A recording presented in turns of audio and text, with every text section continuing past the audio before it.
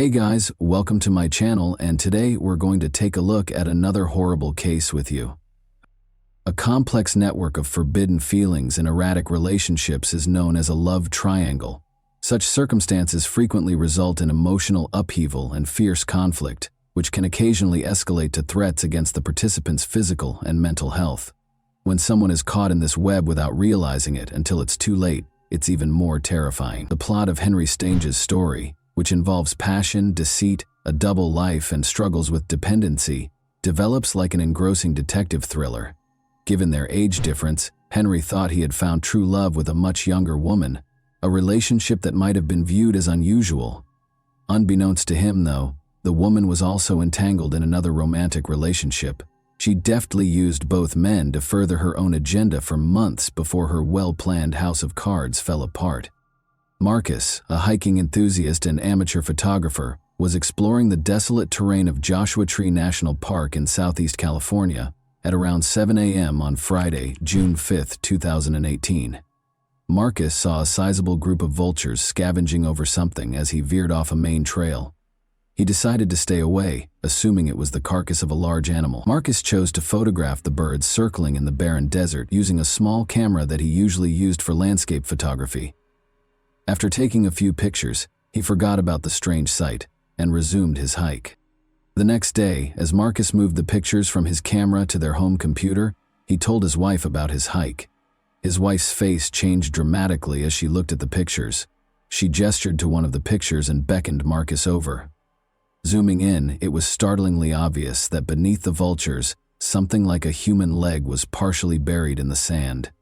The couple, shaken, immediately reported what they had witnessed to the local authorities. Marcus gave them all the pictures and explained the precise spot where he had seen the birds. Investigators found the area, which was close to one of the park's main roads, with relative ease. A seemingly ordinary discovery became the subject of one of the most intricate and astounding criminal investigations in recent memory. A pair of coyotes and a group of vultures stood out in sharp contrast to the barren desert about 30 feet from the roadside. Seeing coyotes scavenging in the middle of the day was unusual, and the officers became suspicious right away. After pulling their car to the shoulder, they got out and went to the scene. They discovered a shallow grave there that was less than 2 feet deep and had been hastily dug into the dry ground. The site had already been disturbed by local wildlife, revealing its squalid contents. This was obviously not a natural occurrence when forensic experts showed up to exhume the remains. The remains belonged to a white middle-aged man who had been interred there for approximately a week. In order to make the body accessible to scavengers, the lower half of the body had been partially unearthed. There were several horrific wounds visible. Multiple fractures in the man's skull were consistent with blows from a blunt, heavy object. The scene depicted a violent and intentional act in a terrifying way. The perpetrator had been in a hurry, judging by the shallow grave's closeness to the road and its hasty construction.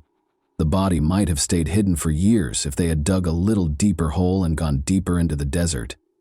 Rather, they made the hasty decision to hide the crime and fled the scene carelessly. According to forensic analysis, the crime most likely happened somewhere else. Despite the severe wounds, there were very few blood traces in the grave, indicating that the body was moved after death. This inference led investigators to the unsettling conclusion that the crime was, at least in part, meticulously planned. But in spite of their seeming haste, the criminal had left no clear evidence or hints for investigators to follow. The medical examiner concluded that severe blunt force trauma to the head was the cause of death. The blow's force and the attacker's extreme aggression pointed to a very personal motivation. The victim's identity and the circumstances surrounding his death were unknown, although investigators conjectured that the crime was motivated by hatred or a personal grudge. Investigators were able to recover multiple fingerprints from the remains despite the body's state, which was deteriorated by scavenging wildlife and decomposition. No matches were found when the prints were scanned through criminal databases. The absence of previous records indicated that the victim had never before encountered legal issues. However, investigators were able to identify the victim after uploading the prints to the Department of Motor Vehicles database. Henry Stange, a 54-year-old resident of the Californian suburb of Murrieta in Riverside County, was the owner of the remains. About 90 miles separated Henry's home and the location of his body's discovery. In an attempt to learn more about how and why his life had ended so tragically in the isolated Joshua Tree wilderness, investigators immediately went to his home. Henry Stange lived alone in a messy bachelor pad that mirrored his solitary way of life. Empty pizza boxes and takeout containers littered countertops, and personal items were strewn all over the house. There were no indications of forced entry, theft, or a struggle, but the place lacked the coziness of a home that had been inhabited. Whatever had happened to Henry had obviously happened somewhere else. The most disturbing finding was waiting for investigators in the house's attached garage. This area, which was probably the location of the crime, told a graphic tale. The storage boxes, tools, and walls were all covered in dried blood splatter. A sizable pool of congealed blood lay on the floor, partially smeared as if someone had tried to clean it but quickly gave up, as indicated by the empty bottle thrown close by. There was a heap of blood-soaked rags in the garage corner that had been heavily bleached. Investigators discovered what looked to be the weapon used in the crime, a heavy dumbbell smeared with dried blood near the front door of the house. Wires hanging overhead indicated that a security camera had been taken out by force. Additional cameras were discovered, torn from their mounts in the living room and hallway upon closer examination of the house. The perpetrator of this heinous act was aware of the camera locations and had taken them to remove any possible proof. Regretfully, investigators had little evidence left by the offender. No shoe prints or foreign fingerprints were found, and Henry was the only one with blood or DNA. Detectives had more questions than answers because the scene appeared to have been painstakingly cleaned. There were no known legal issues with Henry. He had no apparent enemies, lived alone, and was divorced. He was a quiet, amiable man who kept to himself most of the time, but was always courteous, according to his neighbors. But given how vicious the crime was, it begged the question, who would do such a barbaric thing? Did it have anything to do with Henry's odd pastimes? Or was it someone from his past? Most concerning of all, why hadn't he been reported missing earlier? Henry was raised in a close-knit household that placed a high importance on relationships and respect. In a nearby town, his mother and 2 younger sisters resided with their families. Through frequent phone conversations and sporadic visits, the family regularly maintained communication, but Henry had grown more reclusive in recent months, talking less to his loved ones and keeping personal information private. Though they tried not to overreact, his family was concerned about him. They became more worried when he didn't get back to them for a week or so, but they chose to hold off on setting off an alarm. Henry's mother and sisters were devastated to learn of his violent death. Heartbroken and shocked, they immediately volunteered to help investigators by providing any information they could, in the hopes that it would aid in the case's resolution. At one time, Henry Stange was a man of energy and athleticism. He enjoyed hiking, traveling, having outdoor adventures, and being in nature. Henry was a gifted guitarist and a passionate motorsports fan who loved his motorcycle, a valuable asset that had taken him across several states. However, everything changed in the spring of 2014. One day, as Henry was getting ready to go for a ride, a pickup truck with an inebriated driver collided with his motorcycle. It was a devastating collision. Before coming to a halt, the driver pulled Henry for almost 300 feet. Henry miraculously lived, but his injuries changed his life. Henry's legs were severely damaged in the collision, necessitating several major surgeries. He had to go through months of exhausting rehabilitation in order to be able to walk again. But the physical pain continued. No relief was provided by over-the-counter medication. Strong painkillers were prescribed by doctors to treat his illness, but the drugs soon caused dependency, which in turn led to a crippling addiction. Henry had been married for more than 10 years and was raising 2 children with his spouse at the time of the accident.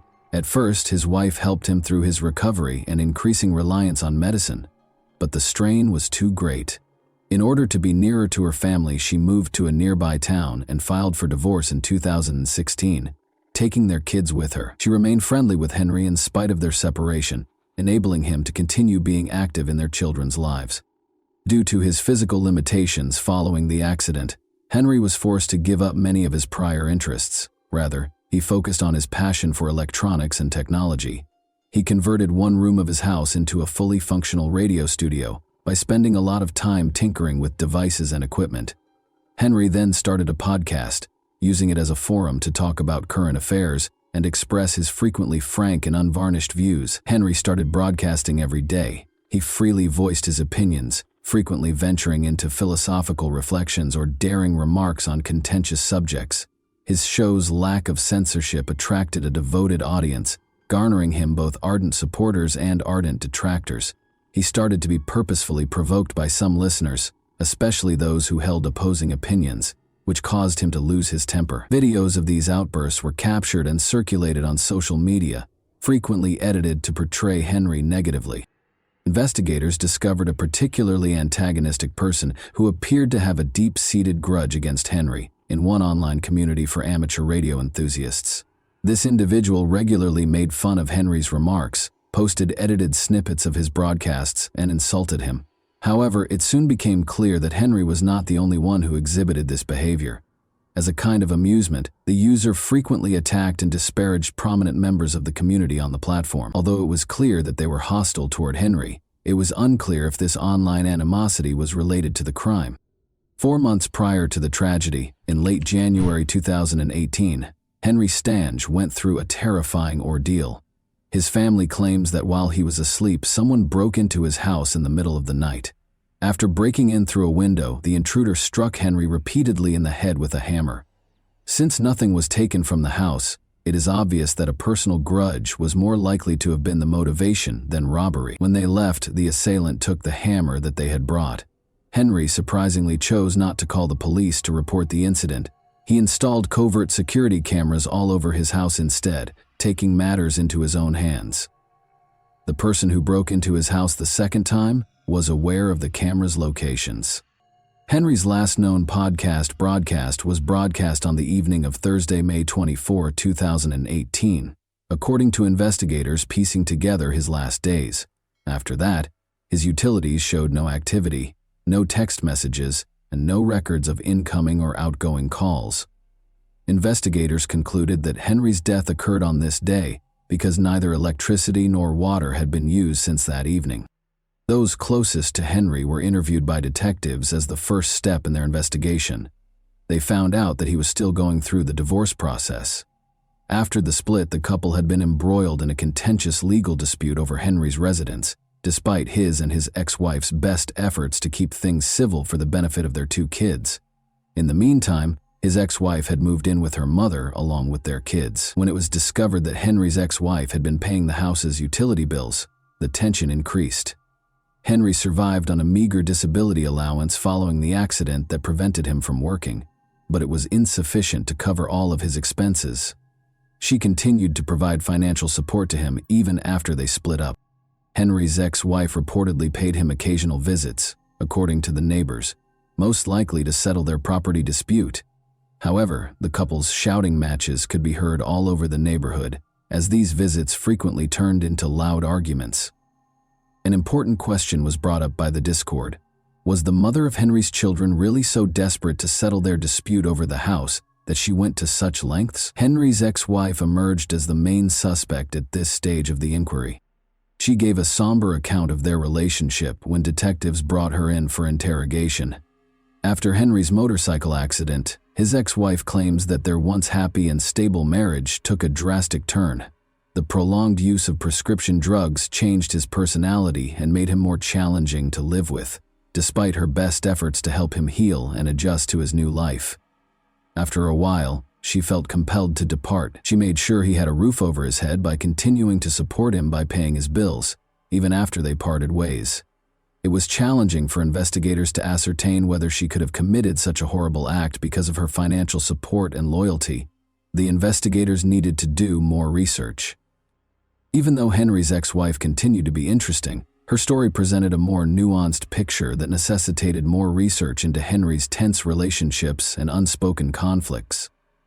At first, Henry's ex-wife tried to settle their property dispute amicably, but when Henry brought a young girlfriend into his life, things drastically changed. Conflict arose when he declared that he and his new partner would be living in the house. Henry seemed so consumed by his passion that he completely forgot about his children's needs. Despite their disagreements, Henry's ex-wife didn't seem to have any reason to hurt him. Instead, she was sympathetic to her ex-husband. She also had a strong alibi for the day that investigators thought the crime was committed. She was in another state for a week-long business trip. Now that she was no longer under suspicion, investigators focused on the enigmatic young lady Henry had fallen so deeply in love with. According to Henry's mother, her son started dating Ashley Stapp, a much younger woman who was only in her early 20s, approximately 10 months prior to his passing. Both Henry's mother and his sisters disapproved of Ashley because they thought her actions were strange and her motivations were unclear. It was difficult to see why the young college student had chosen Henry, considering his age, disability, and dependence on a meager disability allowance. Even though Ashley didn't seem financially driven, it was clear that she had personal motivations for keeping the relationship going. As the romance developed quickly, Henry's family became concerned and made an effort to alert him to possible dangers. But Henry brushed their worries aside, announcing with pride that Ashley was his perfect woman. Further information was given by a neighbor who mentioned that Ashley frequently visited Henry's house and that they had spoken on multiple occasions. In particular, the neighbor remembered Ashley driving a unique blue Chevrolet with a big dent on the back passenger door. Ashley was seen once more on the day that police searched Henry's house. She appeared to watch the scene from a distance, as witnesses saw her drive slowly past the house before accelerating away without stopping. Her behavior sparked suspicion. Why didn't she ask what was going on if she had seen police at Henry's house after noticing that he hadn't communicated for a week? Investigators wanted to talk to her because of her suspicious behavior. Ashley's social media profile showed a shocking turn as investigators dug deeper into her past. Henry was not mentioned in her public images or posts. Rather, it seemed that she was in a committed relationship with another man, a young, healthy American. Marine, the man in question turned out to be U.S. Marine Corps Lieutenant Curtis Kruger, who was 30 years old.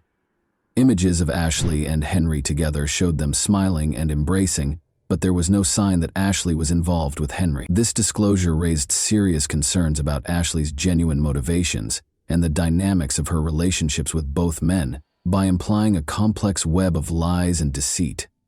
It was now up to investigators to ascertain whether the violent crime that killed Henry was caused by the unstable conditions of this covert love triangle. Due to his military career, Curtis Kruger was constantly on the move and rarely had the opportunity to see Ashley Stapp. Weekend visits made up the majority of their relationship, and even those were not assured. When they were able to get together, they frequently went out of town to spend time together privately. Ashley blended in with Curtis's world, occasionally visiting him on base for family days and other military functions. In fact, the couple had already started organizing their wedding. Curtis frequently talked about Ashley being the woman of his dreams and how he would never want to lose her. But there were still questions in his mind. He told his sister about Ashley's repeated disappearances, her inability to return his calls, and her lack of justifications. Curtis put tracking software on Ashley's phone out of suspicion in order to keep tabs on her whereabouts. Before long, he had discovered the truth. At a gas station close to Henry Stange's house, Curtis confronted Ashley. She gave Curtis the address and, under duress, acknowledged where she had been spending her time. But instead of admitting to being unfaithful, she disclosed a concerning secret. Ashley stated that she had become dependent on strong painkillers as a result of a hip injury she had suffered years prior. She added that Henry had been attempting to cut back on his use because he was also struggling with a similar addiction. He had a lot of medicine left over from this effort, which Ashley had been taking for herself. She accused Henry of being abusive and said he made her give something in exchange for the medicine. Her story infuriated Curtis, who decided to take matters into his own hands. On a chilly January night, armed with a hammer, he broke into Henry's house and assaulted him while he slept. Curtis later confessed his actions to his sister, who would later become a crucial witness, after he thought he had killed Henry. Curtis was unaware that Henry had survived the assault. Henry believed the assault was connected to his vocal podcasting, so he chose not to notify the authorities. He was unaware that the attack was focused on his girlfriend and her double life. Detectives had a problem, because Curtis and Ashley were the main suspects.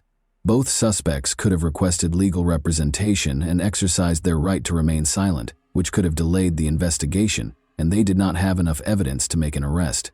To get around this, the police came up with a cunning scheme to surprise the two. a trap that would eventually reveal the truth. In order to monitor Curtis and Ashley's phone conversations, the authorities first secured a court order. Officers then went to Ashley's brother and asked him if he recognized anyone in a picture of her with Henry. He said he didn't know the man next to her, but he recognized his sister right away. The officers clarified that they needed to identify the man in the picture because they were looking into a serious crime. In order to learn more, they asked the brother to email Ashley the photo. She reacted rapidly. Ashley said she didn't know who the man was or anything about a crime when she called her brother. Ashley called Curtis in a panic shortly after. She explained that the police had somehow linked her to the investigation during the tearful conversation. Confident that they had hidden the body in the desert and removed the cameras to cover their tracks, the two suspects expressed bewilderment over how this had occurred. Although they refrained from using overt language regarding the crime, they did discuss certain details that would only be known by someone who was directly involved in the events. Curtis and Ashley were taken to the station separately for interrogation after being arrested on the same day. Curtis asked for a lawyer and instantly refused to talk, but Ashley found herself facing the taped version of her chat with Curtis. She started confessing after realizing she couldn't deny her involvement. At first, Ashley's remarks were ambiguous and inconsistent.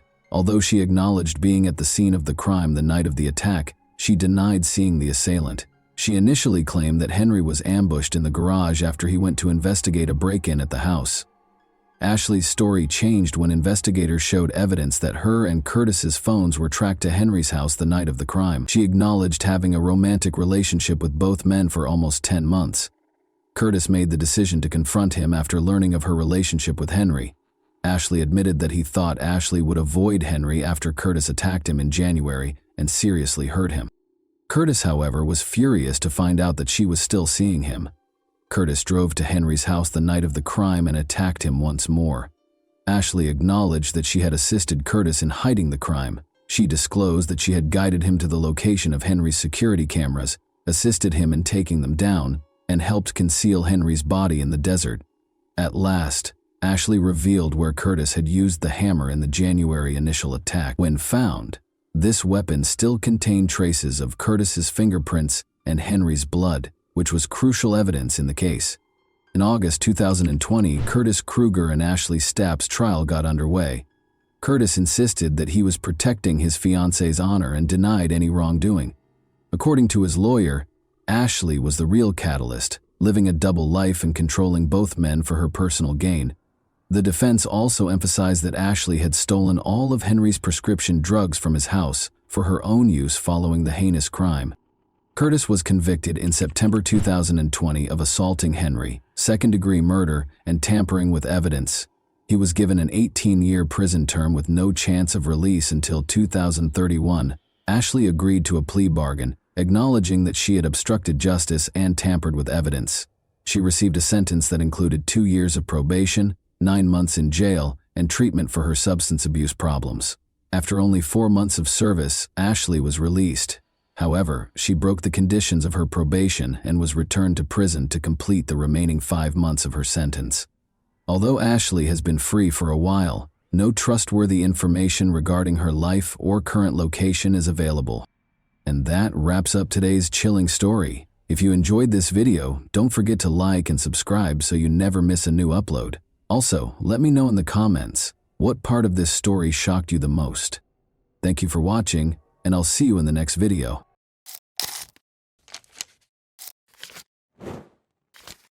Hey guys, welcome to my channel, and today we're going to take a look at another horrible case with you. We examine the events that transpired in Jacksonville, Florida in this video. The body of Kim Dorsey was discovered in her house. Detectives discovered during the scene that she had attempted, but failed, to flee through her bedroom window. With multiple suspects, detectives had to put in a lot of effort to solve this case. Kim Dorsey was 38 years old in 2012. She earned a degree in civil engineering from the University of North Florida. She owned her own construction company, was a certified general contractor, and served as the director of training for Inspection Depot's Quality Assurance Division. She and her husband, Derek Dorsey, occupied a lovely home. Derek was a respected member of his community and had been a firefighter for 20 years. Everyone believed that Kim had the ideal marriage and that she was a lovely person. But when the front door of a perfect couple's house closes, nobody knows what happens inside. When Derek returned home from work on October 28, 2012, he found Kim's lifeless body. He dialed 911 right away.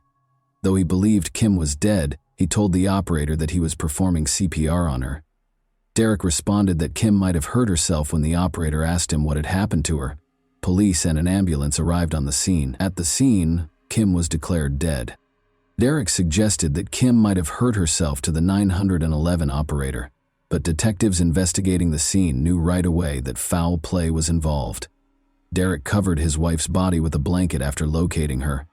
Upon the arrival of the medical examiner, they took off the blanket and witnessed the severity of Kim's ordeal. Detectives were informed by Derek that he had left for work the morning before. Firefighters are on duty all day and all night. He expected to find Kim in bed when he entered the bedroom on Sunday morning just after 8 o'clock. It was very dark in there because of the heavy curtains. At the foot of the bed, he noticed Kim sprawled on the floor. Kim had already passed away when he dialed 911. Experts concluded during the autopsy that Kim Dorsey had passed away about 24 hours prior to Derek dialing 999. Police discovered a lot of evidence at the crime scene.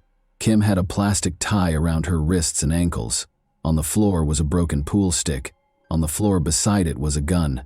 In addition, there was a knife on the ground near Kim's body. Both the bedroom doorway and the wall had bullet marks on them. The bedroom appeared to have been the scene of a firing incident. There were numerous things that required clarification. By examining the remainder of the house, investigators were able to determine the cause. The contents of drawers had been dumped out by someone who had gone through the kitchen. There was definitely someone searching. It was quite strange that the kitchen sink had a keypad that was connected to a surround sound system and 3 or 4 remote controls. The front door was undamaged and showed no signs of having been broken into. Nevertheless, investigators did observe an oddity. It was knocked over, a ceramic dog statue by the front door. They immediately reached their first conclusion. It didn't seem possible that a stranger could have broken into the house, stabbed Kim, beat her with a pool stick, and bound her with plastic ties. Either the intruder knew how to enter the house, or Kim Dorsey knew who had attacked her. The fact that Derek was the first suspect and brought to the police station to be questioned was not surprising. Derek was asked to provide more details about his work, his wife, and the previous weekend by the detective. He claimed that Kim spent a few hours shopping on Friday after leaving the house. They watched a movie at home in the evening.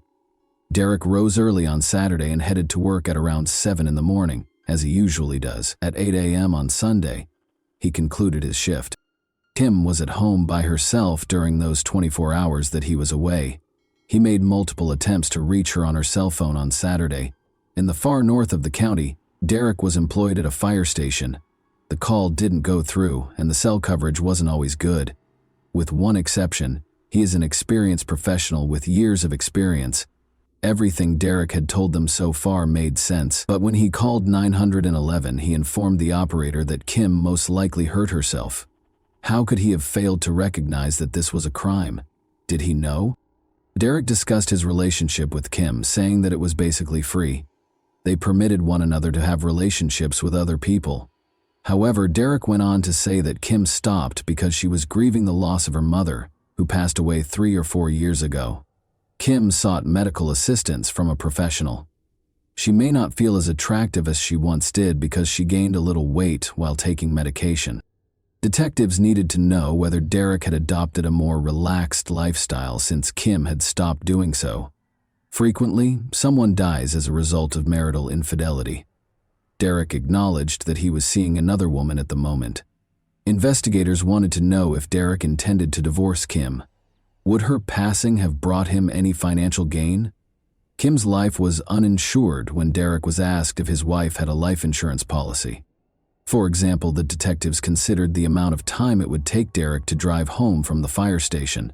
It would take nearly an hour to travel the 15 miles between the two places. He was employed at a small fire station. After speaking with every firefighter, detectives came to the conclusion that Derek had a perfect alibi.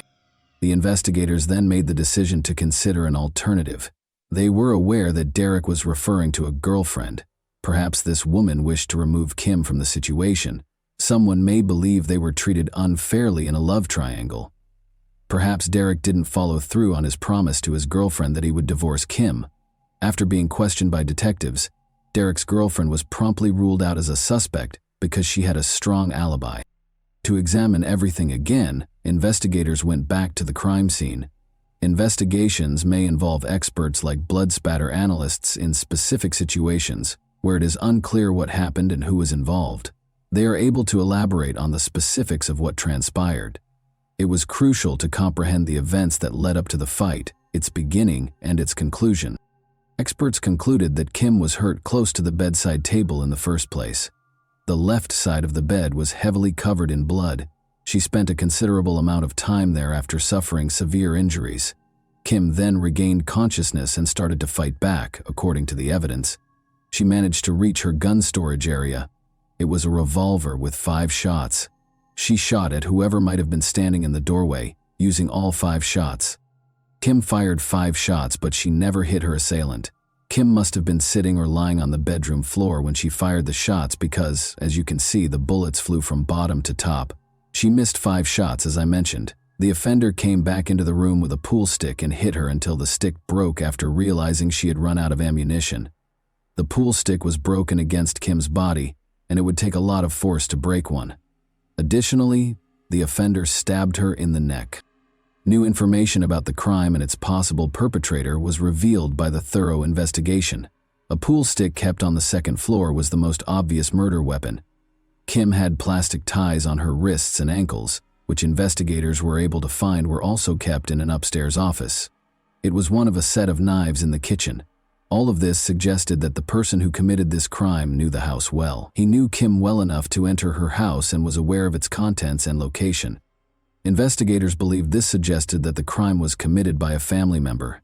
Kim had contact with a man prior to her death, and that contact was against her will, according to injuries discovered on her body during the autopsy. You understand what I mean. Thus, the police had the offender's DNA sample. There might have been other men in the house while he was at work, according to what Derek Dorsey told them. This increased the number of possible suspects, and all of them needed to be tested by the police. Derek was asked by detectives to provide the names of any men who might have been in the house. Derek worked as a general contractor at a construction site in addition to being a firefighter. Derek's home was once occupied by some of the people he used for his contracting business. According to Derek, he used to work with a man named Lance Kirkpatrick, with whom he became friends. Derek allowed Lance to stay in his home for a few months while he dealt with his issues. Derek, however, requested that Lance leave after he began abusing drugs. Derek claims that Lance was on a boat in the Atlantic Ocean the weekend the crime was committed. Derek mentioned a man by the name of Joshua Veal as the second individual. Derek tried to assist Joshua, made friends with him, and gave him some work. After some arguments, Derek and Kim allowed Joshua to live in their home before Joshua eventually moved out. However, Derek stated that he was still supposed to meet Joshua the morning he found Kim's body and continued to hire him for odd jobs. Derek was going to pick up Joshua Veal on Sunday morning after he got off work. Joshua failed to show up for their scheduled meeting at a convenience store. If he wanted to earn money, why wouldn't he attend this meeting? Joshua thus turned into a suspect. Joshua Veal's criminal history was found by the police, primarily for drug offenses. After being arrested, he was brought to an interview room. Joshua was asked to explain his weekend activities by the detective. He stated that he had spent the entire weekend, including the moment the detectives thought the crime was committed, having a party at his house. The investigator then inquired as to whether he and Kim Dorsey were romantically involved. Although he said no, he made it clear that he thought Kim was a very attractive woman and that he wouldn't mind dating her. The detective eventually told Joshua that Kim had passed away. The detectives were surprised by his response. He broke down in tears. But was he pretending, or were his feelings real? They released him, after obtaining a DNA sample from him. The DNA discovered on Kim Dorsey's body was not Joshua's, according to forensic analysis. The police have one less suspect as a result. Derek gave the police the names of other people who knew his house. They were all excluded after submitting DNA for analysis. After that, Investigators made the decision to go back to the crime scene once more. But this time, they wanted to take Derek on a tour of the house. It was quite odd that they discovered 4 remote controls for the surround sound system in the sink. When they first inspected the kitchen, water had been poured into the remote controls, most likely to remove the DNA. When Derek managed to turn on the television, an adult film started right away. According to Derek, it wasn't his film. Is it possible that the offender was watching television? Derek recalled that the house had recently been occupied by another man. They were experiencing issues with both their television system and the remote control. An employee of the business that sold them the system stopped by on Friday afternoon and adjusted the surround sound. About 12 hours prior to Kim's death, this man was in the house. What would happen if he chose to return while Derek was at work? Detectives found this man quickly and started interviewing him. They saw that his hands were cut. He claimed it was nothing out of the ordinary that he had injured himself at work. He consented to give his DNA and denied any role in Kim Dorsey's ordeal. The DNA that was discovered on Kim's body did not match it. When an officer came across a routine police report of temporary unauthorized use of a vehicle, things quickly started to go south. That's a pretty fancy way of saying that you let someone take the car even though it was stolen. Just 17 hours prior to Kim's passing, the theft took place. A police report was filed by the girl who claimed the car was stolen. Lance Kirkpatrick was the man she let use the car, and he never came back. Early in the investigation, Derek Dorsey was recalling who had visited his home when he heard the name Lance Kirkpatrick. However, Derek thought Lance was in the ocean at the time of the crime, on a boat. Detectives were informed by the girl who reported the car stolen that she, Lance, and other people were at a party on Friday night. She let him use her car, and Lance consented to go get a drink at the store. Lance Kirkpatrick departed at that point and never came back. Investigators made the decision to learn whether the vehicle ever came close to Kim Dorsey's house. Neighbors were interviewed by the police when they arrived on the scene. Dorsey's neighbor first told one of the patrol officers that he had spotted a small blue SUV there that day. It was identical to the vehicle Kirkpatrick had taken.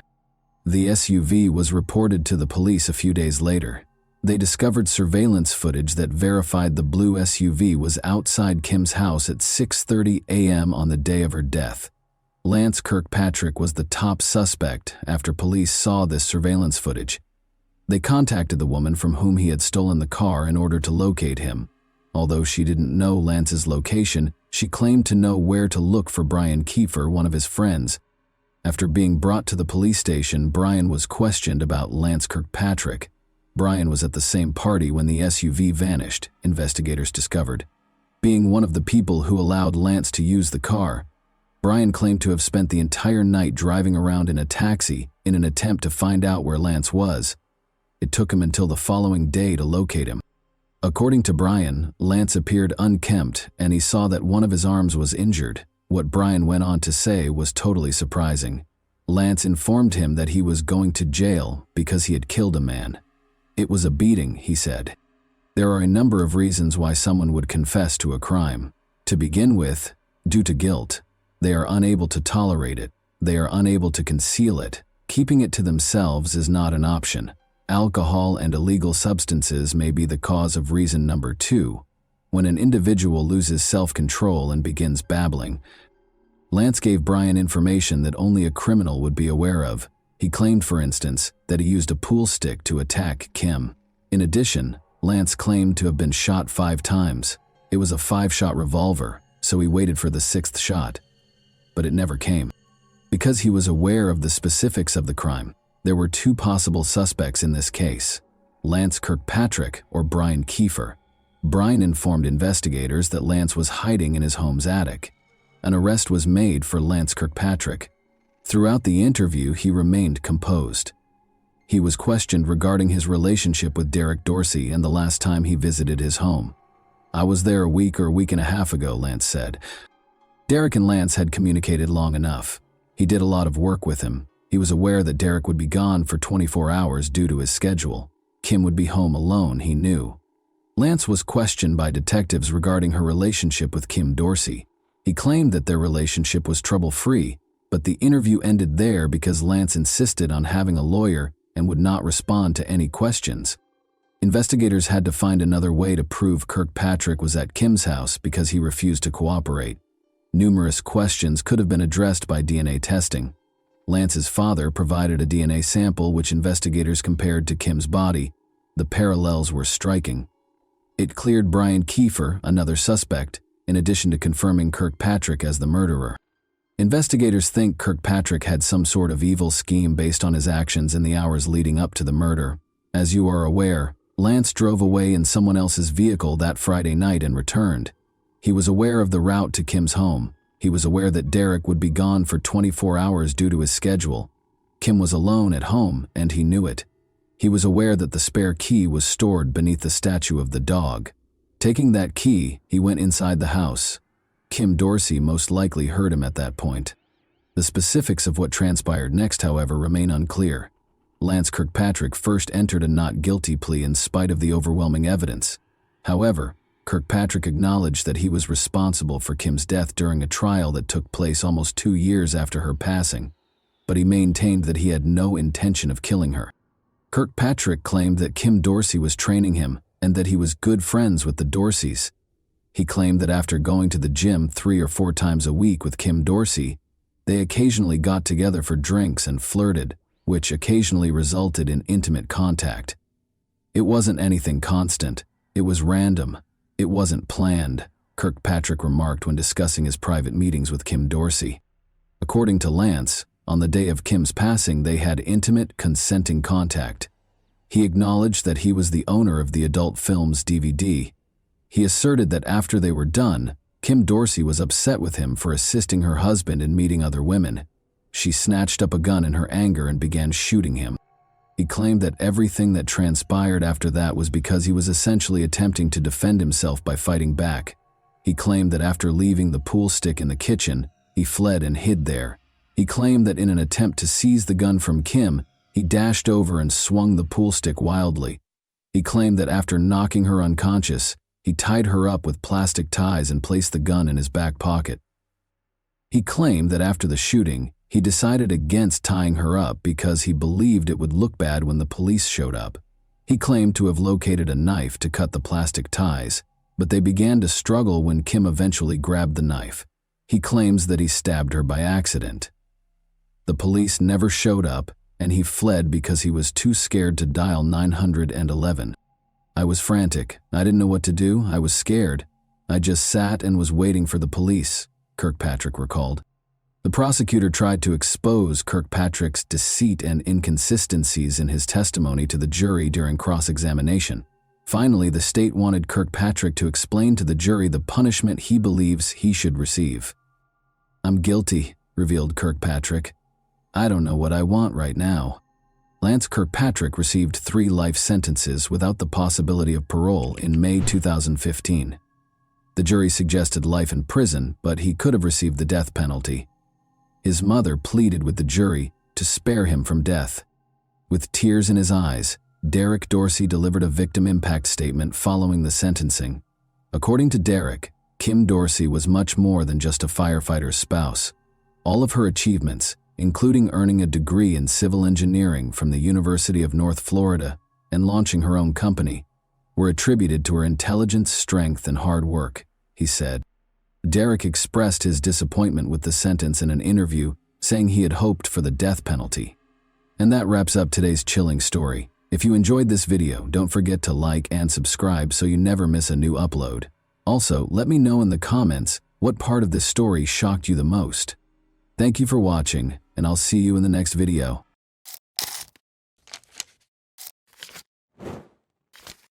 Hey guys, welcome to my channel, and today we're going to take a look at another horrible case with you. We examine the events that occurred in the U.S. state of Georgia in this video. At the age of 22, Laken Riley was a medical student at Athens Augusta University College of Nursing. She went for a run on February 22, 2024, and never came back. Her death, which attracted a lot of media attention, happened on a trail close to the university campus. Using surveillance footage, detectives investigated the case and apprehended the offender. Both the president and the media were alerted to Laken's passing. However, Joe Biden had to later issue an apology for remarks he made while discussing her passing. On January 10, 2002, Laken Hope Riley was born in Marietta, Georgia. She had 3 siblings and was the daughter of Allison Phillips and Jason Riley. Laken participated actively in the cross-country team at River Ridge High School in Woodstock, Georgia, where she graduated in 2020. Her high school athletic involvement demonstrated her dedication to health and fitness. Following high school, Laken pursued an undergraduate degree at the University of Georgia before transferring to Augusta University to obtain a nursing degree. She pursued her education at Augusta University with an emphasis on healthcare, which reflected her desire to work as a nurse. Laken was well known for her lively disposition and commitment to learning. In August 2023, she was awarded her honorary white coat, signifying the start of her nursing career and her dedication to compassion and humanism in the medical field.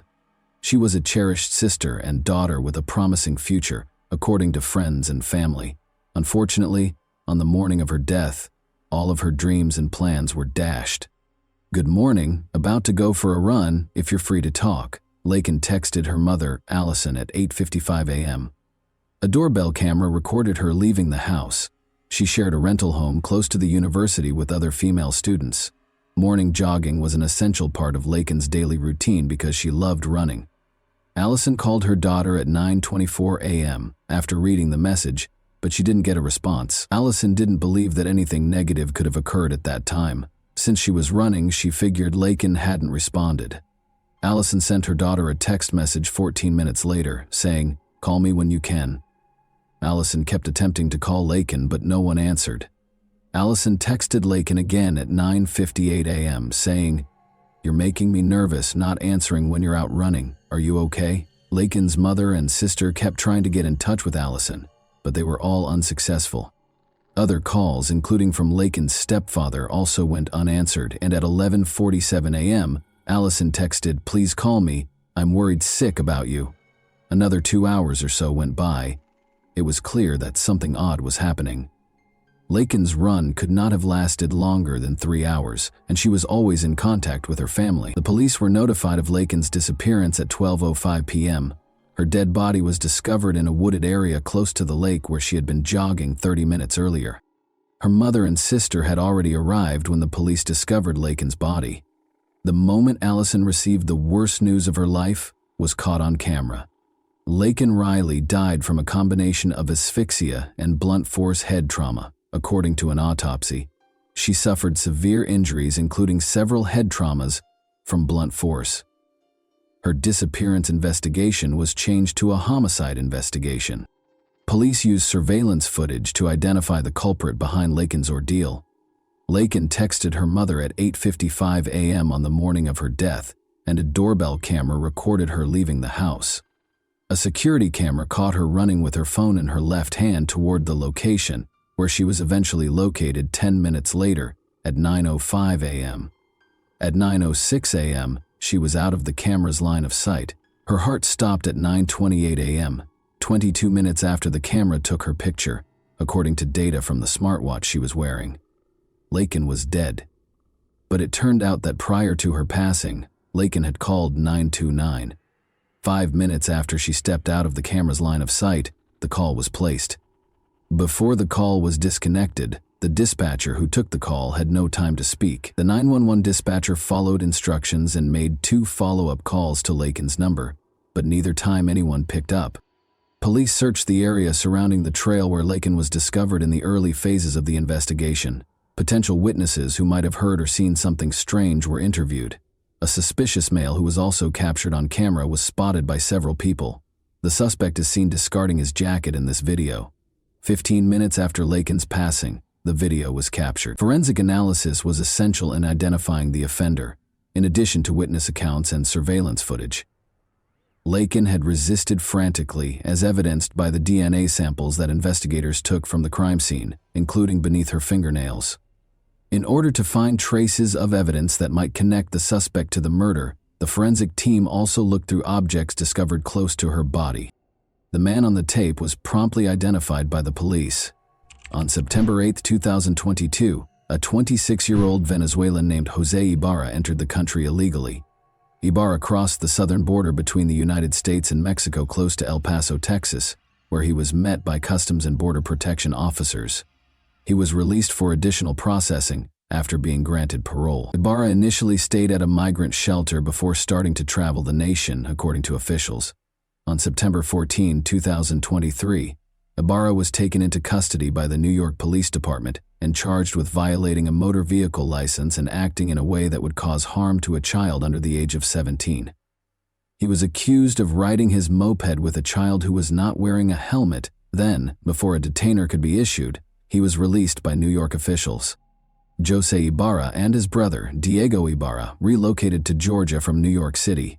His brother deserves a few words as well. Diego Ibarra, 29, is linked to a dangerous Venezuelan gang, according to court documents. Diego Ibarra was taken into custody for using a fictitious green card to obtain employment at the University of Georgia. Diego's tattoos, attire, and use of gang symbols in social media photos, according to the prosecution, gave the impression that he was connected to a gang.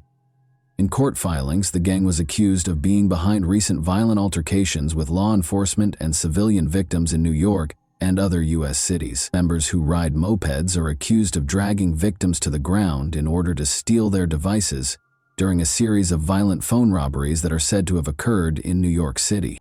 Ibarra has tattoos associated with the gang, such as a 5-pointed star on the right side of his neck and a 5-pointed crown on the left. He poses with handguns in other photos. Since he is an undocumented immigrant and is therefore not permitted to legally possess firearms in the United States, prosecutors said this was a blatant violation of the law.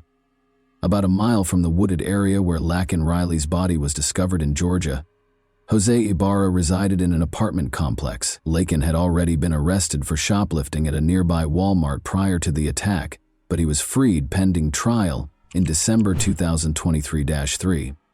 When he did not show up for the theft case in court, a warrant was issued for his arrest. If Ibarra had been taken into custody on the outstanding warrant, police could have stopped the attack on Laken, but they chose not to. Those who witnessed him on campus reported seeing him in places where students congregate. His location close to the scene of Laken Riley's death was also determined by investigators using digital footprints and cell phone data. Ibarra and Riley were not known to be related.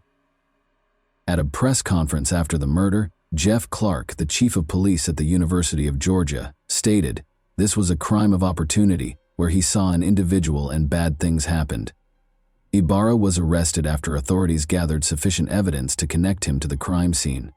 His hands were scratched from the fight with Laken. 3 counts of felony murder, 1 count of malice murder, 1 count each of kidnapping, aggravated assault, aggravated battery, obstructing an emergency phone call, tampering with evidence, and peeping Tom were among the charges brought against Ibarra. The peeping Tom charge stems from Ibarra's observation of an apartment window in a university housing building on the day Riley was killed. The funeral for Laken Riley took place on March 1, 2024. Her departure brought with it unexpected and unwelcome fame. Too much was known about her death and its raging aftermath, and too little was known about her life by many who had heard of her. It makes sense that those closest to her were reluctant to participate in interviews.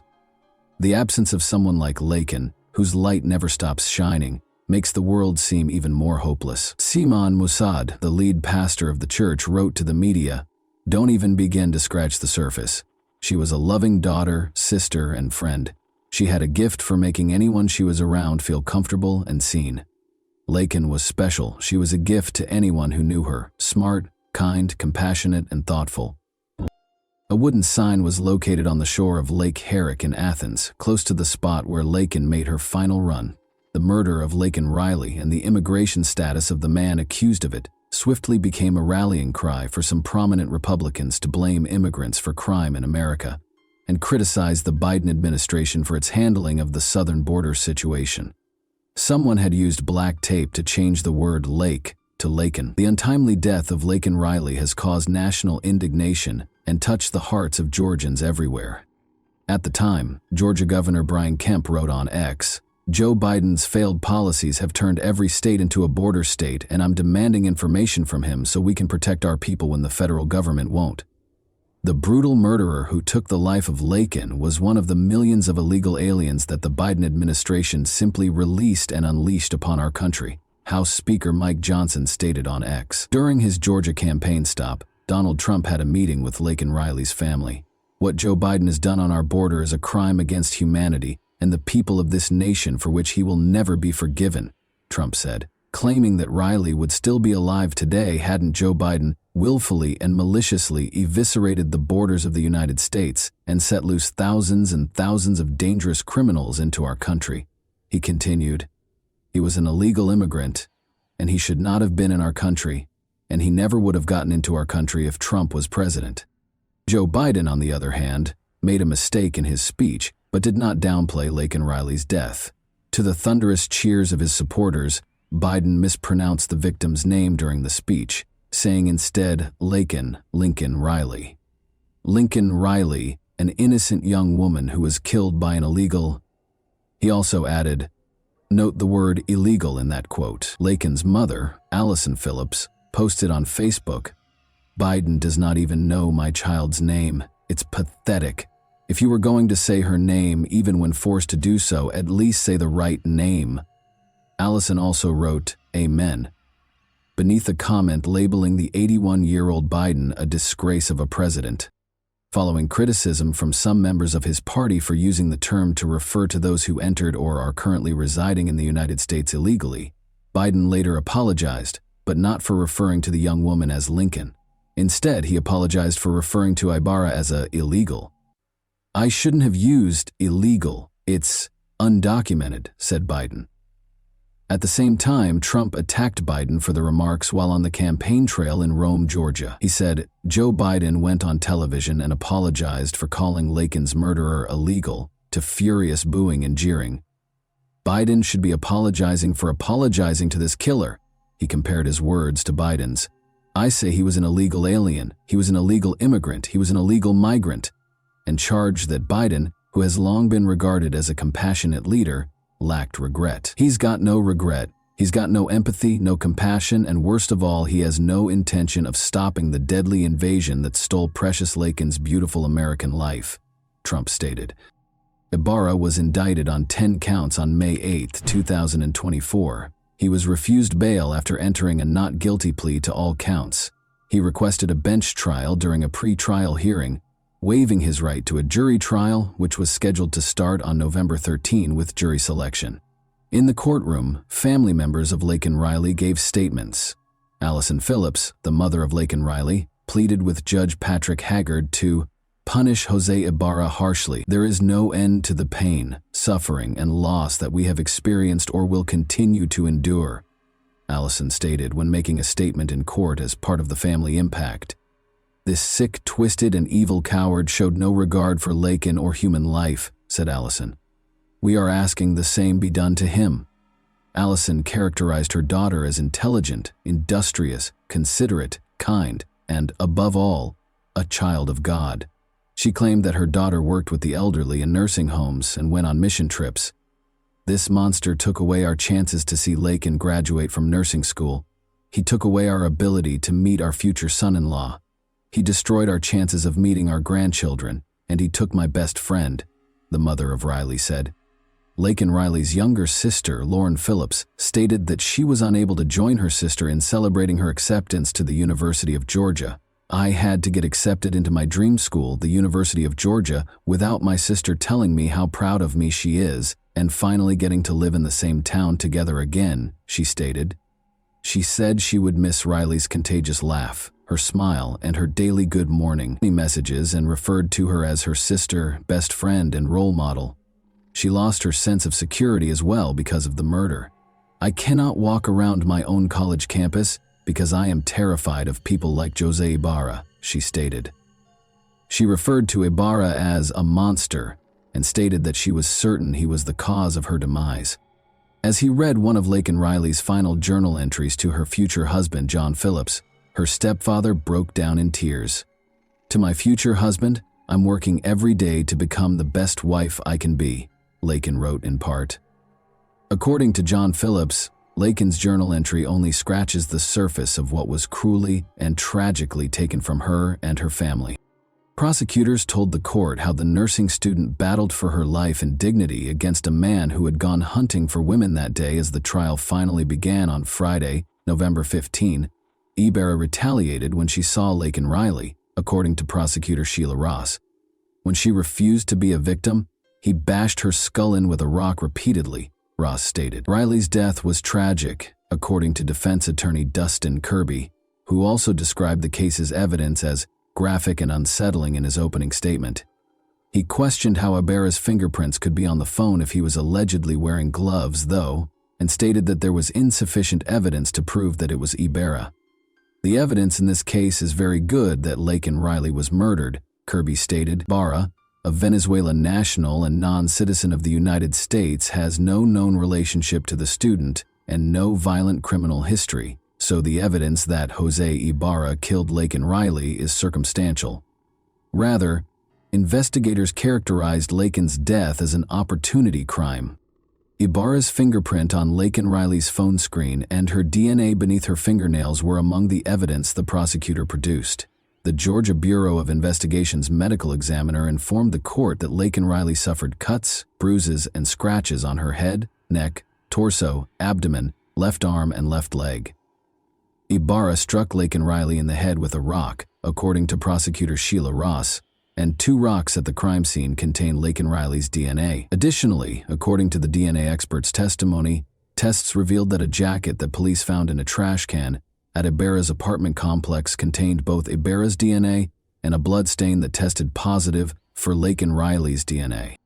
Judge Patrick Haggard granted the wishes of Laken Riley's family and friends on November 20, 2024, when he found Ibarra guilty on all counts and sentenced him to life in prison without the possibility of parole.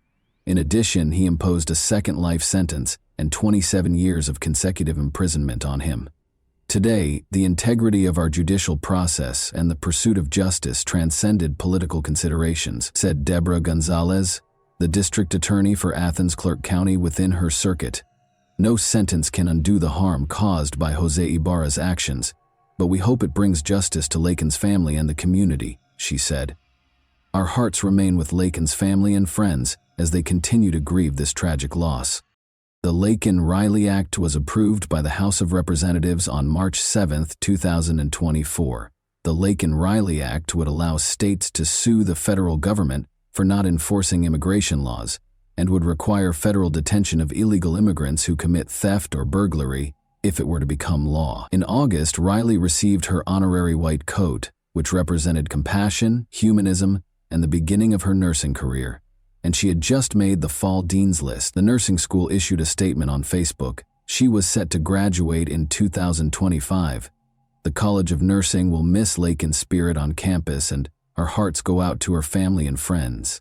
We know that she would have been a wonderful nurse, and her passing is a loss for the profession and the communities she would have graciously served. And that wraps up today's chilling story. If you enjoyed this video, don't forget to like and subscribe so you never miss a new upload. Also, let me know in the comments what part of this story shocked you the most. Thank you for watching, and I'll see you in the next video.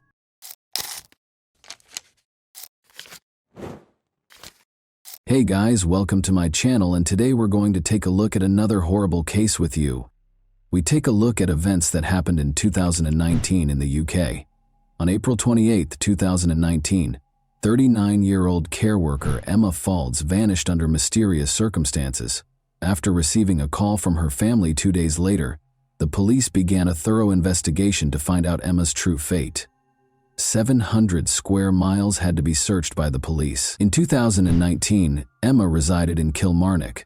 Located in southwest Scotland's East Ayrshire, Kilmarnock is a town and former burgh. There was quiet and comfort in her home, and she was always followed faithfully by her dog Maverick. Emma led a quiet, measured life. In addition to having a good heart, she was well known among her neighbors for her ability to relate to everyone.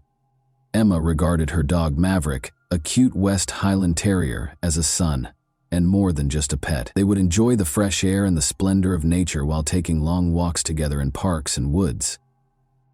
Emma visited her parents on April 25, 2019. Her father, Ian, 70, and mother, Margaret Faulds, 70, were thrilled to see their daughter. Emma always brought a sense of coziness and warmth to her visits with her parents. Emma's parents talked about their plans and memories during dinner. Even though she had heard these stories a lot, she always discovered something fresh and motivational in them. Her parents occasionally reminisced about Emma's early years and how the family used to go on picnics at the lake. The conversation at the table was informal and laid back. Immersed in the recollections of her carefree childhood, Emma shared their laughter. However, the discussion continued. In order to prepare for the future, her parents informed her that they would be traveling to Brighton to see relatives who resided there. Emma remarked to herself how her parents, in spite of their advanced age, made plans with ease and joy, still full of life and adventure.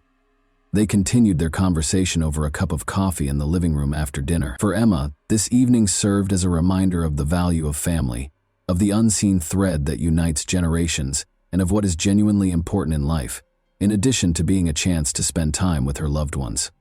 Nobody could have predicted that the family's tranquility would vanish in a matter of days. Emma informed her parents that on Sunday, April 28th, she would be meeting up with her friend Ross Willocks. Ross and Emma had been friends for 18 years. Both of them were wardens at Kilmarnock Prison when they first met. Emma wanted to visit Ross after telling her parents that he had adopted a dog from a shelter. Emma told her sister via text that she was going to have a bit of a mad one. Ross resided in Monkton's Fairfield Park. Emma texted a friend at around 8 p.m. to let them know she was at Ross's house, where she would be spending the night and enjoying a glass of wine. Emma's phone was referred to as an extension of her arm because she was typically in constant communication with her loved ones.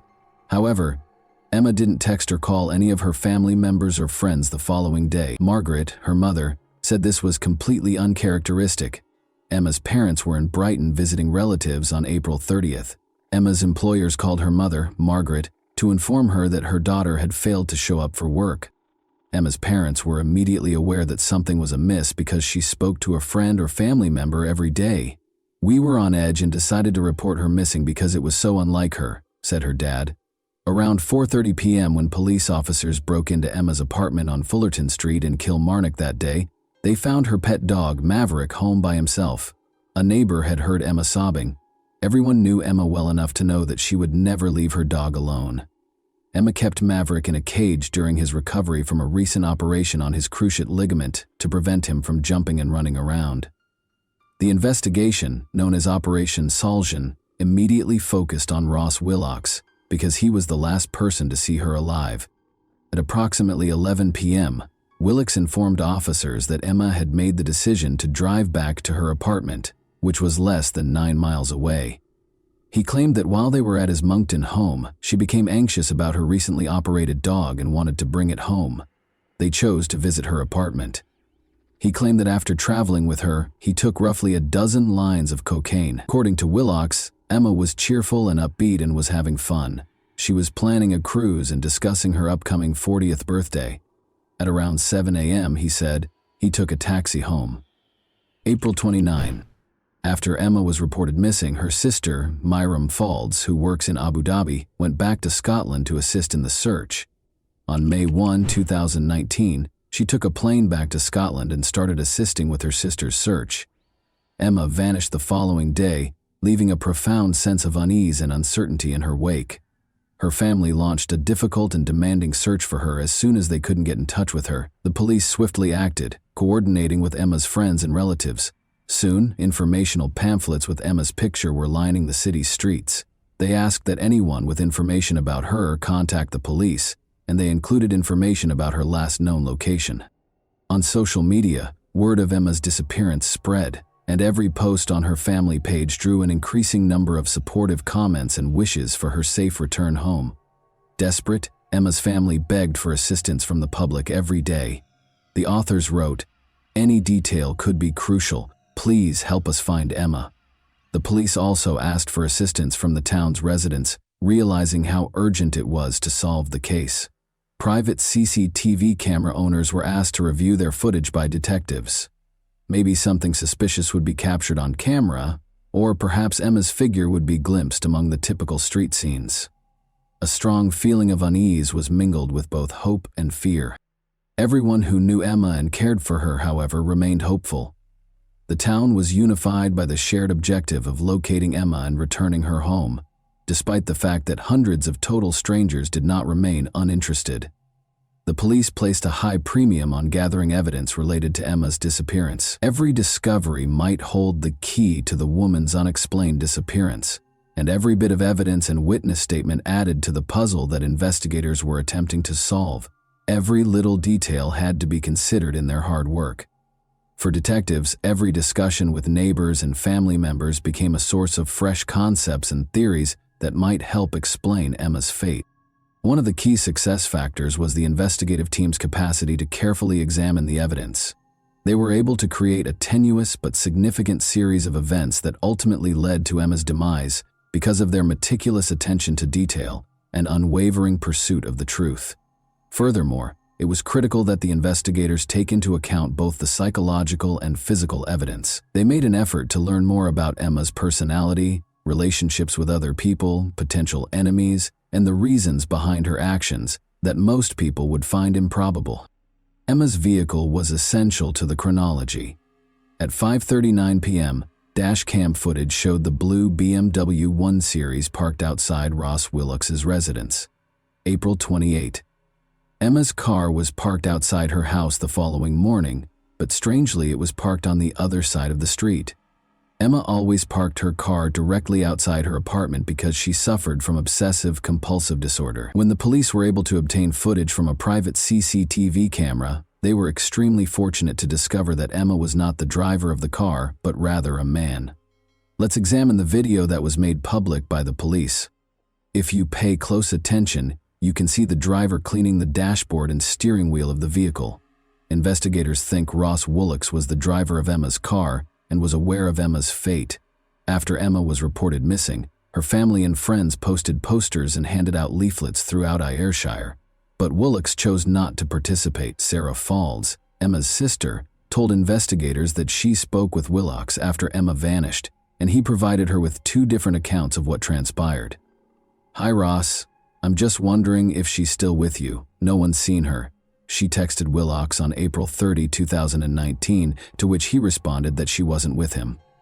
In a subsequent message, Willocks told Sarah that he had driven Emma home himself. When Sarah inquired about the time of her departure, he replied, "Sunday. Maverick was getting rowdy with my dog, Patty, and Emma was getting stressed." Experts started using CCTV and cell phone analysis to map Willocks' movements as the hunt for Emma grew more intense. CCTV footage of Willocks purchasing bleach, rubber gloves, and tins of outdoor disinfectant from multiple stores was found. When we put all those pieces of evidence together, it painted a suspicious picture of Ross Willocks' movements. They also looked into his background and found that he had previously constructed wind farms in Dumfries and Galloway, close to the Galloway Forest, according to Detective Crombie. When cameras captured 2 trips to the region in the days after Emma vanished, this became crucial. The first was in his Mercedes SUV on April 29. The second was in a Jaguar he purchased for his wife, who was working overseas when Emma disappeared. Later, during the search of the Jaguar, a police dog trained to detect the smell of dead bodies repeatedly barked at the boot area, providing a positive indication. In addition to an officer with extensive local knowledge and experience working as a wind farm liaison, police also called in search specialists from the UK National Crime Agency. According to Detective Crombie, some areas of the 700-square-mile Galloway Forest Park resembled the moon's surface. Willocks' cell phone was examined by digital forensic specialists, who then superimposed the CCTV footage that was found on the routes he took in the 48 hours following Emma's disappearance. As previously stated, the police dog made a signal when searching Willocks' Jaguar. Even though investigators knew Emma was dead, they still needed more solid proof to find Willocks guilty. They had to locate Emma's remains. Police called for assistance from the public once more.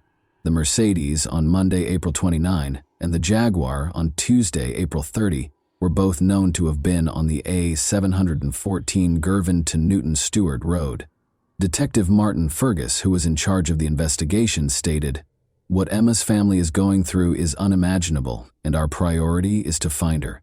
I am thankful to members of the public who have been in touch and have provided us with valuable information which has led us to explore this area. I believe the A714 route is key to helping us find Emma, and I am appealing again to those who use this route regularly. Please take time to think back and consider if you saw a Mercedes or Jaguar car on this road, or parked up somewhere, or even off-road. If you have dashcam footage, please take the time to go through and check it. You may not realize it, but you could have captured footage of the vehicles in these locations, which could provide us with vital information and assist us in finding Emma. Since Willox was the sole suspect in the Emma Faulds disappearance case, he was constantly monitored by the police. Neil Moore, Ross Willox's best friend, gave the police another crucial lead. Moore claimed that after Willox requested to use his device, he noticed the searches on it. On May 8, 2019, Moore told prosecutor Paul Kearney that he discovered searches he had not made on his iPad. They included: do police put tracking devices on cars?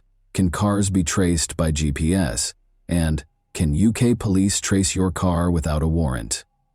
Willox was being watched when he was taken into custody at his mother's home on May 8 on suspicion of Emma's murder. Declaring that he had no idea where Emma might be, he entered a not guilty plea. The Galloway Forest is roughly 700 square miles in size. However, police were able to concentrate on a search area by employing specialized techniques.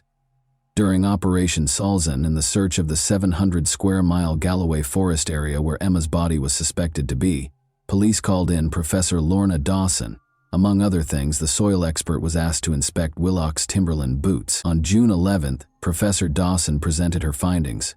Emma's nude remains were discovered 24 hours later, concealed in a section of Glen Truel Forest that is not typically traversed by people.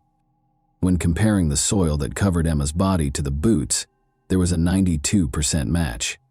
Another potential match from the forest site was discovered beneath the Jaguar car's wheel arch. As a wind farm project manager, Willox was familiar with the area, but he told police that he was only there to walk his dogs if they saw him.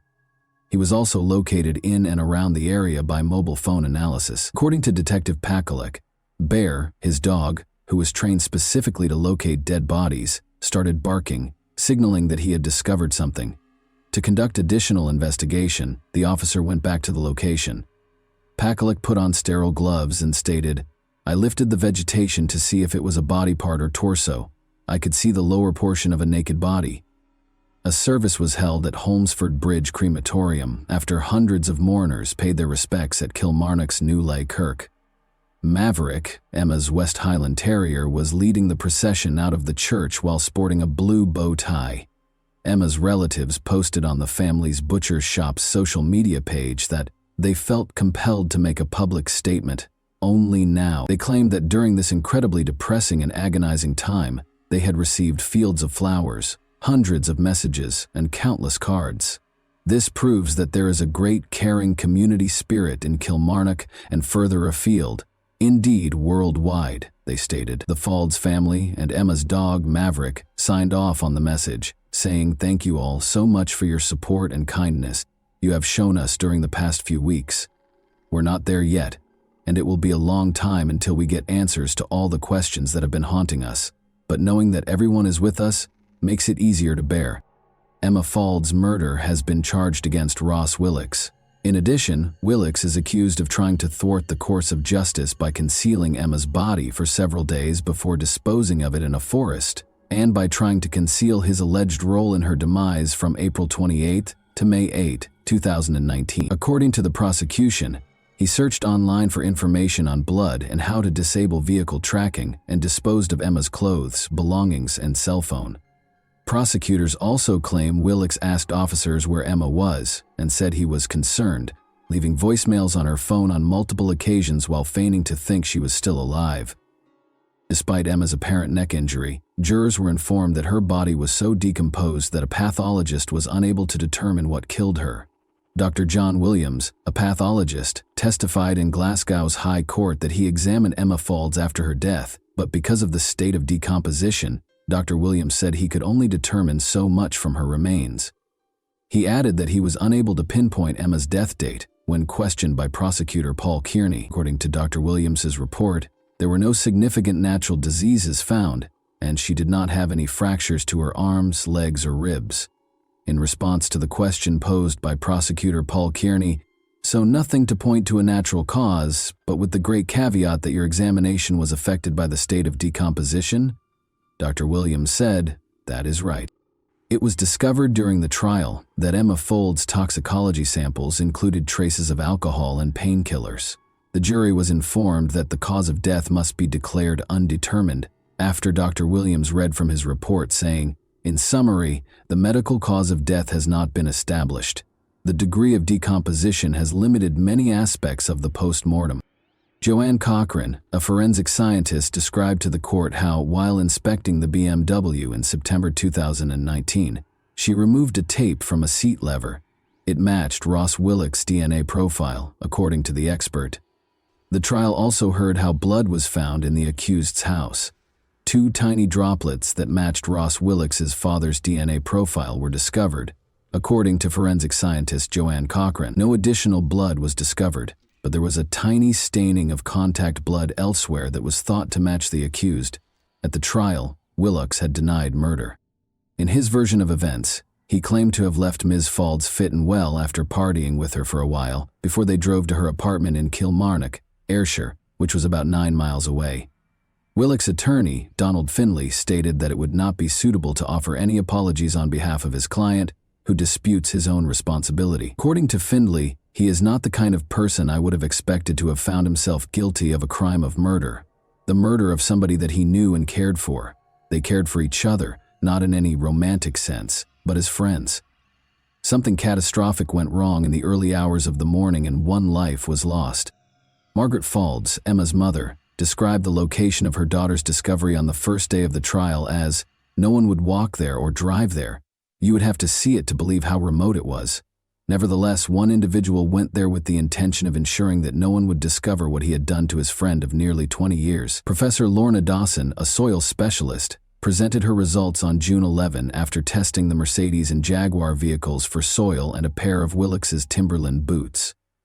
Search teams eventually located Emma after refocusing on damp, marshy areas as a result of Professor Dawson's analysis. She informed the trial that the deposition site was not a place you would typically walk through, and that there was no natural path to it. Her words, "You would avoid it."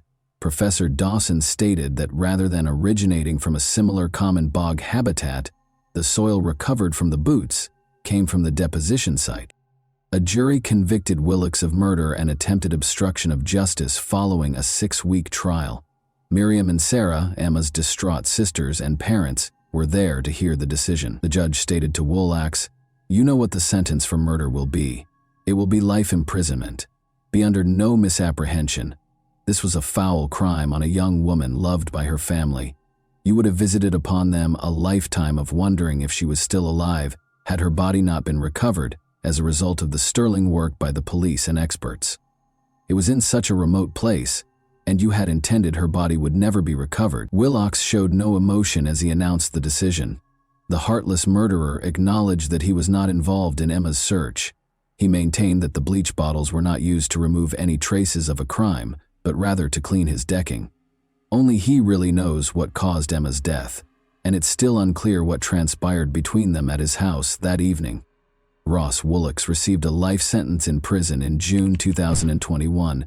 Before he can apply for parole, he must serve 20 years in prison. Only you will know what happened in your house that night that led to you killing your friend.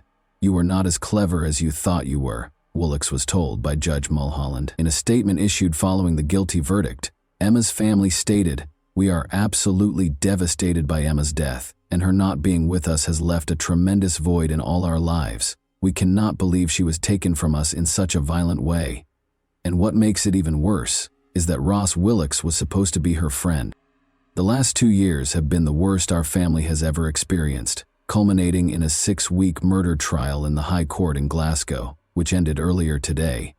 The conclusion, as you are probably aware, is that the man who murdered our beloved Emma has been found guilty. I feel on behalf of my family that I should use this message to thank everyone, friends, customers, and the wider community, for their fantastic support, kindness, and help when needed. We know we will never get Emma back, but we feel, with all the professionals involved in the case, we've got justice for her. And that wraps up today's chilling story. If you enjoyed this video, Don't forget to like and subscribe so you never miss a new upload. Also, let me know in the comments what part of this story shocked you the most. Thank you for watching, and I'll see you in the next video.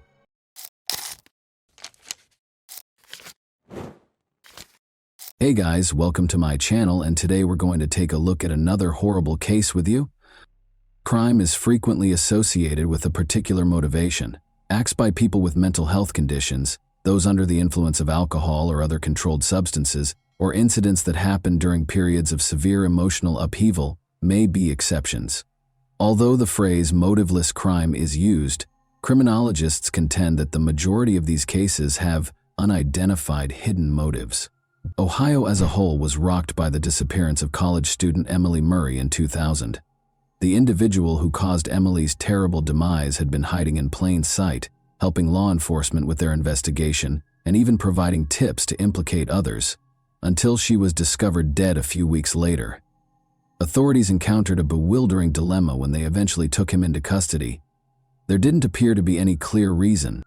Many theories were put forth, but none of them were supported, to explain why he did this. To make things even more confusing, the suspect seemed to like Emily and even to be protective of her, but then something changed and he became a predator. The perpetrator has never disclosed the reason behind his killing of a helpless young woman, even though it has been almost 25 years since the incident. On February 19, 1980, Emily Miranda Murray was born in Sleepy Hollow, a small town in Westchester County, New York. She came from a wealthy family and was the youngest of 4 siblings. Growing up with her 2 older brothers and 1 sister, Emily remained close to them all of her life. Emily's family moved to Shaker Heights, Cuyahoga County, Ohio, when she was 2 years old. Her father quickly rose to the position of head of one of the scientific university's departments after receiving an offer of a distinguished position there. The family's financial stability allowed them to live comfortably, and her mother devoted herself to raising the kids and providing a cozy home environment. The Murray children achieved academic success, graduating with honors from high school and attending prestigious universities. Emily in particular had a strong interest in biology and medicine and hoped to work in these fields. She frequently placed at the top of her class and was acknowledged as a gifted student. Interestingly, Emily was also able to work part-time jobs and donate her earnings to worthy causes. Emily's parents' strong Christian beliefs had a significant impact on her upbringing. Emily followed the family's example by attending church on a regular basis and being always willing to lend a helping hand to those in need, both verbally and physically. She spent a year traveling the world with different humanitarian organizations after graduating from high school. She visited New Zealand, Australia, Japan, and a number of European nations during this trip. Emily Murray moved into the campus residence halls at Kenyon College in Gambier, Ohio, in 1998 to start her studies. According to those who knew her, she was a positive influence on everyone around her, full of vitality and vitality. Emily was very driven, kind, sympathetic, and personable. She did, however, have a sensitive side and frequently displayed moments of melancholy and vulnerability. She wrote down her deepest worries, dreams, and thoughts in a private journal. Emily was in her junior year of college by 2000. She continued to be actively involved in church-based charitable work and worked evening shifts as a waitress at a nearby restaurant in addition to her rigorous academic schedule. She appeared to manage her enormous workload with poise. She even managed to make time for her personal life, going to events that she loved. But soon, it would be evident that her life was more complicated than it seemed. Emily's bed was empty when her 2 roommates in the dorm woke up on Tuesday, November 3, 2000. They couldn't figure it out. Emily was always thoughtful and informed them if she would be spending the night somewhere else. They thought she might have gone straight to class or stayed late at work because her restaurant shift had ended at 2 in the morning. However, things started to feel strange when they discovered that her notes and textbooks were still on her shelf. The roommates asked friends if anyone had seen Emily before leaving for their lectures in the morning. As it happened, she hadn't been seen since the day before and hadn't attended any of her classes. Her friends initially attempted to explain the situation in the hopes that there would be a plausible explanation, even though her absence was disturbing. Emily had been anticipating the celebration of a close friend's 20th birthday for weeks, and it was scheduled for that evening. She had picked out a thoughtful present and even assisted in planning a surprise for the birthday person. Emily could not imagine missing the party, but her friends became increasingly concerned when she failed to appear. They contacted Emily's family in a desperate attempt to get answers, believing that she might have returned home because of an emergency. When her parents learned that she had disappeared, they became very upset. Desperate to learn what had happened to their daughter, they drove to Gambier that same evening to participate in the search. The Murrays and their older children had reached the campus by morning, and they were desperately attempting to determine what might have happened to their youngest daughter. By then, the college community had become aware of Emily's disappearance. She was not found despite the efforts of several volunteer groups, friends, and classmates. She appeared to have disappeared completely. Emily's car, a dark green Subaru Outback that her father had given her for her 20th birthday, was also found to be missing. The Murrays immediately contacted campus security to report the missing student and ask for assistance in setting up a search, but their worries were dismissed with indifference. Security personnel waved away their concerns, speculating that Emily was probably hanging out alone with a boyfriend and would be back shortly. The family was told to wait a bit longer, even though they insisted Emily would never leave without telling anyone. Emily had not been seen for over 24 hours, and her family was becoming more and more desperate. They reported a missing person to the local police after realizing that campus security would not be able to assist. They were shocked to learn that police initially appeared to minimize the incident as well, assuming Emily might have taken an unplanned break or gone off on her own. She was a 20-year-old college student after all, and they didn't have to explain her every action. Nevertheless, the police finally consented to check Emily's dorm room. At that point, they learned she had forgotten her identification, bank cards, and personal items. It appeared that she hadn't changed since leaving her job because she had last been spotted in her restaurant shift uniform. This cast doubt on the notion that she had taken an unplanned break or gone off to hang out with a boyfriend. It was improbable that Emily would depart without cash or necessities. Emily was officially listed as missing on the second day following her disappearance, which was also her last day of employment. By that point, her friends, family, and community members who were worried were already searching on their own, distributing flyers featuring her picture throughout the town and searching the neighborhoods. The investigation started at the eatery across the street from the campus where Emily was last seen. The Pirates Cove was a well-liked hangout for students because of its convenient location and reasonably priced menu. Emily's shift that night turned out to be her final one. Overburdened by her demanding schedule, she had resigned from her job that evening. She had made the decision to reduce her workload. She had been finding it difficult to balance her rigorous coursework, her part-time evening shifts, and her volunteer work at the church. Her personal life had suffered as a result of her hectic schedule. She had broken up with her boyfriend Adam just a month prior because they hardly ever had time together. Many of Emily's friends came to the Pirates Cove that night to cheer her on her last day of work. However, since they had classes the following morning, nobody stayed up too late. Emily stayed for an extra half hour to complete some tasks, even though her shift ended at 2 in the morning. As a result, her co-workers were the last to see her, and the police would use their testimonies to piece together what happened that night. During those last moments at the restaurant, Emily wasn't by herself. She was assisted in closing up by her friend Olivia, who was also a waitress, and a bartender named David Cale. Around 2:45 a.m., they completed cleaning the dining area together. Everyone started to head home shortly after that. Gregory McKnight, a 24-year-old cook who was the last to depart and shut down the restaurant at 3:15 a.m., confirmed this. Nothing out of the ordinary caught the attention of her colleagues. Emily was being kind, happy, and courteous as usual. She told them she was just going back to her dorm to get some sleep before her morning classes, without mentioning any plans for the rest of the evening. Investigators discovered Emily's personal journal, which had disturbing entries, when they searched her dorm room. Emily had been fighting a protracted bout of depression, which she had kept a secret and attempted to handle on her own, despite her cheerful and amiable manner.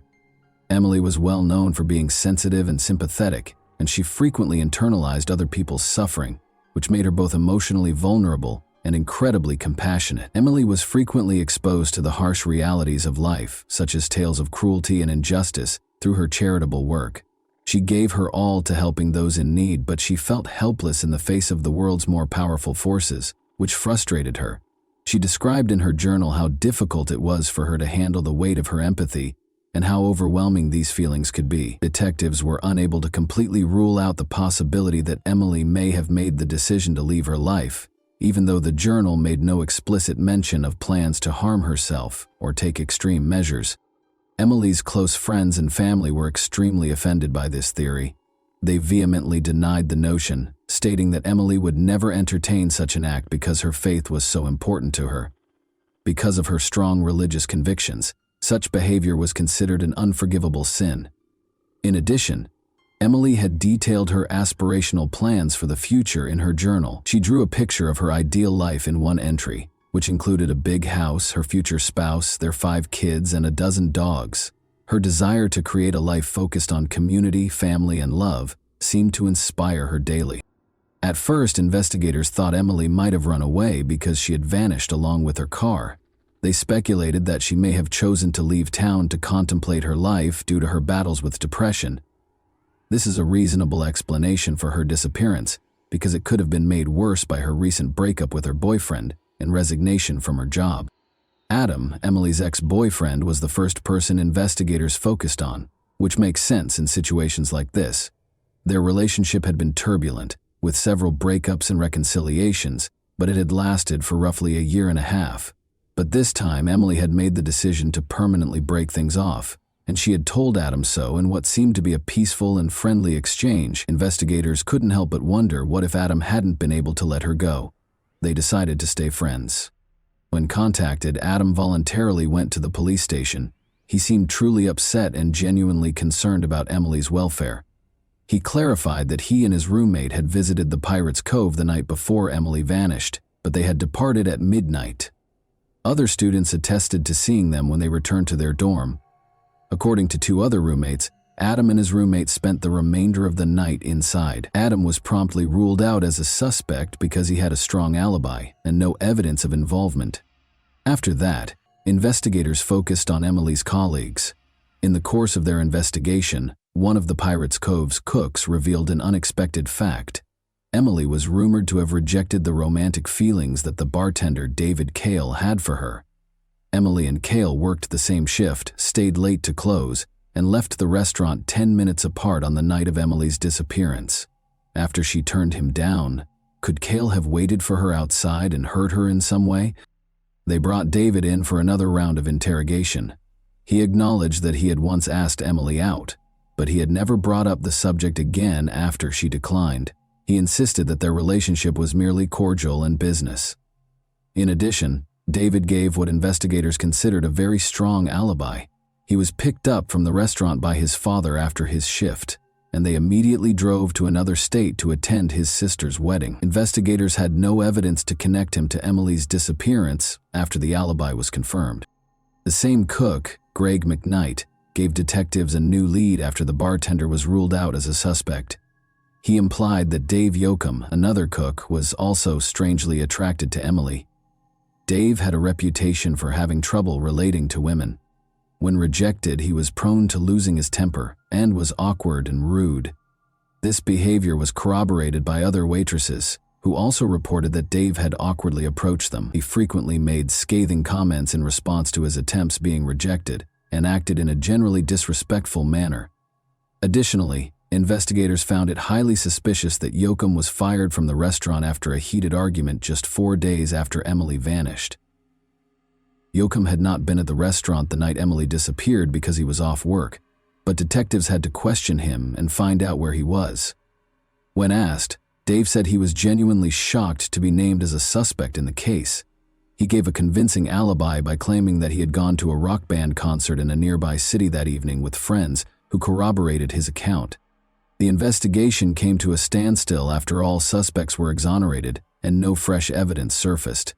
Emily's friends and family prayed for her safe return home and clung to hope, but seasoned investigators suspected she was dead and feared the worst. Let's go back to an incident that at first glance appeared to have nothing to do with Emily's case, which occurred around a month prior to her disappearance. A small car accident happened on the outskirts of Harrison, a small town in Vinton County, Ohio, on October 1, 2000. Ronaldo Hopkins was on his way home when an old Buick swerved into his lane and collided with him. When Hopkins exited his vehicle to inspect the damage, he discovered a gun in the trunk of the other car, which had exploded from the collision. He was so alarmed that he reported the incident to the police right away. Authorities permitted the other driver to depart, even though he was fined for the collision, and the gun was seized. That same driver was accused of participating in a theft on December 9, 2000, more than 2 months later. He lived in a remote trailer park according to the case documents, so 2 officers were sent to deliver a court summons demanding that he come in for interrogation. Officers discovered the trailer in a remote location, far from the other homes in the park. When they got there, 2 rusted, damaged cars that looked unlikely to ever run again were parked in front of the property, which gave the impression that it was deserted. But the officers found a dark green Subaru Outback behind the trailer, which didn't fit the scene. They verified that it was Emily Murray's car, which was reported missing along with its owner, after searching the license plates through their database. The name of the resident of the property where Emily's car was found, as well as information about the car's discovery, were promptly forwarded to the Gambier division looking into her case. The cook from the restaurant where Emily had worked, Gregory McKnight, was that person. In the past, McKnight had tried to deflect suspicion from his colleagues while evading personal scrutiny. In record time, a police team was sent to the scene and a search warrant for McKnight's trailer was obtained. 2 officers went inside to start their search because the door lock was broken. The foul stench of decay overcame them almost immediately. They located the source of the smell, a young woman's body covered in a carpet, by following it to the rear of the trailer. Emily's remains were immediately thought to be hers, and forensic analysis quickly verified this. A gunshot wound to the head was the cause of death. The weapon had been pressed against the right side of her skull, and the bullet had been fired at close range. The fact that there was a large amount of blood and spent shell casings at the scene suggested that the crime had been committed inside the trailer. Detectives now focused on apprehending and interrogating McKnight, their main suspect. Later that day, Gregory McKnight was arrested on suspicion of participating in an armed robbery, which was initially unrelated to Emily's death. But when they told him about the discovery in his trailer, he fell silent, refused to comment, and asked for a lawyer right away.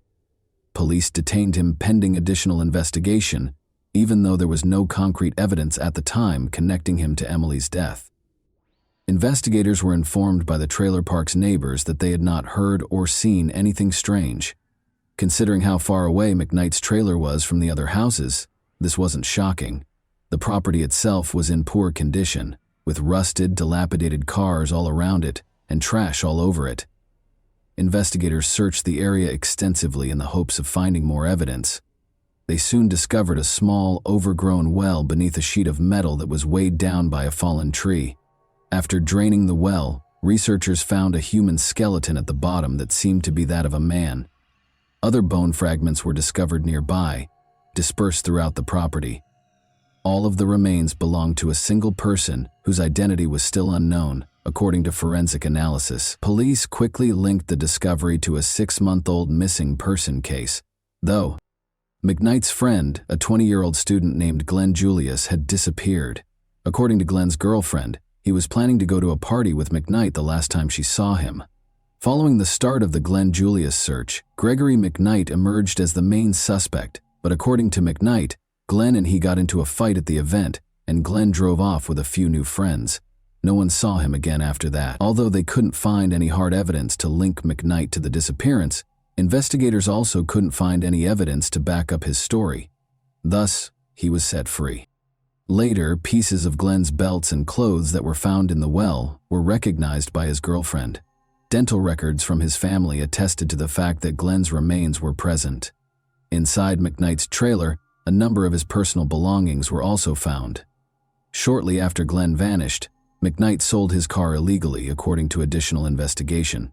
Associates who were also connected to an armed robbery case purchased the car. The car's license plates had been replaced with fake ones, and it had been hurriedly repainted. Authorities found the car after one of McKnight's accomplices was taken into custody. They discovered sizable amounts of cleaned-up blood in the trunk, which forensic analysis verified belonged to Glenn. This implied that Glenn had been carried in the trunk, either injured or dead. The work had been done sloppily, probably with homemade tools, and Glenn's body had been partially dismembered. The bones were deeply scratched, like saw marks. Investigators discovered an axe, a shovel, and several other tools inside McKnight's trailer. These were all removed for forensic analysis. Although unidentifiable marks were left by other tools, it was definitively established that the axe had been used during the dismemberment. On November 12, 1976, Gregory McKnight was born in a poor Columbus, Ohio suburb. He was raised in a big, impoverished family without a father, where everyone was left to fend for themselves. McKnight began stealing when he was a young boy, and at the age of 14 he first came to the notice of the police. He had committed his first deadly crime at the age of 15, a poorly executed robbery. The jury was lenient toward McKnight because his accomplices were older, and he was given a comparatively light sentence. He was placed in a juvenile detention center and given a sentence of only 6 years. After being freed in 1997, he quickly wed Catherine, who went on to have 2 children. Before McKnight saved up enough cash to purchase his trailer, the couple briefly resided with Catherine's parents, but they never made the move to their new home. Gregory McKnight killed Glenn Julius in May 2000 and concealed his body in the well behind his trailer. He then abducted and murdered Emily Murray in November of that year, leaving her body to decay inside the trailer. Catherine, McKnight's wife, acknowledged during interrogation that she had begun to have doubts about the trailer. Her husband refused to allow her to visit or even come near the property, and he often went there by himself. She believed that he was either using the area to meet potential lovers or to hide his criminal associates from the authorities. She had thought of a lot of things, but she had never thought of him keeping human remains there. The majority of the evidence against McKnight was circumstantial, despite the fact that it was substantial. The precise manner and location of Julius's death were unknown to the authorities. Consequently, the prosecution was unable to pursue the death penalty for that specific offense. Emily's case appeared to be simpler. There were obvious traces connecting her and McKnight to the trailer when her body was discovered at the scene, but there was no apparent reason for such a heinous act, and the murder weapon was never found. Emily had not been robbed, she had not been assaulted, and even her car had been left behind the trailer. Why McKnight would perpetrate such a heinous act against the young college student was still a mystery. Several colleagues attested that McKnight had consistently treated Emily with dignity. He was said to be courteous, and once he had even intervened to shield her from an inebriated patron who had mistreated her. Even McKnight declined to assist investigators. He gave no information about either crime and denied all charges. The prosecution contended that McKnight had tricked Emily into falling into a trap following her work at the restaurant. Given her kindness and trustworthiness, he may have asked her for assistance, and Emily, oblivious to the danger, was powerless to refuse. He may have shown romantic feelings for her once he was inside the trailer, but he went into a rage and committed the crime after she rejected him. A psychiatric evaluation found that McKnight was fully aware of his actions and could be held accountable, despite the defense's attempt to claim that he was mentally unfit. By changing strategies, McKnight's lawyers attempted to portray Emily as a suicidal person with severe depression, alleging that McKnight only helped her carry out a purported death wish. Emily's loved ones were incensed by this argument, but it didn't change the court's decision. Gregory McKnight was convicted of 2 indictments of first-degree murder, kidnapping, and armed robbery in 2002. He was placed on death row to await execution after being given a death by lethal injection sentence. Every appeal and clemency request was turned down. Gregory McKnight, who said in 2015 that he would sooner die than rot in prison while awaiting execution, asked that his sentence be carried out. He quickly had second thoughts, though, and made another unsuccessful attempt to appeal the sentence. McKnight filed a lawsuit in 2020, claiming that he was subjected to unfair treatment and racism during his trial. He maintained that the punishment was unduly severe because the jury and the judge were both white and had acted biasly against him. Gregory McKnight is still waiting to be executed on death row as of right now. And that wraps up today's chilling story. If you enjoyed this video, don't forget to like and subscribe so you never miss a new upload. Also, let me know in the comments, what part of this story shocked you the most? Thank you for watching, and I'll see you in the next video.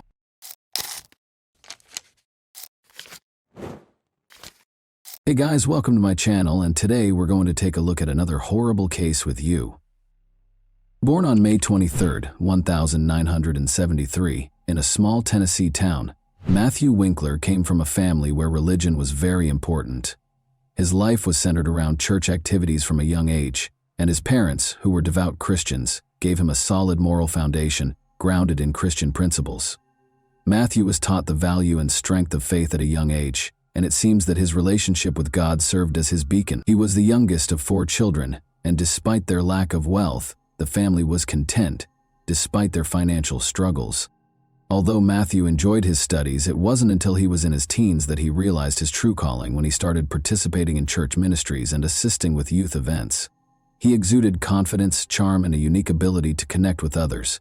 He made the decision to become a pastor at the age of 18, having already completed his education.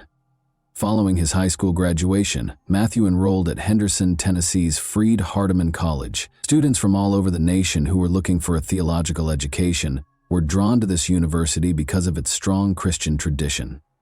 Despite his concentration on his studies, Matthew remembered to engage in extracurricular activities. He served as the soccer team's captain. He frequently planned events for students and took an active part in campus life. He immediately made a name for himself as a leader among his peers thanks to his enthusiasm and drive. He met Mary, his future wife, at the same college. Despite attending the same college, Mary's personality was very different from Matthew's. She was quiet and unassuming, and even though their paths crossed at different occasions, she did not receive the same level of attention as he did. Born in Tennessee, Mary came from a traditional family. Her family always upheld modest values, and she had a mild upbringing. She was more concerned with building a family hearth than she was with ambition, unlike Matthew. However, they were united by their shared religious convictions and a desire to serve God. Matthew first became acquainted with Mary while she was volunteering for student council-organized projects on campus. Her kindness and gentleness of heart impressed him. Mary wasn't looking for attention. She was not overlooked. He started their friendship, which swiftly developed into a more committed partnership for someone with Matthew's charm. Surprisingly, Matthew's vivacious personality was ideally matched by Mary's serene and prudent disposition. They were soon inseparable. The couple started assisting the underprivileged, volunteering at community events, and working together on church projects. In addition to being his wife, Matthew viewed Mary as a ministry partner who shared his philosophy of life. Mary, however, believed she had found a man who shared her beliefs and was supportive. After graduating from college, they got married and relocated to Selmer, where Matthew accepted a position as a pastor at the nearby Church of Christ. There was more to the Church of Christ in Selmer than just worship. It served as the town's most significant hub for activity. It was situated on a hill with a lovely garden all around, and the congregation always congregated there. The entire town seemed to have assembled for prayer. Matthew immediately won over the locals with his innate charm and talent for communication. He planned a lot of charity concerts, youth classes, and events to aid the underprivileged. Everyone was talking about him, and he rose to prominence in the community.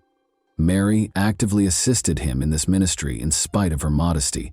She was present when Matthew took care of the house, assisted with event planning, and delivered significant announcements to the congregation. She stayed in the background, unlike her husband, but everyone could always see how much she loved and cared for her family. The Winklers seemed to be the ideal family. Patricia, Mary, Alice, and Brianna are the 3 daughters that Matthew and Mary raised. You could frequently hear the children's laughter reverberating throughout the house because they were energetic and full of fun. The sisters were close and, even though they were young, already exhibited the same Christian values as their parents, but there was a very bad life going on behind the closed doors of their home. The tension between Matthew and Mary was occasionally apparent to those who knew the family a little better. Although some claimed that Matthew was an overly strict man, the rumors never spread beyond a small circle. Matthew was a man of strong character. In a small town, people hardly ever talked about such things openly, but their children, who were always happy and gregarious, showed no signs of trouble for most of them. The Winklers were still a role model. It started out as a typical spring morning on March 22, as the Christ Church congregation started to assemble for services. The town was just starting to awaken.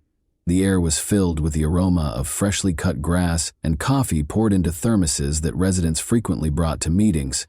But soon after, the unsettling news that Pastor Matthew had failed to arrive at church broke the stillness of that morning. He never skipped Sunday services, so this was out of the ordinary.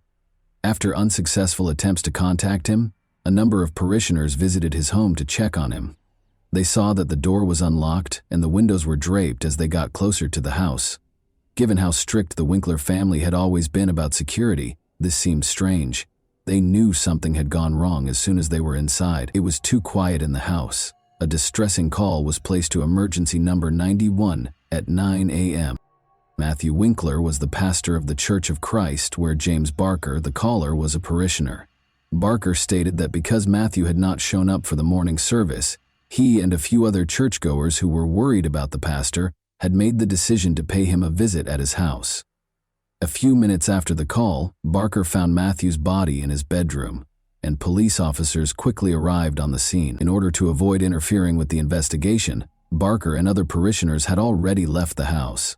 The house appeared to be in good condition upon first inspection, but the atmosphere was strange.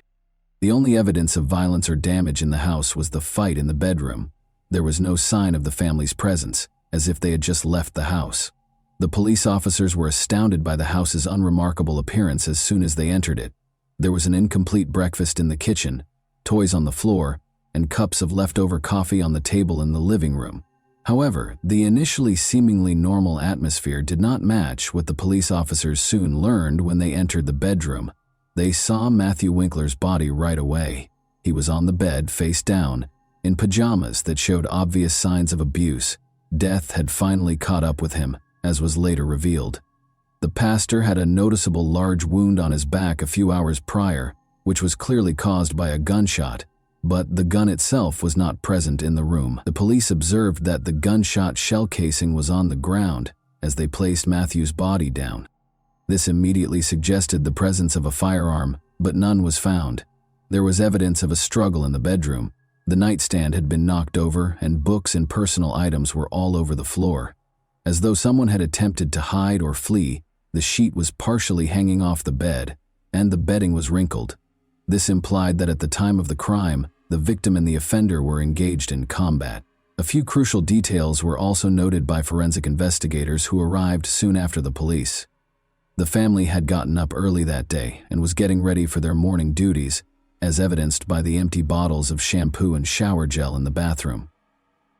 But there were concerns about Matthew's own death in the bedroom and his absence from the church service. The shoe tracks that did not match Matthew's shoes, however, were the most interesting discovery.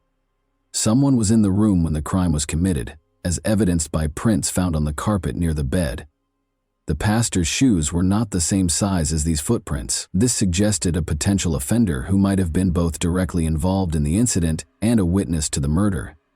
On one of the night tables, police also discovered a partial palm print that they later determined belonged to Mary Winkler. Her whereabouts were unknown at the time of the murder, but the print provided unmistakable proof that she was present at the scene, making this fact contentious. A child's note was left on the kitchen refrigerator by the family's eldest daughter. The paper said, "Daddy, you are loved." In the midst of the tragedy, the message was especially poignant and made investigators wonder about the motivations behind the crime. After examining the house and documenting important evidence, police started questioning. James Barker, who saw the first events, was the first person interviewed. Barker attested that he and a number of parishioners visited the residence early on March 22 in order to locate the pastor, who had not arrived for service. The next question posed by a neighbor is whether the perpetrator knew the family, because he also stated that there were no indications of violence or forced entry in the house, who also claimed that he saw Mary Winkler on March 21st in the evening. According to him, there were no indications of tension or conflict, and the Winkler family seemed friendly and at ease. The Winkler family was described by numerous witnesses as calm and amiable, so this turned out to be a crucial point. Soon after, the police started interrogating the church employees, who also attested to the absence of any indications of disputes or questionable activities, but it soon became apparent that nobody had any clue as to where Mary and the kids might have gone. The main thing that caught people's attention right away was that Mary and the Winkler kids were nowhere to be found. The family may have been kidnapped or on the run because their car was out of place. This turned into the primary query that investigators were attempting to address. Following the discovery of Matthew's body, a massive search was launched for the Winklers' vehicle, and hotels and gas stations were inspected for possible routes Mary might have taken. When police learned that the Nissan Quest minivan had vanished, they immediately began a manhunt for it. Every patrol team within a few hundred kilometers was told to keep an eye out for vehicles that fit the description. Investigators also asked for surveillance footage from gas stations and major highways. Because Selmer is a small town, there were few options for escape routes, which gave police hope that the missing men would be found soon. The car was seen on a surveillance camera at a gas station in northern Alabama, roughly 200 kilometers from the crime scene, a few hours after the search started. 3 kids were in the backseat of the car, and the driver was a woman, according to the video.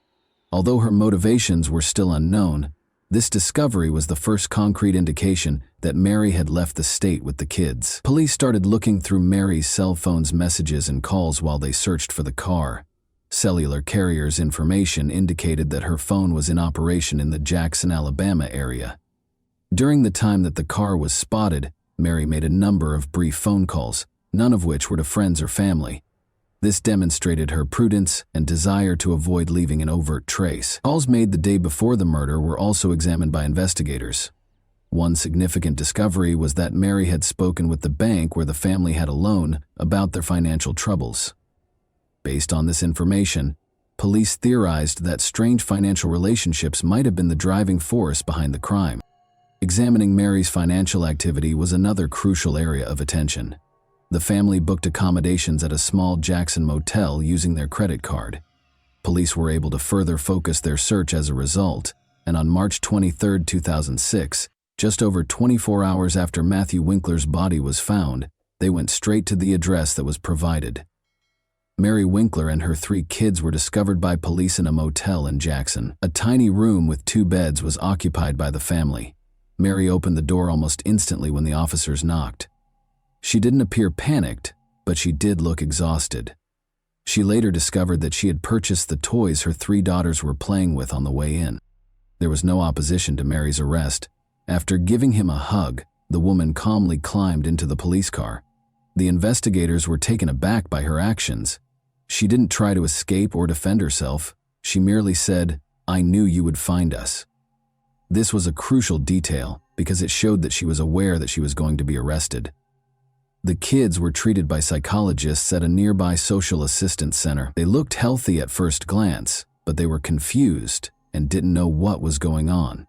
Patricia, the oldest daughter, informed center employees that her mother had asked them to be obedient while they were on a brief vacation. Investigators also spoke with people who knew the Winklers, including Mary. While neighbors characterized the family as amiable and successful, others noted that Mary had recently appeared to be depressed. According to one of her friends, she hardly ever interacted with people outside of her family and church. According to Matthew's church colleagues, he was a strict man, particularly when it came to family matters. This was inconsistent with the public portrayal of their happy marriage. The Winklers had substantial debts, according to officials at the bank where the family's loan was arranged, and a member of the congregation remembered that Mary had appeared distracted and depressed the day before. The bank sent a letter requesting repayment shortly before the tragedy. The family may have become tense as a result of this. The testimony of witnesses and the evidence collected suggested that the couple's relationship was not as perfect as it seemed. According to Mary, Matthew was emotionally harsh and frequently chastised her, but at the time following Mary's wink, there was no proof of physical abuse. Was taken into custody by police at a motel in Jackson Township. Investigators sought to ascertain her involvement in her husband's murder, and she consented to an interview. Despite appearing exhausted and depressed, the woman maintained her composure. She maintained that what happened was an accident, but her confession became the main focus of the case. Mary made it clear right away during her initial interrogation that she had no intention of concealing her role in the incidents. "It was an accident, but I did it." Her voice trembled as she told investigators about Matthew's death, but she responded to inquiries promptly and clearly. Although she acknowledged that she had picked up a shotgun the night of the murder, she maintained that she had no plans to kill her husband. Mary said it was a tense night. She claimed that she and Matthew had argued about money issues that had been accumulating for months. She claimed that Matthew had accused her of mishandling their finances, and of keeping bank correspondence about their debt hidden from him. Mary remembered him telling her that I had ruined everything. Following her husband's remarks that evening, Mary disclosed that she felt depressed and humiliated. According to her, Matthew was frequently severe and insisted on complete order in the home. However, his criticism had gotten especially harsh in the last few months. He allegedly discussed that evening how her behavior had put the family in danger of going bankrupt. Following that altercation, Mary acknowledged that she felt confined. She said that in order to get her husband to listen, she took a shotgun. She claims that she only wanted him to stop yelling and had no intention of hurting him. He was standing by the bed when she came up to him, explaining that she had taken the weapon from a closet in the bedroom. I wanted him to see me in a new light. I wished he would stop yelling. I said, she said. Mary said she had no idea how the weapon operated. She claimed she didn't have time to realize anything because it happened so fast. All I can recall is the sound. It was really noisy.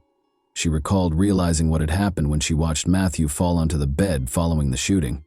Mary recalled that she first froze in place after the shooting because she was in shock and unsure of what to do next. She couldn't get close to her husband to check on him.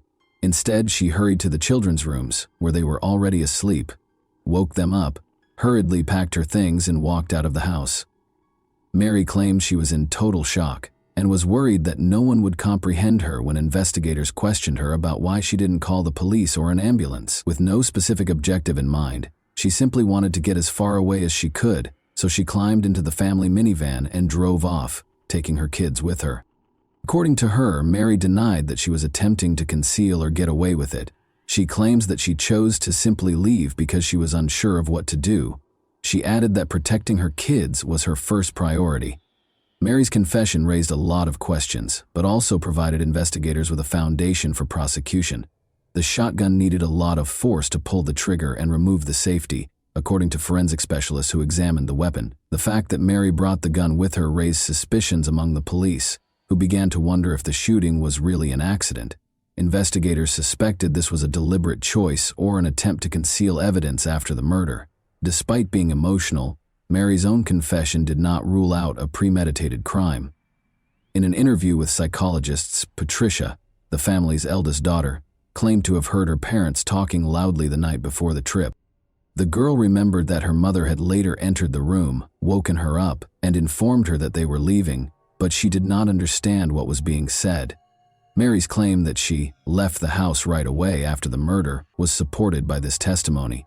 To prevent traumatizing the children, the investigation used their testimony with caution. They did, however, support the idea that Mary acted emotionally, even though her actions following the shooting continued to be unpredictable. Investigators concluded that Mary's confession contained enough evidence to bring charges of second-degree murder.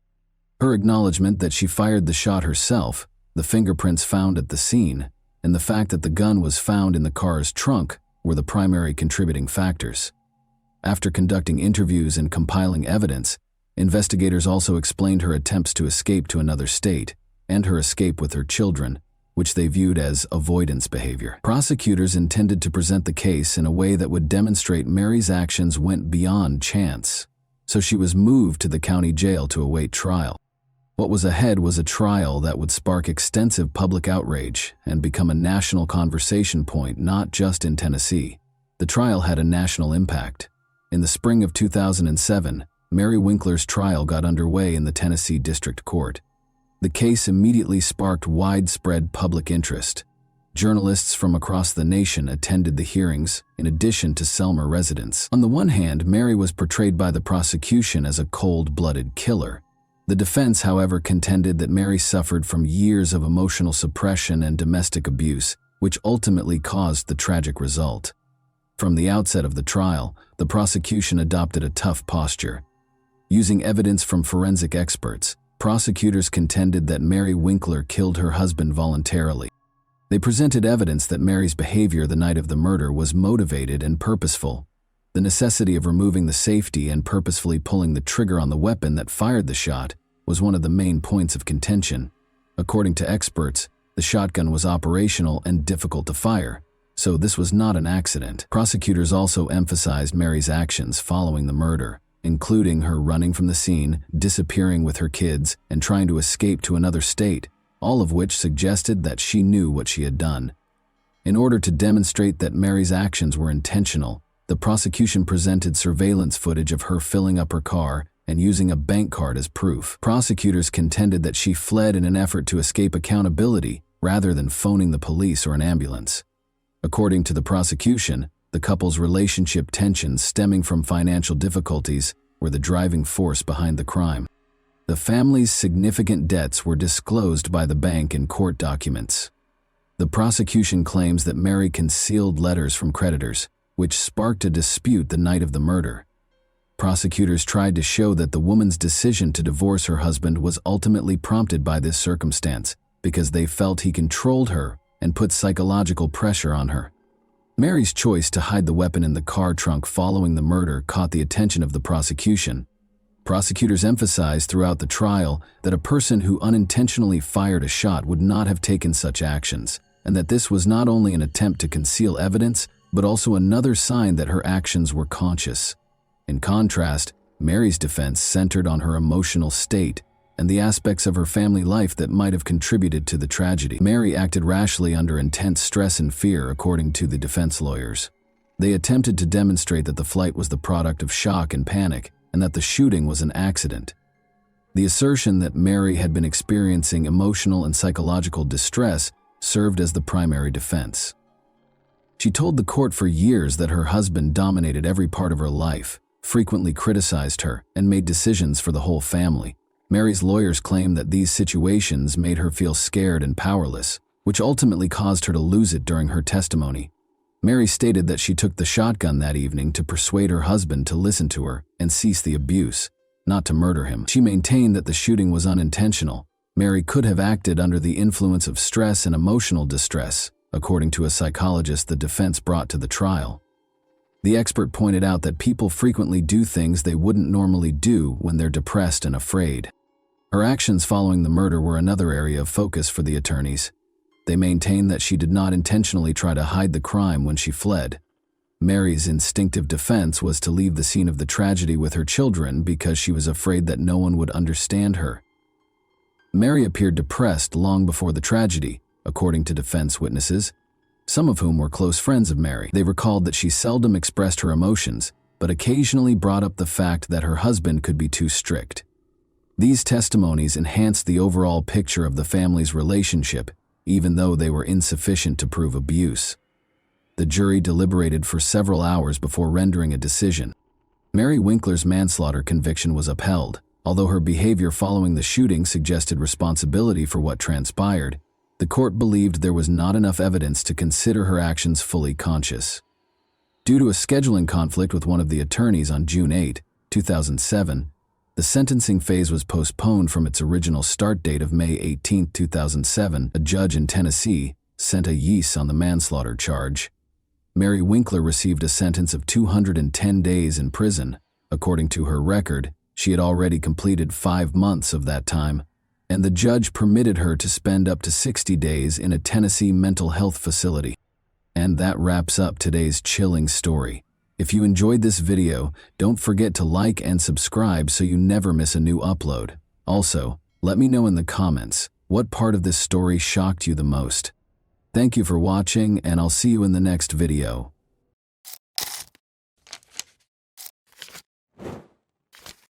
Hey guys, welcome to my channel, and today we're going to take a look at another horrible case with you. In December 2010, at St. Malachy's Church in Tyrone, Northern Ireland, it all began exactly where it ended. In front of more than 300 guests, beauty queen and educator Michaela Hardy and athlete John McArevey exchanged vows. But 3 weeks later, John came back with his young wife's body, buried in her immaculate wedding dress.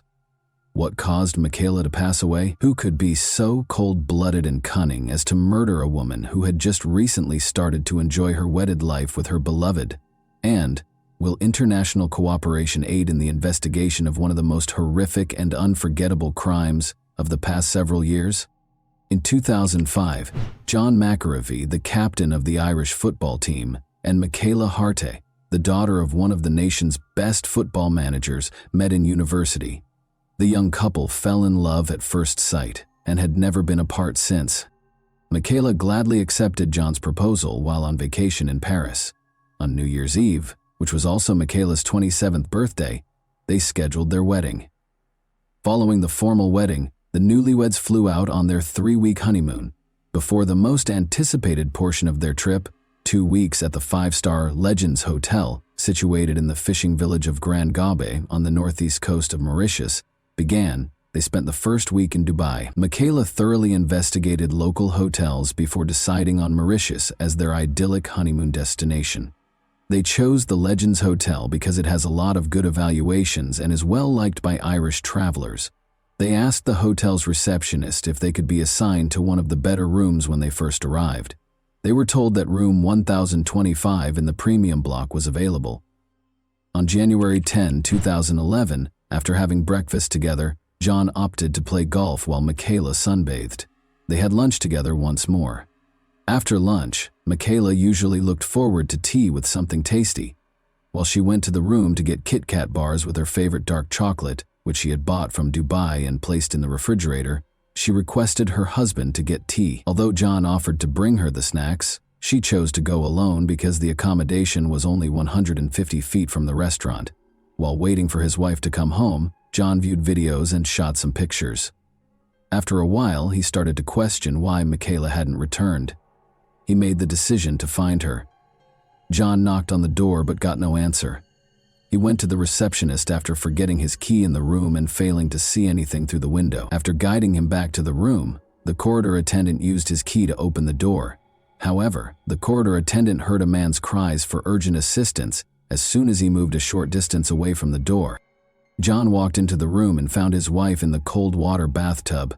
Her lips were blue, her skin was cold to the touch, and there were noticeable bruises on her neck. John tried to assist Michaela, supposing she had planned to take a bath because of back problems, but had slid or passed out. But his attempts were unsuccessful. The dreams of a young, contented married couple came to an end when medical authorities declared Michaela dead within an hour. People kept coming and going from the newlyweds' room, and no one tried to protect the crime scene, perhaps since it was initially assumed to be an unfortunate accident. When the police entered the room and saw Michaela's condition and the chaos within, they assumed a murder had occurred, even though they had been told that a tourist had drowned. After being brought to the police station, the distressed spouse was detained for 5 hours while being questioned. Given that most murders are carried out by people who are close to the victims, this was not unusual. The harshness and inappropriateness of the police officer's remarks in John's situation were unusual. John was obviously overcome with grief by Michaela's passing. He found his wife's lifeless body in the bathtub, while only 30 minutes before he had seen her joyfully making her way to their room. But when a policeman noticed that he was crying, he may have tried to comfort him by saying, "Why are you crying? You're still young, you'll find yourself a new wife." If the hotel manager hadn't stepped in, it's unclear how long they would have held John at the station. The management reported to the police that a master key that was taken and fit all the locks had been used to open the door of room 1025. It became clear that a member of the hotel staff was responsible for the murder. Most likely, it was an accidental killing. At 2:42 p.m., a staff member, possibly a security guard with the master key, entered the room. Michaela opened her own door 2 minutes later. The maid's sudden appearance forced the thief, who might have been hiding in a tiny alcove in the toilet, to make a snap decision.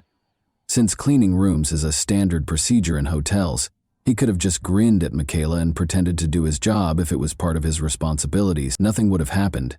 He was aware that his presence in the room would be difficult to explain, though, if he was a security guard. He then saw no choice but to hide in the bathroom and wait for the woman to just go. However, that did not occur. Michaela chose to seize the chance and went into the restroom as investigators conjectured. She found the robber inside. The thief attacked Michaela in a panic after she fled in fear. He put Michaela in the bathtub after realizing that he had killed her, possibly in an attempt to make it seem like an accident involving the maid. Despite the shock, he may have also imagined that water would wash away any DNA evidence left on his victim. The murderer was still present when John got up from the table at 3:05 p.m. to see why his wife was taking so long. John could have apprehended the murderer at the spot if he had his key card with him, but by the time he approached the administrator, requested that the door be unlocked, and stepped into the room. It was 3:26 p.m., and the thief, who had inadvertently become a murderer, had disappeared. The cops were under tremendous pressure to release John. It is critical to settle the case as soon as possible when a visitor is slain in a nation that depends significantly on tourism. The local police head claimed that the island had a 100% homicide clearance rate, which gave the impression that the case would be resolved quickly. Given that Michaela was one of 30 persons slain on the island in 2011, and that all cases but Michaela's were resolved by dubious confessions, one might assume he was merely praising the work of his colleagues, but any professional would be cautious. The police once again used admissions to solve every case the following year. The investigators had a perfect crime scene, which may have made up for the police's over-reliance on instinct and intuition, if that's what it is. Surveillance cameras were installed all throughout the hotel, the room was cleaned daily, the security system recorded every entry, and the hotel itself was essentially an invincible fortress with watchful security personnel everywhere. That was not at all the case, as we shall see in a moment. 2 hotel staff members were detained by the police within 2 days after the murder, and 2 of them, Avinash Tribhovan and Sandeep Munia, were charged with the crime. The other staff members obligingly became important prosecution witnesses. Dasan Narayanan, a hotel security guard, was also taken into custody a week later. On the day of the murder, Dasan was on duty. His fingerprints were discovered on a phony key that the robbers used to replace the stolen universal key in the security room, although it was impossible to determine his precise position at the time of the crime. There was nothing Dasan could do to explain how his DNA got onto the room's safe door. He gave a preemptive explanation for why his DNA might be present if it were discovered, acknowledging that he had touched Michele's cheek in his haste to assist John. Nevertheless, the police chose to concentrate their efforts on Avinash and Sandeep and merely charged Dasan with being an accomplice to the thefts, despite his contradictory testimony. In 2012, the trial started on May 22. The police's pattern of obtaining confessions served as the foundation for the prosecution's case. According to the prosecution, Michaela discovered Avinash and Sandeep stealing cash from the safe or her purse when she returned to the hotel that day. In order to save their jobs, the robbers chose to silence Michaela because hotel workers frequently provide the majority of their family's income, not just their close relatives. Their colleague Raj Thikoi also provided testimony during the trial. After being arrested at first, he was granted immunity and turned out to be the most important prosecution witness. Raj claimed that although he was close to the room and heard a woman's anguished cries, he chose not to knock on the door. Rather, he hid and watched as Sandeep and an upset, sweaty Avinash left the newlyweds' room. When he later inquired about what had transpired, they responded, "Nothing happened, just keep quiet. If you say anything, we'll involve you in this matter." Prosecutors mostly relied on the confession that one of the suspects, Avinash Tribhovan, gave, in accordance with standard police procedures, in addition to witness statements. Because of their negligent investigation, it appeared as though the police were being judged alongside Sandeep and Avinash, even though they were the ones who were implicated. The defense lawyers called attention to all of the investigators' obvious flaws, errors, and gaps. First of all, the hotel was not closed when Michaela's death was found, and neither a visitor nor a staff member was questioned. The evidence was compromised since some tests were not carried out and others weren't done until the hotel room was given back to them. Although palm and fingerprints were discovered in the room, their owners were not recognized. However, there was no DNA evidence that Sandeep and Avinash were guilty.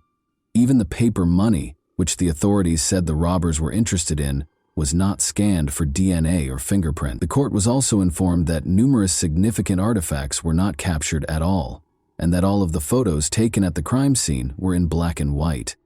The enigma surrounding the 46 security cameras that recorded the activities within and outside the hotel, however, generated the most controversy.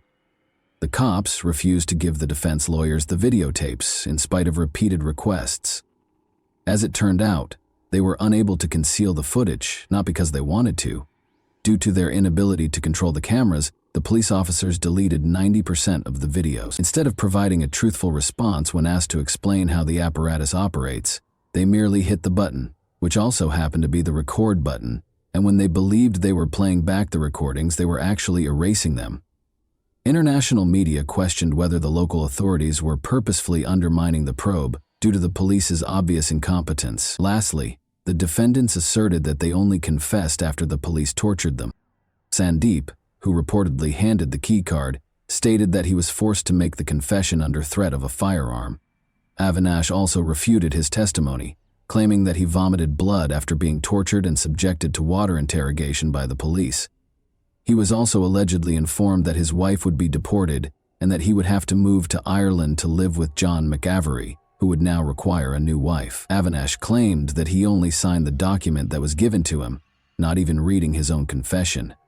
Even though he and Sandeep were in room 1009 where a VIP customer was scheduled to stay when the murder occurred, another witness said he was coerced into providing false testimony.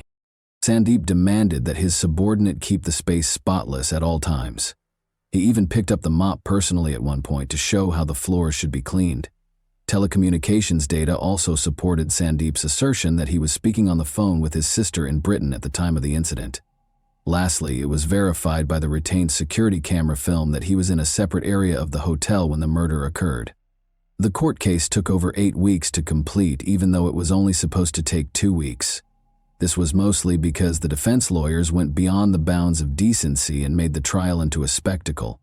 They frequently cracked jokes and caused the board, spectators, and law students in the courtroom to erupt in laughter. The defense brought up the possibility of a sexual motive for the crime, implying that Michaela's husband was involved. They implied potential wrongdoing between John and his wife and mentioned an intimate aid they discovered in the hotel room, but it was actually a straightforward insert from Cosmopolitan, a women's magazine Michaela had bought at the airport.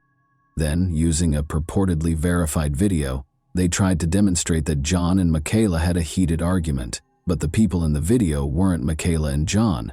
Rather, they were 2 Germans who looked like them. In order to verify that he was the man in the video, John had to reach out to him on Facebook and ask him to give a statement at a German police station. All things considered, the sensationalism surrounding Michaela's murder case caused great distress to her family. Specifically, John was ranked highly on the list of readers' choices in a survey called Who Killed Michaela that was published by a local newspaper. In addition, the police released pictures of Michaela's battered and nude body to the Mauritius newspaper, which caused her family unimaginable distress. But these 8 weeks were over, and the jury members had to decide what to do. After a guilty conviction, Michaela's family thought the accused would have the right to request a review of the case because the judge gave a clear summary of the case and highlighted the suspect's culpability. They were certain that the verdict would be just what they had expected. The court also firmly asked the jurors to make the appropriate choice from their point of view, rather than to think about how this case would affect the nation's reputation. And the jury found Avinash and Sandeep not guilty, after 2 months of trial and just 2 hours of deliberation. After the acquittal verdict, John and Michaela's families were incredibly disappointed. They endured all the agony of the process, inappropriate remarks from attorneys and police, tolerated laughter in the courtroom, and even faced aggressive behavior from the locals, because they were confident that the guilty parties would be punished for the murder. They were certain of Avinash and Sandeep's guilt, and believed that they were acquitted because the case received global media attention, and the jurors did not want the murder case to reflect negatively on Mauritius' image. The Hart and McCarvey families cannot forget that Avinash's lawyer appeared on a local radio station and essentially admitted his client's guilt, mentioning how Avinash cried and apologized to Michaela's family. The interview was supposed to be presented in court, but the lawyer managed to evade his responsibilities. John believes that Avinash told the truth when he confessed to Michaela's murder. He is why, when everyone hears about death by strangling, they image the killer suffocating the victim, ripping their neck with 2 hands. But Avinash recalled that when they were in the honeymoon suite, Michaela walked in and spotted him clutching a pocketbook. She asked what he was doing. She couldn't have known that Sandeep was in the bathroom. When the girl tried to prevent Avinash from leaving the room, standing in his path, Sandeep approached her from behind and put one hand around her neck. The truth is, the autopsy report was prepared much later, and it confirmed that everything happened exactly as Avinash claimed. If Avinash wasn't certain, how could he have created such a strangulation technique? Avinash added that when Michaela fell, she struck her head on the ground. That was further supported by a bruise discovered on the back of her skull during the postmortem. Furthermore, in summarizing the case, the judge reminded everyone that Avinash made his confession on January 12 and signed it on the 13th in the presence of his lawyer. Avinash would have been made to sign something else on the 12th if the cops had intended to fake the confession. Furthermore, 3 other doctors evaluated the youngster on separate days, and none of them discovered any evidence of abuse. After the acquittal verdict, a new investigation was launched. The key card that the murderer and thief used to enter the room was the main piece of evidence that the police concentrated on. Even these locks' mechanism, though, is unreliable. It is impossible to pinpoint the precise moment the murderer entered Michaela's room because the 240 locks in the Legends Hotel are not synced, and each one displays its unique time on the security system's dashboard. Because the precise hour of the crime is uncertain, this puts almost every suspect's alibi into doubt. The situation was exacerbated by the discovery of yet another serious weakness in the hotel's guest security. The number of possible suspects could rise from dozens to hundreds as a result of this vulnerability. Mauritian law states that the beach is public property if the hotel owns the guest rooms, dining establishments, bars, golf courses, and other such places. Locals own the island's beaches, and traders and fishermen have always had complete access to the hotel's grounds and the beach. Young boys are used to hanging around on the hotel grounds, and local craftsmen sell their wares to visitors. To put it another way, the hotel cannot guarantee the security of its property, even with cameras, gates, and security guards, and there is no way to confirm who entered the honeymoon room. Consequently, there were no noteworthy discoveries made during the fresh inquiry into the matter. Under international pressure, the Mauritian police examined Michaela's murder many times and even sought the services of a French laboratory for retesting DNA evidence. The discovery of DNA on Michaela's clothing that matched that of one of the suspects was reported as a major breakthrough in 2014, but this finding wasn't enough to justify a new trial. John offered a sizable reward for information regarding the case in 2017, in an effort to bring it back into the public eye. A lawyer called him a few weeks after he got back home to tell him that Sandeep and Avinash would now undoubtedly be arrested. Michaela's family was relieved and thought they would finally receive justice, but the attorney did not name the new evidence that made this possible. But months and weeks went by with no one being taken into custody. The case was formally ended in 2020, but the Mauritius government agreed to revisit it in 2021 after pressure from Irish MPs. A desire to re-examine the matter does not ensure that it will be resolved, which is the problem. It is difficult to investigate any crime after 10 years, not to mention the potential that Mauritius's authorities would not be motivated to track down the murderers. Many investigators have advanced in their careers over the course of 10 years, so if something is disclosed in the case that many would rather keep hidden, heads will roll. Following the trial, the relatives of John and Michaela sued the hotel for $1.6 million. The terms of the out-of-court settlement are not made public, but the funds were donated to a charity set up in Michaela's memory. Both the Legends Hotel, which was renamed the Lux Hotel, and Room 1025, which was renovated and given the new number 1026, are still quite popular. At a memorial luncheon for Michaela in 2013, John, who is now an accountant, met a sweet girl called Kara Brennan. John proposed to Kara, who works as an accountant, in 2015. James McAravey, the couple's first child, was born last year. And that wraps up today's chilling story. If you enjoyed this video, don't forget to like and subscribe so you never miss a new upload. Also, let me know in the comments what part of this story shocked you the most. Thank you for watching, and I'll see you in the next video.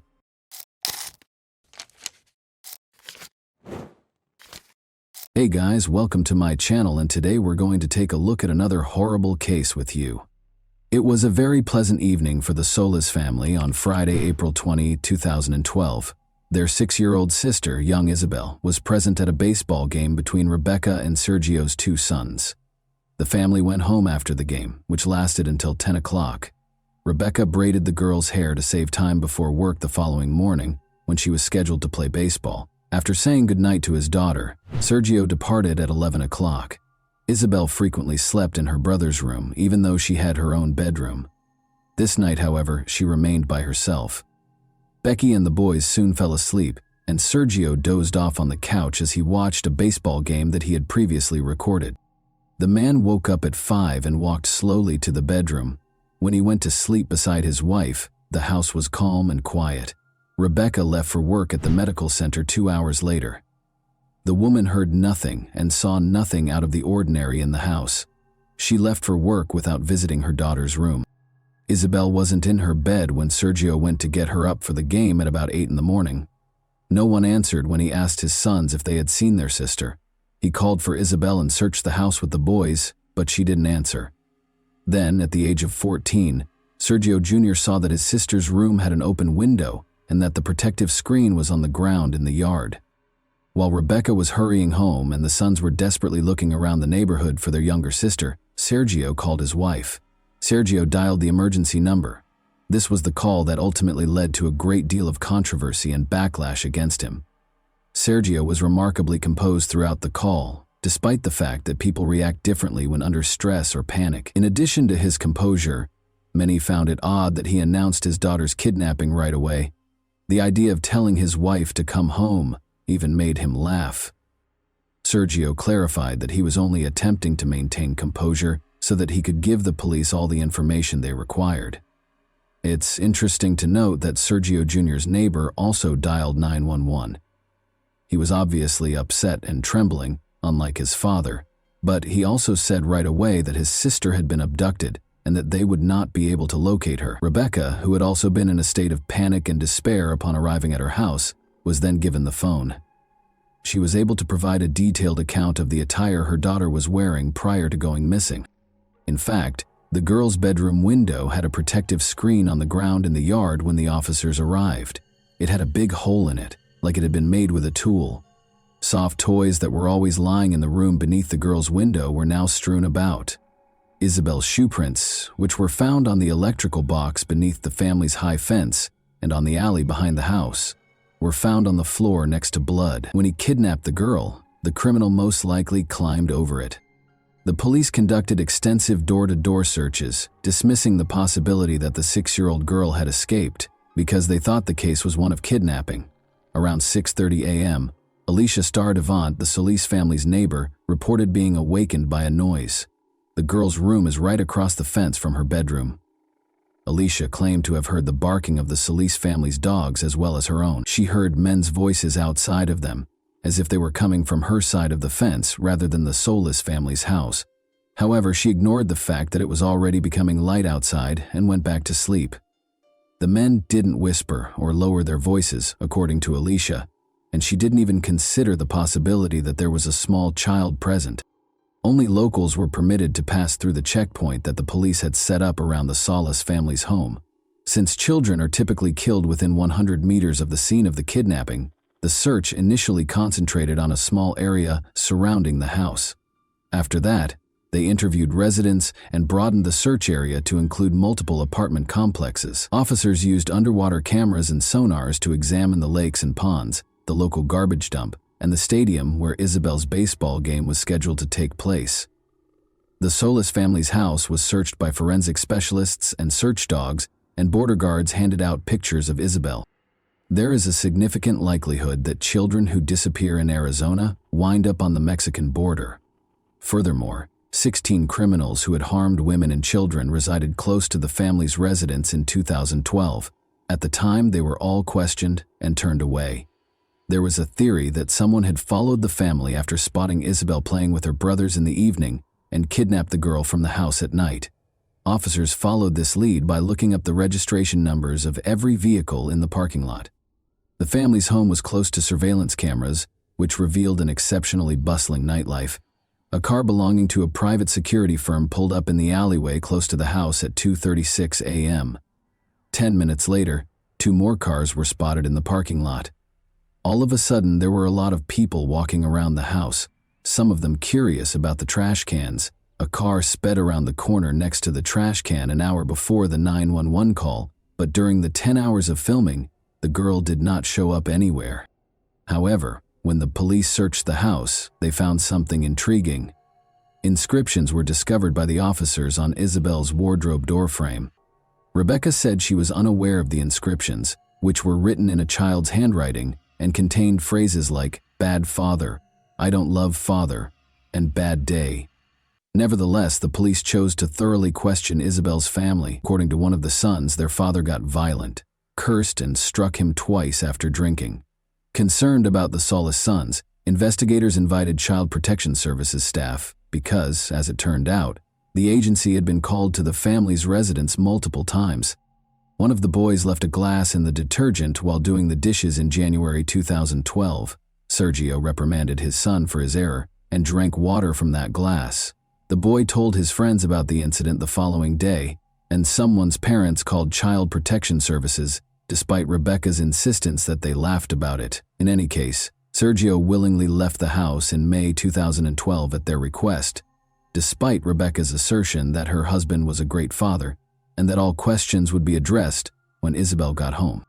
Sergio was able to return home to his wife and sons after the incident was quickly resolved, but the family was disappointed that the investigation produced no findings. The police kept focusing on them, Sergio in particular, even though they were never named as suspects. "It feels like the investigation never went beyond this house," the man later said. "That is the reason it is so distressing." They therefore engaged private investigator Jerry Snyder to look into Isabel's kidnapping objectively, and he suspected Rebecca's cousin Justin Master Mourinho.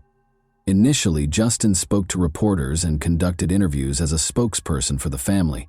However, 2 weeks after Isabel vanished, he sent his car to Florida, hired the top attorney, and departed without responding to inquiries from the police or media. The private investigator found such behavior odd. Furthermore, Justin still had the key to the house after living there for a long time with the Solis family. According to one version, Justin might owe someone money because he had previously spent the night in Isabel's room.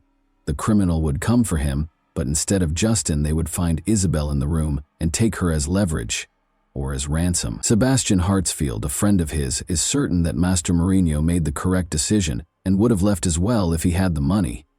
The problem is that Justin was fed up with the public's and media's invasive attention. Sebastian claimed that he and Justin spent the night of the kidnapping together. He reluctantly acknowledges that he and Justin smoked and drank all evening because it was April 20, National Cannabis Day. Sebastian is certain that his friend is innocent, even though there was a 6-hour lapse while they were sleeping, and he is unsure of Justin's whereabouts. The police chief stated that the investigator the family had hired had no evidence, but the police were certain of Justin's innocence when they finally questioned him. It is noteworthy that Sergio's daughter was abducted for ransom and that he was also suspected of owing money to criminals. Isabel was at the age when family members most frequently kidnap children. Sergio kissed her goodnight at 11 o'clock, the last person to see her after she was abducted from the house where only her family members were present. He failed the polygraph exam. Furthermore, the dog's nighttime barking serves as an indirect indication that a family member was involved. How could an outsider be aware of the girl's room location, the fact that she wouldn't be sleeping in her brother's bedroom, and the fact that her room would be dog-free?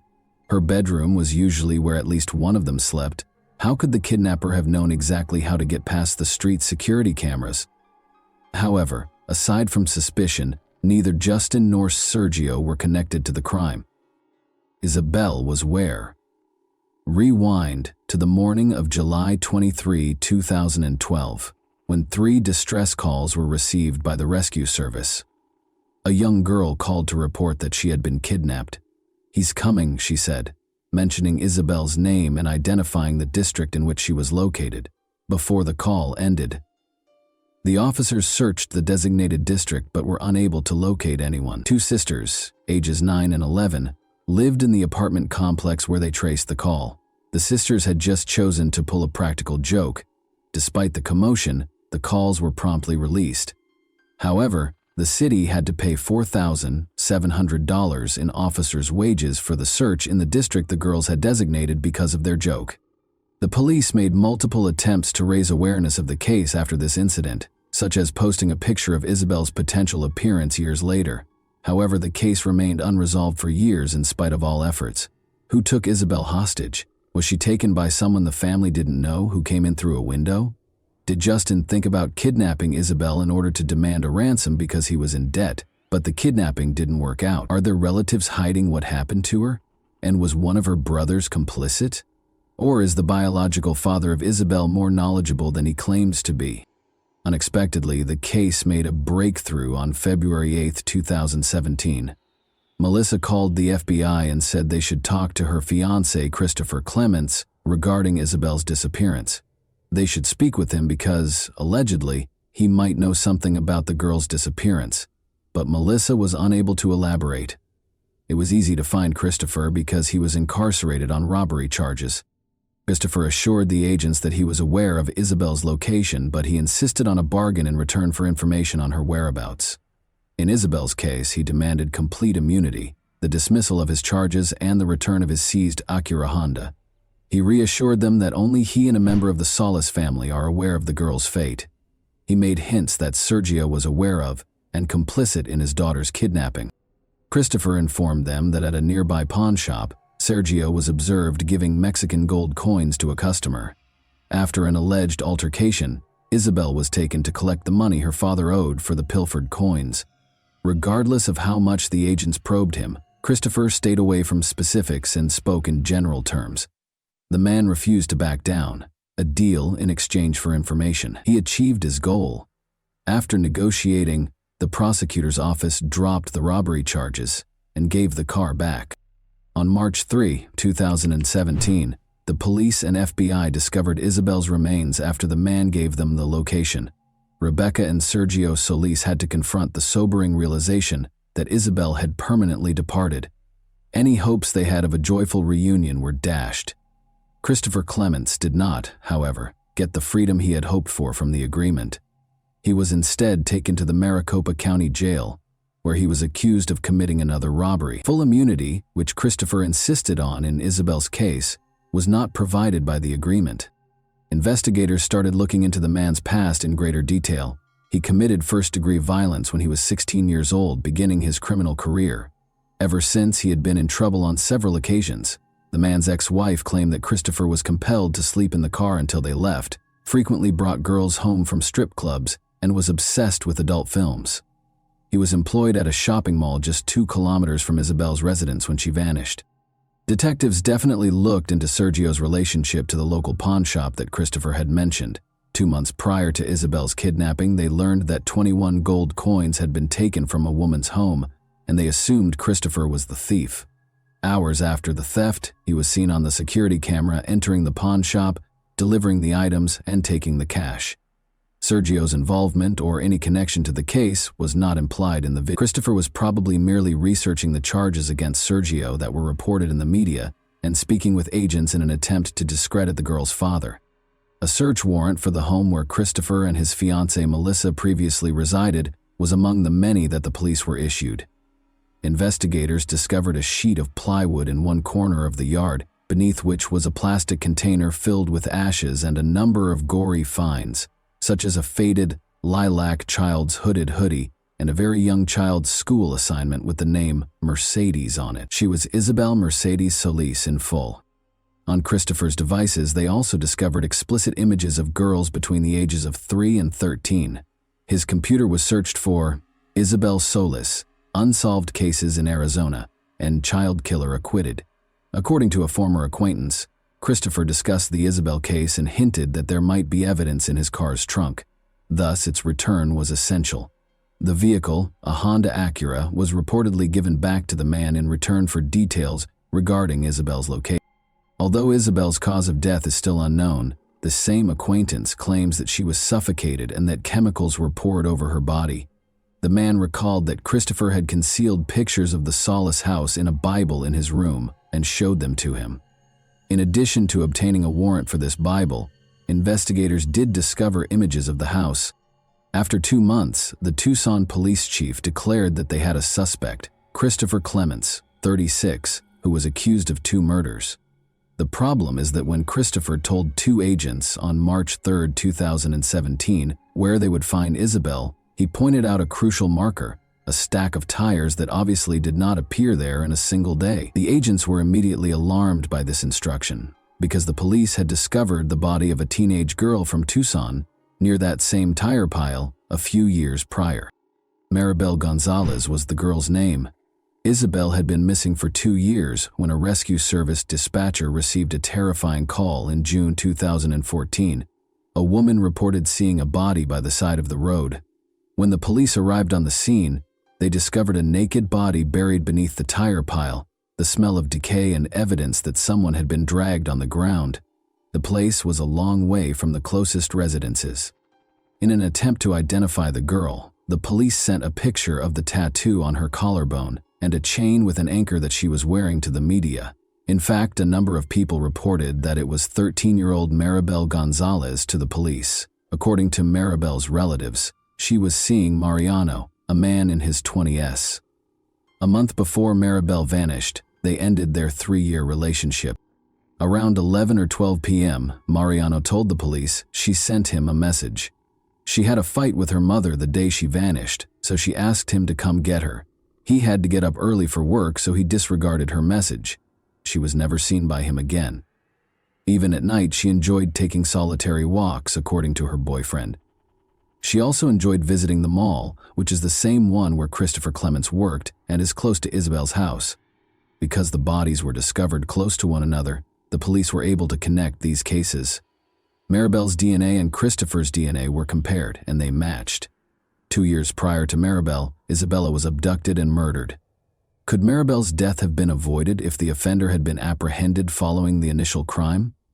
As it turns out, Christopher's name was mentioned multiple times during the investigation, prior to his 2018 conversation with the agents. As is already known, the officers got in touch with everyone who lived close to Isabel and committed sexual offenses, which are violent crimes against women and children. Christopher was one of 16 names on the list. He was classified as a Class 3 offender, which means that he has a very high chance of committing the same crime again. He spoke with the police, but he clearly managed to persuade the officer that he was unrelated to the case. Maybe he had an alibi from his girlfriend. In addition, Isabel's parents requested that anyone who might raise suspicions, such as traders, distributors, advertising agents, unannounced visitors, or unexpected meetings, be remembered after Isabel vanished. Rebecca thought of the man who had shown interest in their red Acura right away.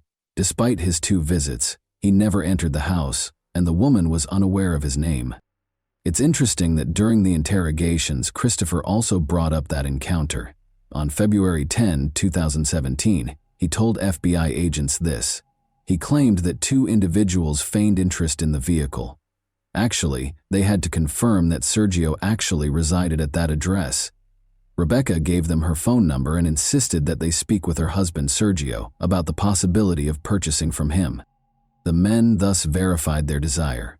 Christopher claimed that although he was aware of the visit, he had never gone to the Solis residence. However, he repeatedly used the pronoun we rather than they throughout the conversation, seemingly admitting that one of the men was actually him. With one exception, the woman described only one man who fit Christopher's description and drove the same car as him. Her account of the visit deviates slightly from her husband's account, but otherwise, it is consistent with Rebecca's account. What if this lead had been pursued by the police right away after Isabel vanished? Would they have found Christopher Clements as a result? Investigators think Isabel was not abducted on her own initiative. Christopher's crimes were premeditated. When the woman from whom he had stolen gold coins was not home, he called her house several times. As early as October 2011, he also made a call to the seller's family residence. Christopher washed his car and changed his phone number the day after the kidnapping. He usually pays about $10.35 to have his car cleaned, but this time he paid $110. However, since phone records connected Christopher to 2 crimes, changing his number did not help. The shoes that Christopher was frequently spotted wearing and even photographed in, but which none of the Solis family wore, matched the footprints discovered at the scene of Isabel's abduction. Investigators also examined images on his devices and discovered a small snapshot. It was a selfie of a man who resembled Clements, sitting in the front seat of a car, and a young girl who was lying on the back seat and looked a lot like Isabel. Rebecca and Sergio saw the picture. The woman acknowledged that the girl looked like Isabel, but the poor quality of the picture prevented her from being certain. When Melissa, his fiancée, saw the picture, she started to shake, despite Christopher's claims that the child in it was his son. The child did not seem like her own. The 1.5-year-old boy with the fair hair did not look like the child in the picture. Rather, it resembled a girl with dark hair who had her hair braided, a style that Isabel's mother had adopted shortly before the abduction. The defense contended that Christopher was not carrying his phone when he made those calls. The footprints were first identified as work boots, and the blood in Isabel's bedroom most likely existed prior to the kidnapping. In order to prevent the prosecutor from presenting evidence for both crimes at once, Christopher's attorneys were successful in their efforts to have the Isabel case and the Maribel case tried separately. But since he had already been convicted of Maribel Gonzalez's murder, this did him little good. He is still awaiting trial for Isabel's abduction.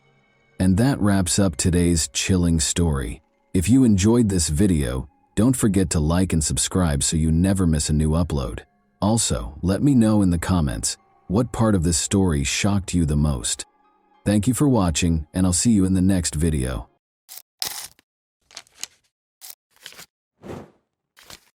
Hey guys, welcome to my channel, and today we're going to take a look at another horrible case with you.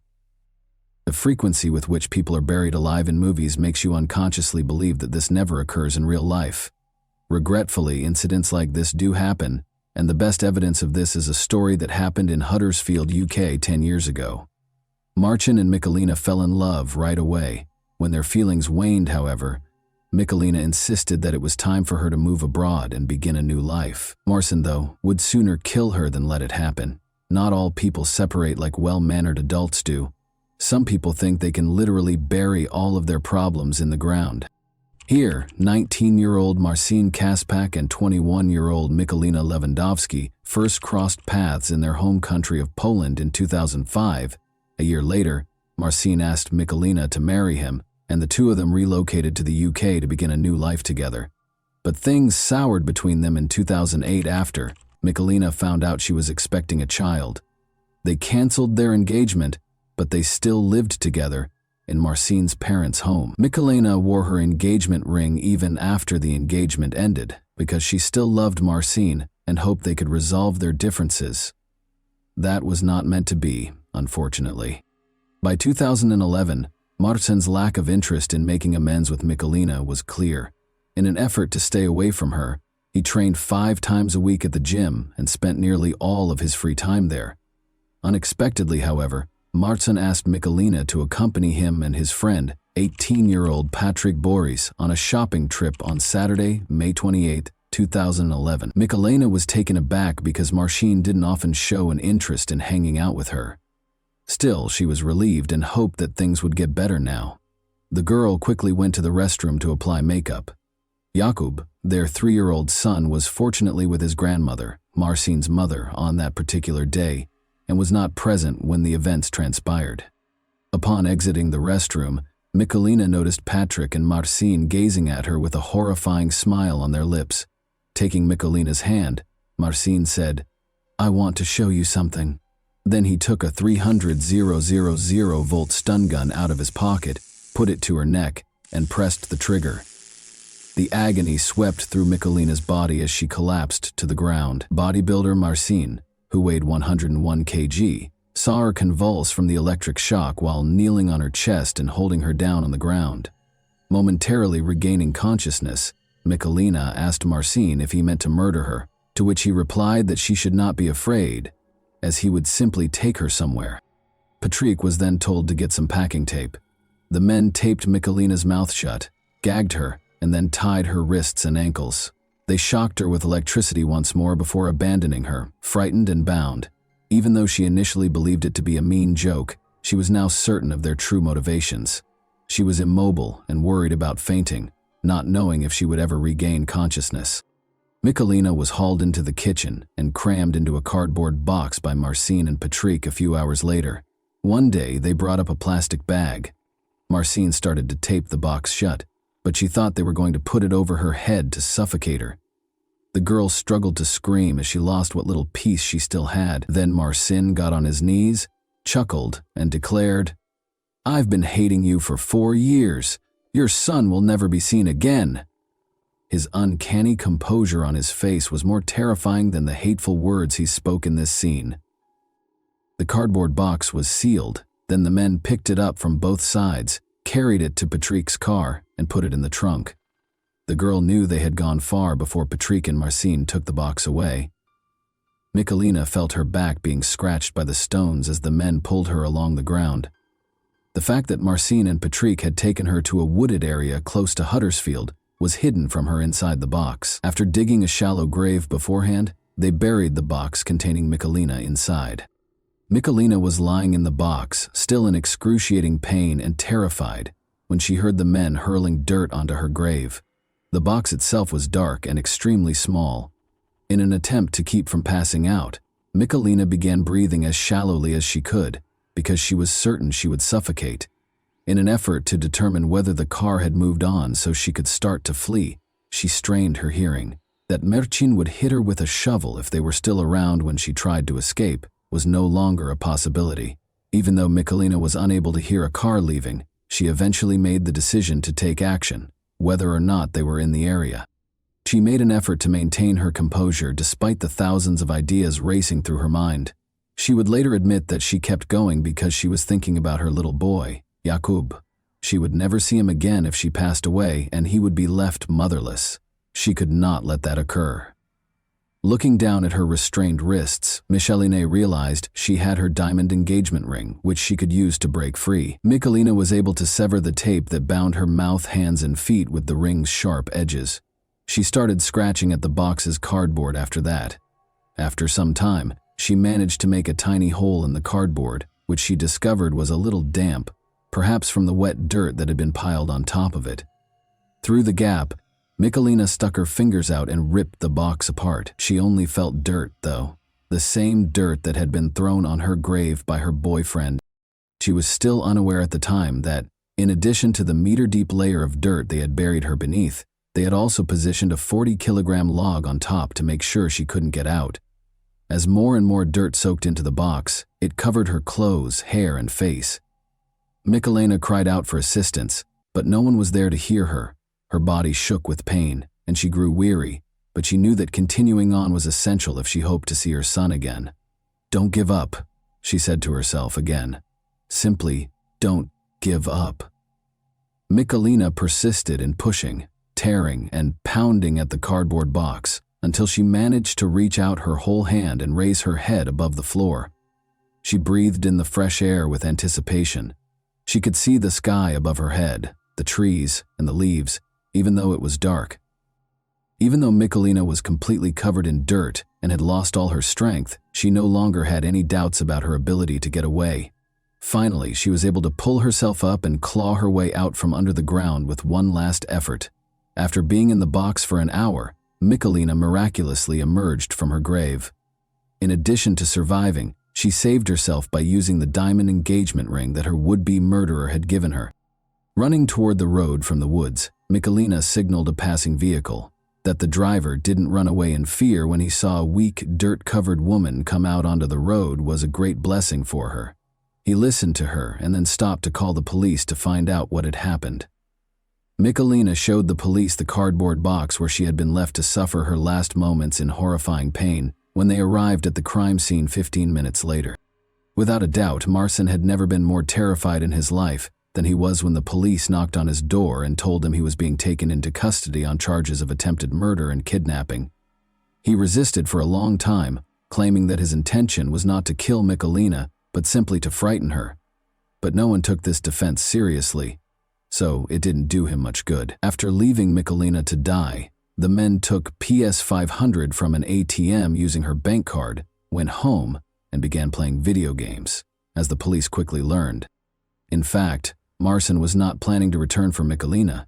His idea was completely different. Marcin, 25, was a dedicated bodybuilder who had become dependent on anabolic steroids, which led to his frequent outbursts. He concluded that it would be best for his son to grow up without a mother at all. After learning that Michelina had decided to leave the fight for their relationship and was going to return to Poland with Jakub, Michelina would not be able to raise his grandson as well as his own mother. With the intention of killing his ex-fiancée, he came up with one of the most horrific ways to end her life. Marcin was given a 20-year prison term after being found guilty of attempted murder and kidnapping in January 2012. Although Patrick was convicted of kidnapping, he was not found guilty of attempted murder. He received a 4.5-year sentence in a juvenile detention center. Both men were not eligible for parole until they had completed half of their sentences. Marcin won't, however, be available for purchase anytime soon. The police searched his parents' home, where he lived with Michalina and their son after he was arrested. The house contained a variety of chemicals and instructions for making explosives, according to the police.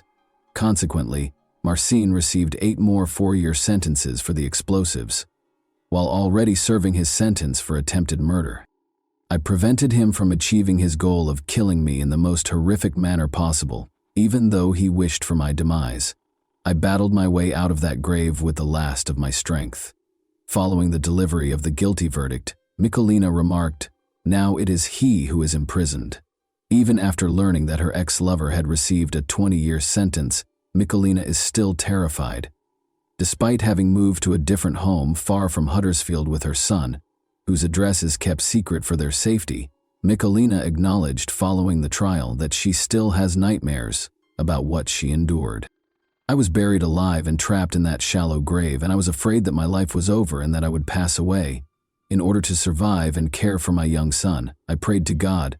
I had the courage to leave that box and flee when I thought of my son. I had a deep affection for Marcin Kasbach for many years, but after the terrible attack on me, my affections for him deteriorated into hatred. I still have nightmares about Marcin returning, finding me, and killing me. I'm hoping he understands how wrong what he did to me was. The difficulties I faced that day, at the hands of a man I trusted and loved, are something I hope no one else will ever have to go through." And that wraps up today's chilling story. If you enjoyed this video, don't forget to like and subscribe so you never miss a new upload. Also, let me know in the comments, what part of this story shocked you the most? Thank you for watching, and I'll see you in the next video.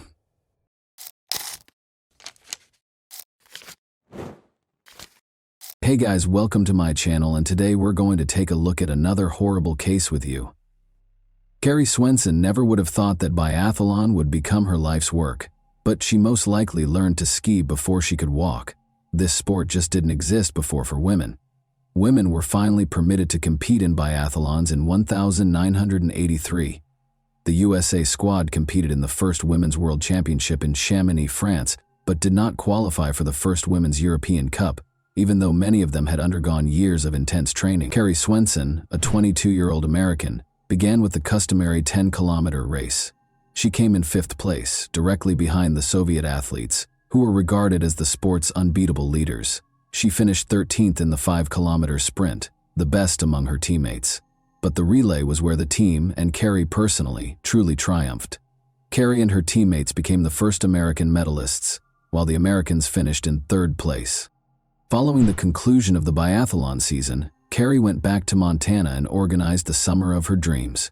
She worked at Lone Mountain Ranch, a well-known tourist ranch, and ran trails in the backcountry in her spare time. Carrie let the night air into her bedroom by opening the window. She had earned her microbiology degree from Montana State University that morning. Her parents celebrated her graduation and her brother Paul's 21st birthday with a party after the ceremony. Just the summer before, they had relocated to the Lone Mountain Ranch in the Big Sky region to practice and take in the mountains, just like they had as kids. She had dreamed since she was 5 years old that she would leave to pursue her dream of studying veterinary medicine after one more year of competitions. Unaware that her dreams would soon be dashed by the self-centered schemes of 2 recluses, Carrie turned off the light in her room and contentedly fell asleep. Carrie was unaware of the 2 men's conversation that was going on in the mountains a few kilometers away. The younger man was clearly irritated.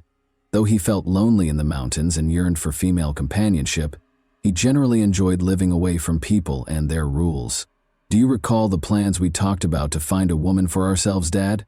After giving his 18-year-old son a close examination, the father questioned, "Do you believe the time has come?"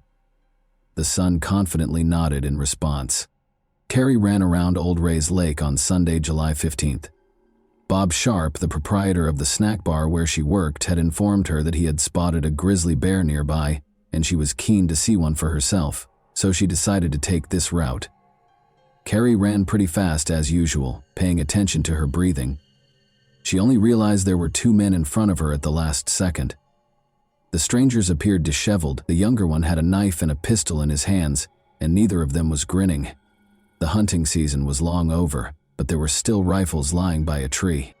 The men made it clear to Carrie that they had no good intentions without taking their eyes off her.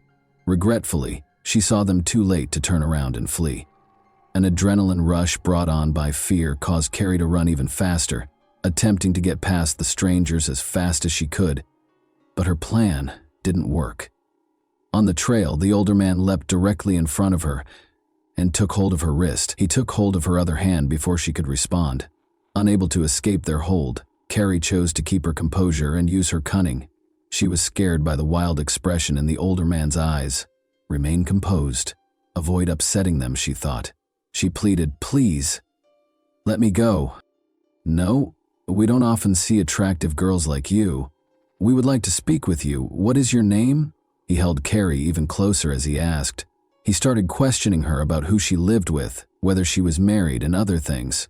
Carrie tried to scream, but the man quickly silenced her after realizing she wouldn't be easily freed. After letting go of her left hand, the stranger hit her in the face and tied her up with a rope. The men promised to hold her for 4 or 5 days before releasing her if she didn't enjoy living in the mountains, but she could tell by their smirks that they were more likely to exploit her weakness and end up killing her.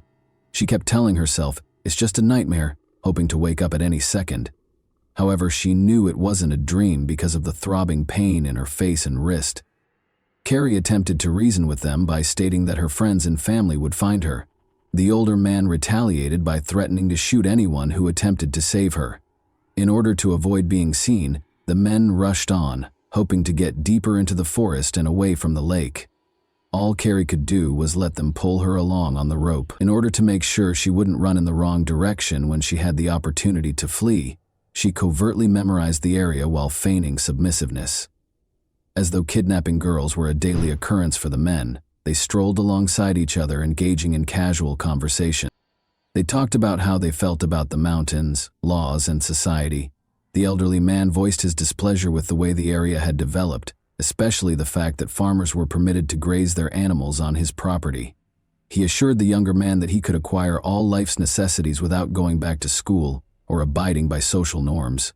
Carrie came to the conclusion that her captors were probably mentally ill as a result of these discussions. Carrie requested water and said she needed to rest in an effort to slow their pace. They decided to take a rest. As they got closer to a swamp, Carrie was horrified to see the older man start drinking from it. She attempted to alert him to the harmful bacteria found in the swamp, but he dismissed her worries, claiming to have never heard of it before. She also took a few sips, reluctantly. She observed that when she pretended not to be afraid of the kidnappers, they acted less violently. Carefully, Carrie began asking them how long they had been residing there without being aware of the risks associated with drinking water from the nearby swamp. They responded that although they had lived in the mountains for 12 years, they were still relatively new to the area. Carrie felt even more uneasy when the younger man smirked and added that they were in dire need of female companionship. Then they went on their journey. In an attempt to leave hints for her loved ones who would be looking for her, Carrie tried to step on soft ground and break twigs. Sadly, the older man saw her attempts and stopped them. Carrie, however, obstinately continued to make marks, and the older man continued to erase them because she had nothing to lose. They went on in this manner, and Carrie noticed that no one had yet begun searching for her when she looked at her watch. Only 4 o'clock in the afternoon had arrived. Alan Goldstein, Carrie's friend and co-worker who instructed visitors in shooting at the ranch, started to question why her run was taking so long. He was worried that she might not have been able to return home by herself because she might have run into a bear or twisted her ankle. Carrie was being led farther and farther from the ranch by the strangers in the meantime. They asked her whether she could walk 60 kilometers in a day. After talking about how far they needed to go, she declined to respond. It was impossible for her to tell her captors that she could run 50 kilometers in hilly terrain while training. They might go more slowly if they believed she was weaker than she actually was. Now she was certain they would not allow her to survive. Not today. Not in 4 or 5 days. They wouldn't give up their valuable independence for her. Carrie kept studying the men quietly. They were remarkably similar to one another in addition to having a similar philosophy. Her suspicion that they were father and son grew. Carrie was aware that people would soon begin searching for her, but nothing had scared her more than the idea of her parents or friends becoming the victims of her captors. Making an escape was one way to avoid this. She changed her strategy after pleading fail. "Change your tactics when you're losing," her tennis coach would often say. "When you have the chance to alter your approach, why keep playing a losing game?" Before deciding to take a night's rest at around 5 o'clock, the men chained her to a tree, drastically reducing her chances of escaping. Carrie was the centerpiece of the feast that the black flies and mosquitoes were enjoying. She was tired, thirsty, hungry, and afraid for her life. Now chained close to the tree, she saw a number of rocks, one of which might be used to break a chain link. It was time to try the new tactic. At night, Carrie made the decision to become intolerable. "Hey, standing by the tree is getting old to me," she insisted. "Leave the chain loose so I can sit down." Despite their confused expressions, the men let her sit. She tried to reach for the rock in private, her eyes closed as though she were sleeping. Sadly, the younger man saw her attempt and took away every rock within her reach. She kept acting rude and demanding feminine products at around 8 p.m. because she was freezing and the mosquitoes were driving her crazy. The older man began discussing how they had many of his ex-wife's belongings in the underground cave where they lived after the younger man, whom the older one called Dan, gave her a shirt and socks. He continued by saying that those caves were very comfortable and that they would never be discovered there. In the distance, Carrie heard a voice. Regretfully, her captors also heard it. A plane appeared in the sky at the same time. Carrie was unaware that the plane was looking for her, but the men were startled and put out the campfire right away. It is obvious that they were surprised that someone would look for the hostage so quickly. The plane circled the forest for about an hour before taking off. Carrie waited anxiously for the night to come and to see what they would do to her. But as they sat quietly by the smoldering fire, they left her alone. When night fell, they lay in one sleeping bag and gave her the other. Carrie's coworkers became increasingly concerned as the sun started to set. They began looking for her 2 hours after she was expected to arrive at work. Carrie's friends and family split up into 4 groups and were each given a specific area to search. In order to get assistance flying over the forest, Carrie's father, Rob Swenson, contacted a friend who was a pilot. He was filled with fear when Bob Sharp told him that Carrie might run into a grizzly bear on that trail. For several hours, the teams combed the areas where Carrie was likely to run while calling her name. However, they had to halt the search as night fell. When their father got back from the airstrip, Carrie's brother Paul discovered him at the ranch. His father appeared pale and anxiously restless. Paul went to his room and asked his father to notify him as soon as there was any update on Carrie because he needed some alone time. After a hasty shower, he collapsed on his bed. Then he caught sight of Carrie. Like a captive animal, she was chained to a log. Nearby, the men sat around the campfire. His sister was in tears. Paul hoped it was only a bad dream when he woke up from this terrible nightmare, not knowing what it might mean. They would resume their search as dawn broke, and they would undoubtedly locate her in the morning. To Carrie's surprise, the captors only moved the camp roughly 50 meters from the original campsite when they made the decision to move it. Dan didn't think twice about using his gun to go hunting and shoot a squirrel for breakfast, in spite of the continuous search for her. The older man insisted that Carrie turn over her shorts while Dan was making breakfast, claiming that their vivid red hue drew too much attention. After taking them, he returned to the former campsite. This gave Carrie a chance to speak with Dan alone. By claiming that he was too young for such crimes, she attempted to convince him to allow her to return to her family. Dan said, "No, you're cute, and you'll stay with me," after giving her a close look without showing any signs of regret, worry, or a smile. Carrie received her shorts, which were smeared with soot from the earlier campfire, from the second kidnapper when he returned. Carrie began putting on the shorts in her sleeping bag while fighting back tears. She was nearly finished when she noticed someone flat on the ground and heard rustling in the bushes to her right. Dan sprang to his feet and pulled his gun from its holster. Carrie yelled, "Remain back! Keep your distance! They will shoot because they are armed!" "Stop talking!" The older man grabbed his rifle and gave an order. "Get out!" "They will murder you!" Carrie yelled once more. Abruptly, a loud noise reverberated and she was flung back. She smelled the gunpowder and felt the searing pain pierce her chest. I didn't mean to shoot her, Dan said again, startled. I didn't mean to. Amazingly, Carrie believed she had been shot right before rescue arrived.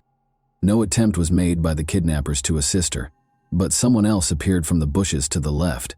It was Jim Schwalbe, another ranch worker. Evidently, he was unaware that the kidnappers were criminals and thought they were a rescue team attempting to assist Carrie, possibly hitting her by accident while frightening off a bear. Jim dropped his backpack on the floor and hurried over to Carrie. Only then did he realize the truth when he noticed the chain around her waist beneath the sleeping bag. While he was still being threatened with the rifle, he insisted that the older man take Carrie's chain off of him. Dan dropped his gun to the floor and removed the chain's key. Jim then told Alan Goldstein, one of the kidnappers, to flee for assistance. However, it seems that Alan had already discovered their true nature. The kidnappers were surrounded by 200 people, so he yelled that he was armed and told them to surrender.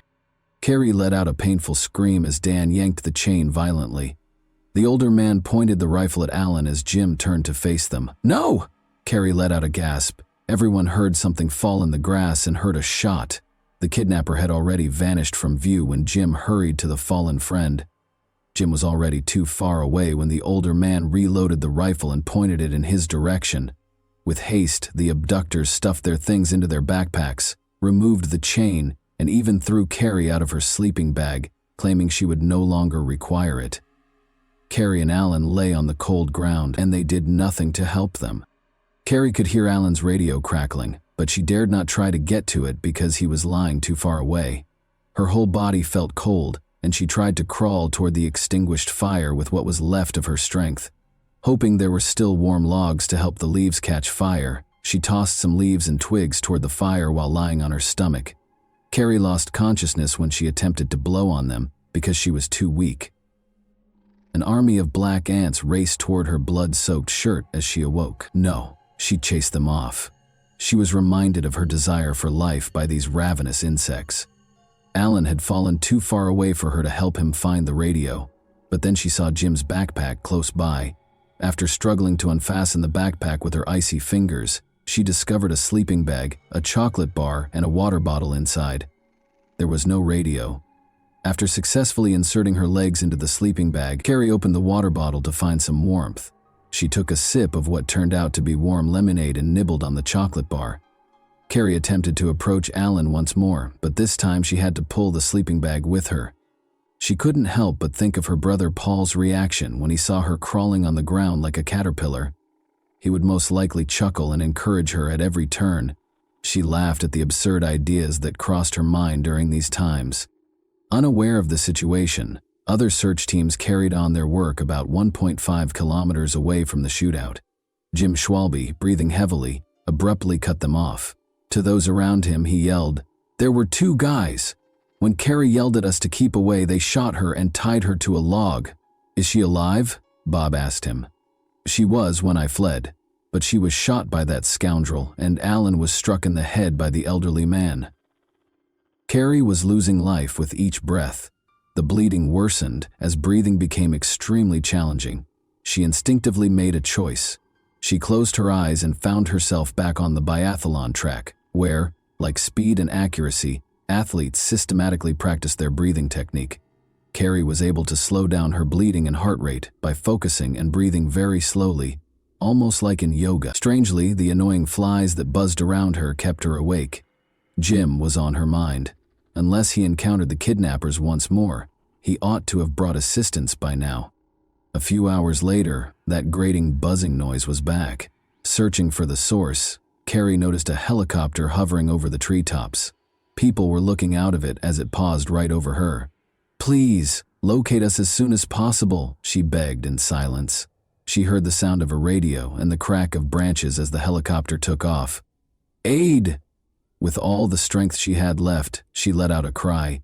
"She's right here," someone yelled. "We located her. Carrie, are you all right? Do you hear me?" "Yes," she said in response to a man's question. All she could do was smile, wishing she could yell, scream, or thank them for finding her. It was difficult to see what was coming next because her eyelids felt heavy, like they were made of lead. The police worked tirelessly to track down Carrie's kidnappers while she was being transported to the hospital. They had no idea that it would mark the start of a months-long search. The two fugitives are the only ones who are familiar with the hundreds of kilometers of local mountains and forests. For 5.5 months, the kidnappers were able to successfully elude the police, and the media romanticized their image, portraying Dan as a handsome prince and the other man as a strict and affectionate father. A local businessman even expressed interest in selling T-shirts featuring their pictures. The victims of their crimes were ignored by the journalists in the interim. Then, roughly 2 weeks prior to Christmas, Sheriff Johnny Franz got a surprise tip. In the woods on his ranch, one of his family members spotted smoke. Franz knew every inch of that ranch, having grown up there. The radio had sporadic signals in the mountains. It was dark, and the criminals might vanish at any time. The sheriff, however, hurried to their camp. Years later, he joked, "Why did I go there alone? Because that's what I was paid for." He came as fast as he could on a snowmobile, found the father and son, and was aiming for them. Without hesitation, the father drew his rifle and vowed to shoot. The sheriff responded by threatening to shoot his son twice. To get the father to listen, he had to use the boy's influence. The sheriff persuaded them that they could at last take a shower, eat healthily, and warm up. The sheriff had complete control of the situation in a matter of minutes. Dan and his father, Don Nichols, were taken into custody and charged with kidnapping. Don was also accused of killing Alan Goldstein. It was disclosed during the trial that the men had plotted the abduction for a number of years. About 5 or 6 years ago, Don Nichols bought a chain for his future bride because Dan wouldn't live in the mountains without a woman, and not all girls would accept their lifestyle. Carrie was meant to be the mother of his son's future children, and he had aspirations of starting his own clan and living apart from society. Don was released in 2017 after receiving an 85-year prison sentence. Dan only spent 6 of the 20 years he was sentenced to in prison. With his marriage, education, and decision to assist those with disabilities, it appeared that the young man had changed his life. He was, however, arrested once more in 2012 in relation to illicit substances. After spending 8 days in the hospital, Carrie started pushing the limits of her physical capabilities and conquering pain to hasten her recuperation as soon as she was released. Carrie recovered sufficiently by 1,986 to compete in triathlons in Oslo, Norway. Despite her 4th-place finish, the 3rd-place finisher acknowledged her abilities by inviting her to join her on the podium. Although it might have appeared to others that she was completely recovered, Carrie was aware that the injury and kidnapping had left a permanent mark that would never go away. During intense physical exertion, she still felt pain from scar tissue and the bullet shrapnel that was still embedded in her body, affecting nearby nerves. She therefore made the decision to give up competitive sports and concentrate on becoming a veterinarian, moving to Colorado to pursue her studies. Carrie Swenson, who has loved the outdoors since she was a young child, is a veterinarian in Bozeman, Montana, and still enjoys it today. She has turned into a harsh critic of the media's coverage of the kidnapping and hardly ever discusses what happened. She felt that the romanticization of the murderers and kidnappers as rugged mountain men skilled in wilderness survival was particularly inappropriate. Additionally, she thought that the media greatly minimized the emotional trauma of the kidnapping by making it seem more romantic than it actually was in the hands of the mountain people. The Nicholses may have lived in the mountains at times, but they couldn't survive there. At least, not without theft and robbery. Often leaving the woods for months and buying modern equipment, in the end they were so easy to catch because they froze, starved, and grew tired of mountain life.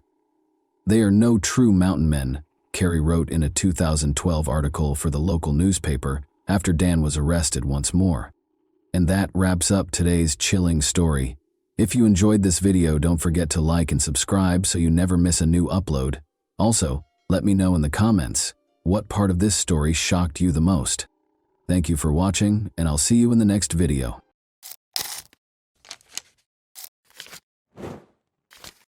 Hey guys, welcome to my channel, and today we're going to take a look at another horrible case with you. A woman who was determined to return home safely to her children risked her life to get out of a predator's grasp. She had no idea that her courage in assisting in the kidnapper's capture would reveal a much more sinister force and save the lives of innumerable others. By working with the police, she was able to expose the rapist's true identity as well as that of a serial killer. Her testimony's credibility was called into question, though, given the process used to retrieve her memories of the assault. Shackled in chains, the prisoner paced the field, moving across the ground with deliberate steps. He lost himself in recollections, his gaze never leaving the tall yellow grass. The simple clothes he used to wear, jeans, a shirt, and a cap, had become luxurious, and his once dark auburn beard had gone completely gray since his last visit. He was now with police officers, the very people he had avoided for almost 20 years. The prisoner had recently broken his lengthy silence by confessing to the disappearances of multiple young women in the 1990s and agreeing to help the police locate their bodies, which were buried in a field outside of Houston, Texas.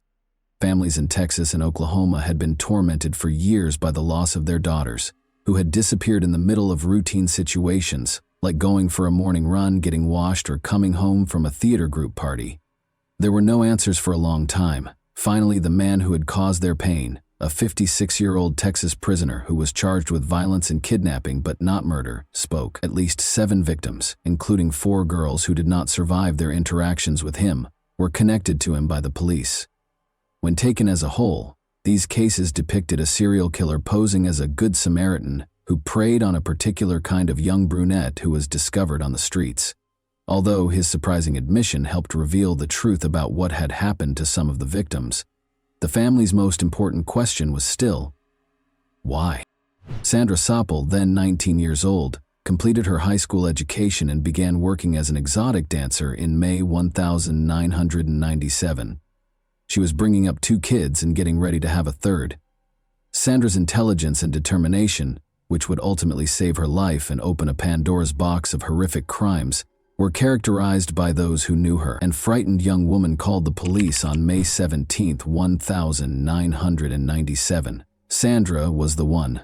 She described the nightmare she had just gone through. She had been abducted and had thrown herself out of a moving car in a last-ditch attempt to get away. She was taken to a nearby hospital after reporting the crime, and despite her severe injuries, she insisted on talking to detectives. Keeping the kidnapper from hurting anyone else was her top priority.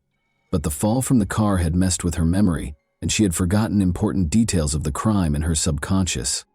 Later on, Sandra's recollection would prove to be crucial in cracking the case. After failing to find any early leads, the police changed their strategy and had Sandra put under hypnosis. She remembered specifics of the attack after the session. She remembered the kidnapper's face in addition to the make, model, and color of his vehicle. The police's suspicions about a possible suspect were confirmed by this discovery. Sandra was asked to choose her assailant from a lineup a few weeks following the hypnosis. A man named William Lewis Rice was indicated by her gesture. The police had seen Rice before. He had long been of interest due to his criminal past and actions.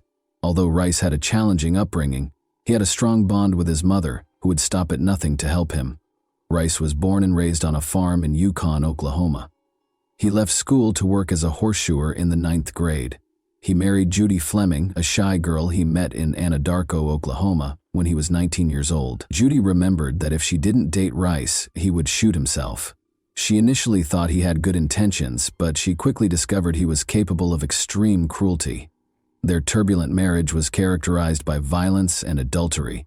After Rice broke into her new house, beat her, and put a knife to her throat, Judy finally filed for divorce.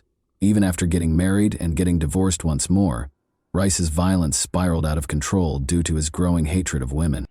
Rice's first attack is known to have occurred in the spring of 1986, when her Mustang broke down on Interstate 35. The 19-year-old aerobics instructor, daughter of a sheriff's deputy, found herself stranded. Rice offered to help, but instead he kidnapped her, taped her hands together, and pushed her into his truck's sleeper cabin.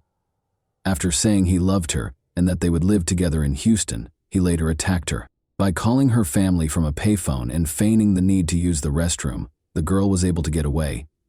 For the kidnapping and assault, Rice was taken into custody and given a 25-year prison term. However, because of prosecutorial misconduct, an appellate court lowered his sentence to 10 years in October 1996.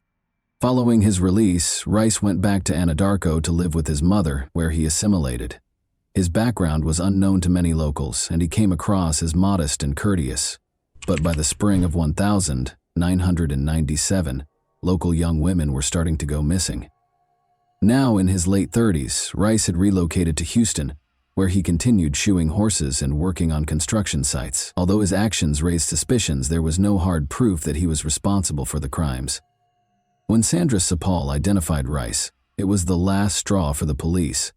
By connecting him to Sandra's attack and other unresolved crimes, they compiled evidence against him. Rice's trial took place in April 1998. In her testimony regarding her kidnapping, Sandra described how Rice had threatened her with a knife, cut her tire, and enticed her to his vehicle. She talked about how she thought her risky escape had saved her life. The defense, however, contested her testimony, claiming that Rice's name and photo might have distorted her memory and that hypnosis was unreliable. In spite of these defenses, the jury convicted Rice of aggravated kidnapping and gave him a 60-year prison term. The community experienced brief respite after Rice was imprisoned, but it wasn't until years later that he came forward with his most sinister secrets. Detectives were able to re-examine cold cases in the mid-2000s thanks to developments in DNA testing. In one instance, Tiffany Johnston, a 19-year-old recently married woman, was kidnapped in July 1997 from a car wash in Bethany, Oklahoma. Although her body was discovered the following day, the case wasn't resolved until 2015, when Rice was connected to the crime by DNA evidence. In order to avoid being executed, Rice consented to assist law enforcement, which helped them locate the remains of two additional victims, Kelly Cox and Jessica Kane, who were interred in the Texas killing fields. Although Rice's motivations were still unknown, his confessions gave his victims' families closure. Some saw his cooperation as a perverted form of pride, while others thought it was motivated by a wish to avoid the death penalty. In any case, his crimes left a path of destruction, and those he had harmed received some justice when he was ultimately sentenced to death. In addition to saving her own life, Sandra Sapal's courage and tenacity helped expose a serial killer who had been terrorizing communities for years. Her story serves as a testament to the tenacity of people who are not intimidated into silence, and her bravery made sure that Rice could no longer prey on innocent lives. And that wraps up today's chilling story. If you enjoyed this video, don't forget to like and subscribe so you never miss a new upload. Also, let me know in the comments what part of this story shocked you the most. Thank you for watching, and I'll see you in the next video.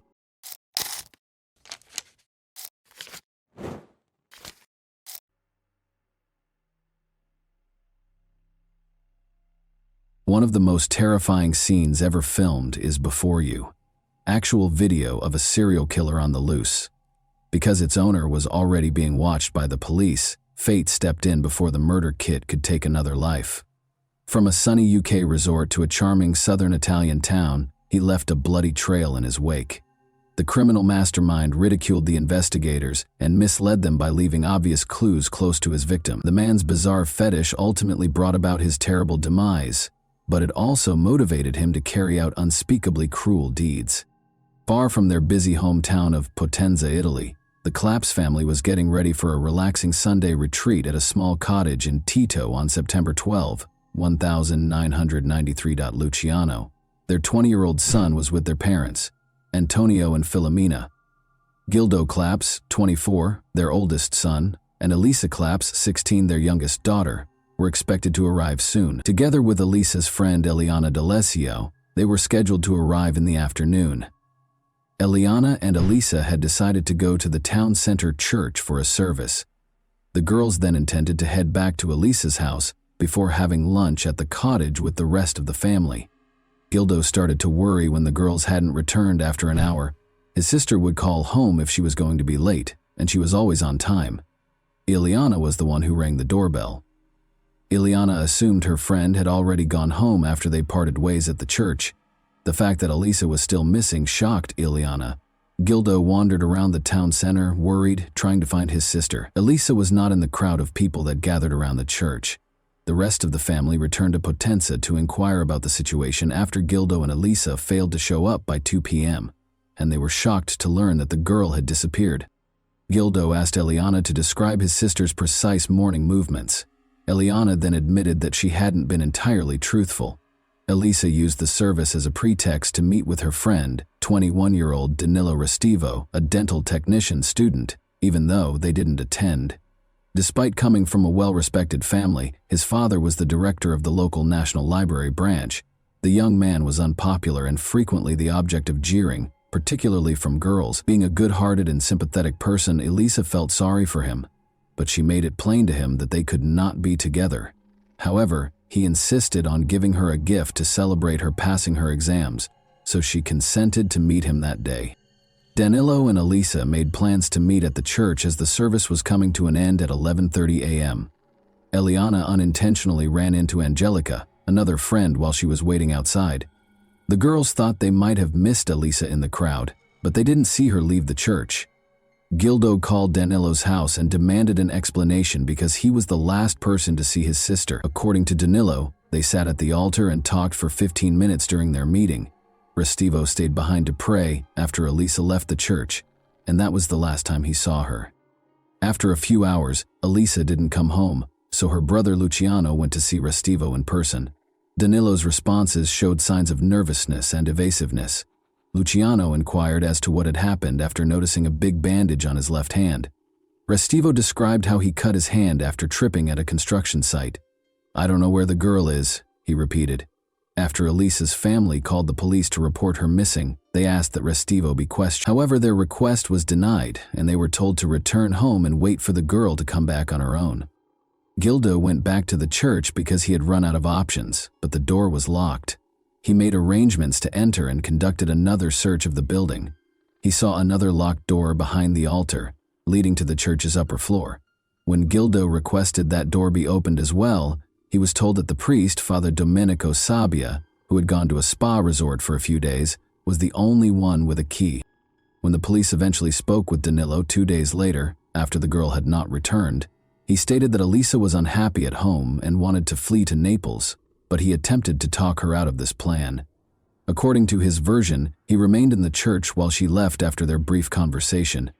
He said he asked her for advice about Paula, another girl he wanted to date, but he didn't mention the gift for Elisa. He returned home after the talk via a construction site where he had been with Paula just days before, where he had cut his hand after falling from an unfinished escalator. Investigators questioned whether Danilo was telling the truth. First of all, his statements were surprisingly accurate. Second, Elisa's desire to flee her devoted family was not supported by any evidence. Lastly, it was unclear how he fell head first from the escalator that was still under construction, only cutting his hand and avoiding breaking his glasses.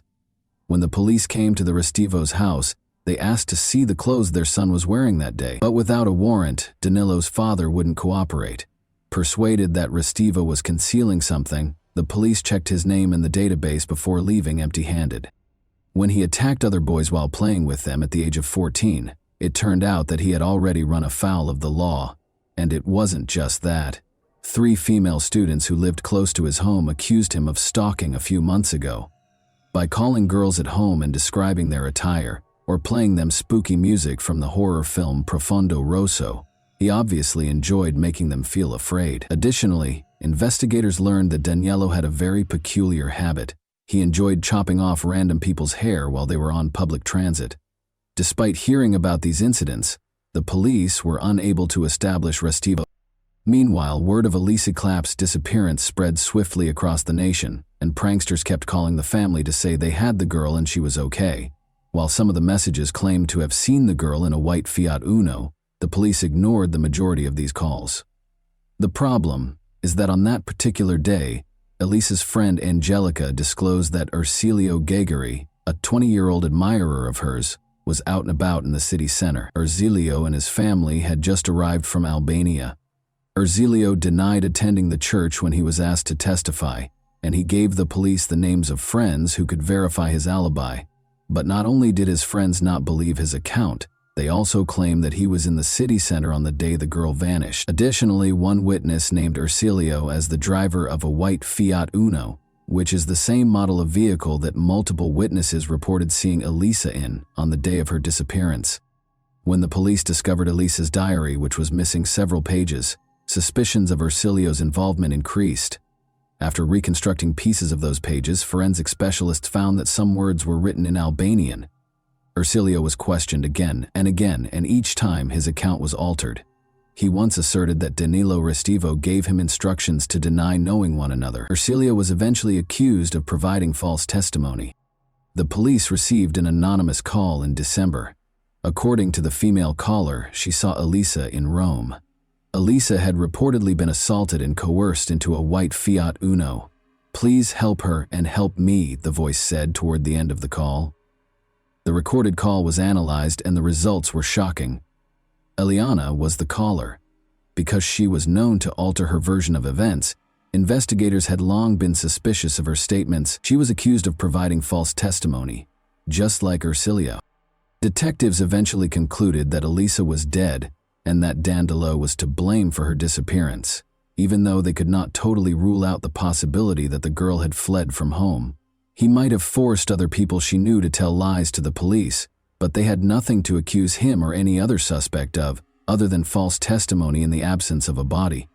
However, the Claps family believed that powerful individuals, such as Danilo's father's friends and the priest of the church where she vanished, were defending the reputation of their daughter's murderer, even though all other churches were happy to have a box placed in the building where anyone could anonymously leave a note with information about Elisa. Father Domenico Sabia, in particular, forbade anyone from entering the church's attic. He even made an effort to deny ever knowing Danilo, but this was swiftly refuted when a picture of the two of them together on Danilo's 18th birthday appeared. Danilo Restivo was eventually taken into custody for providing false testimony after all the information was gathered. He received a 20-month prison sentence after being found guilty. Gildo was astounded by the legal system after the trial, questioning how someone could be found guilty of providing false testimony and still not be forced to tell the whole truth. However, Danilo was released after serving half of his sentence. There was nothing else the police could accuse him of. Because Eliana and Ursi allegedly gave false testimony out of fear for their own lives, rather than to muddle the investigation, the judge did not find them guilty of perjury.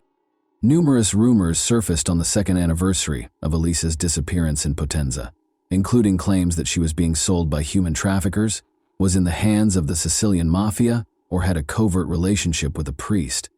People who demanded money in exchange for information about the girl harassed the family on a regular basis. Elisa's family actively promoted public interest in the case in spite of the challenges. They developed a website to offer updates on the investigation as the internet started to gain popularity. An email purportedly written by Elisa appeared on the website on April 23, 1999. She said she was living in Brazil after leaving Potenza. The girl explained that she was unhappy and had to leave forever, but she also begged for forgiveness for hurting her family. "This will be my first and last letter to the family," she added. Filomena fervently hoped her daughter was still alive and well. Her sons weren't persuaded, though. They engaged a private investigator to track down the email's IP address because they knew their sister had left the house without cash or a passport, only to find out it was sent from a Potenza internet cafe rather than Brazil. Danilo Restivo was in the cafe when the email was sent, according to a list of all the patrons that day that the cafe staff had provided. Believing that Danilo had come up with this scheme to persuade them to stop looking for the girl, Elisa's family called the police right away and insisted on questioning him. They were informed, nevertheless, that there was nothing further they could do and that the investigation's active phase was over. 2,000 kilometers north of Potenza is the resort town of Bournemouth, which is situated on Britain's southern coast. For the Barnett family in Bournemouth, Tuesday morning, November 12, 2002, began as any other Tuesday morning. After dropping her children, Caitlin, age 11, and Terry, age 14, off at school, Heather Barnett, 48, came home after 8:30 a.m. As usual, Heather was eager to start working and have her morning tea. She made custom pillowcases, curtains, and other items from home. That day was no different from the many orders she always had. Terry and Caitlin came home from school a few hours later. Their mother was undoubtedly at home because her car was parked in the driveway and the radio was on, so the kids were a little uncomfortable with the unlocked front door. Their mother didn't answer. Caitlin called for her brother after looking in every room but the bathroom. She didn't want to enter for some reason. The kids knocked and got no answer, so they pushed the door, which slowly opened to reveal a horrifying scene. Evidently the victim of a very heinous crime, their mother lay on the floor. After phoning 911, Terry escorted his yelling sister outside to await the arrival of the police and ambulance. The neighbor across the street saw the two agitated kids while they were parking their car. Assuring the kids that they would be safe in their house, they took them inside. When the police arrived, they found no evidence of forced entry and that nothing had been stolen. Shortly after the woman dropped her kids off at school, the actual crime took place. Luminol testing showed that the woman's size 9 shoe prints led from the restroom to her workshop before abruptly vanishing in the center of the space. Before leaving the house, the murderer had obviously changed out of their filthy shoes and put on clean ones they had brought. The fibers found on the woman's body suggested that the offender had gloves on. Every piece of evidence suggested that the crime was well planned. The murderer arrived armed with gloves, a knife, a hammer, and a change of clothes and shoes. One piece of evidence, though, was left behind. A green hand towel that had been stained with Heather's blood was resting on the workshop chair. Only the murderer could have put the towel there, given its location and the fact that it did not belong to the family. Before putting on new clothes, they used it to clean their hands and face of the blood. The hair that was discovered in the woman's hands, however, was the most intriguing piece of evidence. At first, the police thought she had successfully removed a hair from the offender, but forensic examination showed something different. The hair in one hand belonged to Heather, but the hair in the other belonged to another woman, and it had been neatly cut with a sharp tool. Speaking with Caitlin and Terry, the detective discovered that their extra house keys had vanished a week prior to the murder. Although they changed the locks, they had suspicions because their neighbor had just come to get curtains for his girlfriend. The children were consoled by the same neighbor, an Italian man they called Danny. After moving to Britain in May 2002, Danilo Restivo, known to his neighbors as Danny, married Fiona Mozingo, an Italian woman he met online. Their residence was right across the street from Heather Barnett's. When the police arrived at the crime scene, they spoke with Danilo right away, and he quickly told them that he had an alibi for the whole morning. He said he went to classes at a computer center after taking a bus. His statements were fully supported by the police when they looked through his bus ticket and the center's registration log. However, Danilo grudgingly led the detective to the bathroom, where his sneakers were soaking in a bucket of bleach, when an officer came to his house 5 days later to take DNA samples and asked to see the shoes he had on the day of the crime. "I'm cleaning them," he explained. The detective became suspicious of this and seized the shoes. The sneakers did not, however, match the footprints that were discovered in Heather's home. The police had cause to suspect Danilo Restivo, despite the absence of concrete proof, because of his dubious actions when it came to cleaning his sneakers. When they chose to search a database for his name, they discovered something startling. Restivo's name had previously been connected to a criminal investigation. He might have been connected to the disappearance of Elisa Claps, a young Italian girl more than 10 years ago. His alibi for that case was also re-examined by investigators, who discovered that it was not as credible as first believed. He registered at a time that was rather awkwardly changed from 10:28 to 9:28 in the computer center's logbook. Nothing would have stopped him from getting off at the next stop and going back to Heather's house, even though he had a bus ticket with the allotted travel time. Additionally, at 9:24, a man who looked like him was seen on security footage crossing the street close to Heather's residence. Unfortunately, the man could not be precisely identified due to the poor quality of the video. However, Danilo was the main suspect in a case for the second time in his life, but this time, all of the evidence against him was circumstantial. When the detectives called the Potenza police, they learned of Danilo's uncommon fetish of chopping off the hair of unidentified girls. The investigators' conviction that he was involved in the crime was only reinforced by this information. When the police started monitoring Danilo Restivo in April 2004, they soon discovered another questionable behavior. Restivo enjoyed going to a secluded park in Throop, which is close to Bournemouth. There he would hide behind bushes and watch girls walking their dogs or jogging. Wearing 2 sets of clothes, waterproof pants, gloves, sunglasses, and a hooded sweatshirt that covered his face, he was in the park on May 12 despite the nearly summery weather. The police were worried that they wouldn't be able to stop another murder because of his suspicious behavior. A number of uniformed officers approached the suspect while posing as investigators of car thefts in the park and requested to examine his possessions in order to conceal the surveillance. Police discovered what they dubbed Restivo's murder kit, which included a big knife, ski mask, gloves, scissors, wet wipes, and trash bags. Remaining composed, Restivo said he had located the knife in the grass and had taken it to protect the kids. He claimed to be gathering insects for his pet lizard when asked what he was doing in the park. He was hiding in the park bushes, and even the police had to concede that it was a reasonable explanation. Once more, the detectives had nothing tangible to present to Danilo. The decision was made to switch strategies and ask for public support. The goal of the investigation was to identify the owner of the hair strands that were discovered in Heather's hand. They contacted the media in Italy and Britain, and since 2002, when Restivo relocated to Bournemouth, they have received a lot of calls from girls who have had their hair cut in incidents involving public transit in Britain. None of the DNA samples that the girls gave matched the hair that was discovered at the scene of the crime. The investigation stalled for a while until the hair strand was re-examined in 2007 using a new technique that could identify the hair's previous residence. It was discovered that the hair belonged to a girl who lived in the UK, but had traveled to Tampa, Florida, a few weeks after visiting Valencia, Spain, 2 months prior to having her hair cut. Motivated by such specific information, the police made another unsuccessful attempt to contact the public. The police worry that the girl might have been a victim of the killer's prior crime, but it's also possible that she was just not paying attention to the news. In spite of this early setback, science ultimately contributed to the case. Since technology had greatly improved by 2009, forensic specialists re-examined the green towel from Heather's home in the hopes of finding something new.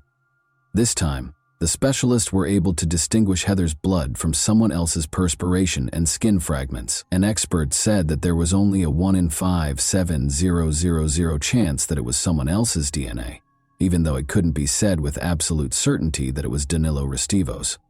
Blood traces were discovered on the insoles of Restivo's sneakers when they were inspected that year using more advanced methods. This meant that when Restivo put on the shoes, his socks had blood on them. It supported the detectives' hypothesis that the offender had brought an extra pair of shoes. Unfortunately, DNA analysis was completely impossible due to the bleach used, thus preventing Danilo and Heather's deaths from being directly linked. Restivo changed his clothes, put on gloves, and used bleach to get rid of bloodstains because he was aware of the evidence he might leave behind.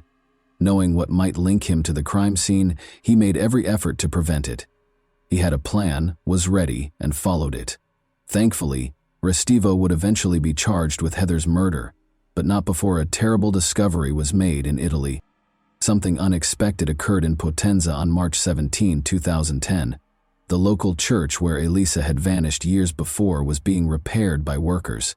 The attic door was no longer locked, and the priest had died 2 years earlier. 2 workers went upstairs, one using a flashlight to light his path while looking for roof damage.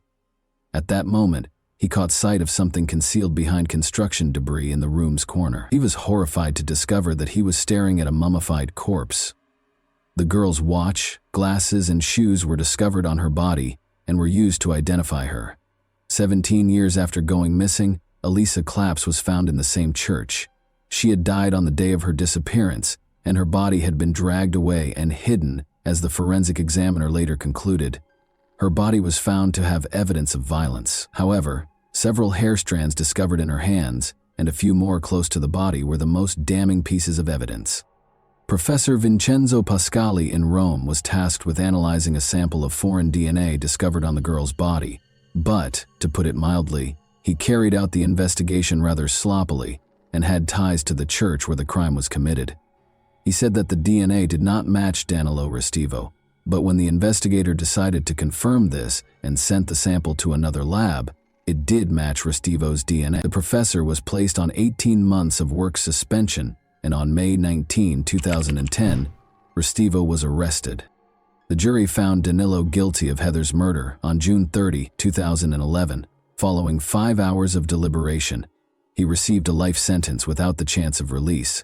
But after he prevailed in an appeal on November 21, 2012, the court modified the punishment for Heather's murder, and gave him a minimum of 40 years in prison. Restivo was found guilty of Elisa Clapp's murder and given a 30-year prison sentence in absentia on November 11, 2011. Investigators believe it is crucial to look into Danilo Restivo's relationship to other unsolved crimes in both Italy and Britain because of his obvious propensity for murder.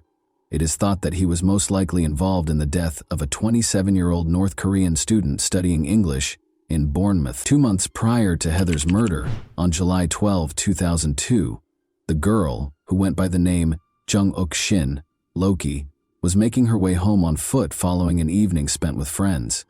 She was fatally injured by an unidentified attacker just 3 blocks from Restivo's residence. By yelling at him, Loki was able to repel him, and he even told the medical staff that the assailant was wearing a ski mask. After 3 tries, another man was found guilty of this crime, but his conviction was based only on the testimony of a female informant who had previously made false statements and frequently found herself intoxicated. There were many inconsistencies in her story, and she failed to mention the killer's ski mask. The 2 girls' physical similarities lend credence to the idea that Restivo was involved. Furthermore, the fact that the murder took place on the 12th of the month, as did the killings of Elisa and Heather, as well as the fact that Restivo visited the park where his murder kit was discovered, indicates the importance of this date to him. The length of the knife found in the park with Danilo is the same as the wound on Loki's body. Furthermore, different hair strands were discovered on the sidewalk close to Loki, but it was challenging to pinpoint their exact origin because of the nearby hair salon. From a legal standpoint, Loki's case is over. 2 murders have been formally charged against Danilo Restivo. Investigators are certain that there might be additional victims, though. Elisa's body was meticulously concealed, but Heather's was cruelly displayed for her own kids to see. Experts say that this shows that the criminal changed and that he was unable to stop on his own. And that wraps up today's chilling story. If you enjoyed this video, don't forget to like and subscribe so you never miss a new upload. Also, let me know in the comments, what part of this story shocked you the most? Thank you for watching, and I'll see you in the next video.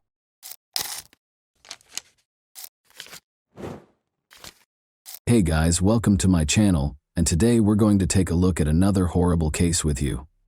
Concerned drivers who had spotted an abandoned car on the highway started calling Thurston County, Washington police on August 31, 2022. Officers discovered that their worries were not unjustified when they got to the designated spot. The key was still in the ignition, the driver's side door was open, and the door and steering wheel were covered in dried blood. Beside the car, on the ground, was a broken phone. Whatever happened on the phone happened very quickly, because it was last used at 5:10 p.m. and found at 5:30 p.m. The car was registered to Kenneth Davis from Olympia, Washington, which is 25 minutes away from the location where the car was found, according to the police's check of the registration number. But when they got in touch with Kenneth, they found out that the car had been taken by Gabriel Davis, Kenneth's 16-year-old son, at 4 p.m. Gabriel never returned from school after leaving for football practice. Blood and a smashed phone were clearly bad indicators. When such an incident occurs, a number of scenarios immediately spring to mind, such as a fight or perhaps even a murder. The police rushed to learn as much as they could about the boy. The 16-year-old Gabriel Davis hails from Olympia, Washington. His enthusiasm for football has not changed, despite a recent sharp decline in his academic performance. He never skipped a training session because he took it seriously. He was therefore immediately noticed when he failed to appear at the stadium on August 31st. No one knew where he was. Not even Justin Hume, his best friend.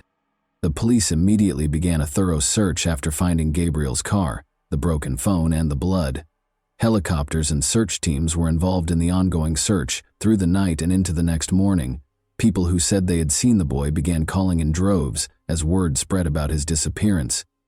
The teenager was spotted strolling down the highway, according to 5 witnesses. He was walking toward the park by himself. Gabriel even responded to a caller who inquired about his well-being by saying, "Yes." The young man's mysterious disappearance was not the first or even the second incident in the county, which was the most horrifying part. Within 5 miles of where Gabriel's car was discovered, 2 other young boys had disappeared during the previous 6 years. Locals wanted the police to act right away because they believed he was the third victim of the same kidnapper. Logan Schindelman and Matthew Anfelt were the names of the missing boys. Matthew and Logan played a lot of sports in their senior year, just like Gabriel did. There were notable parallels between the cases, especially in Logan's case. He had no reason to be in the southern part of the county, and his car was also discovered abandoned on the side of the road. Additionally, witnesses claimed to have seen the boys prior to their disappearances in both cases. But Logan and Matthew were never located. The FBI became involved early on because of these parallels and the urgency of Gabriel's investigation. The manager of North Carolina Power Systems, a company that specializes in diesel engine repairs, called the police while the massive search for the missing teen under mysterious circumstances was in progress. She stated that Daniel McCaw, one of their staff members, had not been showing up for work for 4 days and was not returning calls. She asked the officers to come to his house and see how he was doing because this was unusual for him and he had never been missing before. When the officers got to his home in Orting, Washington, which is 45 minutes east of Olympia, they knocked on the door but got no answer. Through the doggy door, Daniel's German Shepherd dog ran outside. At the same time, they smelled a rotten smell, so they looked around for a way to get inside the house. An unlocked door to the laundry room allowed the officers entry. Daniel was lying on the floor when they got inside. He had been shot in the head and was lying in a pool of blood. At first, they thought he had committed suicide because there were no indications of forced entry. Nevertheless, no weapon was found close to the body, and a follow-up examination showed several stab wounds and an abdominal gunshot wound. The advanced state of decomposition made it difficult to determine the precise nature of the neck wounds. They discovered 2 empty holsters and casings for 9mm and .45 caliber firearms at the crime scene. Investigators came to the conclusion that the offender or offenders had used 2 distinct firearms, most likely taken from the victim. Only locals and the mailman had access to the man's elevated neighborhood residence, according to neighbors. How the offender could have muffled the gunshots was not immediately clear. It turned out, though, that although the locals were used to carrying guns, they did not meddle in one another's affairs. Even if someone heard something, they wouldn't think to call the police because they lived in relative isolation. During her talk with the police, Daniel's boss made a very intriguing comment. Daniel had split from Amanda Olafson, his fiancée, just 2 weeks prior.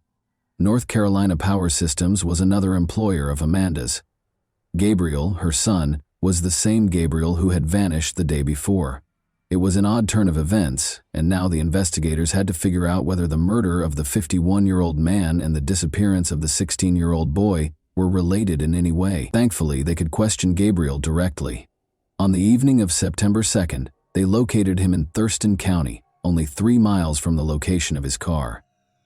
Gabriel was found wearing only shorts, without a shirt, shoes, or even socks, and by himself in the dark in the woods. Gabriel said he didn't remember anything and didn't know where he had been when the detective asked him what had happened to him. The police found his response odd. Gabriel had no scratches, but his feet should have had some abrasions if he had been lost in the woods for 36 hours. The blood in his car also didn't match this. Gabriel didn't seem to be able to recall what had happened over the last 36 hours, possibly due to drug use. But in the end, the teenager's account was altered. He admitted that he broke the phone out of fear that the police would discover something that could be used against him. He went on to say that he was afraid of getting hurt, so he couldn't tell what had happened to him. This was a very strange and alarming statement, but since they couldn't force the boy to give an explanation, they let Gabriel return home to his family while detectives worked to determine what had happened. Kenneth, Gabriel's father, called the police the following day. He claimed that although his son did play a role in Daniel's death, it was only because Daniel's biker friends forced him to do so in order to steal something from the victim's safe. According to Kenneth, the biker gang approached his son because Gabriel had lived there and was familiar with the house's layout. If the boy didn't comply with their demands, they threatened to hurt him. Gabriel then confided in his friend Justin Hume about his problems, and the two came up with a solution. The police's evidence, however, painted an entirely different picture. Although the victim and the Amigos Motorcycle Club, which is connected to the infamous Bandidos Motorcycle Club, were connected, the police did not discover any proof that the Amigos Club was involved in the murder. In addition, one of Daniel's friends, who was also a club member, went to the victim's house a few hours after the body was found. When the detective told him about Daniel's passing, he was truly upset. Whatever was in the victim's safe, it had to be identified. When Daniel's mother gave the police the safe combination, she said that the contents would surprise and shock them.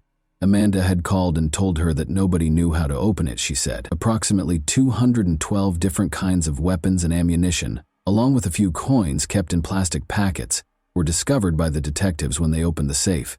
There were several packets containing illegally obtained pills and an empty jewelry box. There were details about his biker club in the notepad. There was obviously something the size of an ammunition box on the bottom shelf. Daniel took his safety very seriously, which was lucky for the investigators. He had a number of cameras in his home in addition to weapons. They assisted the police in figuring out what happened the night of the murder. The detectives discovered that Justin and Gabrielle spent a weekend getaway with their loved ones at Lake Panther on August 28. They left the campsite shortly after midnight and came back at about 6:30 a.m. The surveillance cameras at Daniel's house recorded their exact location, but their relatives were unaware of their whereabouts. Two young, slender men came up to the victim's house from the backyard at 1:50 a.m. On his belt, one of them carried a canister of pepper spray or something. The men wore masks that partially obscured their faces. One of them had on a ski mask, the other a medical mask and a baseball cap. They had flashlights on hand. Through the dog door came the young men. After a while, nothing happened. But at 2:41 a.m., the homeowner left the garage, went inside, and vanished from the camera. 6 minutes later, his German Shepherd was seen on camera hastily leaving the house through the dog door. After leaving through the side door, the unidentified men wandered for a few minutes between the house and the garage while carrying what appeared to be a toolbox or a crate of military ammunition. At 2:52 a.m., they finally left the crime scene, bringing with them what appeared to be a toolbox or a military ammunition crate. Gabriel informed his father that Justin followed Daniel after he came inside from the garage, stabbed him, and then there was a gunshot. The safe was in the garage, so Gabriel went there. At that moment, he says he heard 2 gunshots. On August 29th, the guys went back to their regular lives after disposing of the weapons close to Daniel's house. Gabriel, though, vanished prior to the 31st. He claimed that after bikers found him, they dragged him from his vehicle and struck his head against the steering wheel, spilling blood inside. Then, after beating him for a while driving around with him in a Suburban, the kidnappers let him go. Additionally, they mysteriously took his shoes and shirt and looked through the car for the stolen item from the safe. They found nothing because he didn't steal anything. As a result, the teenager chose to portray himself as a victim, similar to Danielle. That being said, this version isn't cohesive. Why couldn't the teenager enter the house and flee right away if bikers were the ones forcing him to commit the crime? Why wasn't everything finished sooner if, as Kenneth claimed, they had planned it? It was illogical. Once more, why did they enter the house when the safe was in the garage if the goal was to steal something? In any case, Justin and Gabriel were searched and taken into custody by police on the evening of September 2. They discovered a black ski mask and a handheld flashlight in Justin's home, and a black mask in Gabriel's vehicle. Gabriel showed the investigators where he had thrown the weapons close to the former Olympia Brewery in Tumwater after the police arrested the teenagers on September the 2nd. Similar weapons to the one used to shoot the victim were found by the detectives, a .45 caliber Sig Sauer pistol and a 9mm Ruger handgun. More than a dozen knives were also discovered. The firearms were found inside an ammunition box, the same type that vanished from the victim's safe. Although Daniel had friends among the bikers, the police did not discover any indication that they planned to murder the man or even steal anything from his home. The real reason for the crime is not disclosed. However, Gabriel's past might conceal the crime's motivation. He has encountered numerous difficulties in spite of his youth. Gabriel and his older sister were at the center of a terrible custody battle that started when Gabriel's parents divorced when he was just 3 years old. A 2010 court ruling stated that the children lived with their father on weekends and with their mother during the week. After Amanda separated from an abusive husband and remarried twice, the decision was not reviewed. Kenneth, however, sued her after she moved in with Daniel in 2018. Alleging that the kids' grades suffered and they frequently skipped class. Additionally, He claimed that Daniel was violent, threatened Gabriel with a weapon, and even threatened Gabriel's sister, who is now 20 years old, and her boyfriend. Daniel acknowledged yelling at the sister's boyfriend when he became embroiled in the custody dispute, but he denied threatening him. The argument started when the boyfriend broke into the house and took a phone charger, but he now feels bad about how he handled the matter. In any event, a judge in 2018 ordered that Gabriel, then 12 years old, and his sister, then 16 years old, live with their father during the week and with their mother on the weekends. The chaos didn't stop there. Because of her subpar grades, Gabriel's sister was expelled from school in January 2019. The girl reported to the school psychologist that her father had grabbed her wrist with force and that he acted aggressively, particularly when intoxicated. This only had a short-term impact. It is unclear if this was the case or if Amanda and Daniel pressured her to obtain full custody. The children were ultimately ordered to live with their father by the court. Amanda and Daniel's arguments served as the background for all of this. According to Daniel's boss, they may have broken up because of his devotion to the biker club. Amanda gave him a choice, either she or the club, refusing to make concessions to the club. His reaction is unknown, but neighbors noticed her removing items from his home on August 13, about 2 weeks prior to the murder. Gabriel made friends with Justin Hume during this period, who also had a history of getting into trouble at a young age. He was accused of making false bomb threats in high school and threatening a classmate with a knife in middle school. As a result, he had to transfer schools as soon as the academic year started. There are numerous pictures of the boy at the shooting range with Gabriel, demonstrating his intense interest in firearms. They caused mischief at school. Daniel's murder might have been retaliation for the way his relationship with Amanda ended, or maybe Amanda is lying. Anyhow, only a teenager could imagine a biker gang sending a kid to carry out their duties. The Raymond Hall Juvenile Detention Center is currently housing Gabriel and Justin. Among the many charges against them are first- and second-degree murder. Because of the high probability of them trying to flee, the bail amount for each teen is set at $1 million. When police arrived to arrest Gabriel, Justin's family was seen packing their belongings into a car, suggesting that they were probably planning to flee. Gabriel has previously staged a disappearance to avoid being held accountable for his actions. The teenagers will face adult trials. Notably, the Supreme Court in Washington decided in May 2021 that a person under the age of 21 cannot be automatically sentenced to life in prison without the chance of parole. Therefore, after serving 20 years, they might be eligible for release if found guilty. And that wraps up today's chilling story. If you enjoyed this video, don't forget to like and subscribe so you never miss a new upload. Also, let me know in the comments, what part of this story shocked you the most? Thank you for watching, and I'll see you in the next video.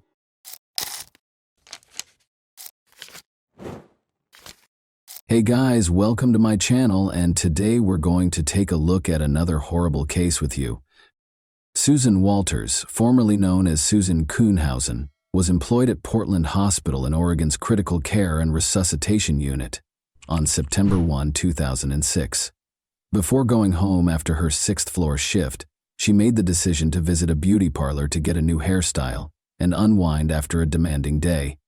She felt revitalized and renewed when she left the salon. Maybe she thought of the proverb that says, "A woman is about to change her life when she changes her hairstyle." Susan had no idea how accurate this statement would prove to be. She came upon a 1-story blue Cape Cod-style home with a gray fence around it. She went through the back door and discovered a note from her husband, Mike, in the hallway by the microwave. He said he had gone to the beach and had to leave. They would meet up on Friday or Saturday, he added.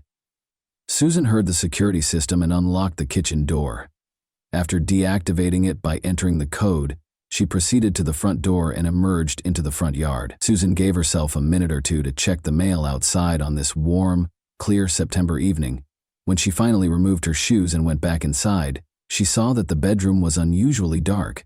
She always drew back the curtains in the morning, so this was out of the ordinary. But she brushed it off, assuming she had been rushing and had forgotten, and moved on into the room. Out of nowhere, a man emerged from behind the bedroom door.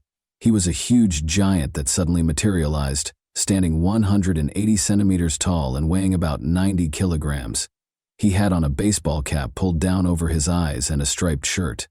His long gray hair was pulled back into a ponytail that was concealed beneath the cap, and the rest of his face was entirely covered by a gray beard and mustache that made him appear even more menacing. Susan was most horrified to see that he was wearing yellow rubber gloves and that he had a hammer in one of them.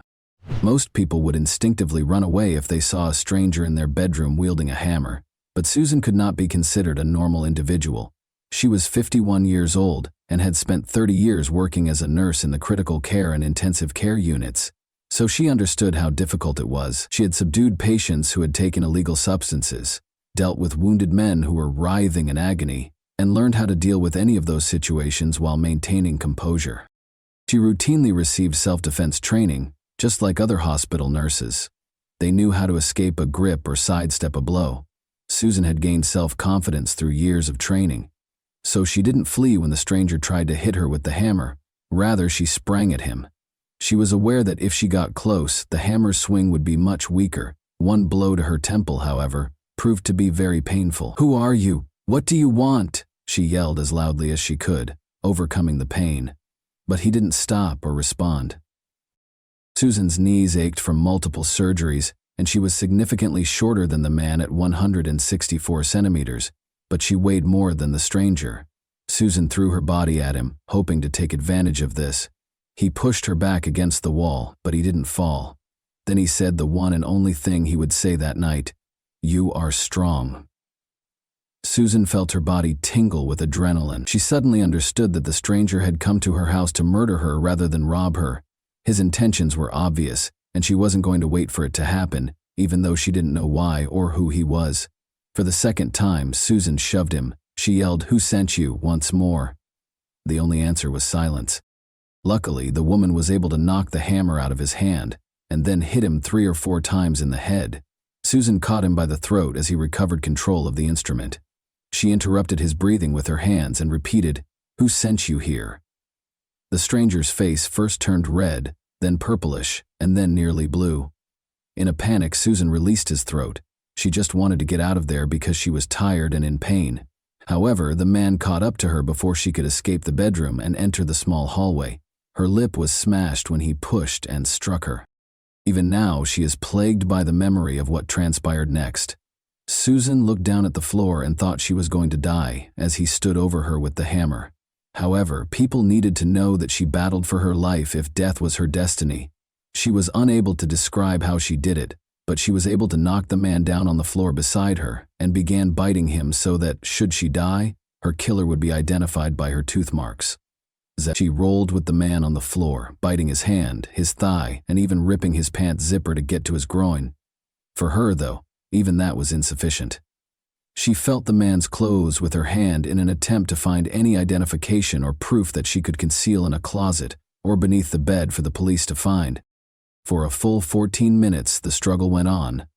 "Tell me who sent you here and I'll call an ambulance for you," she yelled as she threw her left leg over the intruder, climbed on top and put her left arm around his neck. He remained silent. Rather than letting her off his back, the intruder just growled.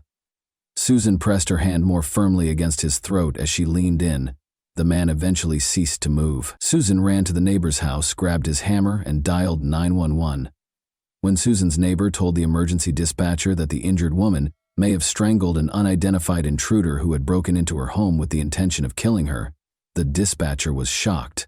The neighbor clarified that Susan had put the man in a chokehold and repeatedly hit him with a hammer after the operator explained what the injured woman had done. The neighbor, who works as a nurse herself, responded that the man needed the ambulance when asked if the injured woman needed one. The dispatcher reassured the women that the ambulance was already en route and asked them to stop handling the hammer. Susan was taken to the hospital where she worked by the paramedics who arrived. Her worst fears were validated at that point. The man who had attacked her was dead, she found out. The identity of the man was quickly established by investigators. In his back pocket, they discovered an identification card. The police had been keeping an eye on Ed Haffey, a 59-year-old Viet. While Susan was being treated, she began to reflect on her life and try to figure out who could have wanted her dead. Susan had a difficult upbringing. Despite their love for her, her parents were unable to provide personal examples of what a successful marriage looked like. Their lives were very hectic because her father was an Air Force chef and her mother was a stay-at-home mom. The family had to constantly adjust to new homes and schools after moving from Colorado to Arizona, California, and Nevada. When Susan was in the second grade, her parents got divorced. Susan's romantic life took a turn in the early 1980 when she moved to Oregon and began working as a nurse. Susan's mother and friend sponsored a newspaper ad in 1988 announcing that she was prepared for a committed relationship. The ad was written in Susan's usual light-hearted and upbeat style. Mike Kuhnhausen, 39, wrote that he loved nothing more than strolling along the beach at sunset in one of the many responses she received. Mike spent a lot of time talking on the phone. He spoke in a pleasant tone and didn't hesitate to bring up weighty subjects. They threw unsalted peanuts to squirrels and fed ducks on their first date in February 1988 at the Crystal Springs Rhododendron Garden. They were married within a year. However, things weren't always easy in their marriage. The days of taking long walks in the park were over. Although Susan was the primary provider for the family, her husband disapproved of her spending time with friends and insisted on an accounting for every dollar spent. Susan soon discovered that her husband had never been content and didn't think he could make her happy, and they didn't have any kids. Mike eventually got a job at a business that sold adult videos at one of its locations. However, Susan decided she had had enough after 17 years of marriage. Although she no longer wanted to live with her husband, she still cared for him. She desired to experience joy once more. She asked him to leave the house in September 2005. Mike went to live with his father. That being said, they remained friendly, and he frequently came over to visit Susan's cats. As a result, Susan made the grave error of failing to update the locks or the alarm code, which was 1,210 the day of their wedding. Susan went home to collect her belongings the very next day following the attack, accompanied by her friend Helen Ballone. A backpack that shouldn't have been in the basement was discovered by Helen. Like any other basement, Susan's was filled with a wide range of items, so the police were unaware of the backpack. Dessert syrup, diabetes medicine, $200 in cash, a journal, and a receipt for a payment made to Ed Haffey were all found inside the backpack. The diary entry, from September 4, 2006, states that Mike was supposed to get a call from the man. Mike's new mobile number was also included. According to the autopsy, Haffey had taken a nearly fatal amount of illegal drugs prior to breaking into Susan's home. Although his family told the police that he was a successful tennis player and came from a wealthy family, the man had recently been living in a trailer. But 15 years ago, Haffey did something horrible. He planned the murder of Georgia Lee Dutton, 39, his ex-girlfriend, in 1991. Near Roseburg, in the Umpqua River, her body was discovered. After acknowledging his guilt, Haffey was imprisoned for the next 9 years. He relocated to Portland after being released in November 2003, where he naturally began looking for work. When Mike Kuhnhausen hired him to clean the floors of an adult video store in July 2004, he discovered it. The police learned that Mike had traveled to the coast and stayed at the Lincoln City Inn on the day of Susan's attack. He went back to Portland during the night and bought a Taurus .357 Magnum revolver from a pawn shop the next day.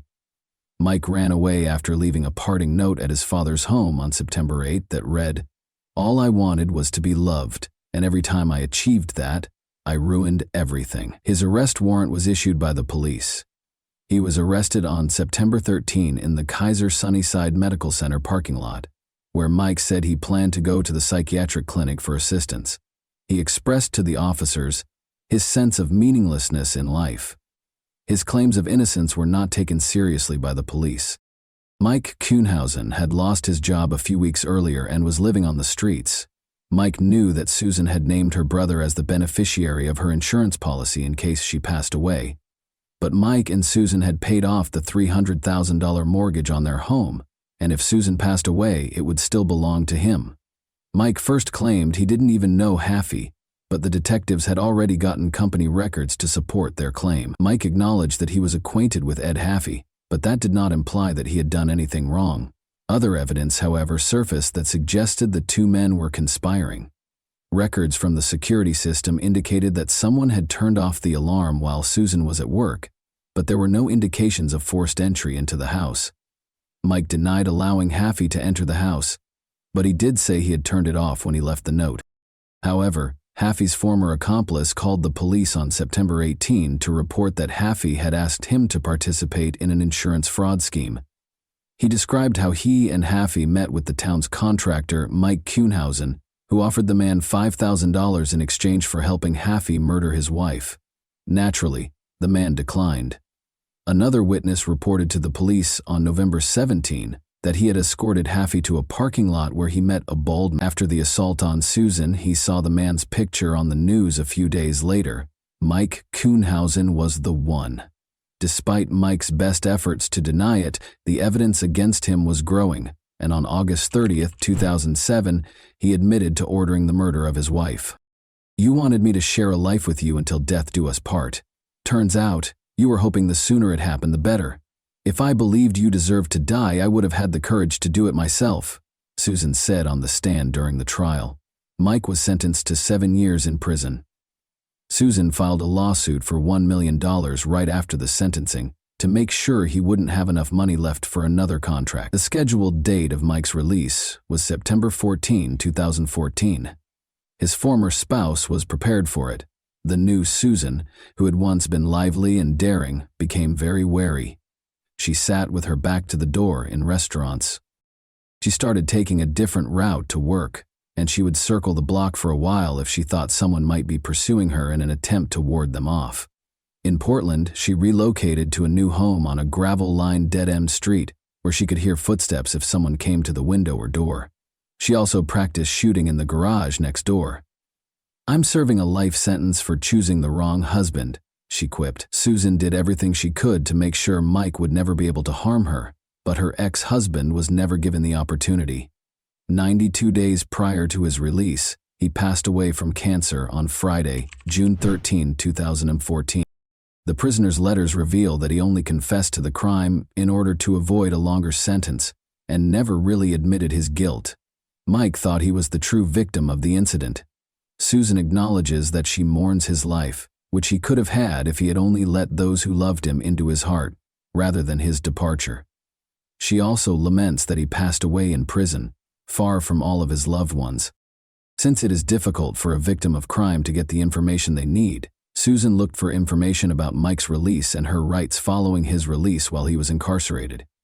As a result, in 2017, she and the district attorney's office developed Case Companion, a free website devoted to helping local crime victims. It provides answers to all of the victims' inquiries concerning the legal system. Victims can also follow the defendant's court dates, sentencing information, and the date of the convicted person's release after the district attorney's office files charges. Susan kept up her nursing career until December 2014. Since saving lives was the focus of her work, she was long perplexed as to why her coworkers referred to her as a hero. They called her a hero not because she killed someone, but because they want to believe that if they were in a similar situation, they would also be able to survive, her supervisor explained to her. Susan can't recall what happened without crying, even after all these years. She acknowledges that she thought of Haffey's family right away after learning of his passing. Everyone has someone who loves them. Children, a wife, a mother, a father. The worst part of what happened is not that someone tried to kill me, but that I had to kill someone to survive. But I'm not ashamed because I didn't choose his death. I chose my life. I chose to live. Although what happened was terrible, no one in this family thinks poorly of you. You did what you had to do, and by doing so you protected many from a similar fate. Susan finds comfort in helping others, knowing that they can also survive after an attack. Aunt Ada Duffy wrote her a letter in 2010 after learning about her suffering. "If you can't run and can't hide, you have to fight," she states. "You can't know that you won't survive." And that wraps up today's chilling story. If you enjoyed this video, don't forget to like and subscribe so you never miss a new upload. Also, let me know in the comments, what part of this story shocked you the most? Thank you for watching, and I'll see you in the next video.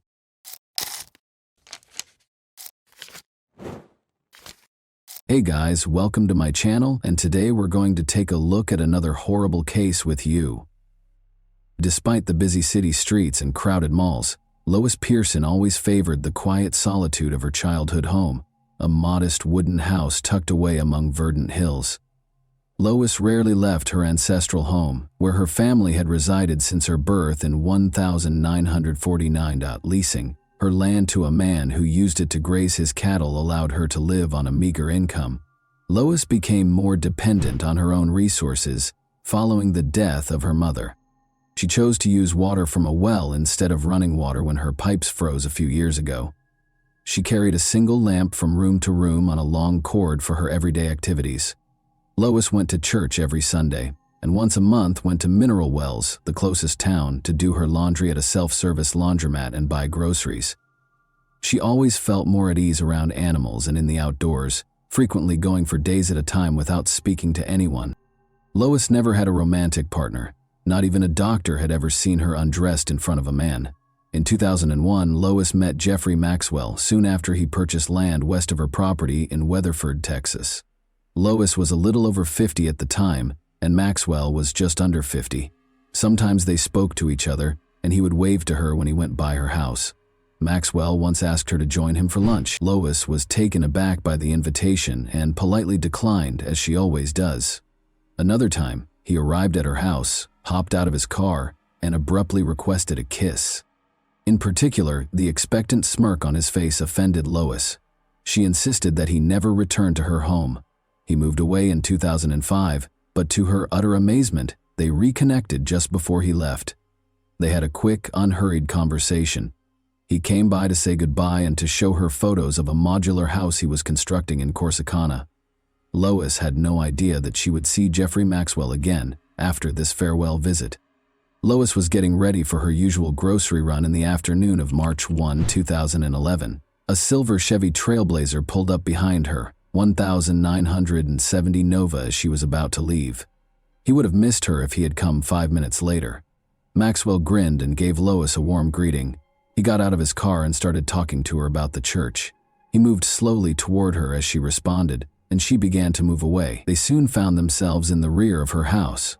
Lois tried to nudge Maxwell back toward the driveway, feeling a little ashamed of the well water containers nearby. She saw an odd change in his expression all of a sudden. It was so obvious that they both fell silent. Maxwell pulled a strange-looking container out of his coat pocket and held it up to Lois's face. He tried to hit both of her eyes with a stream of pepper spray before she could say anything, but the spray did not work. Lois sprinted in the direction of the barbed wire fence close to her vehicle. When he caught up to her, Lois had just made it to the fence and placed her hands on the top wire. He caught her and pulled her to her feet, but she clung to the wire despite the spikes digging into her fingers and the blood dripping from her hands. He was able to throw her to the ground in front of his SUV, though, because he was too strong. Lois tried to scream as loudly as she could, but nobody was around and her house was remote. Maxwell picked Lois up once more, placed her in what appeared to be handcuffs, and opened his car's rear door.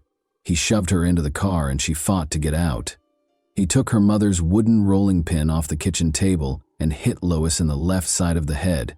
He struck her more forcefully on the right side when she failed to fall. The blow knocked her to the ground this time. Almost immediately, Lois's eyelids began to swell, but she persisted in trying to get away until he reached for a big kitchen knife. Silently, she sat down and felt the lightheadedness and blood. Maxwell inquired about her duct tape storage. She said nothing. He asked again, but received no answer. Then he tied Lois to the door handle of the living room and sliced the cord of her lamp into pieces. He went to his car outside. For a few seconds he was gone, but she was able to free her wrists, which had always been rather thin. She leaped to her feet and sprinted out the door. Even with ankle cuffs on, Lois had already run a few hundred yards down the road when he got back to the house, realized she was gone, and got into his car. Maxwell followed, stopping directly in front of her and obstructing her way. With a gun in his hand, he exited the vehicle. He stated, "Now we're moving on to Plan B," with a chilly look on his face. He pushed her inside his car after opening the rear door and refastened her handcuffs. He then covered her mouth with a tiny piece of duct tape. He smiled and said, "Are you a virgin?" She began to cry at that point.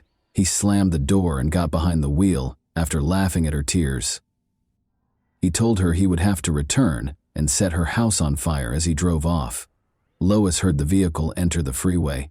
She considered trying to raise her feet in the hopes that oncoming cars would see her handcuffs and assist her, but she felt completely powerless when she realized the car had tinted windows and that other drivers wouldn't be able to see her. She thought about using a tire iron to strike Maxwell, but she knew it would only make him more angry. She also considered rolling out onto the road and opening the back door, but she was unable to locate the handle. Maxwell listened to her prayer and assured her that she would no longer believe in God once he was done with her. The vehicle went off course. Lois was not familiar with the terrain. The kidnapper took her into a house's garage and shut the door after her. Cluttered with various objects, including patio furniture, a lawn mower, a lot of tools, a washing machine, and a dryer in the corner, she looked around the room. Maxwell took her handcuffs off. He started taking off all of Lois's clothing, cutting off her bra with a knife. Then he fastened her hands to the ends of a steel pole that was chained from the ceiling. She watched without understanding what was going on as he flipped a switch on the yellow control panel that was connected to the ceiling by a cable at the same location as the chains. She felt her shoulders suddenly rise, followed by her arms. As she climbed higher and higher, the ceiling motor hummed. Lois felt her bare legs hanging futilely in midair as Maxwell flipped the switch once more, causing the motor to go silent. Jeffrey Maxwell was renowned for his ability to get out of any predicament, be it shooting cattle to prevent them from being fed, burning down his own home to get insurance money, or something much darker. In the early 1980s, Maxwell corresponded with Martha Martinez, who was from Mexico. After many years of correspondence, Jeffrey finally went to Mexico and asked her to marry him. Because he deftly exploited her fears and lack of confidence, her family didn't like him at first. The 29-year-old woman felt that this was her opportunity to marry and have a child, despite her family's entreaties not to do so. She married Maxwell, had a son, and moved to Watauga, a Fort Worth, Texas suburb, with him. Maxwell had 3 children. When Rita, his girlfriend, became pregnant at the age of 18, he married her. However, they separated in 1,979 days following the birth of their second child. Marta managed to conceal her husband's actions from her family, but she was unable to conceal from her friends the bruises that appeared to be from shackles on her arms and legs. However, this paled in comparison to the horror Martha would later encounter.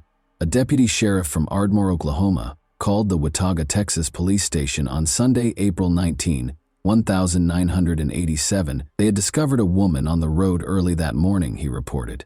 A deep wound on her neck had caused her to lose a lot of blood after being severely beaten. Martha Maxwell was the woman. When the police arrived at the family's house, they asked Maxwell when he had last seen his wife. He said he hadn't seen her since the previous evening and was shocked to learn that Martha was hurt but still alive. Thankfully, medical professionals were able to save her life. When she regained consciousness, she described the argument she had with her husband. She dozed off on the couch after he beat her, only to awaken bound with duct tape. Following more mistreatment, Maxwell made her drink a substance that instantly put her to sleep.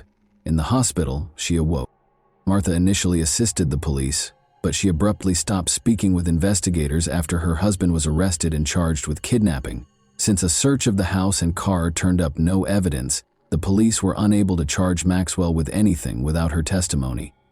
Once more, Jeffrey Maxwell slipped through the gaps. Martha traveled to Mexico with her son. Her husband, however, was not going to let her go so readily. Playing on her Catholic background, he pounded her with letters, even accusing her of the incident. Martha was living with Jeffrey again a month after the charges against him were dropped, despite her family's entreaties for her to stay away. The family's life appeared to be returning to normal. They purchased a new home, and Martha started college. However, it was only the quiet before the storm. She, or allegedly from her, sent letters to 2 family members on May 10, 1992. In her letter, Martha stated that she would not be communicating with her son or husband for some time. Her relatives didn't think Martha was the sender of the letters. First of all, she typically just gave them a call. Second, she would have written a letter in Spanish rather than English if she had. Maxwell hung up the phone after Martha's brother informed him that Martha had left. In order to report his sister missing, he had to travel to Texas. Since she would never have left without money, documents, a car, and most importantly her cherished son, he was certain that she was dead, and that her husband was to blame. But the hunt for Martha was unsuccessful. When police questioned him years later about whether he had done anything that could have caused his wife Martha's death, Maxwell said, "Not intentionally." Jeffrey filed for divorce a few years after she vanished. He remarried Rita, his first wife, as soon as the divorce was finalized, and she moved in with him along with her 3 daughters from her second marriage.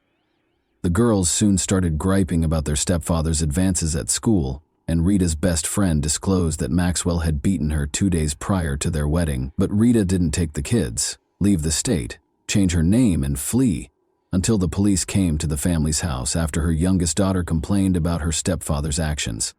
Maxwell started shouting at Lois as he lifted her into the air.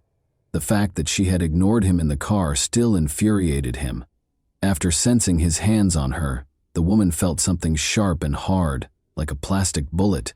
It was really painful, and it felt like he was attempting to hurt her with this vibrating object. Maxwell began striking Lois with rods of various sizes after declaring that they would be together for 2 weeks. He hit her all over, including the painful spot on her chest. All Lois could do was scream in pain. She was barely able to stand when he finally lowered her to the ground. After guiding her to the restroom, Maxwell gave her instructions to wash up. She first noticed that she was covered in bruises. Because she was afraid of losing her eye, her right eyelid was so swollen that she could hardly see. After a hasty shower, the kidnapper himself handed her his jeans. They smelled like Maxwell and were too big for Lois. It was awful, but she knew that if she didn't agitate him over insignificant things, she would live longer. He shut off the lights, laid down next to her, and chained her ankles to the bed that night. Maxwell barely slept, and Lois had trouble shutting her eyes. Even in the dark, she could see his round, owl-like eyes every time she turned to face him. It was the first night she had spent away from home in more than 40 years. On the morning of the second day, Maxwell informed Lois that he had to purchase additional padlocks from the store. He took her to the garage and showed her a wooden box that he had made himself. The wood smelled and looked brand new. He gave her a choice between the box and a torture device. She made up her mind right away that she would stop at nothing to avoid getting on that machine. As a gag, Maxwell put a metal ring in her mouth and fastened it with a strap. Then he put Lois in shackles and handcuffs and told her to lie in the box. She inquired as to whether she would have enough air through the gag. With the lid slightly open, Maxwell positioned a wrench on the box's edge and walked away. After hearing the sound of his car's engine, Lois waited for a few seconds before attempting to exit the box. However, despite her best efforts, she was only able to push the key away and lock herself in total darkness. She didn't realize Maxwell had moved the box beneath a heavy workbench until he came back. When they got home, the kidnapper took Lois to the bedroom and took off her clothes. Lois didn't know what he was doing, and she felt uneasy because her parents had never talked to her about private matters. He asked her if she wanted to go to the garage and hang upside down after she let out a painful scream. Then she made an effort to be silent. After he was done, he once more chained her legs to the bed. She was so tired that night that she was able to sleep. Maxwell had to pay a bill for his son's repair in Dallas early in the morning. As usual, he chained her and placed a gag in her mouth. In the distance, Lois could hear motorboats, motorcycles, and cars. The gag prevented anyone from hearing her screams or calls for assistance. Lois didn't realize Maxwell had broken her front teeth until he came back and took the metal ring out of her mouth. However, she lost something far more significant that day. Maxwell let her watch the news after they displayed a picture of her driver's license on the TV. Lois Pearson was listed as missing after learning that the home where she had grown up and shared many memories was gone. They were trying to find her. The days that followed were all the same. He met his needs with her in the mornings and then left her alone. He made sure she was chained to the bed for a few days, even when he hurried to the mailbox or take a shower. But the kidnapper grew less cautious over time. She discovered one day that he had left his cell phone in the restroom. She considered taking it and calling the police, but she was hesitant because she had never used a cell phone before and was worried about making a mistake. She was afraid that he would use that torture device once more, in addition to losing faith in her. Lois dropped that notion, but she continued to think about a way out, or at least a way to change the balance of power. And after being held captive for a week, she figured out how to resist his persistent advances. She remembered what her parents had said when he lay next to her on the 7th day and pressed his mouth to hers. They had informed her that her oral cavity allegedly contained an agent that caused bronchitis. She never kissed boys when she was younger for this reason, among others. It's difficult to tell what actually happened at the time, but Maxwell woke up the following day with a fever and chills after she let him touch her lips, calling the move a battle of microbes. He could hardly move from his bed and was pale. He never tried to take advantage of her again. He insisted that she write him a check for $500 on the morning of the 8th day. He told her to date it February 2nd, which was more than a month earlier, and explained that groceries cost money. She had already prepared to go shopping in town with the $60 he had taken from her wallet, but she didn't protest, figuring the money would buy her a few more days.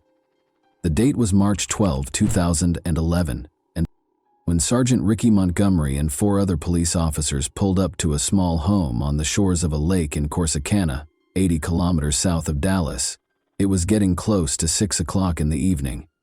They were there to ask the homeowner some questions regarding the missing 62-year-old woman. Search teams started searching the area after her house burned down and her remains were not discovered. After several days, the police concluded that Lois Pearson would not be found alive, despite the use of helicopters equipped with thermal imaging for the search.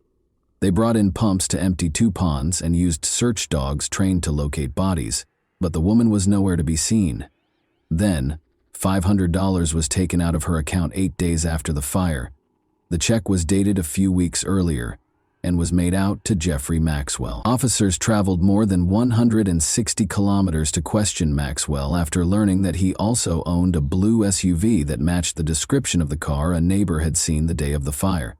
A judge then issued a search warrant for the vehicle. On Sunday, March 12th, the 12th day of Lois's captivity under Maxwell, everything went according to plan. Maxwell watched television while Lois prayed on the floor. The abductor jumped up and hurriedly led Lois to a far-off room, telling her to keep quiet when they both heard a knock at the door. They heard another more insistent knock before he could put a gag on her or handcuff her. The man rushed toward the exit. Although Lois could hear voices outside, she was unable to understand what they were saying.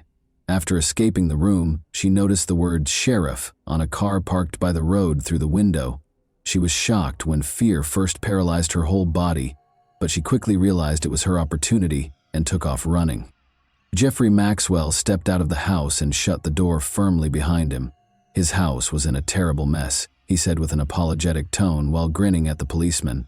According to Sergeant Ricky Montgomery, they were interrogating anyone who knew Ms. Lois Pearson or had recently visited the area around her home. In response, Maxwell said that although Lois was his neighbor, he hadn't seen her in a while. He also mentioned that Lois owed him money, which is why she sent him a check. When the door swung wide open, Montgomery was still asking Maxwell if he would be willing to come to the sheriff's office. An older woman's feeble voice reached them. With her face bruised and her hair disheveled and tangled, the woman looked weak and stooped. She moved quickly past Maxwell and went up to the cops. Montgomery didn't recognize the missing woman, but he did have a picture of her. He said, "Who are you?"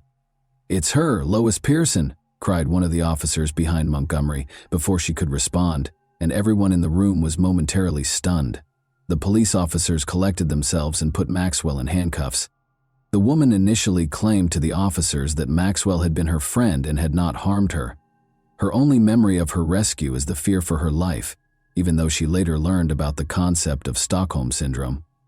Lois told the officers that Maxwell had abducted her, beaten her, and done things to her that she didn't want when he was removed a few minutes later. When she mentioned the machine, the officers were initially perplexed, but as soon as they searched the house, they discovered the machine she had described, along with a yellow control device that was covered in blood. In addition, they discovered 4 different-sized adult toys, a lot of adhesive tape, whips, handcuffs, and weapons all over the house. Blood was found on several articles of clothing in the house, on the floor in front of the car, and on the bedding. Additionally, a large collection of adult films was found by the police. After being questioned for 3 days, Maxwell admitted to almost everything. February 14, 2012 marked the start of the trial. Maxwell shaved his beard and shed more than 60 pounds in the months between his arrest and the trial. He was a lanky, ghostly figure now, wearing a suit that didn't fit him well. Maxwell was found guilty on all 3 counts by the jury in less than an hour. The jurors heard from Rita's friend, whom Maxwell had beaten 2 days prior to their wedding, despite the judge's ban on discussing his wife Martha's disappearance during the trial. Additionally, Rita's daughters testified about how their stepfather's advances affected them. Lois gave a court testimony as well. Although she had always been reticent to speak in front of others, she now spoke forcefully about the ordeal she had gone through during those 12 days of imprisonment. She recalled the 3 cats that had died in the fire, Bluey, Blackie, and an unnamed kitten, and detailed the wounds that still plagued her a year later. Above all, she believed that she would be rewarded in heaven if she remained innocent all her life. Once more, the defendant was given 3 consecutive life sentences by the jury in less than an hour. Maxwell would be eligible for parole no earlier than 119 years following the verdict, as the judge decided that he would not serve the sentences concurrently. A deputy sheriff led Maxwell out of the courtroom while shackling his ankles and handcuffing his wrists in front of the audience. After the trial, Lois told reporters that she wanted her story to be known so that everyone could hear how her faith had carried her through difficult times. Even though victims of such crimes typically don't want their names mentioned in the media, she occasionally questions why he picked her. Maybe Maxwell knew she would be the ideal victim if she vanished from home for a few days and no one would notice. Someone might have gone looking for her if he hadn't messed up and put her to sleep. She might have been noticed missing by someone. Lois had memories of her previous life after spending 12 days with Jeffrey Maxwell. Her home and the car she cherished were not the only things he took away. He took her mother's sheet music and her piano. She doesn't have a picture of her father anymore, and she doesn't even know if there is one. To purchase a small trailer for her, her church raised more than $17,000. Although it's not the house she grew up in, the trailer is warm and comfortable, and the old house was always cold in the winter and full of pests. She now has a phone, and the church even gave her a new piano. Lois Pearson loves spending time with her new friends, but she still prefers the peace and quiet of nature. She admits, "Before this, I never knew how much I loved people." And that wraps up today's chilling story. If you enjoyed this video, don't forget to like and subscribe so you never miss a new upload. Also, let me know in the comments, what part of this story shocked you the most? Thank you for watching, and I'll see you in the next video.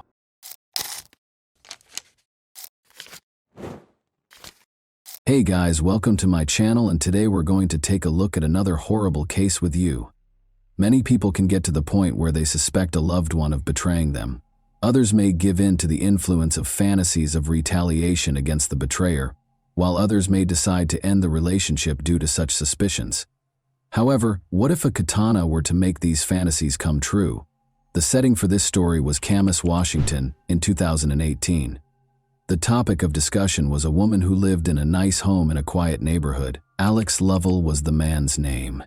For 29-year-old Alex, playing video games was his main passion. He was in front of the computer for about 12 or 13 hours every day. Alex took his pastimes so seriously that he routinely performed shoulder, wrist, and hand exercises. He even worked on a unique mouse control method to improve his efficiency as a gamer or player. At the age of 30, Alex's girlfriend Emily Javier was not pleased with his obsession. After 2 years of dating, the young couple noticed that Alex was spending more and more time playing games and having less time for her. Emily, of course, did not like this situation. When Alex made the decision to pursue a career in professional gaming, her patience reached a breaking point. Emily struggled to accept a gaming rival, even though she was somewhat comfortable sharing her boyfriend's gaming habits. When she found the Tinder dating app on Alex's phone, her resentment reached new heights. She became very suspicious of this. She therefore realized that Alex had found another girl when she saw red hairs in the shower and scratches on his back, even though her hair was then dyed green. Convinced that he would simply deny everything, Emily started to plot a retaliation that would enable her to permanently get rid of him, rather than confronting him head-on. She considered purchasing poison, getting a gun, or hiring a killer. No, she purchased a katana at a shopping center. That was the only thing she could think of right now, driven by anger. She therefore made the decision to give herself an additional week to polish her strategy. She entered the question, how to kill someone with a sword, into a search engine while she was at home with the katana. Not surprisingly, Her question was answered in a rather direct manner. In order to start their last journey to the Hawaiian Islands with Alex, the girl bought plane tickets at the same time. She confessed that she was tired of life in 2 notes, one to her mother and the other to a close friend. She also wrote Alex a note, though it's unclear what it said and when he was meant to read it. At first, it seemed as though she wanted to do something to herself while on vacation. However, how did she intend to exact revenge on Alex? Kill him too? It's feasible, particularly considering that she could have brought the sword with her if she had checked it in with her bags, rather than bringing it on her person. One evening, though, Alex came home at about 9. He wanted to go to bed and hardly gave his girlfriend any attention. Emily became emotionally unstable as a result of this. She taped 2 additional knives to her side of the bed in case her sword plan didn't work, and she concealed the katana there because she felt she could no longer stand such treatment. She went back to her boyfriend after completing her preparations and offered him a drink to help him fall asleep more quickly while intoxicated. Emily hid the man's phone, which he would need to call for assistance after he fell asleep quickly. She illuminated his neck with the light from her own phone so she could see better and aim more precisely. Her hand went to the katana, but just as she was about to attack, she unintentionally struck Alex in the head with the katana's back, waking him up. An adrenaline rush helped Alex quickly regain his sense of direction and start using his hands and feet to block Emily's next blows. At last, he was able to hold her tightly. He exclaimed in his final moments that he loved her and was shocked that she was attempting to murder him. Alex was on the verge of fainting and begged her to call for assistance or he would perish. Emily, oddly enough, listened. A dispatcher received a call from a girl who was hysterical at 1:54 a.m. on March 3rd. She was yelling that her boyfriend had been hurt. When she inquired as to where the girl had hurt her boyfriend, Emily exclaimed, "Everywhere! Everywhere!" The dispatcher wanted to know where the knife was. The girl responded, shocked, that she had used a samurai sword to attack her boyfriend. The dispatcher advised her to bandage her boyfriend's wounds and asked her to go back to the bedroom where he was to see if he was still breathing. Emily, however, insisted that she couldn't go there because there was too much blood. She snapped back to reality and saw that her boyfriend was actually dying. She even considered the possibility that he was already dead. Officers soon showed up on the scene. Alex was curled up, covered in blood when they entered the bedroom. He had deep gashes on the left side of his head, neck, and torso, among other potentially fatal injuries. Emily had nearly severed 3 fingers on his hand, cut his legs, and broken his wrist. Emily was taken into custody without protest and with tears in her eyes. While Alex was taken to the hospital, she let the legal system take care of her. A $350,000 bail was set for her. Alex's body had 26 wounds, according to the doctors. 6 major surgeries were required for him. 45 of the 150 staples they applied to him were on his head alone. However, the medical staff miraculously succeeded in reattaching his fingers. He would undoubtedly need to see a physical therapist for a while, but the fact that he lived was more significant. Because of Emily's weapon choice, the ferocity with which she executed the attack, and Alex's incredible fortitude, this attack garnered a lot of attention in the US and made headlines in numerous media outlets. Even though he had a long recovery ahead of him, he maintained an exceptionally optimistic outlook. He amusingly posted a question on the internet a day after the attack, asking if anyone could split a picture of him and Emily together. Some of his remarks were repeated by the media, though it's unclear how he was able to take the attack so lightly. One example would be, "I'm really proud that I was beaten with a sword and by a girl, man. I must sacrifice it for her. I certainly took a lesson from this. There's no comparing the feeling of when I overpowered her," he continues. "I've participated in sports, taken first place in major competitions, and more. I've performed snowboard tricks. This is superior. I believed it was right to defeat someone who was determined to do me harm. I had spent my entire life anticipating this." Alex credits his love of kung fu movies and his habit of competing against other gamers with helping him win. He says he never cheated on Emily, but acknowledges that he likely spent too much time in front of the monitor. He remarked, "I hardly had time for one girl, much less another. He simply was too worn out to give her the affection she so richly deserved." Tinder was on his phone, he clarified. but he hadn't used it since it became apparent that he and Emily were seriously dating. Alex even acknowledged that the exhaustion from playing video games all day was the reason for his low libido. This might have persuaded Emily that he no longer wanted her, but he says that numerous times before, even when another girl merely liked his picture on social media, she had falsely accused him of cheating. All of this is denied by Emily. Regarding the red hairs, they might have come from his dog's fur or his own beard. Emily found it challenging to defend herself in court. Everyone could see that this was a carefully considered and planned crime. Emily told police that she wanted to kill him for cheating. That was my objective. She was convicted of attempting first-degree murder. Her sentence was lowered from a potential 20-year term to 19 years because of Alex's survival, her lack of prior convictions, and her own decision to call 911 for assistance. This result did not sit well with Alex's family. They felt that because she tried to kill their son, she should be punished more severely. Emily countered that because of her history of childhood trauma, which hindered her ability to form relationships, her sentence should be shortened. Although her psychologist acknowledged that she had PTSD, he said it had no bearing on the case. The judge ultimately decided that she should receive almost the maximum sentence because of the severity of the attack. She must also receive treatment for her aggression and mental health issues. She must pay $30,000 in reparations and is forbidden from getting in touch with Alex or his family. To help Alex recover, his gaming friends set up a crowdfunding page and raised thousands of dollars. He is presently recuperating and has largely resumed his regular activities.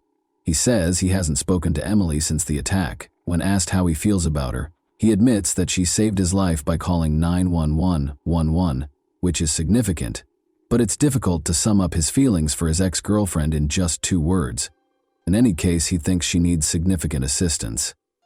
"I didn't expect this, but something like this had to happen," he continues in his characteristically lighthearted tone. "She reached for the samurai sword because she obviously didn't want me to end up in the wrong hands." And that wraps up today's chilling story. If you enjoyed this video, don't forget to like and subscribe so you never miss a new upload. Also, let me know in the comments what part of this story shocked you the most. Thank you for watching, and I'll see you in the next video.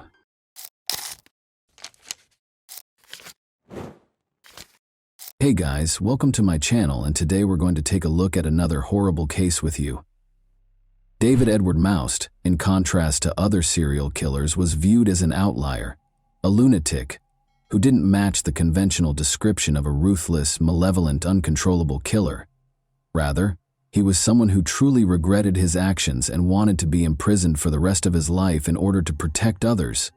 He screamed for assistance, but nobody responded. What events in his life shaped who he is now? Let's examine the tale of a man who was disappointed by his parents' separation, a difficult childhood, and an ineffective legal system. The story is about a serial killer called Deranged Dave. George and Ava Moust welcomed David Edward Moust into the world on April 5, 1954, in Connellsville, Pennsylvania. The family had 3 other children in addition to David. The Moust family had a difficult life. Ava and George both experienced challenging upbringings. The parents were unable to provide a loving home for their own children because his father was placed for adoption when he was 12 years old. George tried to avoid his wife, who needed constant attention, was emotionally unstable, and self-centered, by being away from home a lot. Their mother had a nervous breakdown shortly after the birth of David's younger brother Jeffrey and spent a month in the hospital. She might have experienced postpartum depression, although at the time medicine didn't fully understand or support women with such conditions. David's parents divorced in 1963 when he was just 7 years old.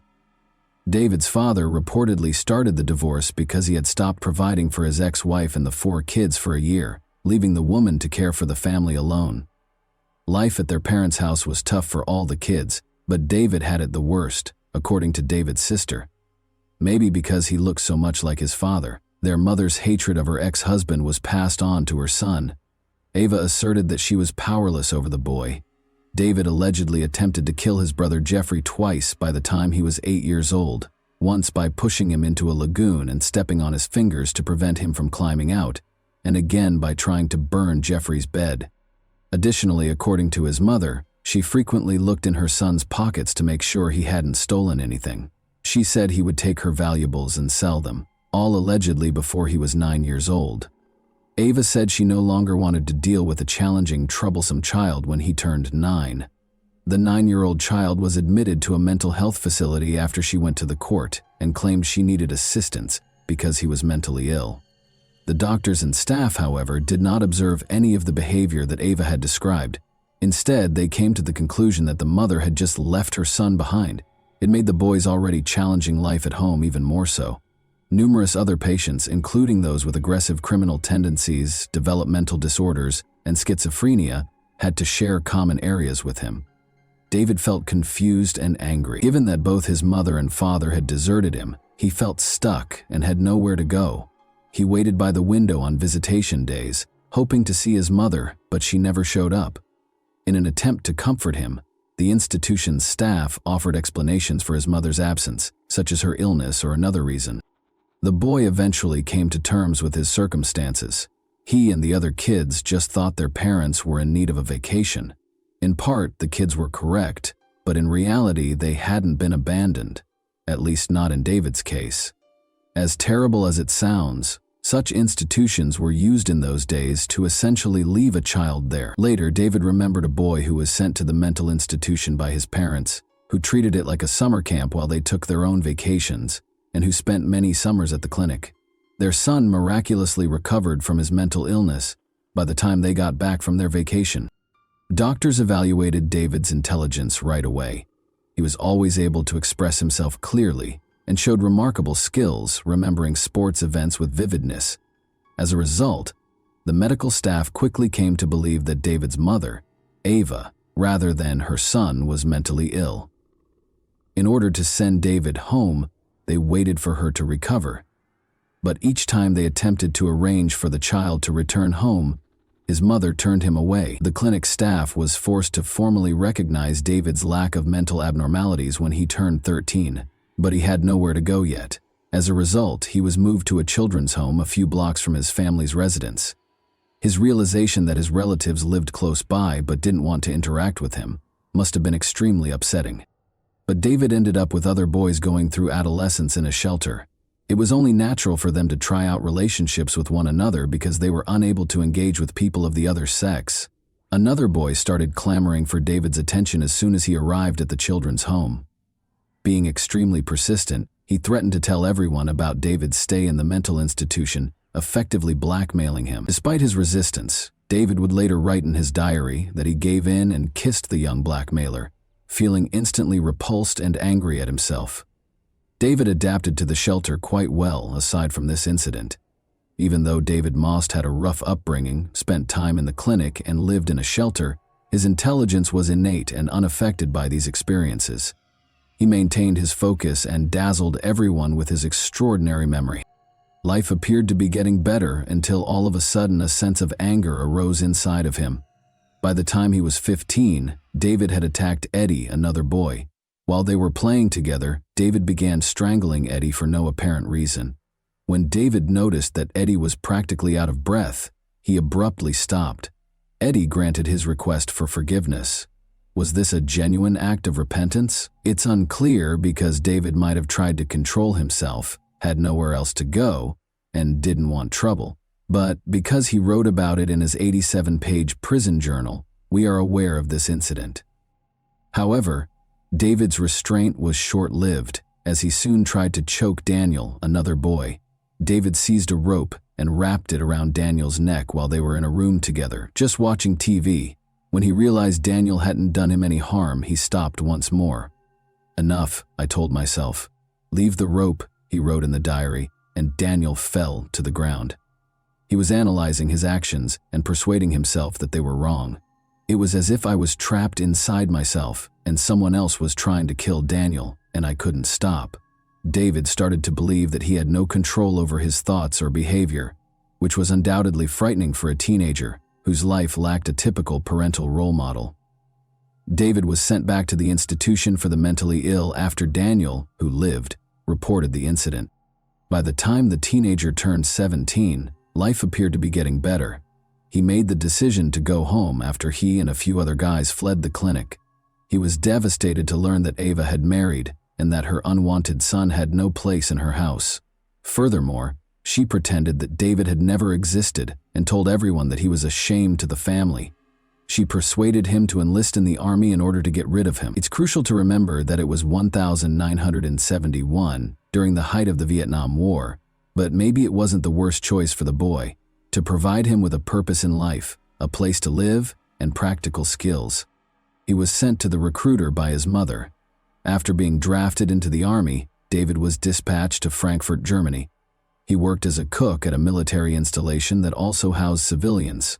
James McLister, a 13-year-old who everyone called Jimmy, was one of them. On the base, his parents were engineers. It was at the Army bowling alley that David and Jimmy first met. David also found another talent. He was a great bowler who competed and made a respectable living doing it. After becoming friends, David and Jimmy spent time together until one night when David woke up in his bed with Jimmy, naked. He became furious. He recommended that Jimmy take a moped ride. The boy obviously viewed him as an older brother, trusted him wholeheartedly, and complied without hesitation. If only he understood David's thoughts. David tied Jimmy to a tree and beat him with a plank he found there after they drove a long way from the base to a location where a World War II bomb crater still existed. Jimmy's killer just untied the body and left it there when Jimmy stopped breathing. David went back to the base and acted as though nothing had occurred. They looked for the boy, of course, but he was only located a month later. Despite being in custody, David managed to persuade the judge that it was a tragic mishap. The boys allegedly damaged the moped, and Jimmy crashed out of it. David hid Jimmy's body because he was afraid and unsure of what to do. He was taken seriously. David was given a 3-year prison sentence because there was no proof of murder. It's interesting to note that David behaved flawlessly while incarcerated, received a diploma, wrote to his family once a week, and learned practical new skills. He was eligible to be considered for early release on parole because of his excellent behavior, but he turned down the offer. The young man was terrified of being free as he realized what he was capable of. He had ample opportunity to think about his actions while confined, and he came to the conclusion that he would undoubtedly murder someone else if he were freed. He was repulsed by such thoughts and feelings and hated himself for them. Because he had a conscience, his lawyer subsequently referred to him as one of the most remarkable serial killers. Even up until the point at which he committed another murder, he felt bad about killing people. Because of what he had done, he detested himself, but the desire to kill came back, and he gave in and killed once more. It's a really odd behavioral pattern. However, when he turned 23 in 1977, he was set free. He made friends with a teenage boy after relocating to Chicago 2 years later. Although it appeared that they were friended, David occasionally felt the urge to stab the boy while he was staying overnight. David gave in to this overwhelming desire after they had another drink, and the teenager dozed off on the couch. He nearly disemboweled him by stabbing him in the abdomen with a knife, but the teenager lived. David was found guilty of attempting to kill someone. He was found not guilty, despite lying on the witness stand. We don't know what he said to convince them. Maybe he was also a devilishly convincing person when needed. David had not been able to learn to control his desires by the time he was 27. He remembered the kiss at the orphanage when a boy came up to him, trying to figure out what was happening to him. He hypothesized that his bad behavior stemmed from this unpleasant, intimate experience. He therefore made the decision to track down and murder that boy, who was now a man. He thought he could stop his destructive impulses and desires by doing this. He therefore embarked on a quest to target this man with his anger. But he found out that the man was incarcerated when he got to the location where the boy had lived. Therefore, David wasn't the only person who got into trouble after leaving that orphanage. He was unable to control his urge to kill or vent his anger on his offender. Then he saw a 15-year-old boy named Donald Jones going by his car. He was utterly innocent and just happened to be in the wrong place at the wrong time. Under the pretense of a straightforward odd job, David persuaded the teenager to get into the car and drove him to a remote location with quarries. Like his last victim, he stabbed Donald multiple times in the abdomen. He later described in his diary how the boy repeatedly pleaded with him not to be killed, saying, "Don't kill me, I'm only 15 years old." Nevertheless, David was powerless to stop himself. Then, unable to leave the teenager alone, he led him to the section of the quarry that was flooded. The teen died. David left the town without waiting for the body to be found. He was aware that Galveston, Texas was where his uncle resided.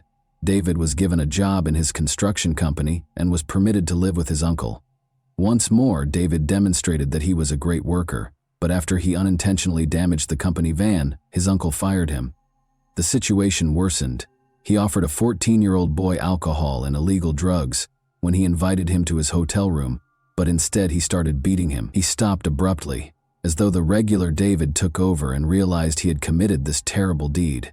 Embarrassed, he dropped the weapon and started crying. David was given a 5-year sentence and the boy lived. He once more believed that he would carry on killing if he were released from prison.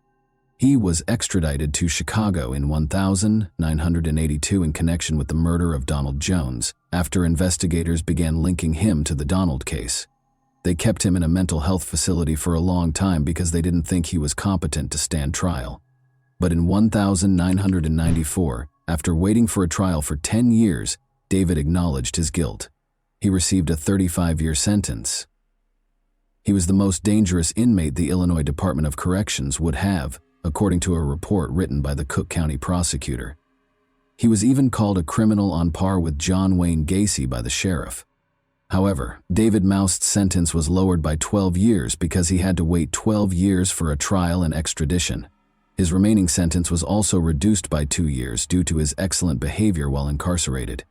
In a 6-page letter to the Illinois Department of Corrections, David expressed his desire to remain incarcerated and acknowledged that he was unable to control himself. Illinois had a law at the time that permitted a convicted sexual assault offender to voluntarily serve out the rest of their life in prison. When given this choice, David wrote back, "Bring the papers, I'll sign everything," but no one approached him. His attorney claims that the letter was never even read, and he was freed from detention in 1999. Following a subsequent release, David relocated to Oak Park, Illinois. A year later, he attacked his friend Anthony by striking him on the back of the head with a metal pipe, despite his hope that a new place to live would allow him to start over. It would seem reasonable to assume that the police would deal with him more severely this time, but since Anthony was a former gang member who didn't want to involve the police and wouldn't testify against David, no charges were even filed against him. After his parole expired in 2002, David made the decision to relocate once more, this time to Hammond, Indiana. He discovered a local job that frequently involved and was frequented by teenagers. Employers were already able to investigate the backgrounds of potential hires by that point. David was just permitted to work with young boys in spite of his history of abusing teenagers. He soon fell back into his old routine, going to public pools and other places where teenagers congregated. By assigning the boys what appeared to be easy tasks, he gave them chances to make money. No teen would turn down the opportunity to make some cash by performing an apparently simple task, but these tasks turned out to be sinister.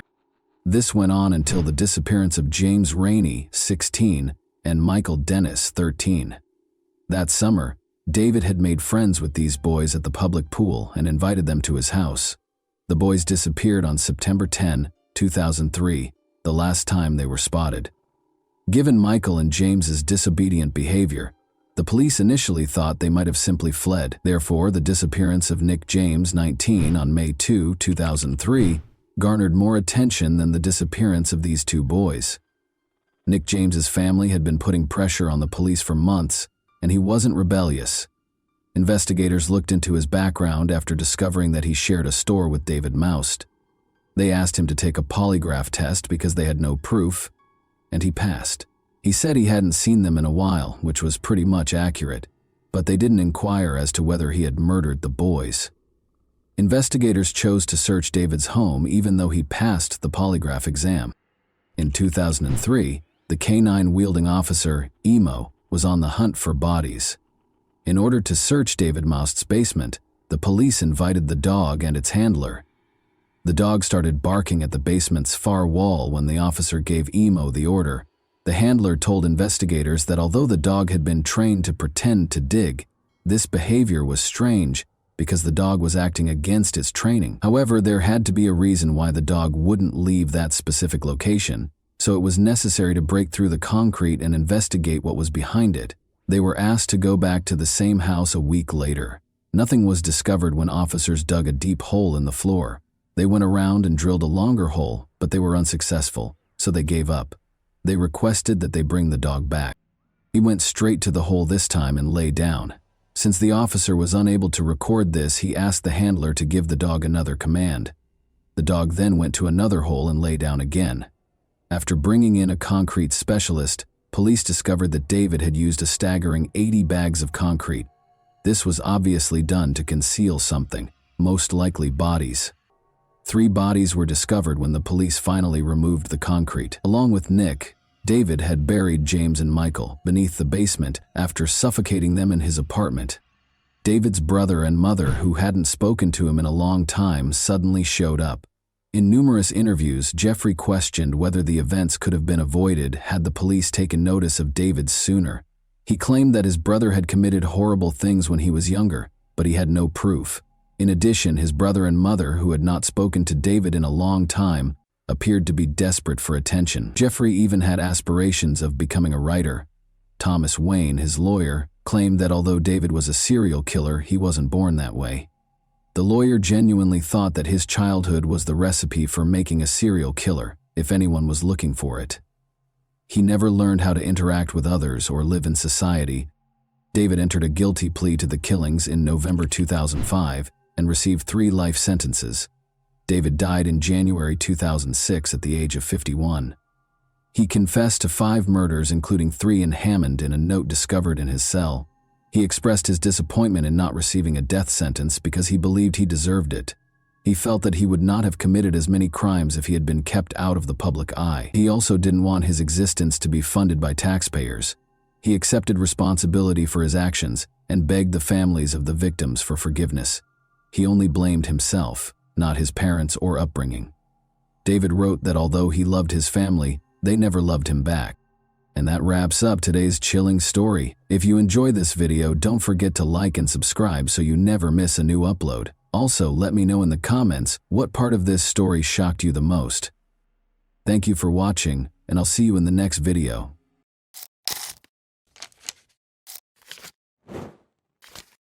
Hey guys, welcome to my channel, and today we're going to take a look at another horrible case with you. Aurora, then 26 years old, and Mark, then 32, decided to take their honeymoon to the stunning island of Corsica in the late spring of 1995. The girl had chosen this location for their first vacation together after Aurora and Mark got married 2 months prior. The young wife was eager to see Corsica's villages, mountains, and beautiful scenery. They made a stop in the quaint little town of Calvi that day. Here, a restaurant with a view of the bay hosted a candlelit dinner for the newlyweds in the harbor. Following dinner, Aurora and Mark made their way to the Notre Dame de la Serra Chapel, a well-liked tourist destination where lovers go to watch the sunset, the perfect location for a romantic day's end. Around 10:30 in the evening, they got into their car and drove back to the hotel. Right at the end of the railing, some animals abruptly leaped onto the road in front of the car, putting the young couple on a very dangerous road that descended sharply. The car plunged off the cliff as Mark swiftly turned the wheel. Aurora remained calm in spite of the dire circumstances. Before the car fell, she jumped out and opened the door. Mark was less fortunate. He and the car fell 140 meters. Aurora was alive, but she was in shock. In the middle of the night, in complete darkness, she bravely decided to go down barefoot to assist her husband. After locating Mark inside the vehicle, Aurora dragged him out.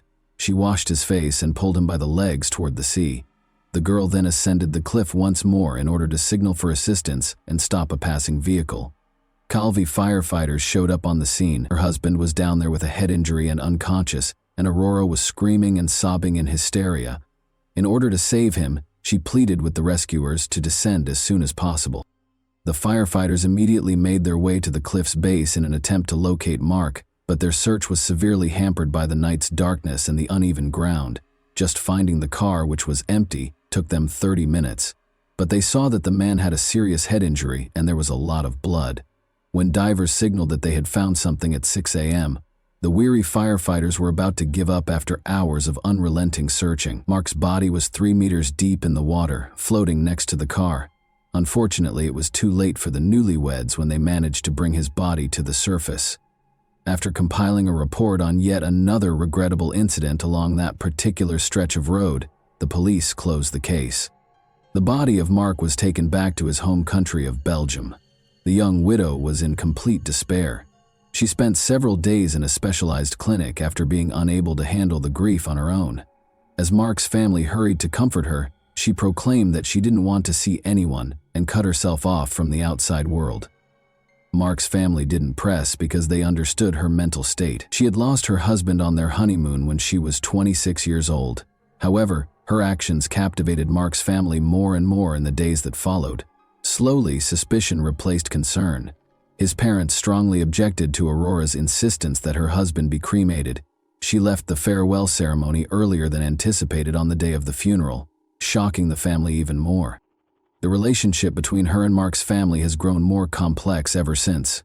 When she got back to the family home, she changed the locks and refused to let her mother-in-law in, who had come to pick up some of her son's sentimental but cheap possessions. Aurora listed the house for sale in the weeks that followed. In addition to the EUR 25000 she received from the sale of the house, there was more. After her husband passed away, it was discovered that she had gotten 7 insurance payouts. Aurora was given EWAT 75000 in total. The Van Burr couple, who were shocked by their daughter-in-law's actions, took legal action and complained about the suspicious death.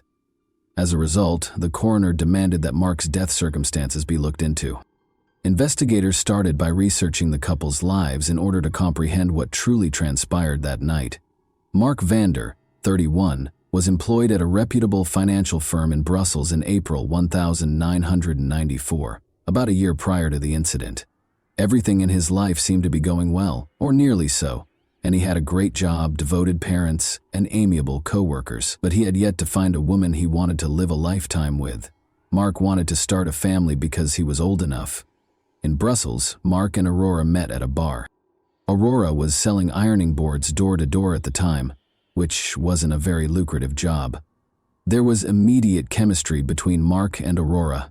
Mark was enamored with the attractive girl and fell in love with her right away. Their lively relationship left Mark's friends in awe and jealousy. Mark was shy, a little overweight, and uninterested in sports, whereas Aurora was very attractive, athletic, and fit. However, Aurora moved in with Mark a few weeks after they first met. Seeing that their son was content with her, the future husband's family embraced her as their future daughter-in-law and the mother of their grandchildren. When the young couple decided to tie the knot a year later, nobody was shocked. The girl asked Mark to put half of the house in her name, among other requirements for her future husband. Although this might have seemed strange or improper, Mark, who was incredibly in love, accepted all of the bride's demands. The young couple exchanged vows on March 11, 1995. Only the bride's twin sister was present from her side of the family, but the entire husband's family was present at the wedding. The husband's family gradually realized that their daughter-in-law avoided discussing her family and evasively responded to all inquiries about her background, education, and relatives. She acted as though she was from a wealthier family than theirs. More than a year after Mark's passing, on September 5, 1996, Aurora received an invitation to be questioned at the police station. She reaffirmed her earlier claims that she and Mark had gone to a chapel after dining at a portside restaurant. A wild animal unexpectedly leapt in front of their car on the way back. An unfortunate accident happened when Mark turned the steering wheel. Aurora opened the door and leaped out just before the car plunged off the cliff. No more information could be gleaned from her by the police. On October 8, 1996, Mark's body was exhumed in an effort to learn the truth. Some of the injuries were caused after death, according to the forensic expert. Although the body had many wounds, none of them were bleeding, suggesting that Mark passed away before the car plunged off the cliff. The widow was nowhere to be found when the police wanted to question her again. 2 years after the incident, the detectives made the decision to look into the crime scene in Corsica. The newlyweds' car plunged into the ravine, and Belgian police officers were at the edge of it. Armed only with photographs and without the car, the task became more difficult. However, the expert was able to reconstruct the car's pre-fall trajectory. A person's reaction to an unexpected event on the road, such as an animal running out, is to turn the steering wheel but not all the way around. Under no circumstances could the car have ended up where it was found if it had veered off the road and fallen into the water. The expert also observed another contradiction in the accident theory. When firefighters arrived on the scene, they reported that the bushes growing on the cliff's top had been crushed. The bushes would have been cut off if the car had sped down. It was clear from the crushed vegetation that the car had remained on the bushes for a while before descending gradually. Additionally, blood droplets were discovered unevenly distributed between the car and the water following the incident, indicating that the body was carried rather than dragged. Could an 80-kilogram man have been carried by Aurora, who weighed less than 50 kg? Aurora's version of events did not match the investigation's conclusions. The car was pushed off the cliff, according to the expert's conclusive findings. The investigators were now interested in learning what transpired following the incident. Did Aurora come down to assist Mark? Did she have the bravery and strength to go barefoot down the rocks? It was possible, as hard as it may seem to believe. Since Aurora Martin was a skilled athlete and a champion rock climber, the police found it difficult to deny that she had truly gone down to assist her husband. For them, it was a dead end. Since there was still no update on the young lady, the investigators made the decision to learn more about her past. Really, who is she? What secrets are concealed by her evasive responses? In actuality, the girl had a very challenging upbringing, devoid of both a loving family and a quality education. Her mother moved to Germany after her parents divorced when she was 12, so she hardly ever saw her daughter. Although her father was not very involved in her life, she led a carefree life with her two sisters. With lofty aspirations, the girl left her childhood home when she turned 18. Aurora entered beauty pageants in hopes of becoming a model, but was not very successful. She thus found employment as a bar hostess and occasionally as an escort service model. At the age of 24, Aurora made the most of her beauty and lived life to the fullest. In February 1993, she went to a rock climbing club one day as usual, where she met Peter Schwett, who would be her fateful encounter. He shared her love of mountaineering and was young, attractive, and wealthy. She was 24 years old and he was 23. At first sight, it was love. Aurora was able to move on from her previous life next to Peter. This tale sounded too good to be true. In fact, the investigators discovered an oddity while looking into Peter Schwett's past. He was a widower for a young man his age. The circumstances surrounding his wife's death were suspicious. 2 years earlier, on his 21st birthday, Peter was serving in the German army in Belgium. Peter liked going to clubs, and one night he met Ursula Deschamps, a young student, while he was out with friends. They fell in love quickly, and 3 months later Peter proposed to her. Ursula soon learned, though, that Peter was not content with a single woman. Other surprises were in store for her. At their house, Ursula discovered counterfeit documents and substantial sums of money. She wanted to tell the police what she had discovered. Their young marriage became strained, and they made the decision to file for divorce. However, Peter was supposed to teach his wife how to drive, so he and Ursula got into a convertible and left on a trip on the evening of August 29, 1992. The outing was peculiar for soon-to-be ex-houses. Peter was behind the wheel and driving as fast as he always does. The car crashed into a canal at high speed after he lost control. Although Peter was able to flee in time, he was unable to save his wife, who perished in the water with the car. He remembered that even though he touched her hand, he was unable to grasp her and drag her to the surface. A few days later, Ursula's body was discovered. Nothing from the autopsy would raise any questions about the girl's drowning. Peter provided a convincing explanation of how he had gotten out of the car through the rear window when the police recreated the crime scene. However, Ursula's family never thought it was a sad accident. First of all, Peter had never lowered the top of a convertible before. Second, Ursula could swim very well.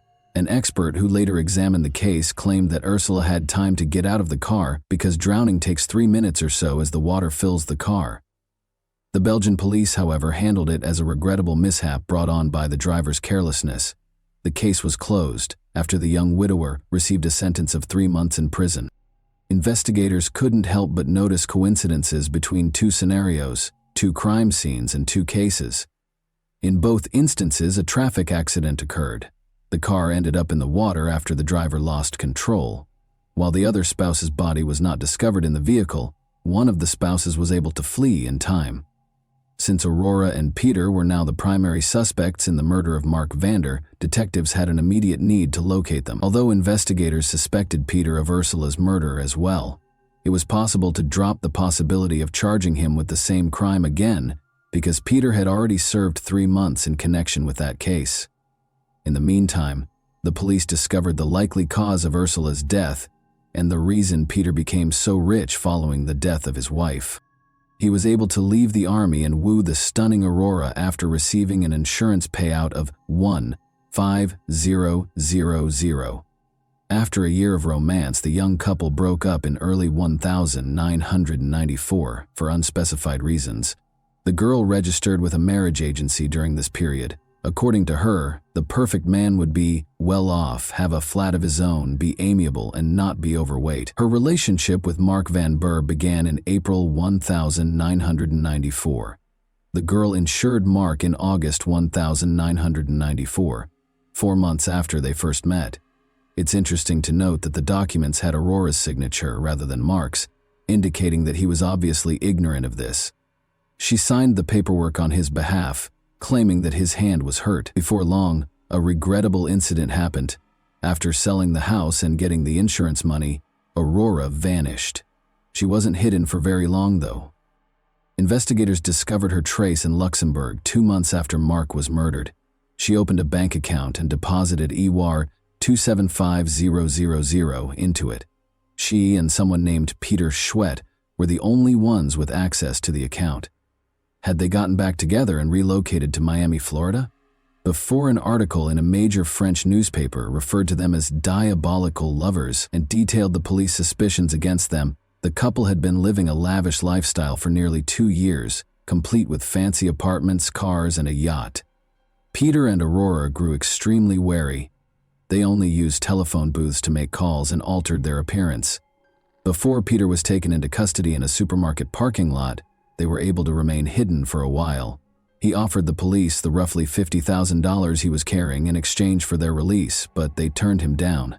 Aurora was taken into custody by the police in the apartment where the lovers were hiding 2 days later. Aurora and Peter made every effort to evade extradition. Nevertheless, they were sent back to Belgium on December 3, 1998. Aurora declined to provide any testimony right away. In contrast, Peter talked a lot, but not much of it was accurate. The police had no hard evidence against them because they obviously did not want to cooperate with the investigation. An anonymous phone call altered the case's trajectory. Over the phone, a woman disclosed that she had information regarding Mark's murder. The woman was later identified by the police as Fabienne Lefevre. Aurora's stepmother, Fabienne, had recently split from the girl's father and made the decision to either get even or atone for her transgressions. According to Fabienne, she hurried to the hospital to console her stepdaughter following the tragedy in Corsica, but the girl who met her was entirely different, not even in mourning. Fabienne claims that Aurora told her everything. It was all Peter's doing, she said, and he handled everything. Peter and 3 accomplices, his German friends, pulled over Aurora and Mark as they were on the road. They used baseball bats to beat Mark. Fabienne claims that because Mark pleaded with the men to spare his wife and let her go, he was unaware of the betrayer until the very end. They loaded Mark's body into the car and pushed it off a cliff after the beating was finished. However, because it didn't fit Peter's personality, the police were unable to track down the accomplices or provide evidence of their existence. Furthermore, there were numerous questions regarding Fabienne's veracity. First, there was tension between Fabienne and Aurora. Second, why did she make an anonymous call? And why did she call the police sooner?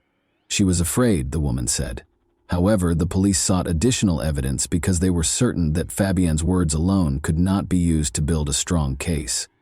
Police in Germany discovered that one of Peter's brothers had postcards from Corsica and pictures of the car that crashed off the cliff. The interesting thing about these souvenir photos is that they were taken 6 months prior to Mark's murder. Was it deliberate planning or just a coincidence? 4 years had gone by since the murder, but the specifics of the crime were still unknown. The police made the decision to recreate the airport crime scene on June 16, 1999. The vehicle was being driven by the driver at a maximum speed of 35 kilometers per hour. As if attempting to leap out, Aurora was supposed to open the car door wide.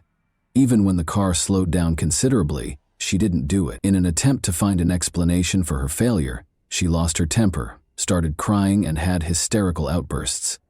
Peter stepped in and tried to protect Aurora. Since, in theory, he was not present at the crime scene in Corsica, it is unclear why he was involved in the reconstruction at all. Following this experiment, the researchers were certain that Mark Van Burr was murdered rather than killed in an accident. The trial started. A revised version of events was put forth by the defendant's attorneys, who claimed that Mark had a heart attack shortly before he fell from a height. Put another way, since he passed away just seconds before the collision, all of his subsequent injuries were post-mortem. This hypothesis had the potential to disprove the prosecution's entire theory. Such a version did not match the autopsy results, but even the forensic expert thought it was a smart move. Another crucial detail that the forensic expert disclosed during the trial was that Mark had not eaten anything for several hours prior to the crime. He was starving. The juror's last straw was when Aurora even made up a story about having a romantic dinner with her husband that night. Both of them were convicted. Peter received a 20-year sentence, and Aurora received a 15-year sentence. They probably didn't even complete half of their sentences. They were made available a long time ago. As of 2021, they remained together even after Aurora was forbidden from leaving the country and Peter was deported to Germany. Peter secured employment as a carpenter, and Aurora is employed due to her multilingualism. The most amazing aspect of this case is that Aurora and Peter committed two nearly flawless murders. If Aurora had been a little more patient and hadn't slammed the door in front of her husband's family, the second murder would have probably gone undetected. She would have quietly left after a few months if she had continued to be the kind girl they knew, and the Van Burr family would never have suspected her of anything. And that wraps up today's chilling story. If you enjoyed this video, don't forget to like and subscribe so you never miss a new upload. Also, let me know in the comments what part of this story shocked you the most. Thank you for watching, and I'll see you in the next video.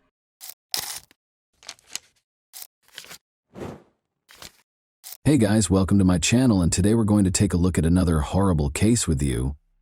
Little Bria had only ever been frightened by imaginary monsters. She called her mother, Michelle, on November 20, 2000, claiming to have seen someone outside the window. The day before, 3 armed men wearing masks broke into her house. Michelle looked out and saw no one, so she dismissed her daughter's words as the product of her young imagination. The difference with this incident, though, was that Bria saw them. They had looked through the window. Michelle and Bria were being held at gunpoint in their own home's living room by the same individuals who had been there the previous evening.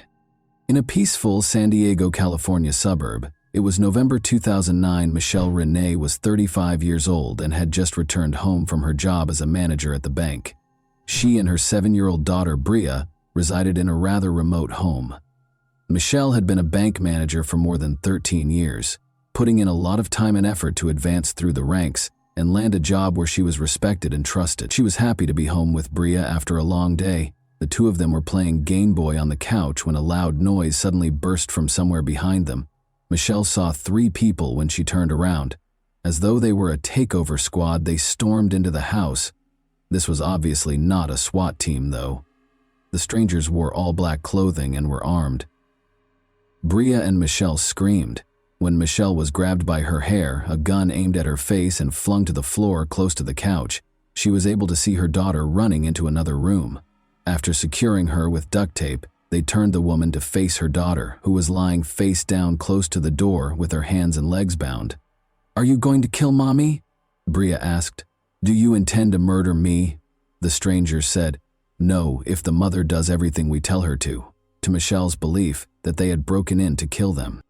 Michelle was told bluntly by the illegal intruders, "You will rob the bank for us, or we will kill you, and your daughter will be first." The intruders told Michelle that they had been watching her for months and had a plan because they knew she was a bank manager. They would stay with her all night to give her instructions and make sure she understood exactly what she was supposed to do. As they held her and her daughter bound on the couch with tape, the gang leader gave her explicit instructions throughout the night, stressing what she needed to do repeatedly, He told Michelle that 6 more gang members were standing guard outside, waiting to murder her if she did anything stupid. Around 11, a female voice on the radio caught his attention, as if to reaffirm what he had just said. He was told by the accomplice that a car had pulled into the driveway. The neighbor of Michelle and Bria had shown up. She lived in the same building and was named Kimbra. She was obviously very drunk after returning from a night out. She shocked the criminals by resisting their attempts to grab her. One of the criminals shouted at Kimbra not to move while pointing the weapon straight at his face. In an attempt to shield her friend, Michelle pushed his arm away, but he pointed the gun at her and hissed at her to never touch him again. Kimbra was finally restrained, and they all waited for dawn. Michelle became aware that she might be spending her final evening with her daughter. She needed to share everything with Bria. Thinking that this might be the last time she would ever touch her daughter's hair or see her sleeping, the mother smoothed her hair to give her some space to rest. The nightmare persisted in the morning. The robbers' leader told her to get up and prepare for work at 6 o'clock. He interrupted her to apply dynamite to her as she was getting dressed and arranging her hair. She was in excruciating pain as he taped it firmly to her back. Kimbra and Bria were also outfitted with sets of explosives by the criminals. The girl sobbed and asked what it was, but the mother merely muttered something because she didn't want her to become even more terrified. Then they showed Michelle something that looked like a lock on a door. According to the man, it was a detonator, and he would press the button if she made even the slightest mistake. The detonator had a 10-meter radius, he added. Bria was placed in her bedroom closet by the criminals. The mother reiterated that everything would be all right and that she would be back shortly. "Mom, have courage," her daughter said. 2 men remained inside the house as Michelle left, and the gang leader gave her a suitcase containing a sports bag before hiding in the backseat of her Jeep. As she always did, she was headed to work in a minute, but this time she had a gun pressed against her side and dynamite strapped to her back. She parked in her usual spot when she arrived, and the man told her she had 5 minutes to come out with the money after the cash collector arrived before she got out of the car. He had his finger on the detonator in case something went wrong. Around 9 o'clock, the cash collector showed up and handed over the cash. Michelle was in charge of getting the money because she was a bank manager. Michelle asked her colleague to go with her to the vault as soon as his car pulled away, and she explained the situation. Michelle was left with no choice but to stuff the bag full of cash while her colleague watched in horror as the bank manager did something so unthinkable. Her heart pounded. Was she moving quickly enough? Naturally, Michelle's co-workers informed the police about the incident, but first she took $360,000 out of the bank. She climbed into the Jeep and got ready to do whatever was asked of her. The criminal told Michelle that she would find her Jeep further down the street and told her to get out of the car after a few blocks. And so, it came to pass. She located her vehicle, got into it, and drove quickly home. The woman didn't know if she would find her daughter alive when she got home. She saw Kimbra's car was gone as soon as she pulled up to the house. She called for Bria as she entered the house, but the silence was uncanny. At last, she heard a small voice. From the other side of the house, Bria was calling to her. Her mother had left the girl in the closet, and she was still there. Relieved, the woman gave her daughter a hug, but it wasn't quite over. Bria saw her mother's expression change to one of panic. The gang leader had departed without taking the dynamite away from her. What if the detonator was used remotely by the criminals? Before departing, Kimbra informed Michelle that they had just cut the tape and thrown the explosives against the far wall, removing the dynamite from the girl and her back. They all rushed to the nearby homes after that. Investigators from the FBI, police, and even a bomb disposal team quickly swarmed the street. The officers soon realized that the dynamite was a fake, consisting only of 2 sticks painted red. However, no one would risk their lives assuming they were fake, given the low lighting and the fact that they were on the victims' backs in such a dire situation. However, Michelle made an effort to commit every detail that might aid in identifying the criminals to memory during the incredibly terrifying 14 hours that she was held captive. It made it possible for her to concentrate on something else rather than the situation's horror. Actually, it was her special talent for picking up on subtleties in people's looks and actions that others might miss. She committed the criminal's physique to memory, attempted to gauge their height from the house's furnishings, took note of their footwear and jeans, and examined the appearance of their weapons. She eventually had to use the restroom, so the gang leader accompanied her. She flipped the switch, brightening the man's face as he led her to the restroom. He was still wearing a mask, of course, but Michelle could see his eyes clearly. They were big, expressive, and a little red at the corner. All of a sudden, she recognized this person from her bank office. She frequently handled new client accounts in her role as bank manager, and on that particular day, a man had visited her office. He clarified that he needed information about opening accounts and making investments because he would shortly inherit a sizable sum. He repeatedly asked the same questions while seated at her desk. The man introduced his companion as Lisa, and they departed when a woman finally came in and said, "Chris, we need to go." However, he gave Michelle his business card before he left. She put it in her desk's top drawer. Michelle's mind was racing with all of these ideas, and she felt that she needed to be extremely careful and not even hint at her recognition of him. Additionally, she recognized his accomplice because she occasionally heard Lisa's voice on the radio. They wouldn't let her die if she messed up. Michelle then requested that the officers immediately check her desk's top drawer. The business card wasn't a fake. It was there. Christopher Butler was the man's name. Butler's conviction as a bank robber was quickly discovered by the FBI. They discovered his residence and placed him under observation. The bank was only a few kilometers from Butler's home and that of his fiancée, Lisa Ramirez. The other two men, Robert Ortiz, who had his sights set on Bria, and Christopher Higgins, a big man who protected Michelle, were soon recognized by detectives. The decision to arrest Christopher and Lisa was made on December 1. They were allegedly pulled over for document verification during a routine traffic stop. There was just so much evidence in the car. In a stressful situation, the pneumatic gun in the glove compartment appeared completely real. In addition, the officers discovered a black bag Michelle had described, gloves, homemade masks, Michelle's credit cards, banknote adhesive ribbons, and even a door lock that the criminals had managed to pass off as a detonator. Two investigators waited for more evidence in the house. Officers discovered a sample of dynamite bearing Christopher and Lisa's fingerprints, along with all the ingredients needed to make fake dynamite. Because they were sure they wouldn't be linked to the crime, the accomplices left a ton of evidence. The $360,000 that was stolen, however, was not discovered by the officers in the house or the car. On that same day, they took $93,000 and arrested Higgins. Higgins admitted to everything and talked about going to Vegas for a few $1,000s. Ortiz fled, but he had $32,000 from the bank when he was apprehended in Wisconsin 3 months later, and he admitted to everything. Christopher Butler, however, denied everything, even in the face of indisputable proof. His fingerprints on the dynamite. Lisa rejected his attempt to place the blame on her. She acknowledged that she was the woman Michelle had heard on the radio. She even acknowledged that she came up with the plan to steal the bank manager using fake dynamite. Lisa disclosed that although they divided the funds into 3 sections, over $100,000 of their portion with Butler was pilfered. To the surprise of all, she said Michelle was part of the plot. Everything had to be confirmed by the police. Michelle acted exactly like a real victim of the crime would have when they recreated the events of that day. Every detail of the victims, Higgins, and Ortiz's accounts lined up, and investigators were unable to uncover any proof linking Michelle to the plot. All 4 suspects were in custody awaiting trial by the spring of 2001. But Michelle and Bria were still processing that terrifying night. The girl thought the criminals would eventually find them and kill them, so she desperately wanted to hide somewhere. She changed from a joyful, fearless, and energetic youngster to a terrified being who feared solitude. Michelle took Bria to stay with her grandmother in Alaska in June because of this. She went back to finish things up and moved to Alaska with her dog, essentially no money and a camera, leaving the child with her grandmother. She drove off on a 9-day journey. Since she had committed to returning for Bria's birthday, she was only on the road for 9 days. Their healing really started only after they relocated.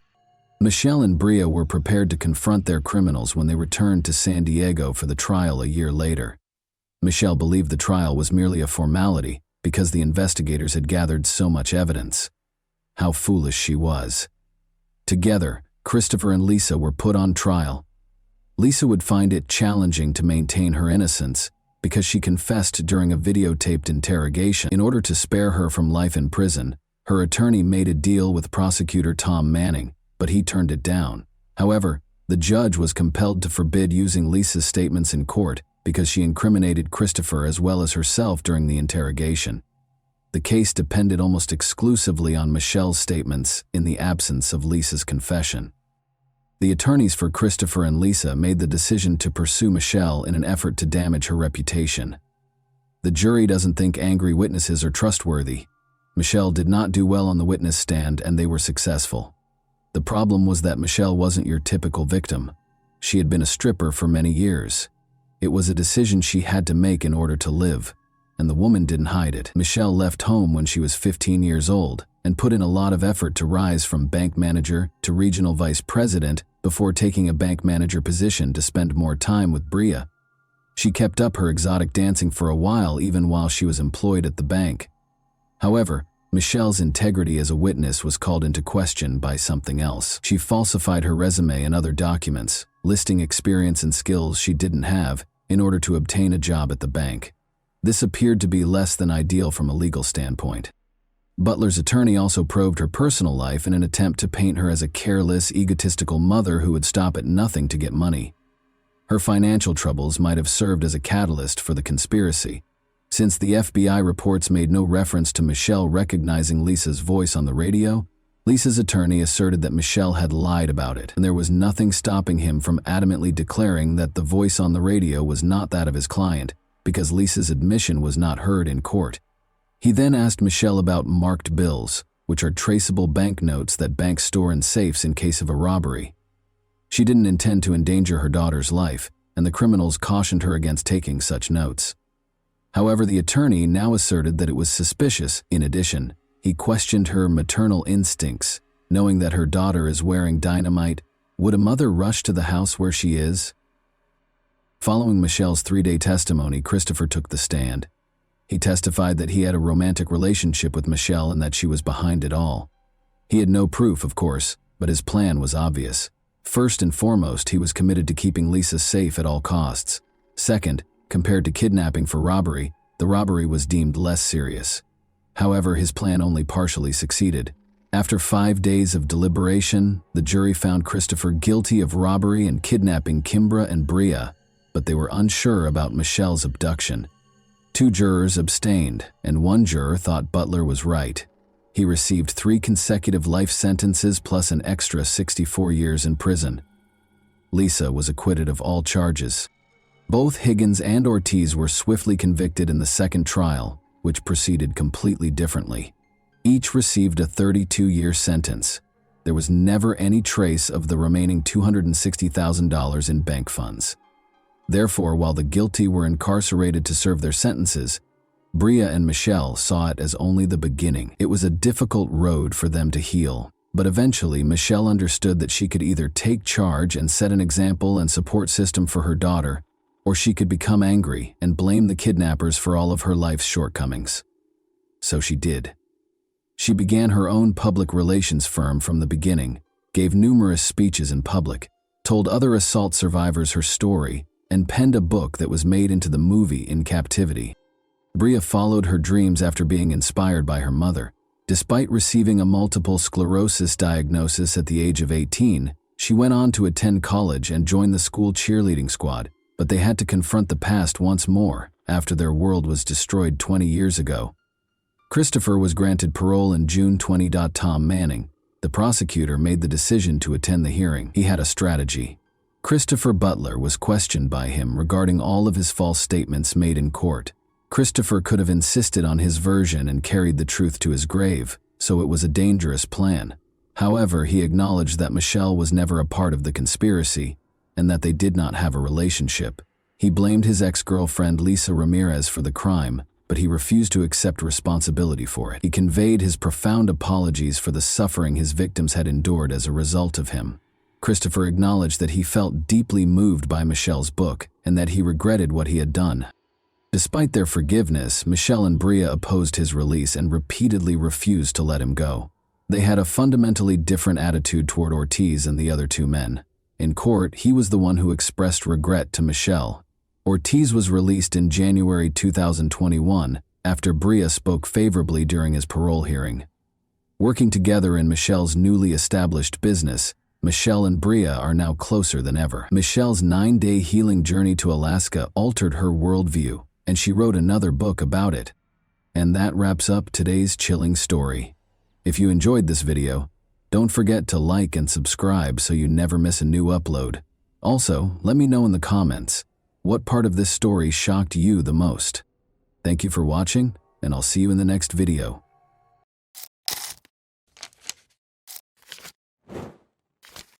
Hey guys, welcome to my channel, and today we're going to take a look at another horrible case with you. A prosperous physician living 2 lives, a future mother in need, a watchful twin sister. Additionally, an overheard conversation made the innocent victim aware of what was going on. This story had everything it needed to be one of the most dramatic. The media, however, mostly ignored it. The story, however, followed the finest traditions of Greek tragedy and took place in Ohio in the 2000s. It took not one, but 2 deftly placed traps to capture the offender, whose behavior and intentions will cause you to reevaluate your level of trust in the people you let into your home and your heart. Michelle Baker was prepared to become a wife and mother at the age of 33. When her friend introduced her to the amiable young physician Maynard Mincing, happiness appeared to be imminent. The 33-year-old Maynard had prior married life experience. They had similar interests in medicine and a desire to assist others, because Michelle was an EMT in the fire department. Because Maynard was the ideal woman, successful, attractive, and charming, Michelle thought she had won the lottery. The relationship between Michelle and Maynard was like a fairy tale from today. Her boyfriend moved into Michelle's home in Hoover Heights, Ohio within a month. Maynard's children from a previous marriage would visit on the weekends. Michelle saw how happy he was spending time with his children and knew he would be ecstatic when she informed him that he would once again be a father. She was right. There were no limits to his joy. Maynard started searching for a new house right away so that the young family could live together, and he paid $320,000 for a beautiful and comfortable nest. When Maynard proposed that they go to Key West, Florida, where they would get married at sunset while standing barefoot on the sandy beach, Michelle was ecstatic. The enamored couple left for Florida, but Maynard changed his mind on the first day of their romantic weekend.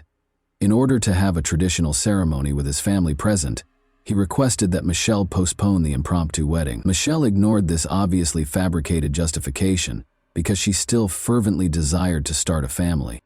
The 2 went to a restaurant for dinner that night. The meal went smoothly, but Michelle felt a sharp pain in her abdomen and saw some faint bleeding after she left. She was terrified that she might lose the baby, of course. She was relieved that there was nothing to be concerned about because her fiancé was a doctor. He asked her to try to fall asleep after putting her in bed. The pain went away the following day, but when she got home, Michelle thought it wouldn't hurt to visit Dr. John Shea, her physician. When the doctor confirmed that the fetus was developing normally, she exhaled with relief.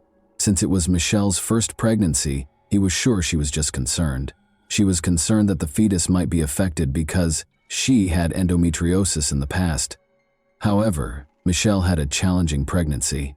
Unidentified spasms and inexplicable bleeding became frequent occurrences, perplexing the medical staff who were unable to come up with a clear explanation. Maynard, who would soon marry Michelle and be the father of their child, thought it would be the ideal opportunity to confess his lingering feelings for his ex-girlfriend, Tammy Wynn, as if the physical suffering wasn't enough. To all of their friends, Maynard had painted Tammy as a horrible person, despite their complex past. As it happened, he was unable to forget her. After realizing that this was the true cause of her boyfriend's wedding postponement, Michelle valued his candor and chose to put even more effort into their relationship rather than break it off. But on July 1, 2000, Michelle's confidence in her future husband swiftly dwindled. Michelle stayed at home taking care of her own chores while Maynard went out of town to go fishing with a friend. Michelle switched on the radio and tuned into a local station, lost in her activities. She heard her beloved order a song for another girl, and it hit her like a ton of bricks. Maynard's voice sounded exactly like the caller. Michelle stood frozen, listening to the discussion with great interest. Michelle's heart fell when the DJ asked the man his name and he said, "Maynard." She was suspicious of her fiancé's true location. She requested a ride from her neighbor to Maynard's ex-girlfriend Tammy's house. When she saw them together on the street, Her suspicions were validated. Michelle went up to the man and told him she was ending their relationship. When Tammy entered the discussion, she disclosed that she was unaware that Maynard was living with Michelle. "I'm staying with a friend," he had been telling her. The unfaithful fiancé was immediately evicted from Michelle's house. However, the man wasted no time in attempting to regain Michelle's favor. He called her a few days later and asked her to join him for a picnic so they could chat. He asked Michelle if they could reconcile and expressed regret for his error. She pardoned him because he seemed so sincere, but when Michelle became really ill, the picnic had to be called off. She was in such terrible shape that she was unable to even leave the park restroom. Her bleeding and cramps came back, but this time she also experienced the inability to keep food down. The doctor, who Michelle rushed to see, found nothing alarming. The doctor determined that stress was the cause of her symptoms after the ultrasound revealed that the baby was healthy. Michelle's twin sister, however, saw a fascinating coincidence. She asked Michelle if she found it odd that she was in excruciating pain whenever they were with Maynard. Michelle's sister's suggestion appalled her. She recalled that Maynard had poured her drink at the picnic before the second severe pain episode, and that he had brought glasses from the bar during their dinner in Florida just before she became ill the first time. With her drinks, though, what could he have done? Even though they had discussed the wedding once more and their relationship appeared to be back to normal, Michelle couldn't deny her sister's sensible observation. She also couldn't get rid of the impression that Maynard and his ex-girlfriend weren't entirely over. Michelle once again followed her gut and drove to Tammy's house, where her fiancé's car was parked, when Maynard informed her that he would take the kids to Florida for the weekend. Through an open window, she could hear a conversation between two people she saw inside. She was stunned by what she heard. Maynard responded that he thought he had already dealt with the child when Tammy asked him what he intended to do about it. Michelle came to the conclusion that the only way to keep Maynard as far away from the child as possible was to call the police. Michelle went to report her suspicions to the police. The detectives, however, were dubious after hearing her story and found it hard to accept that someone would try something so unbelievable. They had never seen anything like it in all the years they had worked as police. Although department rules forbade testing pregnant women, the police wanted Michelle to take a lie detector test. As a result, they rejected the notion and told her up front that, given Dr. Minsing's professional status, they would require strong evidence before they could arrest him. Michelle had to handle things herself because there wasn't much they could do in the interim. Michelle demonstrated her abilities as a true detective. With the assistance of a friend, she concealed a tiny video camera inside a fake plant on the kitchen counter and arranged the flowers so that it recorded everything that took place behind the kitchen table. Then, like all famous spies, she asked her boyfriend to join her for dinner and asked him to pour her a soda as she grilled steaks outside. Michelle excused herself under a false pretense and proceeded to the bathroom to pour the soda into a bottle after Maynard handed her her glass.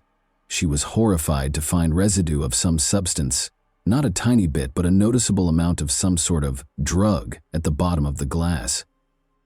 She calmly poured the soda from the hidden bottle into the glass and went back to the table, trying not to show that she was in shock. However, Maynard kept getting calls from Tammy, so Michelle was unable to continue dinner in a composed manner. "Do you know why Tammy is upset?" he asked Michelle over the phone after he finally left. Michelle wasn't too worried about Tammy's feelings after finding out that her fiancé had been giving her drugs in her drinks, but when she gently inquired as to why Tammy was upset, Maynard surprised her once more by revealing that they had secretly wed earlier that week. Michelle's determination to protect her unborn child outweighed her feelings of hurt and rage over her beloved's betrayal. She immediately took the soda bottle to the police. An expert concluded that Cytotec, a drug used to treat stomach ulcers and induce labor, had been added to the soda. When used carelessly, though, it can also have lethal effects on the fetus. Legally speaking, the detectives had a problem even though they believed Michelle. They didn't have any proof that Maynard put the substance in the glass. In court, a skilled attorney would contend that Michelle falsified it in order to frame her cheating fiancé. The police therefore set up a trap for themselves. When the detectives asked Michelle to inform him that her pregnancy was going well during one of Maynard's phone calls, he invited her to dinner and gave her another dose of the drug. On August 14, 2000, Two police officers hid in the garage while hiding a small camera inside a firefighter figurine that was placed on Michelle's kitchen counter. The police stormed into the kitchen and arrested Maynard for attempted murder as soon as they saw him trying to serve Michelle one of his special cocktails. "I hope these are prenatal vitamins," one of the officers said to Maynard, gesturing to the enigmatic material he was holding. The police discovered even more of the same substance in Maynard's vehicle.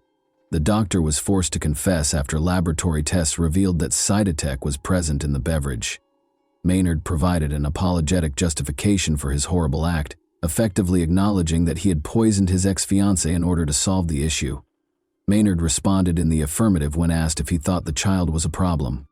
Michelle kept going to the doctor once a week and getting ultrasounds once a month.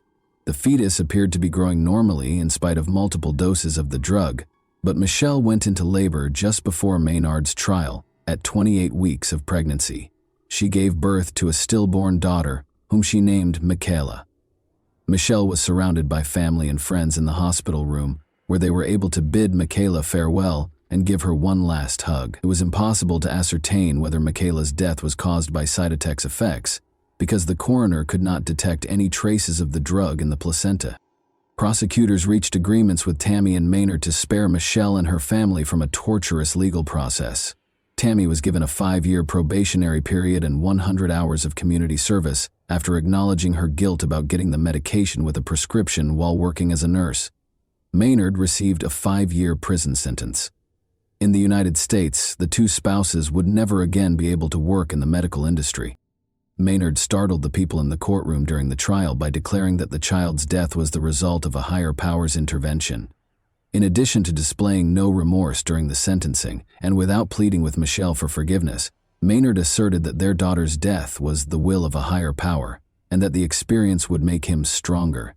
His statement shocked even Judge Barbara Gorman. Judge Gorman said to Maynard, "I must say it was one of the strangest statements I have ever heard. You are a disgrace to your profession, in my opinion.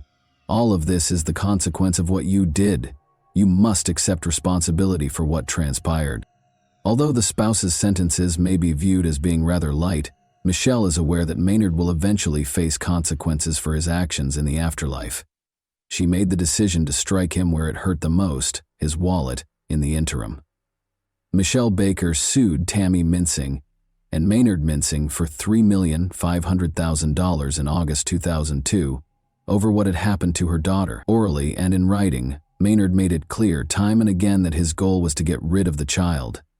His spouse did not want him to be involved with the child in any way. Michelle's attorneys were therefore certain that they would prevail in the case. The success of Michelle's lawsuit is unknown, but it was made public in 2007 that Maynard filed for bankruptcy. In 2013, the Mincing name reappeared in the obituary of Maynard's father, a prominent local youth organization founder. Tammy and Maynard Mincing were still married and resided in Ohio, according to the note. Whether or not Maynard meant to murder Michelle is unknown, but at least he chose to end her pregnancy against her will. However, Michelle made it clear to Maynard that she did not ask him to be involved in the child's life or to provide financial support, so he could have accomplished his goals without his heinous scheme. He must have been aware of Michelle's strong desire to have children and cruelly denied her the chance to begin a new family life with a fresh start. And that wraps up today's chilling story. If you enjoyed this video, don't forget to like and subscribe so you never miss a new upload. Also, let me know in the comments what part of this story shocked you the most. Thank you for watching, and I'll see you in the next video.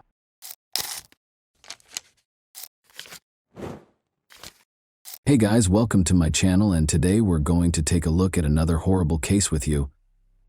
When a distressed man called the Las Vegas, Nevada Rescue Service on Saturday, April 5, 1997, to report his wife missing, the dispatcher took the call. The man, who was identified as Mark Hollinger, clarified that Ginger Rios was the name of his wife. They had recently moved into a new home the day before and had only been married for 5 months. When Ginger walked into a store and appeared to disappear, they were shopping for a new house. The police started looking into it. Even in a city with its share of sins, detectives had never heard of a disappearance so enigmatic. The unusualness of this case, where you believe you know exactly what happened, but you are wrong and have to start over. was beyond their wildest expectations. Ginger Rios was a 20-year-old Las Vegas resident and worker. Ginger and her younger sister Daniela were beloved daughters of her parents, George and Denise. The girls were surrounded by care and attention as they grew up. Ginger had always wanted to be a performer, and she was lucky to be born in Las Vegas because, by the time she was 20, she was a part of a popular group that played in casinos and hotels. Additionally, she met Mark Hollinger, a man who was 14 years her senior. Mark was very kind to Ginger. The young couple quickly made the decision to legalize their relationship after he helped her in every way. They were married in November 1996, when Ginger was just 20 and Mark was 34. Because Mark was a quiet introvert and Ginger was a happy extrovert, some people thought their union was unusual. However, they were already planning how to construct their family nest and were a perfect match. Ginger discovered a fantastic house with a buyout option that was for rent in the spring of 1997. Ginger could already picture converting the house's large basement into a dance studio. She dreamed of eventually buying the house because she liked it so much, but she and Mark needed a good credit history in order to make this dream a reality. Ginger wanted to purchase books that offered pertinent advice because they needed a clear plan for how they would handle their money. In the city, a store that carried the exact books Ginger was looking for was becoming well known. Spy Shop was an odd moniker for it. It resembled an adult candy store. Its bookshelves were stocked with lockpicks, police badges, concealed surveillance cameras, automobile alarms, image transmitting glasses, and even tools for removing store security tags from clothing. It was ideally situated in the heart of the city. The young couple went shopping, including buying books, on Friday, April 4th, which was literally the day after they had moved into their new house. Mark parked right in front of the entrance at about 4 in the afternoon. Ginger took her wallet, which contained some cash and her identification, and went inside after telling her husband to wait in the car. Mark thought she would emerge quickly, but he was able to finish his cigarette and she hadn't shown up yet. He waited a bit longer, thinking she might be in line, and then made the decision to see how his wife was doing. The store was small enough for him to notice Ginger's absence right away. He inquired if the man and woman behind the counter had seen Ginger and gave them a description of her. Naturally, they responded that she had simply entered, purchased 2 books, and departed. She couldn't have gone very far, they added. Despite his surprise, Mark chose to browse other stores in case she needed to buy something else. He entered each one and inquired if anyone had spotted the slim brunette, but nobody had. There were no limits to his awe. She couldn't have just slipped past the car, which was parked directly in front of the entrance. In the middle of the day, Ginger had just vanished. Mark went to his wife's parents because he had run out of options. George, Ginger's father, thought right away that the spy shop would undoubtedly have security cameras if any store had them. After she left the store, they might be able to see at least which way she went. In addition to being notable for its distinctive merchandise, this store closed earlier than other establishments in Vegas. So Mark and George rushed back, praying the storekeeper hadn't already left. Mark was able to identify the man and woman getting into a van with a baby, even though the store was closed. They came over and gave an explanation. The man identified himself as John Flowers and asserted that he was the shop's owner. He clarified that in order to avoid traffic, he and his spouse had already closed the doors and set the alarm because they intended to depart before the weekend. He would be pleased to show them any video on Monday, but they had to move quickly. Despite their extreme frustration, Mark and George didn't want to clog up traffic for a family with a small child. The men went home and decided to call the police in the morning if the young woman wasn't there by nightfall or evening. Mark dialed 911 as soon as the sun came up. After being assigned to the case, Detective Jeff Rosen naturally started his investigation by attempting to find out more about the girl's life prior to her disappearance. She seemed to have a very happy life. She was truly loved by her sister and parents. Her career was booming. She had recently moved into a new house, and she had only been married for 5 months. She didn't seem to have any reason to flee, or did she? Is there something that nobody is aware of? What if she had purchased something else that made her disappear in the store instead of financial books? A few weeks ago, George remembered, his daughter had talked about going to that same store, but he had no recollection of her discussing anything out of the ordinary or buying anything during her visit. Her family came to the conclusion that she had to have been kidnapped in some way, but how could this have happened so quickly without her yelling or phoning for assistance? Did this mean she was acquainted with her kidnapper? The young woman did not take out her most recent paycheck or use her credit cards after she vanished. This implied that her disappearance was probably not voluntary. The detective also talked to the girl's friends and co-workers, who had a very different perspective on Ginger's life. Initially, the girl was not as ecstatic about her career advancement as it may have appeared. She felt that she ought to have pursued a solo career by now, instead of serving as a backup vocalist. Second, some strangers who saw her on stage made persistent advances and even harassed her, which she didn't like. Thirdly, she experienced severe mood swings as a result of having to take weight loss pills. Lastly, she had been living in a hotel for a while in order to avoid going home because her marriage was not going well. Detective Rosen believed Mark was concealing something because he had heard enough, but Mark's tale had remained unchanged. Ginger's parents maintained that it was a waste of time and money to suspect Mark because he had no apparent reason to hurt his wife. However, there were no other leads in the investigation. Only Mark's story had been told. The girl's purchases were verified by the shop owner, of course, but could anyone be certain that Ginger didn't go back to the car before Mark did something to her? Mark fervently hoped his wife had just escaped. At least she was safe, even though it wounded his pride. He even made an effort to carry out his own investigation, interviewing people and looking for Ginger or any leads in the city with George. Mark was Ginger's husband, so on the one hand he loved her and undoubtedly spent every moment he had free looking for her. Detective Rosen, however, interpreted this as an effort to deflect attention away from himself. In fact, Mark's leads were insignificant compared to the police's subsequent lead, which was aimed directly at Mark. Patrol officers discovered what turned out to be Mark's burning car in the parking lot of a nearby shopping center. What did he say about this? He was unaware. He just left the car in the parking lot and took a cab home after work when the engine began to make odd noises. To put it another way, the police had to assume it was a coincidence because the probable crime scene, assuming Mark had actually done anything to Ginger, was on fire. Despite the fact that it would take some time, forensic specialists took the vehicle for examination. The detectives decided to restart the investigation from the location where she was last seen by someone other than her husband because they had spent too much time concentrating on Mark. Although John Flowers, the proprietor of Spy Shop, was not there at the time, one of his staff members gave the police permission to search the area.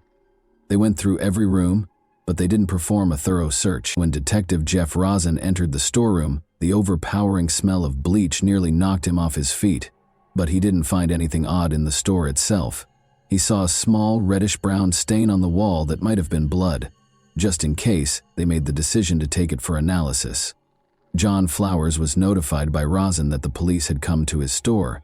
Although John was shocked that they hadn't located the girl yet, he was happy to answer all of the questions. He clarified that the reason for the bleach odor in the storeroom was that he had to clean up after his dog using it as a toilet on a regular basis. A small drop of blood might have gotten there that way. He would have to visit the store to locate the security camera footage and the book purchase receipts, then turn them over to the police. When Rosen inquired about the books Ginger had purchased, the surprise was revealed. One book focused on contract killers and the other on establishing a new identity. However, why did Ginger purchase these? Did someone coerce her into purchasing these books and then murder her in one of the ways outlined in the second book? Or did she truly intend to vanish? Though it was too small to analyze, the tiny spot on the wall may have bled. But since everyone already knew Ginger had been in the store and gone, determining her subsequent whereabouts was far more important. Given Ginger's remarkable beauty and public appearances, there were, in fact, a number of potential leads. She could have been seen by a large number of people, including those with malicious intent. In addition, her father was a dealer at one of Vegas's most well-known casinos. Things can get messy when it comes to money. Weeks passed, and there was less and less chance that the girl would be found alive. When the response about Mark's car arrived, guess what? They discovered nothing at all, including no blood or indications of struggle. It was then that Rosen remembered John Flowers. He thought about watching the security camera footage to see if Ginger had been approached at the store's exit, but it was too late for him. "Where have you been all this time, guys?" John exclaimed, explaining that he had watched the video and witnessed Ginger walk into the store, select the books, pay with cash, and walk out. The video had been replaced with fresh footage from the security camera because no one had arrived to watch it. John was also unable to locate the book's receipt, even though he was positive it was somewhere. John appeared reluctant to continue working with the detective after this, in part because of the negative impact that the police, the media, and interested bystanders had on his business following Ginger's disappearance. Although it made sense, selling lockpicks and phony police badges in a store already stocked with law enforcement gear severely strained his small business. Rosin was aware of this, and John had nothing to encourage him to speak with them. The police had no fresh leads, and the case was put on hold. The truth was there, in fact, but it would take several more months for the detectives investigating Ginger's case to realize it. A team of hunters discovered a shallow grave in the Mojave Desert on May 5, almost 400 miles from Las Vegas.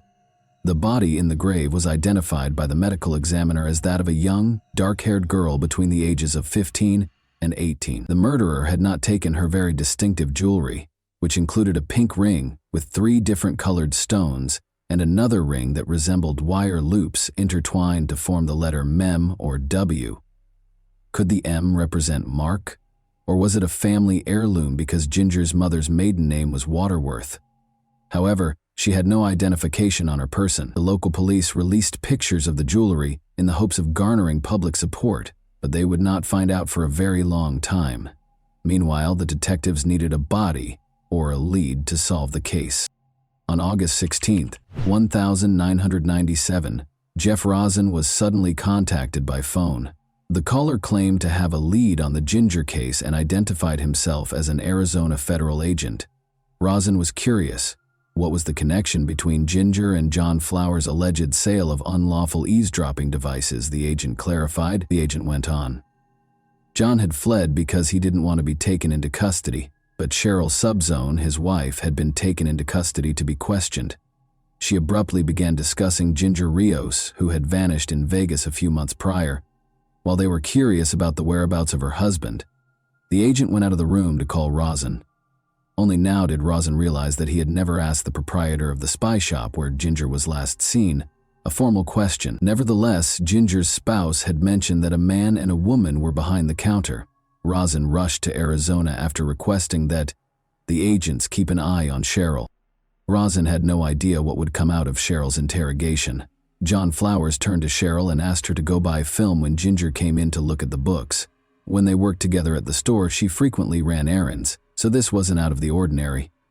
After 10 minutes or so, Cheryl came back, and Mark entered. John informed Mark that his wife couldn't have gone very far because she had just left. After thanking them, Mark walked away. Cheryl's husband appeared to be a completely different person. His face was filled with fear. The man said, "I did something terrible. Whatever you do, don't go into the storage room." Cheryl didn't know what he meant, and she never thought her husband had hurt anyone. She asked him what was going on. She was disturbed by his actions, though, and after a little while she made the decision to look in the storage room. She discovered a young girl's lifeless body inside, with a pool of blood encircling her head, and there was blood on the carpet. The girl had suffered severe physical abuse. Before John sent Cheryl to get film, the same girl had come into the store. When Cheryl realized that John was right behind her, her disgust quickly gave way to fear. He took her by the neck before she had even turned around, warning her that if she talked about what had happened there, something bad would happen to both her and their child. Although Cheryl complied with his orders, she made the decision to speak the truth now that John was fugitive. John's explanation of the situation to Cheryl was of interest to the detective.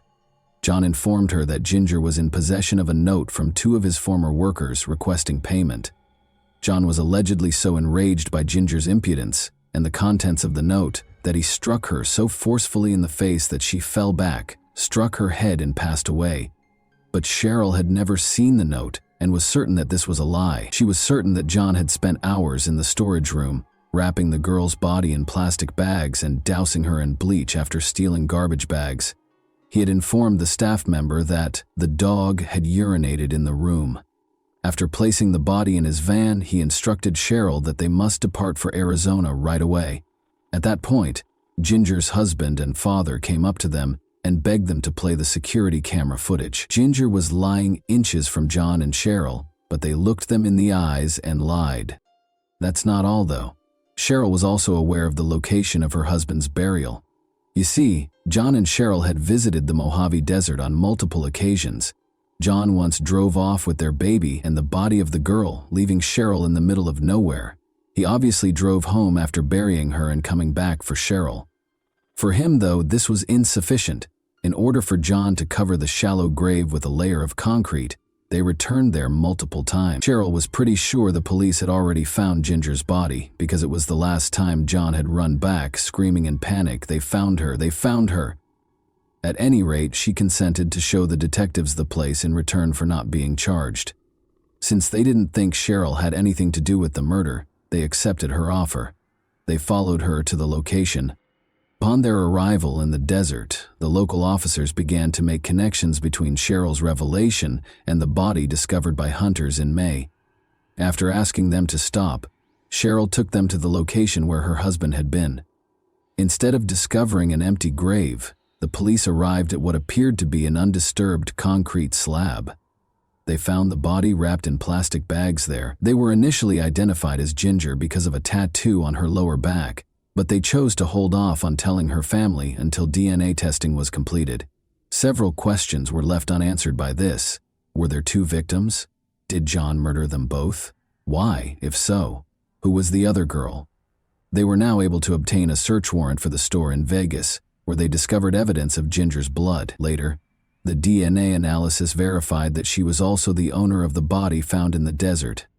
Mark was devastated because he had hoped that his wife had just moved on and started a new life. He held himself responsible, believing that he ought to accompany her to the store.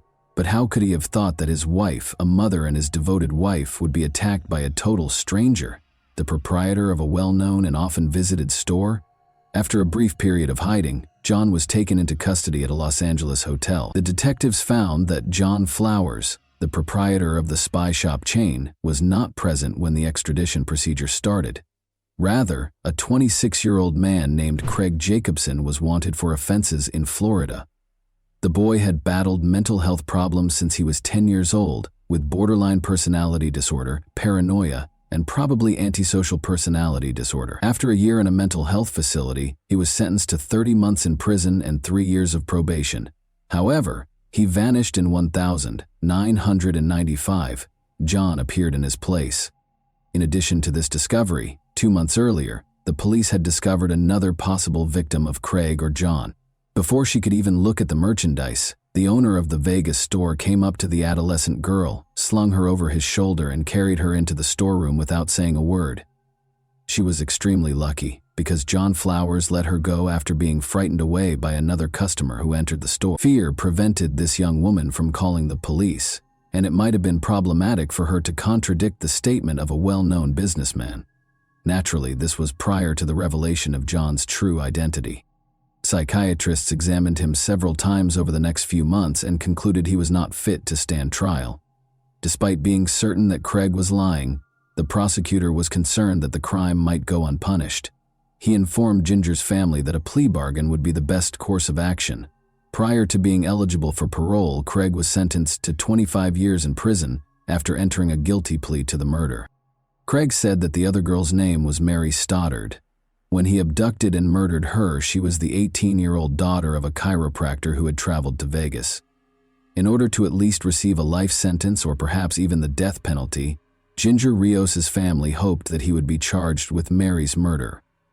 The catch is that Mary Stoddard, who Craig described as the daughter of a chiropractor, was still alive and well. They had already taken a DNA sample and made a 3D model of the unidentified girl's possible appearance, but her body had already been exhumed. As it turned out, the documents containing information about her place of burial were lost, and no one knew which grave she was in, so this was all the police had.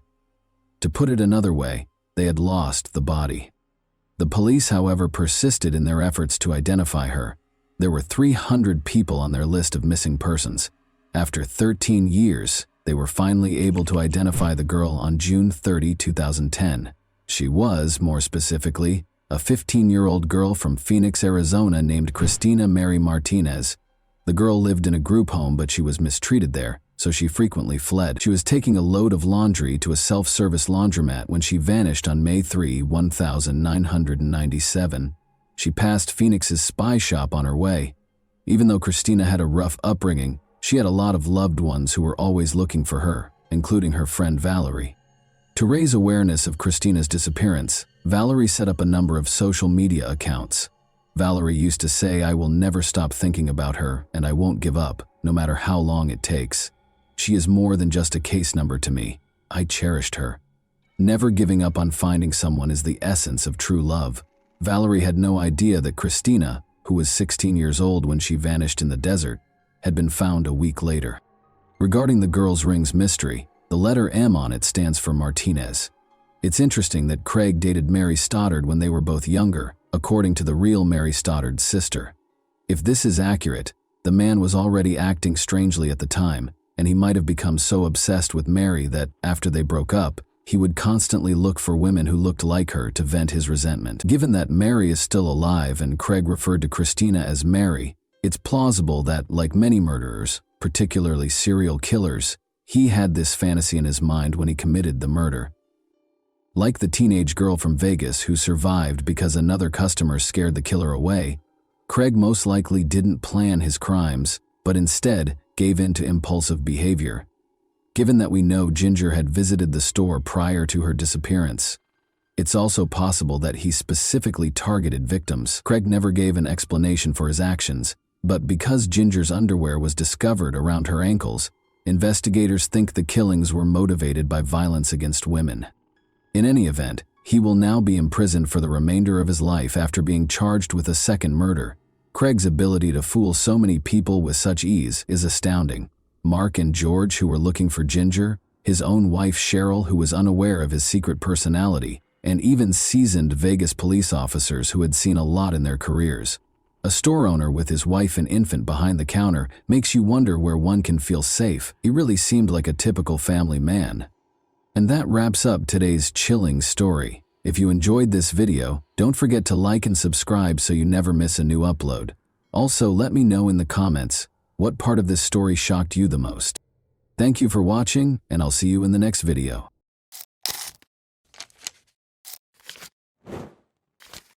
Hey guys, welcome to my channel, and today we're going to take a look at another horrible case with you. When 9-year-old Charlotte Senna abruptly vanished in the middle of the crowded park in Greenfield, New York, a fun and laid-back day in the park turned into every parent's worst nightmare. Charlotte appeared to disappear into thin air, but dozens of people immediately began looking for her. In a matter of seconds, the nation's attention was drawn to the Charlotte disappearance case, a terrifying story of a kidnapping, endless searches, and an amazing turn of events that left everyone in shock when the kidnapper gave a crucial clue to solving the case.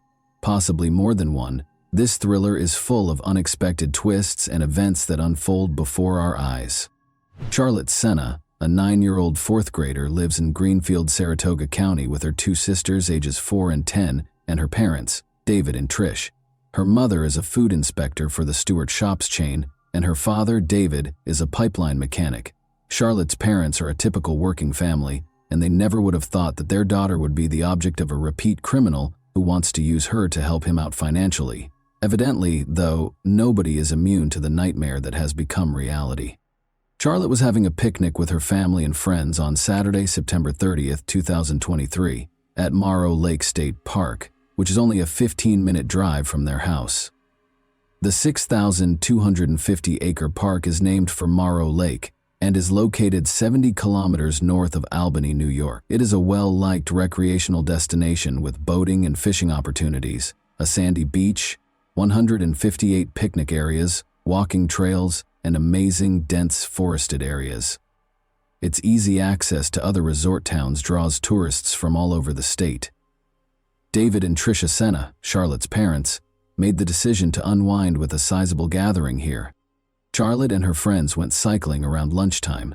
She was about to head back to the camping area after a few rounds when she promised her friends that she would complete one more lap alone before joining the others. The time was around 6:15 p.m. back then. Her parents, however, became aware of her absence 10 minutes later. Other park visitors quickly joined them as they started looking for her and addressing her by name. To assist in finding the child, people got up from their tables and left their food. The area where she vanished became chaotic. They eventually located her daughter's bicycle at 6:45 p.m. That was the beginning of every parent's worst nightmare. The parents had already called the police at 6:47 p.m. They were appalled that they had already lost 30 minutes and were positive that Charlotte had been kidnapped. How were the girl's parents made aware of her abduction? They got a clue from her bicycle. Charlotte wasn't the type to just up and start walking instead of riding her bike. She could ride with the breeze, so why would she get off? If the bike had malfunctioned, things would have been different, but it was in perfect operating order. Besides, it was standing on its kickstand, not lying on the path. In other words, something, or probably someone, managed to attract the girl's attention, stop her, and then kidnap her. Police officers reached the park by 7 p.m. There were definitely severe worries about Charlotte's safety, because the bicycle was located, but she was nowhere to be found. But the police could not rule out the possibility that the child had just lost their way. As a result, both directions were pursued. Information regarding the missing child was quickly disseminated by the media. Numerous individuals looked for her, but as night fell, the situation deteriorated. Over 100 people had already begun searching the park by Sunday, and another 300 joined them the next day. They looked through a number of phones near the park. Luckily, visitors had to register and pay an entrance fee, which allowed the police to interview everyone who had come to the park for recreation. But this took time, and when the officers searched diligently and failed to locate the girl nearby, they began to suspect that she had been kidnapped. Furthermore, Charlotte's scent trail was lost nearly at the same location as her bicycle. If it was a kidnapping, the kidnapper probably had a car, took the girl inside, and drove off. As a result, the stakes were much higher. The likelihood of finding the kid alive drastically decreased just 3 hours after the kidnapping. This is due to the fact that most of the time a criminal views the victim as an object to satiate their personal desires rather than as a child. The victim becomes a witness, evidence of their crime that must be removed. Once they have accomplished their objective, of course, this discussion is about a situation in which the abductor is an unrelated individual who targets the victim, not about a parent kidnapping a child because of a custody dispute. The police put an officer at Charlotte's family's home immediately after she vanished. As David and Tricia Senna, Charlotte's parents, were still looking for their daughter in the park on October 1st, very early in the morning, even before dawn, a car pulled up close to their home. At 4:20 a.m., the policeman observed an unidentified man placing something in the family's mailbox. The man hurriedly got into the car and drove away as the officer started to approach him. Despite noting the car's model, the officer was unable to apprehend him. The police were shocked to discover a ransom note in the mailbox. For Charlotte, the man demanded $50,000. He allegedly made her write the note by force. For failing to stop the stranger, the officer was criticized. It was a chance to save the child and apprehend the kidnapper. Although he witnessed the man leaving the letter, the officer was unable to determine what the man had left in the mailbox. Many people send the parents cards, flowers, and letters of support after learning about a child's disappearance. But this note proved to be very important in saving Charlotte's life. The kidnapper must have arrived so early because he thought no one would be home and no one would notice him. However, he left a crucial hint. The case made an unexpected breakthrough at 2:30 p.m. on Monday, October 2. A fingerprint was discovered on the note by forensic specialists. They found a match after running the fingerprint through the database. Craig Ross, who was previously charged with driving under the influence in Saratoga Springs in 1999, owned it. Craig was among the people in the park when Charlotte was kidnapped, and his phone ping matched theirs. Additionally, a car registered to Craig was tracked by the police back to his mother's house in Bolton Spa, New York. Craig lived behind his mother's house in a tiny motorhome. DNA frequently plays a big part in cases like this, but in this instance, the letter contained an old fingerprint that was found to match a prior drunk driving case. Given the fingerprint, DNA would undoubtedly be present on the note, but fingerprint comparison is 1,000 times quicker. 2:30 p.m. was when the match was found. The FBI and police had already encircled Craig's home by 6:30 p.m. When a child's life was on the line, they didn't need a warrant. Craig's neighbors said they never expected to see something like that. and that the suspect's capture was more akin to a crime thriller. Approximately 6 p.m., about 200 meters from their home on Monday, Charlene and her 11-year-old daughter Bella spotted a number of police officers. Around 6 p.m., a neighbor of Craig's reported that she saw 2 cars stop on her lawn and went outside to eject the rude drivers. Then, out of the cars came police officers fully armed and wearing bulletproof vests. At least 15 police and apprehension team vehicles gathered close to Craig's residence.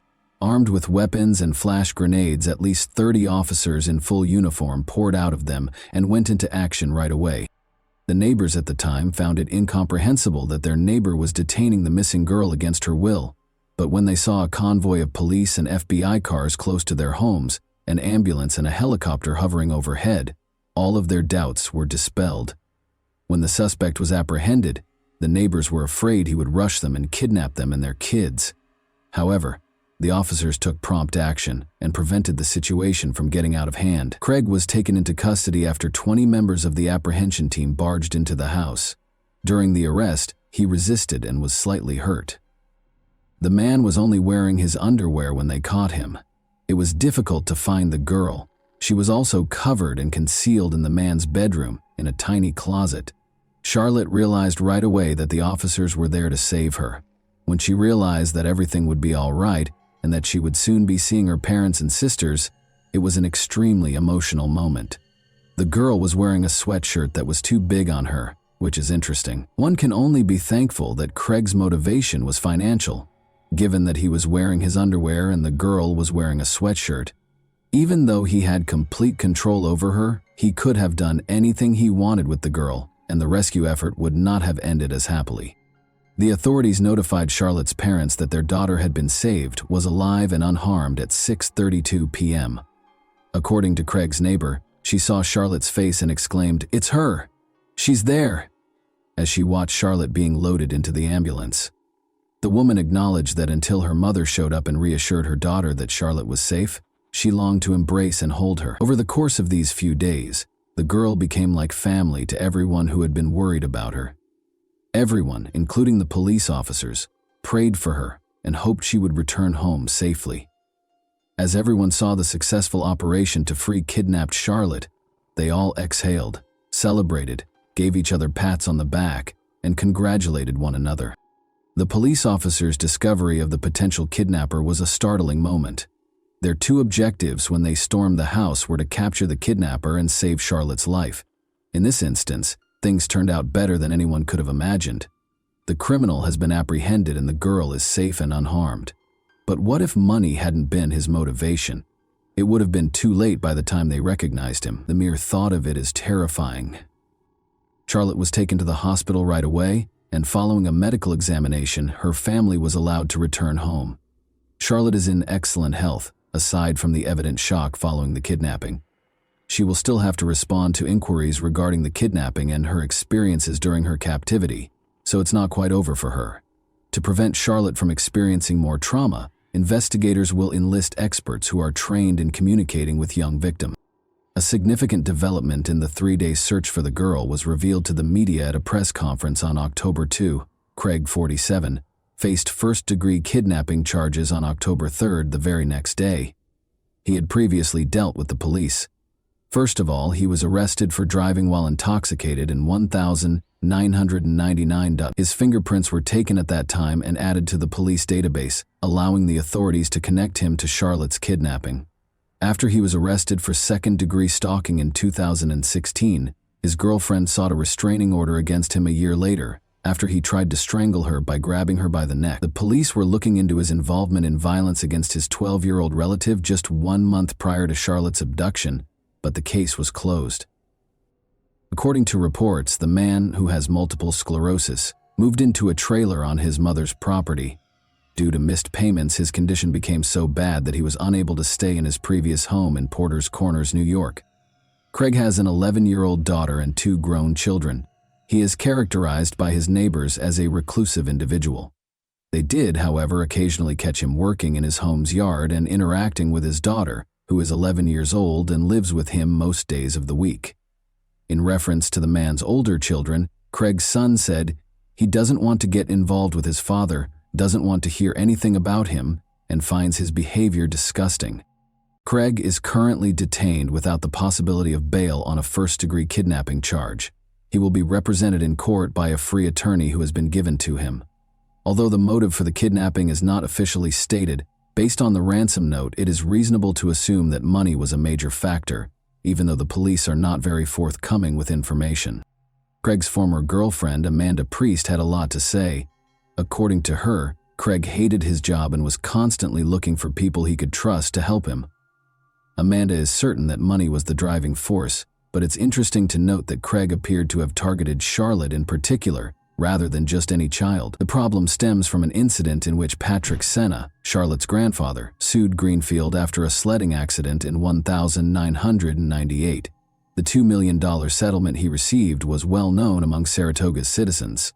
Given this knowledge, Craig may have been monitoring the family to learn more about their residence, regular locations, and other details. This is exactly why Craig kidnapped the man's granddaughter and demanded a ransom, Amanda claims, in an attempt to obtain funds to help him out financially.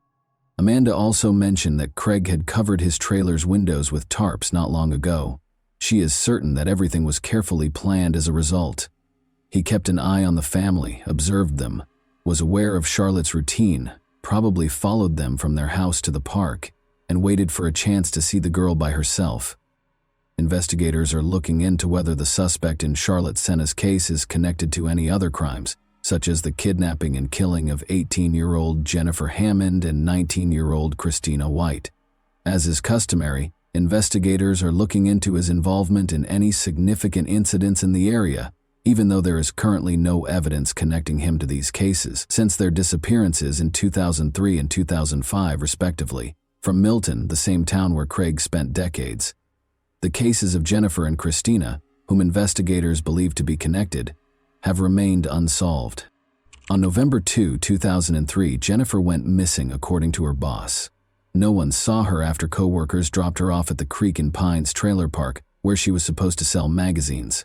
Later, all of the girl's possessions were discovered in an Albany hotel room where she was lodging with co-workers. After Christina's family last saw her in the evening on June 30, 2005, 2 years later her disappearance came to light. 5 kilometers from her home, witnesses reported to investigators that they saw her strolling down a road. In March 2006, hunters discovered Christina's remains, which were essentially just a skeleton, 16 kilometers from her last known location in the D-Town forest in Greenfield. According to the autopsy, Christina's chest and abdomen were fatally struck by the murderer. In October 2009, Jennifer's remains were discovered a few kilometers away. Although the cause of her death is unknown, investigators concluded that considering the location of their kidnapping and the location of their bodies, the girls were most likely murdered by the same individual. According to criminal profiler John Kelly, who was familiar with the area and probably liked red-hamed girls, Craig Ross presumably abducted Charlotte, but we know that the best predictor of present or future behavior is past behavior. Therefore, it's always important to find out if a person has committed abductions in the past.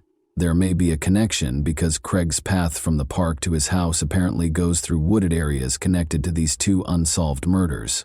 He was keeping an eye on the family and may have believed he could kidnap them again because he had done it successfully in the past. However, he could demand ransom and simultaneously improve his financial situation rather than committing murder. In any event, the inquiry is still ongoing to determine whether he is connected to any other crimes. He has been questioned by the police in the interim to determine whether he was keeping an eye on Charlotte and whether his motivations extended beyond his need for money. The Senna family thanked everyone who put in so much effort to bring their daughter home. Naturally, they expressed their relief at Charlotte's return home and recognize how lucky they are that things turned out this way. They are aware that not all kidnapped children make it back home safely. And that wraps up today's chilling story. If you enjoyed this video, don't forget to like and subscribe so you never miss a new upload. Also, let me know in the comments, what part of this story shocked you the most? Thank you for watching, and I'll see you in the next video.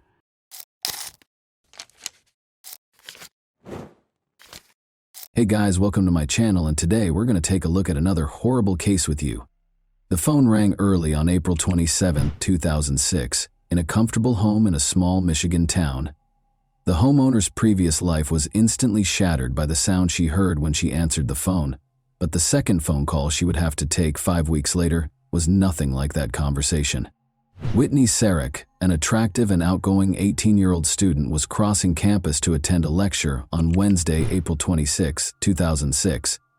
Whitney attended Taylor University in Upland, Indiana, as a freshman. Both Whitney and her older sister were now students at the same university where her parents had previously attended.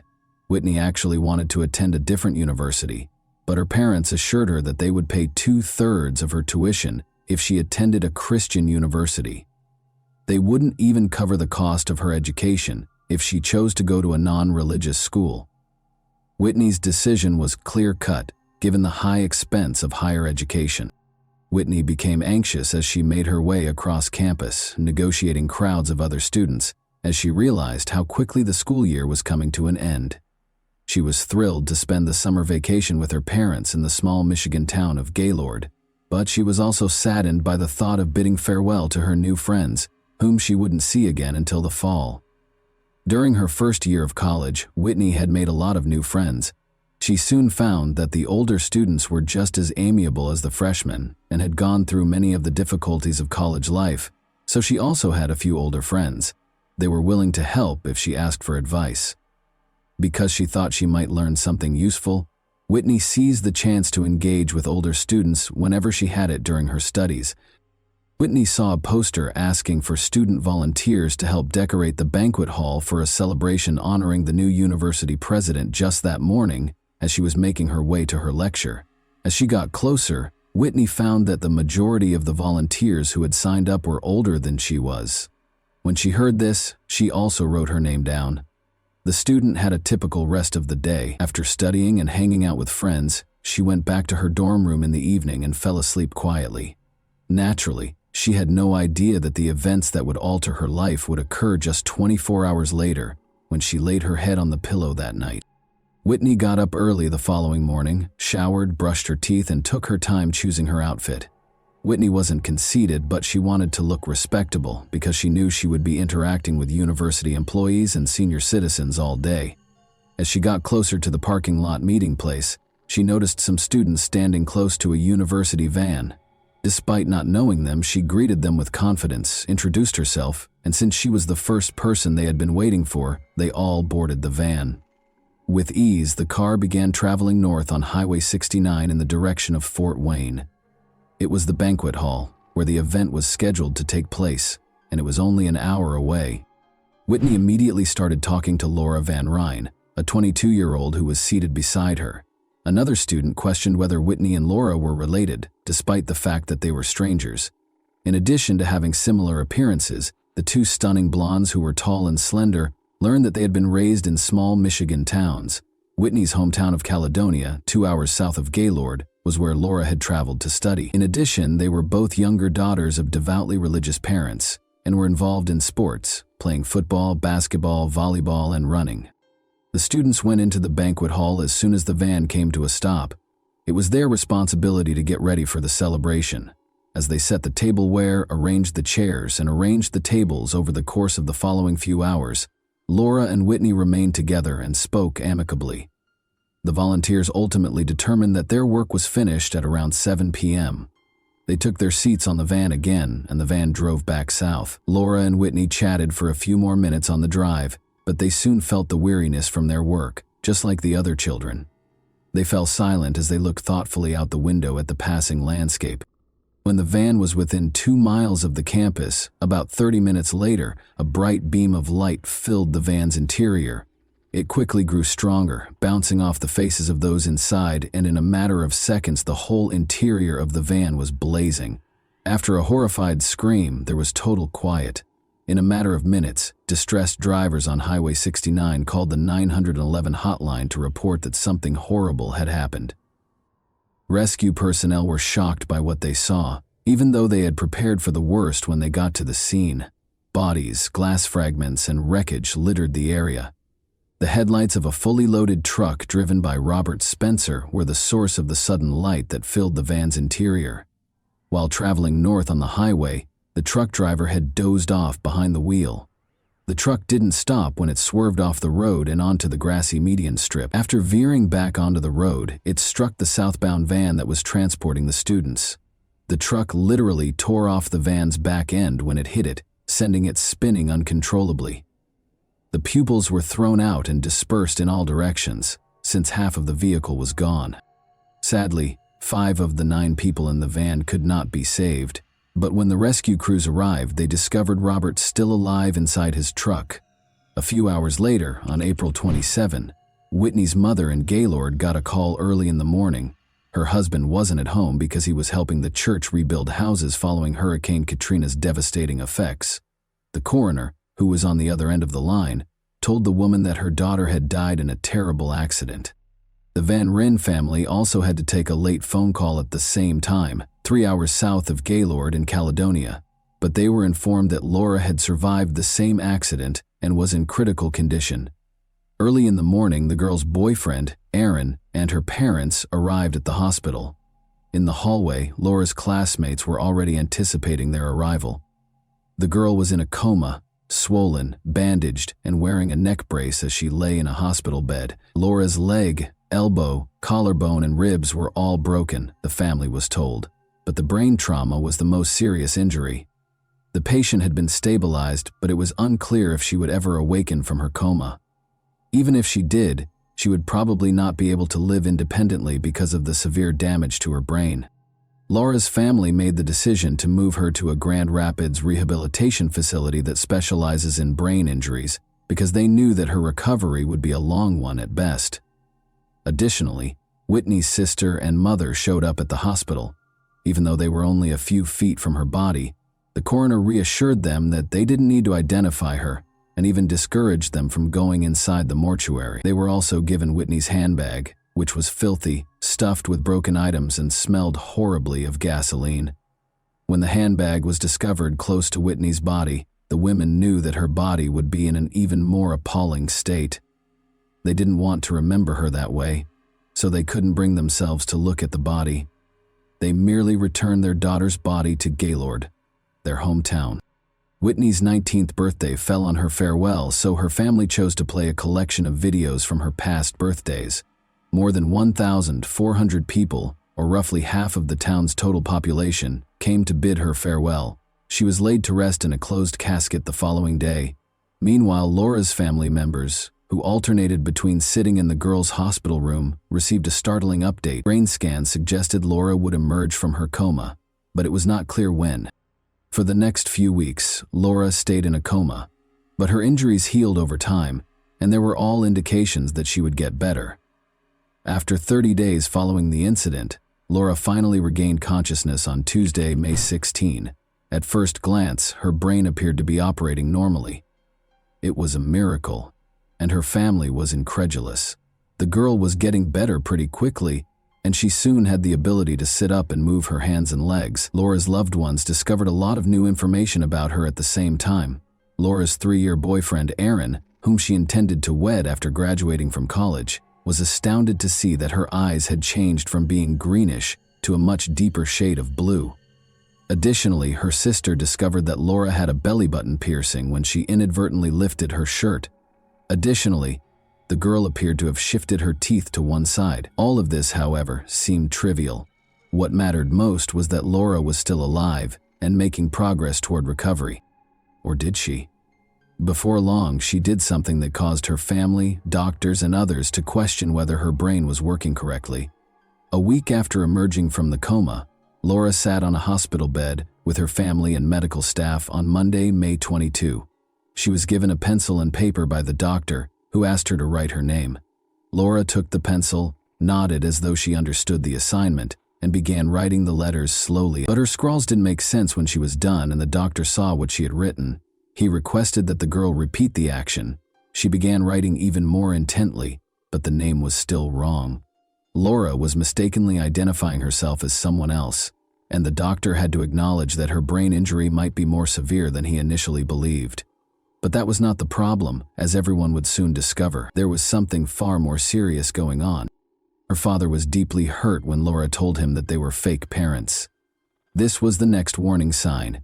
Although it was impossible to accuse them of being bad parents, he took it to mean that she thought their relationship with her was phony. However, his wife also started to believe that if Laura wasn't who she claimed to be, after Laura's face stopped appearing swollen, friends who saw her also came to the conclusion that she was not herself. Compared to their parents, her sister Lisa found it a little easier to accept the truth. Lisa once paused as she was escorting the girl back to the room following therapy, knelt beside Laura, and expressed her pride in the girl's development. She then requested that she respond to a single question: what was her name? The girl said, Whitney. However, they clarified to her that people who have experienced brain trauma occasionally mispronounce their own names. Because of this, when Lisa inquired about the names of her parents, she replied, Sarah Newland and Laura and Whitney had only known each other for a short while, so Laura was unable to provide an accurate response. Despite her understanding, Lisa didn't want to frighten the poor girl who was seated in front of her. She summoned the courage to compliment her, carried her back to the room with composure, and told their mother and father everything. A horrible reality hit the entire family when their father discovered that his daughter had been identified only by appearance. The parents of the girl they had been caring for all this time deserved to know that Laura had been dead for 5 weeks. Rescue services began working at the scene on that terrible day of April 26, following the accident, attempting to ascertain who else they could assist and who was beyond saving. On the side of the road, they discovered a girl who was critically hurt and barely surviving. Medical personnel hurried to her, loaded her into an ambulance, put her on a stretcher with a nearby handbag, and drove her to the hospital. While treating the injured girl, the doctors looked at the identification in the handbag and recognized her as Laura Van Ryn. As the bandages were gradually taken off, it was clear that Laura's appearance had changed dramatically as a result of the accident. But her appearance didn't matter to her family. Her survival was a great relief to them. However, when they gave Laura paper and a pencil on Monday, May 22, and asked her to write her name, she wrote Whitney instead of Laura.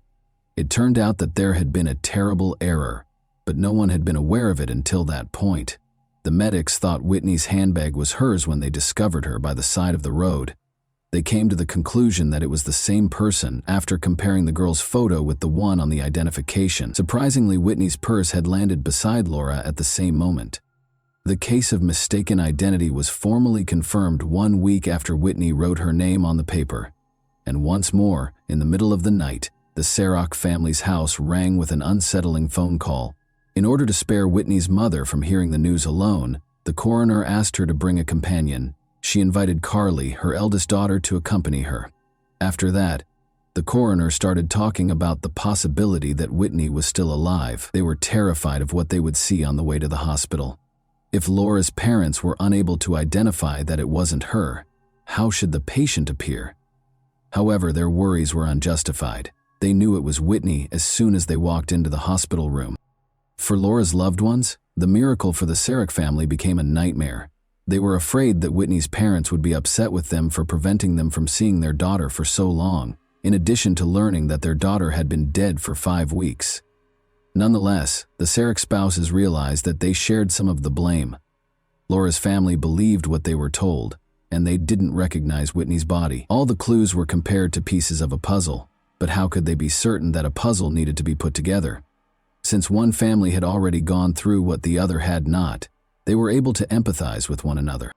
Laura's body was exhumed and shipped to Caledonia a few days later.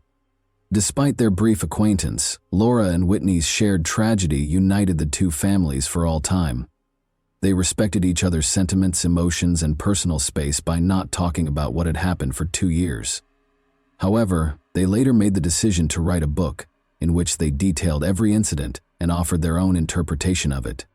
It was discovered that the driver responsible for the incident, Robert Spencer, had been operating a vehicle for 9 hours beyond the permitted limit.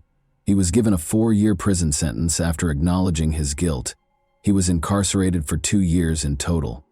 He recovered from the accident at the same hospital where Whitney was thought to be Laura. By asking Laura's parents what they would say and how they felt about the person responsible for the accident, reporters attempted to incite them against Robert.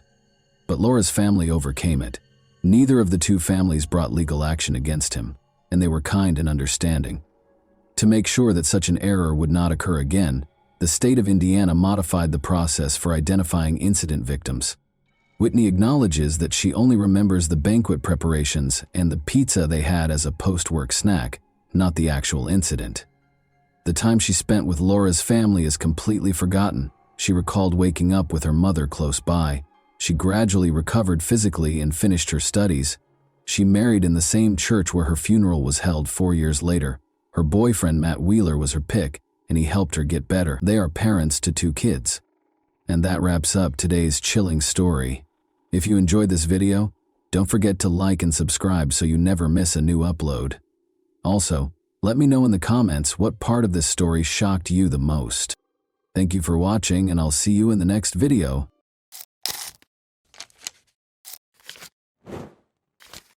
Hey guys, welcome to my channel, and today we're going to take a look at another horrible case with you.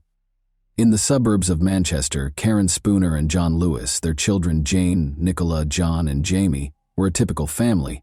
In 1997, everything was different. In Britain, May 5th was a holiday, therefore kids were exempt from attending school. 11-year-old John and 8-year-old Jamie, the family's youngest sons, were having fun in a nearby supermarket parking lot. They were great friends even though they were 3 years apart in age. Despite their disagreements, John always looked out for Jamie. John was playing with pals that day when he failed to see his brother vanishing from view, but it didn't disturb him.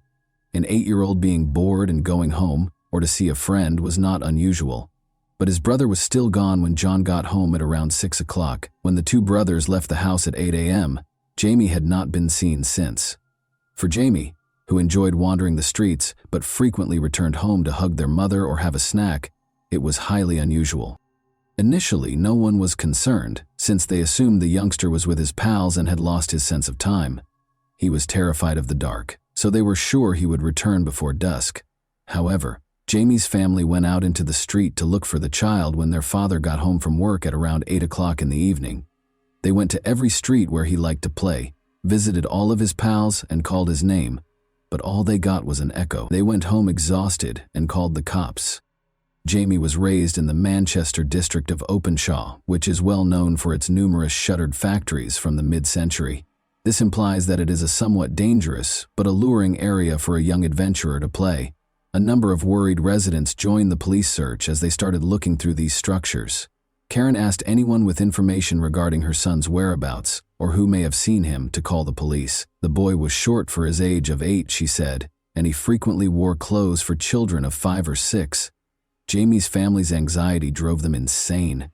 How such a young youngster could go for his regular walk and not come home was beyond comprehension. As time went on and Jamie didn't show up, folks started to worry. Numerous calls and texts were sent to the police claiming to have seen Jamie in different locations throughout Manchester. However, all of these leads were later found to be untrue. A few days following Karen's public appeal, a man claiming to have seen Jamie's sibling approached Jamie's older sister.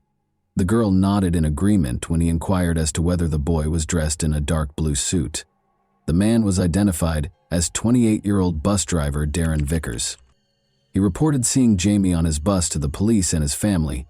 He clarified that the boy was able to travel all day on any bus in Manchester, since he had bought an all-day rider ticket. Darren's bus was the one Jamie had picked, and they rode it together all day from Ashton to Manchester on Route 219, looking out the window and getting off at the same stop where he had boarded. Because Jamie enjoyed automobiles, railroads, and buses like most boys his age, his parents thought it was their kid right away. He probably went to the bus stop to buy a gift for his mother's birthday at the store, but the bus trip distracted him. Darren Vickers gave off the impression of being a really nice guy who honestly wanted to help the missing boy's family. He volunteered to help Jamie's relatives if they needed it after visiting their house. He was invited to supper by Karen and John, who were astounded by his kindness and empathy. Jamie's family was going through a lot at this trying period. To assist in caring for her brother and sister, their 15-year-old daughter Nicola even dropped out of school. Darren sympathized with their predicament and offered assistance. By serving as their spokesperson, he attempted to lessen the load that had been placed on them. Speaking on the family's behalf, he encouraged anyone who may have seen the boy to call the police. He appeared to be a gift from God, and John and Karen had complete faith in him. On the other hand, the police did not fully believe that Darren Vickers was as amiable as he seemed. His story contained contradictions that made the investigators suspicious right away. First off, it was illegal to sell tickets to minors, so the boy could not have had the one that Darren claimed he had, allowing him to go all day on any bus in Manchester. Why then would the driver let Jamie accompany him for 6 hours? Out of compassion for a youngster who is enthralled with transportation, or for a worse motive? Other travelers on Route 219 also started calling the police. They claimed that Darren had misled them regarding Jamie's actions that day. Instead of spending the entire day sitting by the window, the child transformed the bus into his playground. Because Jamie was permitted to sit close to the driver, play with the controls, hand out tickets to passengers, and even use the gear lever, witnesses deduced that he must have been the driver's son or younger sibling. The detectives were certain that Darren had done something to win the child's trust. They discovered that Vickers had been lying to them from the start after watching the security camera tape. The camera at the bus stop captured Darren getting off the bus and going up to the boy. Before they boarded the bus, Darren even brushed the child's hair during their brief talk. In the evening, Jamie and Darren did not show up at the same bus stop. Prior to the youngster going missing, Darren had only been a bus driver for 2 weeks, the police found out. Darren had submitted bogus references on all of his prior employment applications, with the exception of one that belonged to a convicted felon with a history of targeting minors, according to more research into his background. The investigators invited Darren Vickers, who was a very nice person, to the station to be questioned when he unexpectedly became the main suspect. Unexpectedly, Jamie's family was incensed by this. They thought the cops were desperate, so they concentrated all of their attention on their new acquaintance, since they had no other suspicions. They waited for him outside during his time at the station, supporting him in the same way that he had always supported them. The detectives had to free Darren because they had no concrete evidence against him, and their investigation of his house turned up nothing. Jamie's family organized a party for him right away. Not only that, but Darren also moved in with them, taking up residence in Karen and John's bedroom while the parents, unable to find any rest, slept on the living room sofa. This was shocking and unbelievable to the police and many residents of the community who suspected that Darren was not who he claimed to be.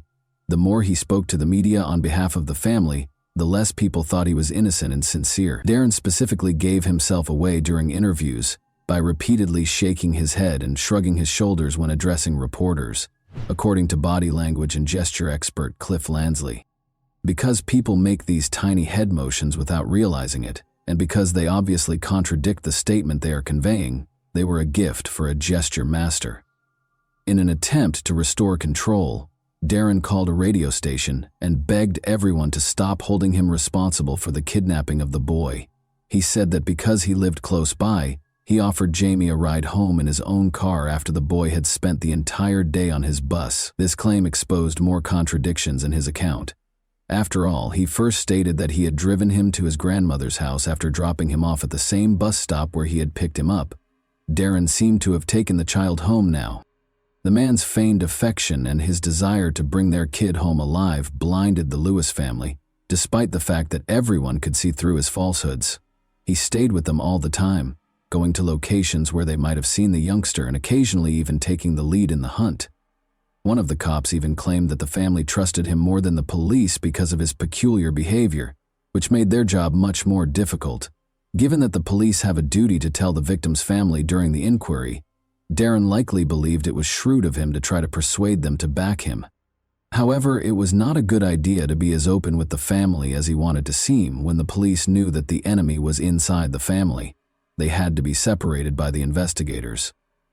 Luckily, the police used Darren's traffic infractions as justification to put him in jail for 10 weeks in September. The investigators searched for any evidence against him during this period.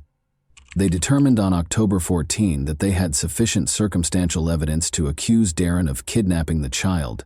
Even though they were certain that Jamie was dead, they were still unable to charge him with murder. Luckily, Darren's frequent TV appearances worked against him. 2 adolescents came to the police and told them a terrifying story about how a man who looked like Darren had attempted to kidnap them one night. After luring the kids to a quiet area of the neighborhood park, he showed them a picture of Jamie and yelled, "There he is! He was there, you see!" and tried to guide them deeper into the park. The children, however, were alarmed by the man's peculiar actions and were able to flee. The detectives shared their findings with Jamie's family. When Jamie's brother John told them a similar story, they were even more shocked. John held himself responsible for his younger brother's disappearance during this period. Darren became aware of this and began to show John more love by buying him gifts and supporting him all the time. But Darren took John to the park a few days after he moved in with the family, handed him a smoke, and said that his younger brother was there. However, John would wind up there himself if he spoke to anyone, and neither he nor Jamie would ever be seen again. John was frightened and startled by this confession, so he honored his oath and vowed to remain silent. It's interesting to note that the boy's older sister acknowledged that she was first uneasy about Darren's treatment of John. He obviously became attached to him, purchasing him a variety of things, such as a bicycle and pricey shoes, while utterly disregarding the older girls. Like the rest of the family, though, she soon came to feel that the man had been sent to support them at their darkest moments. The police and forensic specialists started searching the location that the teenagers had told them was where Darren had tried to lure them. Police found a jacket that matched Jamie's outfit and children's sports pants during the search. They discovered a piece of a jawbone when they took the garments to the lab for analysis and spread them out on the table to dry. According to experts who examined the bone, it was a human bone and belonged to a child between the ages of 7 and 9. The jawbone was identified as belonging to Jamie Lewis by subsequent DNA testing. Jamie's torso was eventually found in a secluded area of the park close to Stockport by the Reddish Vale Golf Course. A sizable percentage of the remains, nevertheless, were never located. The investigators came to the conclusion that Jamie was still alive when the murderer carried him to the spot, which was hard to get to. When Vickers gave his cellmate a different account, he was charged and in prison awaiting trial. He said Jamie was fatally struck after he fell and struck his head on a handrail in the bus. The bus driver threw him in the trunk and hurried him into the woods in a frenzy. The prosecutor, however, was certain that this account did not accurately reflect the events that took place. Even though it was challenging to pinpoint the exact cause of death due to the body's decomposition, Jamie's family's suffering persisted as the trial got underway. They were the targets of the murderer's horrible charges, in addition to being made to listen to what he had done to their son. Darren claimed to have a close relationship with Karen and that she was expecting his child. He also claimed that his father John killed Jamie. Even pictures of Darren and Karen touching hands were used as evidence by the defense lawyer, in order to show that Darren was lying and to stop the rumors that were spreading about her behind her back and creating repulsive graffiti on the walls. Poor Karen had to submit to a DNA test.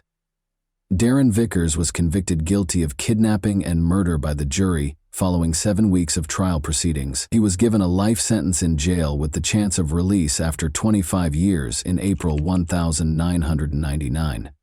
He unexpectedly asked to speak with the case's main investigator a day after the guilty verdict was handed down, and he admitted to killing, raping, abducting, and dismembering Jamie.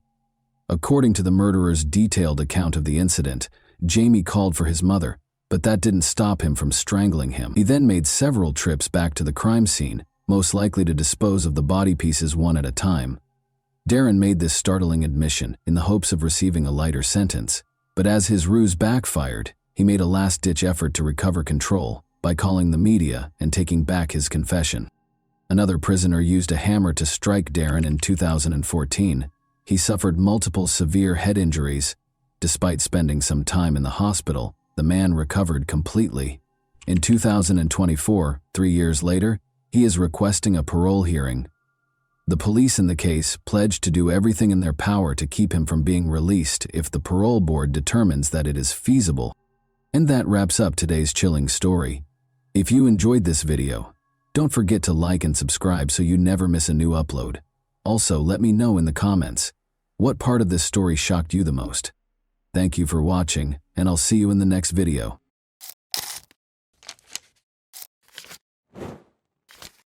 Hey guys, welcome to my channel, and today we're going to take a look at another horrible case with you. While investigating the crime scene on April 29, 1998, Delaware police noticed a car in the distance. However, the car suddenly stopped, turned around, and started back without even approaching within 100 meters. Although they were aware of the driver's actions, Detectives paid little attention to them. Why would they do so after all? They had no idea, though, that this story might have turned out very differently if they had followed the enigmatic driver. When Debbie was 21 and Nino Pitts was 24, they first met. At a party, Nino asked their mutual friend Bill Sharp if he knew of any attractive girls he could introduce to his mother. This led to their introduction. Debbie was introduced to Nino by Bill, who said she was a wonderful girl. After dating for a while, Debbie and Nino were married in 1973. For 25 years, their lives were just like those of millions of other couples in the modern world. Both of their twins, Michael and Melissa, had grown up and were enrolled in college. The couple was getting ready to celebrate their 25th wedding anniversary in a low-key way when all of a sudden, things changed. On a lovely sunny day in Delaware on April 29, 1998, Debbie made the decision to plant rose bushes in front of their home. She had never been a gardener, so Nino was shocked to see her doing this when he got home, but he was happy to see that she was obviously enjoying it. Debbie was expecting a call from work, so she asked him to give her a call at about 4 p.m. With a nod, Nino entered. When Debbie had a gut feeling that it had been over 4 hours, she kept caring for the flowers. She assumed Nino had just forgotten her request, so she didn't give it much thought. The woman rose and entered the house, but she was struck in the head and fell to the ground before she could reach the kitchen. Debbie was in shock and couldn't comprehend what was going on. She could hardly see because her glasses had fallen, but she could make out a stranger's silhouette standing over her. "Where did you keep your money?" he demanded. Debbie became aware that the house had been broken into. As the man searched through her possessions, she lay on the ground. She still felt that Nino ought to have saved her already, but she was worried that he might suffer harm if he did. In the meantime, the intruder threw her face down on the concrete floor, tied her wrists and ankles, and dragged her downstairs to the basement. She was violated by the man. Debbie was shocked by what was happening and writhed in agony. She had been caring for her roses in her cherished garden only 20 minutes prior, and now she was facing this humiliation on her own house's floor. The attacker pulled up his sweatpants and walked away when it was all over. The brute reappeared and pulled Debbie back up the stairs, this time from the basement, just when Debbie thought the horror was over. He kept a knife to her throat, covered her with a blanket, and carried her to a car parked near the front door, placing her in the trunk. Debbie didn't even realize she had just been abducted because she was in such a state of shock. However, the man started the car, so she didn't have time for that. Debbie was trying to break free already. She wanted to break the bonds so she could begin kicking, biting, screaming, or doing anything else to get away or draw attention when the criminal opened the trunk again. But when he opened the trunk, her plan fell through. Debbie was horrified to see that no one was willing to assist her and that she was already in the garage. She was brought back inside the house by the kidnapper. It took him only one look to realize that Debbie had attempted to loosen the ropes after she was flung onto the room's bed. Furious, he violated her once more and punished her harshly. She sobbed and pleaded for forgiveness, but the more she pleaded, the more vicious he became. He chuckled and obviously enjoyed her suffering. Debbie saw that he probably had some illegal substances in his system. He bound her hands and feet to satiate his desire, then tied the ropes around her ankles and wrists to render her immobile. The attacker left her, closing her eyes and mouth. She thought she was saved when she heard 2 loud shots shortly after, assuming it was the police rescuing her. Debbie's absence was immediately noticed at work. As a hospice nurse, her dependability and timeliness were always undeniable. Therefore, a co-worker went to her home at 6:30 p.m. when she was unreachable. When Debbie's co-worker noticed the Pitts family's neighbor, she introduced herself and inquired as to whether he had seen her. "She had been planting roses in the garden," he retorted, adding that the house's side door was always open if she wasn't answering. The woman came inside. There was silence. She summoned Debbie. Her glasses were on the floor, and her possessions, including her wedding ring, were on the kitchen table. The woman kept phoning Nino and Debbie. She discovered Nino in the bedroom, but Debbie was nowhere to be seen. He had been shot in the head, and it was clear that he was no longer able to be helped. Only the following day did Debbie see the kidnapper. He described how he saw the headlights pointed at his windows and assumed the police had found him. Concerned that the neighbors might have heard or seen something, he fired 2 shots from the window. Then he loudly turned up the TV or the radio. Debbie was horrified to learn that Anthony Pitts, Nino, had been shot in his own house when the news program began. The police suspected her of killing her husband and made her a fugitive. She hadn't even considered the possibility that Nino had suffered any harm until that point. She felt that everything had happened so fast. She had gone inside, she had been attacked by a stranger, and her husband had no idea where she was. Debbie found it hard to believe that Nino had been hurt by her kidnapper. The woman was shaken when the man abruptly apologized for having to kill her husband and just walked out of the room. She had just learned something that was really hard for her to understand. She understood that she would be her attacker's next victim because he was not only a thief and a violator but also a murderer. She also realized that she couldn't grieve for her husband because doing so would only make him angry. All Debbie could think about was her kids. They were adults, of course, but they had to cope with two horrific shocks: the death of their father and the disappearance of their mother, who was suspected of killing him. Detectives spoke with friends and family in the interim, but they were unable to determine Nino's killer. The two had a great relationship according to everyone's testimony. The neighbors never heard any screams and they never got into a fight. Furthermore, Debbie couldn't see anything without her glasses, so she would never leave the house without them. The fact that their primary suspect was fighting for her life only 5 miles away was unthinkable to the police. In a follow-up interview, the neighbor recalled seeing a car parked directly in front of the family's home, despite the fact that he had not heard any screams. A man had driven off after placing a blanket in the trunk.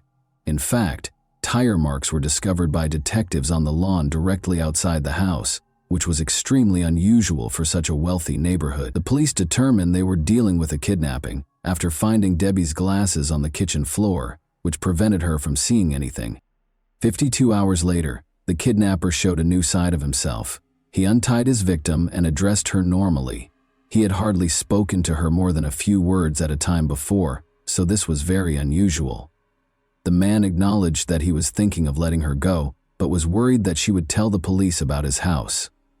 Debbie took these words to heart. She had to persuade him to actually let her go if he was thinking about it. Since she could hardly see without her glasses, she assured him that she would not tell anyone about him.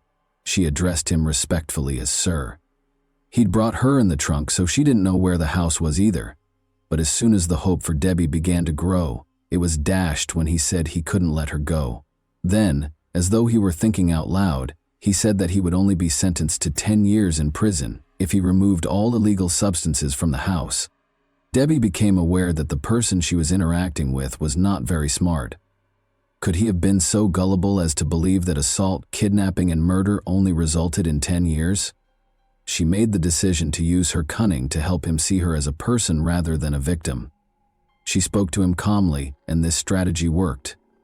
He let her sleep in his bed that night after taking the shackles off her eyes and mouth. The kidnapper informed Debbie that she needed to shower on the morning of the third day. She was denied access to the restroom by the man, even though it was necessary, but Debbie didn't feel strong enough to stand under the water after being confined for so long. He gave in to her request for a bath. The least of her concerns was that taking a bath and undressing in front of a stranger made her uncomfortable. The man asked if she planned to wash her hair after noticing that she was done. She responded that she couldn't do it right now because her wrists and hands were so painful and swollen that she couldn't even lift them. He therefore gave her hair a wash himself. Debbie felt uncomfortable allowing her husband's killer to touch her hair because it felt like another act of violence. However, she controlled her emotions. The man raped her once more after forcing her to put on his clothes after the bath. The kidnapper didn't realize that Debbie needed to eat until the 4th day. She asked him to buy a newspaper when he went out to eat. Ironically, he did as he was told. They read the newspaper and ate together. Although she didn't express it, it stated that the police had no suspects and that Debbie had previously been brought up by her family, which deeply distressed her. The kidnapper, however, seemed extremely happy and even proud of himself. Since no one suspected him and no one knew where she was, he thought he had committed the ideal crime. The kidnapper told Debbie he was going to work on April 24, the 5th day she was held captive. Even though he came back within 20 minutes, presumably to see how she was doing, he had stated this several times previously. Still, Debbie made the decision that today was the day. She had to do something if she was going to get away. She complained of the terrible pain in her wrists and told him that he had to think of something else if he wanted to keep her alive. The man complained that Debbie was becoming too costly for him and consented to replace the ropes around her wrists and ankles with handcuffs. They cost $5 each, he said when asked what he meant. Stated differently, he only gave her one meal, spent $10 on handcuffs, and most likely wouldn't spend much more. She had to leave immediately. He fastened the handcuffs to her wrists and ankles with a rope, said aloud that he was going to work, and shut the door. She was unable to move her hands because of the rope, but she was able to move her wrists thanks to the handcuffs. Debbie, on the other hand, took her time and was correct. An hour or so later, she heard the front door softly open and close. Debbie became aware that the test was successful. She began to move her hands, releasing the rope that held the two handcuffs together. Then she walked warily to the door and froze in terror. What if he remained behind the door and became furious upon realizing that his victim had set herself free? When Debbie heard her husband say, "Hold on, dear," she tried to calm herself. Gathering her courage, she opened the door, ready to either die in that house or escape. Nobody was in the back of it. Debbie felt her way to the living room in the dark and saw the telephone. She managed to reach for it with her restrained hands and dialed 911. Sadly, the operator didn't recognize Debbie's name when she gave it to him. She went on to say that she had been abducted and that her husband had been killed.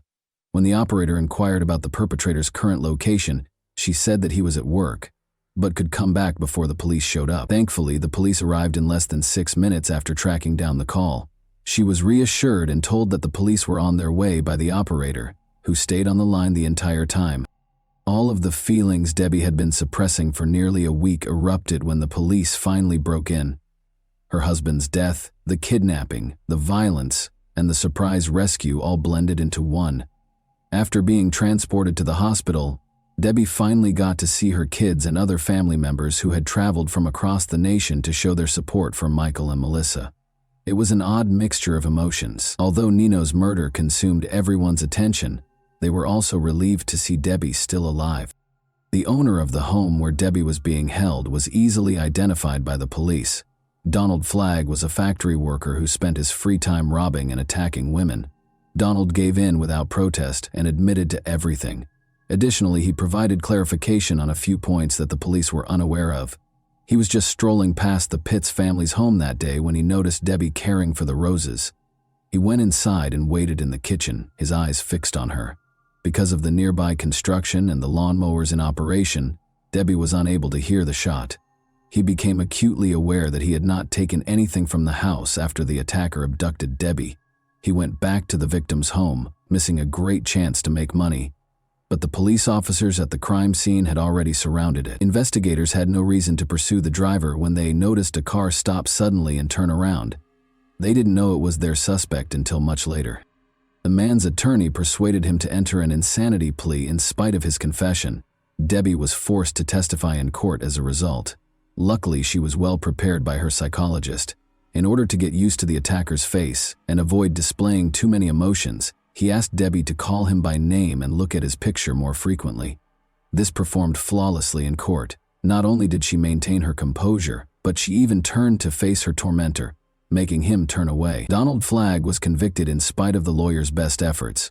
He was given 8 consecutive life sentences, plus an extra 166 years in prison by the judge. Additionally, he will spend 10 years in solitary confinement from April 20 to April 24, the same period that Debbie was held captive. Even Debbie is relieved that he won't hurt anyone else. She later expressed regret for not going to violence victim groups. She had to speak up, but her family didn't want to talk to her about what had happened because they found it too painful. Helping other assault victims helped Debbie find healing. She gave lectures, wrote a book about her experience that was required reading at some American universities, and even assisted the Delaware Rescue Service in changing its operations to find the caller much more quickly. Debbie even mustered the courage to confront Donald in prison and ask him the question that had been bothering her for so long. Was he going to murder her? Yes, he replied. He didn't intend to let her die. Bill Sharp, the same Bill who had first introduced her to Nino, got in touch with her after learning of Debbie's fate. During Debbie's challenging trial process, they had a face-to-face meeting and spoke. More specifically, Bill listened to Debbie and let her speak. He started going to therapy sessions with her, and the psychologist saw them together and realized right away that his help was actually helping her get better. Bill, who became Debbie's husband in September 2000, was a true comfort and support system. And that wraps up today's chilling story. If you enjoyed this video, don't forget to like and subscribe so you never miss a new upload. Also, let me know in the comments what part of this story shocked you the most. Thank you for watching, and I'll see you in the next video.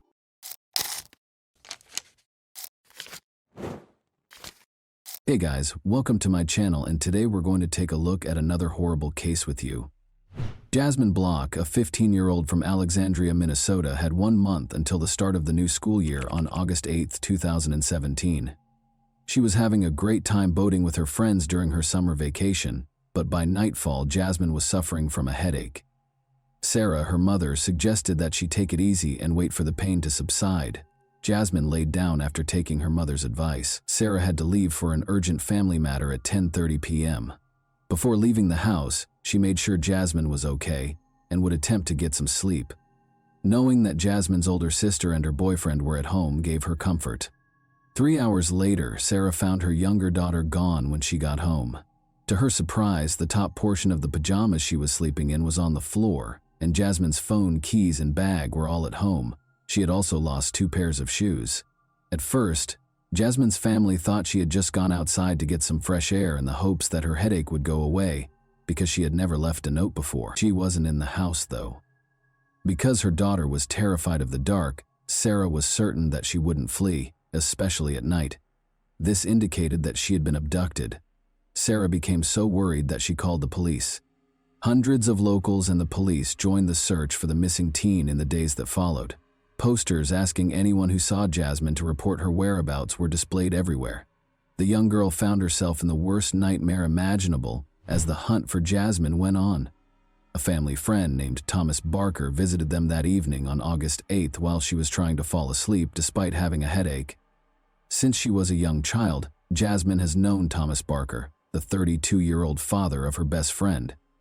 The youngest of his 6 children was born only a month ago, and he was married. Jasmine believed him when he told her that his son was having a breakdown of some kind, and that he couldn't manage it alone. In an attempt to soothe his son, Thomas asked if she could accompany him to their house. Even though it was late, Jasmine was unable to turn down his request, but she had a hazy feeling of danger during the ride. Her instinct was correct. The story about his son's breakdown was really a pretext. Rather, Barker drove Jasmine 16 kilometers from her home to a remote mobile home in the neighboring town of Carlos. Barker attacked her out of the blue and used zip ties to bind her hands and feet. Jasmine's actual nightmare started inside the mobile home. Before attacking her, Barker threatened her with his gun. Once his craving was satiated, Barker told his victim why he had taken her hostage. He brought up the incident a few days prior when Jasmine fell while riding a bicycle with his son. She revealed a bruise on her body by slightly lifting her shirt. For Thomas, it was an innocent incident. The 32-year-old man's inappropriate thoughts were triggered by it, which ultimately led him to abduct her. Barker and Jasmine stayed in the mobile home for the next few days.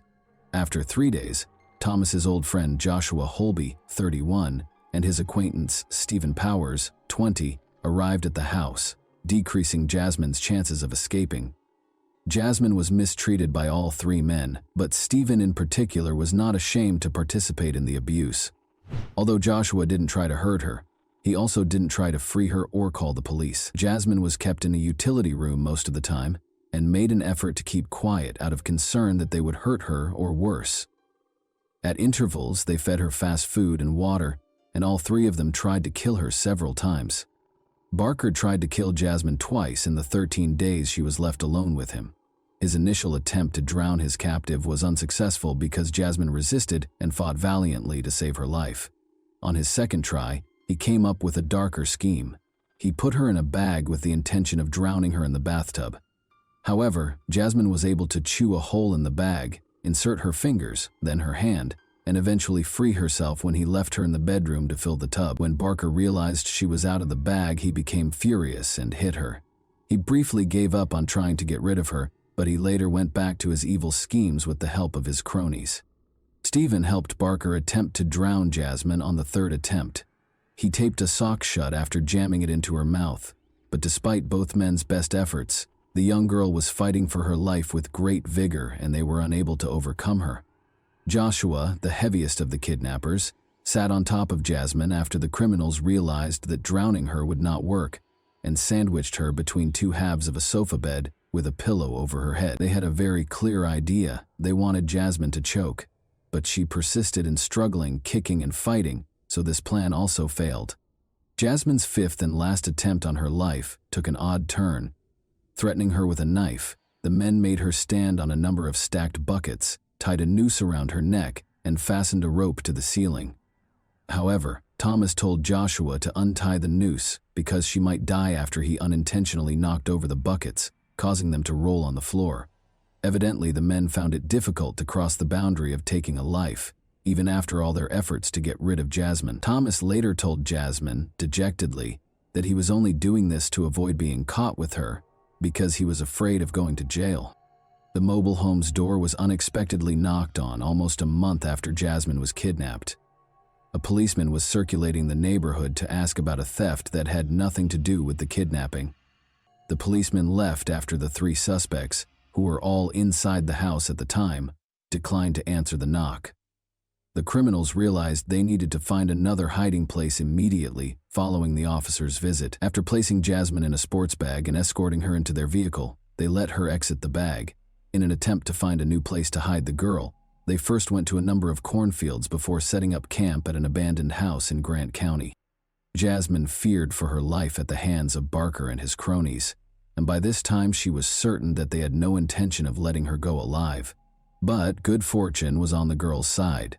She had an opportunity because of the kidnappers' negligence and the forced relocation to a new location.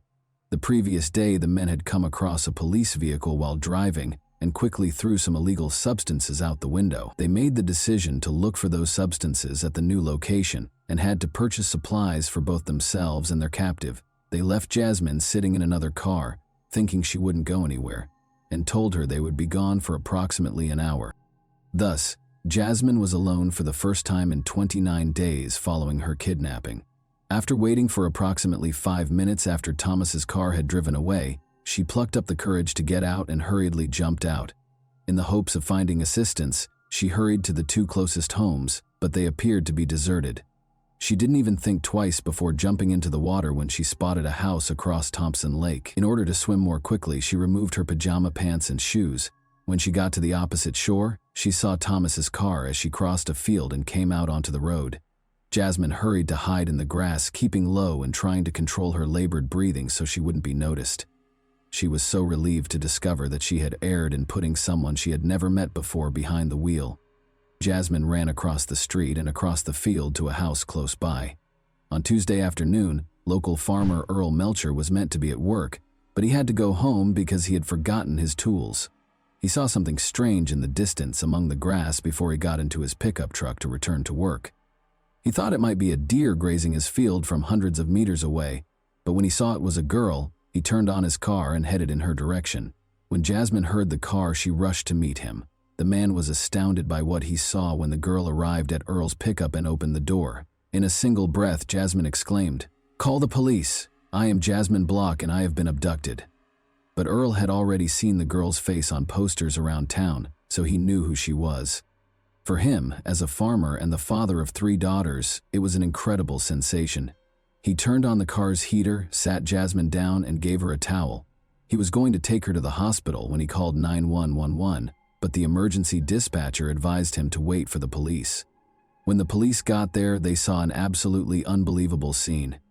Jasmine yelled, "There's that car," as Earl assisted her in getting into the sheriff's assistant's SUV. That car is there.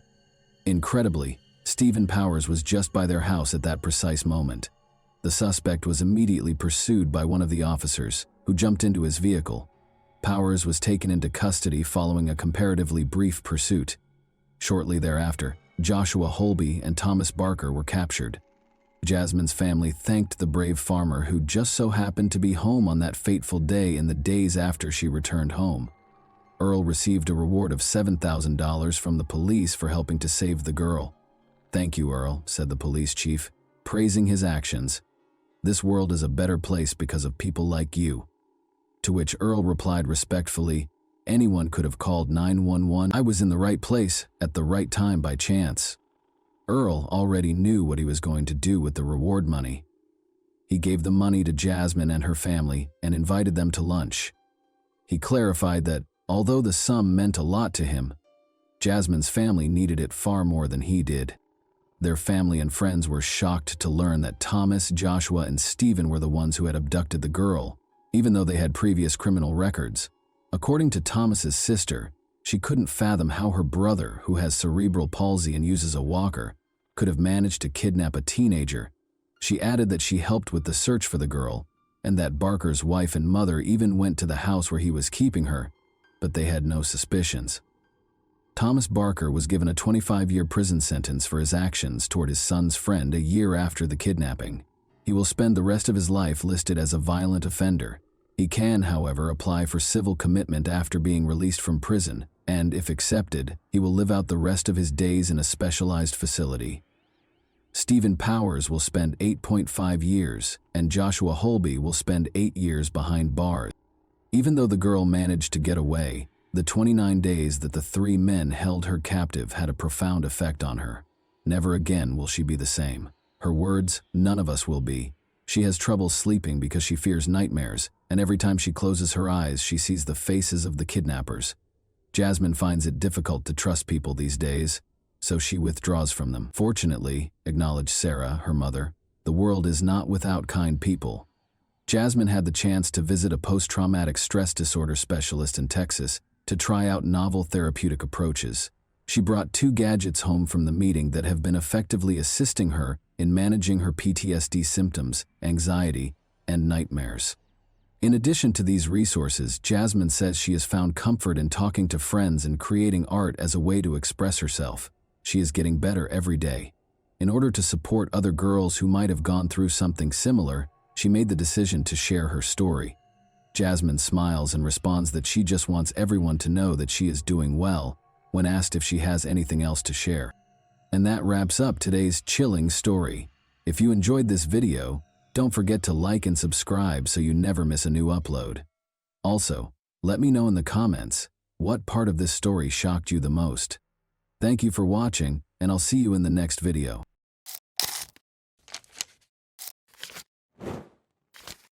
Hey guys, welcome to my channel, and today we're going to take a look at another horrible case with you. On May 13, 2015, around 5 p.m., firefighters extinguished a raging fire in a garage by the road in the village of Sand Lake, Michigan. At that moment, a terrified woman dashed up to their car, screaming that her neighbors had died. Several firefighters accompanied the woman to her neighbor's house. 2 lifeless bodies lay on the bedroom floor in a pool of blood. It appeared that they'd been shot. To preserve the evidence at the crime scene, the firefighters avoided touching anything and immediately informed the police that they had discovered 2 bodies and needed investigators and forensic experts. Forensic experts had been at the crime scene for about an hour, collecting evidence and photographing the bodies of 46-year-old Martin Durham and 47-year-old Glenna Durham, when one officer noticed a small movement in Glenna's chest.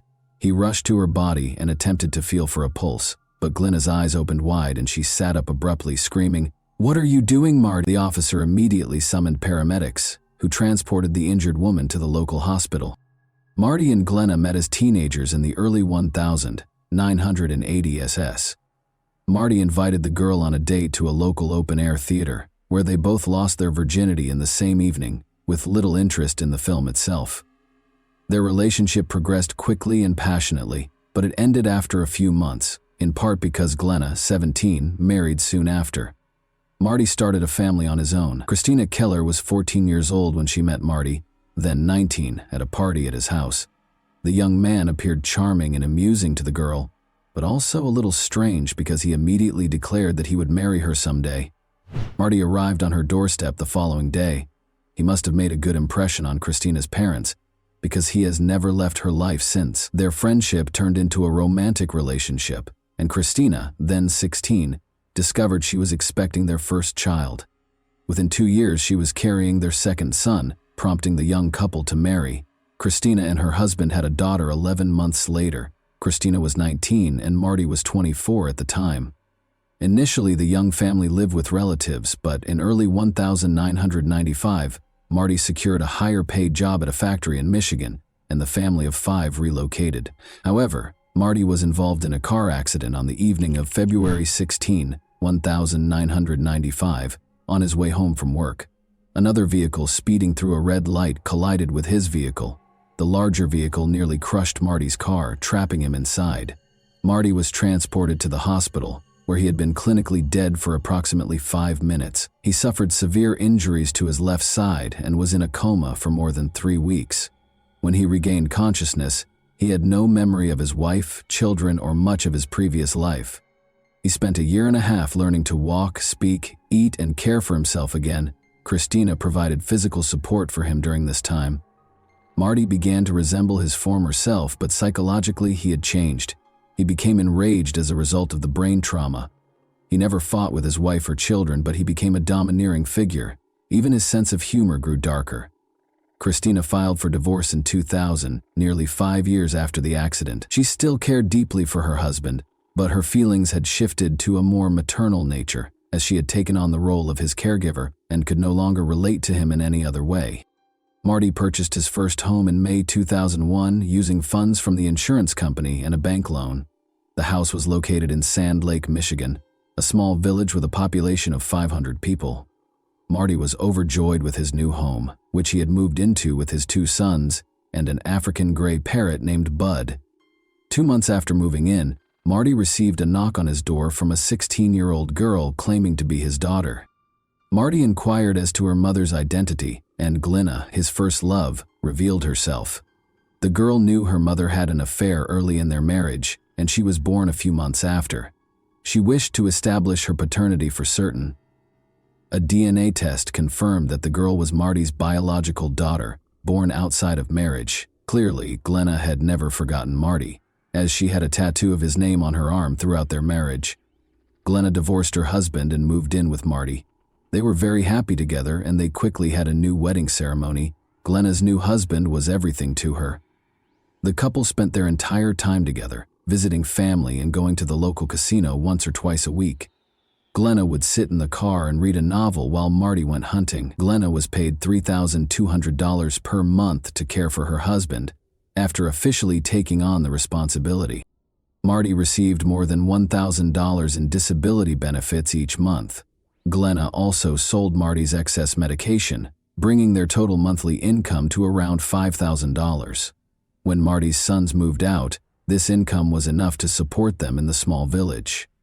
However, by 2010, Marty's mental and physical health had deteriorated significantly. The couple continued to spend their entire time together and with their friends, including Connie and Keith Ream, another neighboring couple. On Monday, May 11, 2015, Marty offered to mow Connie and Keith's backyard. He enjoyed the work and did it for free. Later that evening, Connie, Keith, Marty, and Glenna sat on the neighbor's terrace, and the Durhams returned home around 9 p.m. Keith sent Marty a message the next day, Tuesday at 8:26 a.m., asking how he was feeling, but he did not receive a response. This was strange because Marty was always quick to return calls and messages. Throughout the day, Keith sent several more messages to his friend, all with the same result. Later that day, Connie approached her neighbor's door and knocked. She heard the Durham's dog bark, but no one opened the door. Keith even sent a joking message to Glenna, asking, "What did you do to Marty?" But she didn't respond either. On Wednesday at 7:30 a.m., Connie approached the neighbor's house again and rang the doorbell. The only response she got was the dog barking. She walked around the house, checking for any open doors or windows. Everything remained locked as usual. Throughout the day, Connie and Keith attempted to contact their neighbors, growing increasingly concerned. After work, around 4:30 p.m., Connie approached the neighbor's house for the 3rd time and knocked. She assumed she'd have to break the door, but when she touched the handle, she discovered it wasn't locked. This time, Connie cautiously opened the door and called out for the neighbors, but she was only greeted by the Durham family pet, who led her into the living room, which was a gruesome mess. Documents and photographs were all over the place, along with a broken lamp and other miscellaneous items. Connie followed Shelby into the bedroom, and discovered the homeowners lying on the floor in a pool of blood. Marty was only wearing underwear, whereas Glenna was fully dressed, her legs covered by a blanket.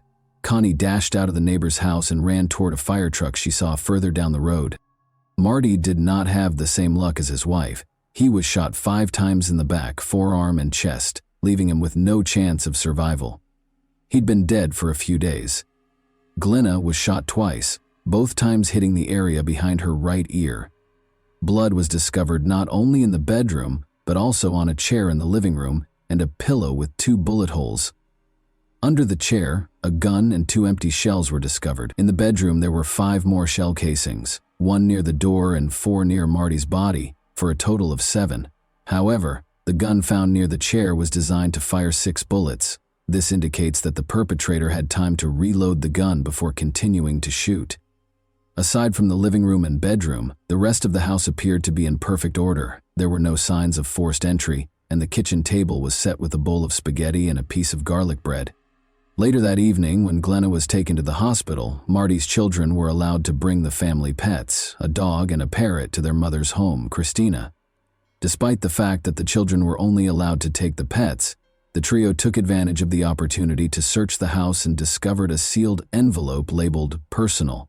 Inside, they discovered letters from Glenna addressed to her children and ex-husband. In the letters, she expressed her love for the children and apologized for not being the best mother. She also asked her ex-husband to care for the children. In Glenna's drawer, they also discovered a packet of unpaid bills. They handed over all of their findings to the police. The investigators began questioning the family's relatives and friends about their personal and financial situations. They enjoyed spending time together and became completely absorbed in each other's company. However, it quickly became clear that they were having serious financial difficulties. Glenna was in charge of the family's finances, and relatives suspected Marty was unaware of the gravity of the situation because he was so frugal. On the other hand, Glenna had developed a serious gambling addiction. She would buy hundreds of lottery tickets and lose thousands of dollars at the casino. But whenever her husband approached her, she pretended to be playing with $1 bills. Glenna played every week, and in 2010, she spent $75,000 on her addiction. The family had fallen behind on tax payments, had credit card debt, and Marty's car was about to be repossessed. However, their most pressing concern was their home. Glenna hadn't made mortgage payments in over a year, and they owed $48,000.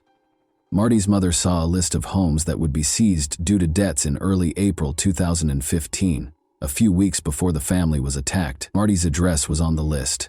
She called Glenna, who assured her that the newspaper had printed the incorrect address and that she would resolve the issue. Of course, it turned out that their home was being repossessed. Despite the fact that Marty had taken out a mortgage, Glenna received notice on April 28 that their home would be auctioned if they did not pay $5,000. Interestingly, the auction was scheduled for May 12th, just 1 day before Marty and Glenna were discovered by their neighbor. The investigators concluded that Marty was unaware of the impending loss of their home because he had been renovating it for the previous 2 months. He painted the bathroom just 2 days before they died. Glenna was able to regain consciousness after 3 days in intensive care. She had no recollection of the day of the murders or the days before. She couldn't remember writing the letters to her children or ex-husband. Because the eyewitness couldn't provide any useful information, the police had few leads or clues to work with. Marty, an avid hunter, frequently showed his firearms to friends, so the weapon contained multiple DNA samples. Glenna and Marty did, however, sell drugs for cash, and large sums of money were kept in envelopes in a safe. Could it have been an unplanned robbery? The living room was in disarray, as if someone had been looking for something and the money from the safe was missing. This version of events appeared to be the most plausible, but finding the killer among their illegal clients was like looking for a needle in a haystack. It took a full year before an unexpected witness helped solve the case. Bud, a 19-year-old parrot, had been living with Christina for the previous 12 months. Bud was an African gray parrot with the unique ability to mimic not only sounds and words in his environment, but also human voices. Originally, he was Christina's beloved pet, but Marty took him, presumably to retaliate against his ex-wife for leaving. When Bud returned to his beloved owner, he began repeating various conversations he had overheard while living with Marty, such as how Marty interacted with the dog. However, at some point, he started repeating an argument between a man and a woman. They were clearly arguing with one another, raising their voices and occasionally mixing profanity with everyday words.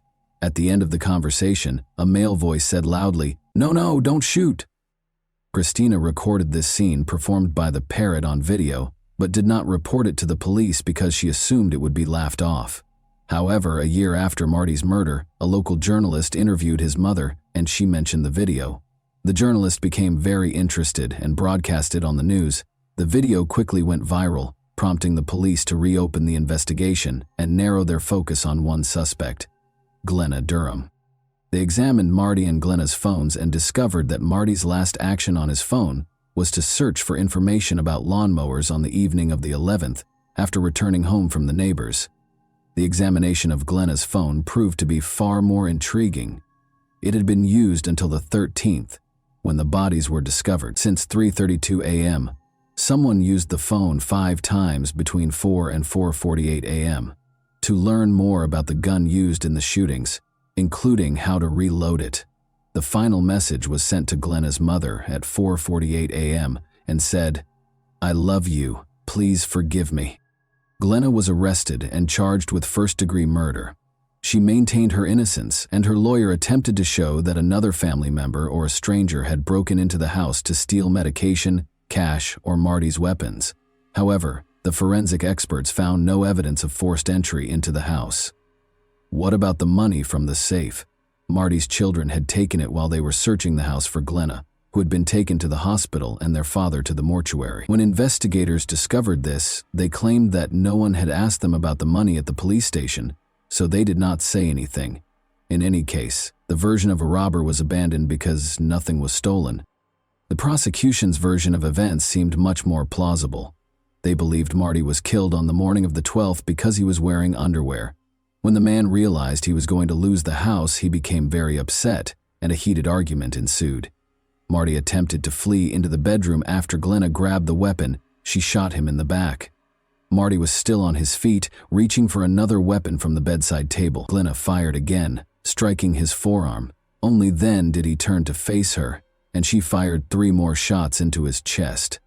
Marty lay lifeless on the bedroom floor. Glenna spent the entire day completing paperwork. She wrote letters to her ex-husband and children and made spaghetti for lunch. Glenna was still engaged in these activities when the neighbor first arrived at her house on the evening of the 12th. Glenna planned her next steps, knowing that her and Marty's neighbors would become concerned regardless. She needed to act fast. She sat in a chair in the living room, placed a pillow against her head, and fired. However, nothing occurred. The pillow absorbed the impact of the shot, and the bullet only grazed her. She had to look up how to reload the pistol because it was down to its last bullet. This means she didn't try again until the early morning of the 13th, when she sent a message to her mother. Perhaps she still had doubts when Connie knocked on the door again at 7:30 a.m. and found it still locked. But after Connie left, Glenna must have unlocked the door, sat in the chair, grabbed the pillow, and tried again. This time, the injury was more severe, but her doctor later explained that she did not strike any important veins or arteries or penetrate the skull. It's difficult to imagine what condition she was in, but because head wounds always bleed profusely, she may have decided to simply bleed out. She made her way to the bedroom, where her husband's body had been lying all along, and collapsed on the floor, a blanket covering her legs. It's unclear whether she staged a scene when the police officer touched her or simply regained consciousness at that point, and we may never find out, because Glenna continues to claim memory loss. The jury believed the prosecution's version. On Wednesday, July 19, 2017, after 9 hours of deliberation, they found her guilty of murder. Glenna Durham was sentenced to life imprisonment. Of course, the parrot named Bud was not called as a witness in court, and it's not because he swears a lot. It is simply impossible to prove that he did not hear that particular dialogue on television or radio, let alone take an oath on the witness stand. In other words, if Bud had been involved in the process and it had been less than 24 hours since Glenna's guilty verdict, her lawyer would have filed an appeal. And that wraps up today's chilling story. If you enjoyed this video, don't forget to like and subscribe so you never miss a new upload. Also, let me know in the comments, what part of this story shocked you the most? Thank you for watching, and I'll see you in the next video.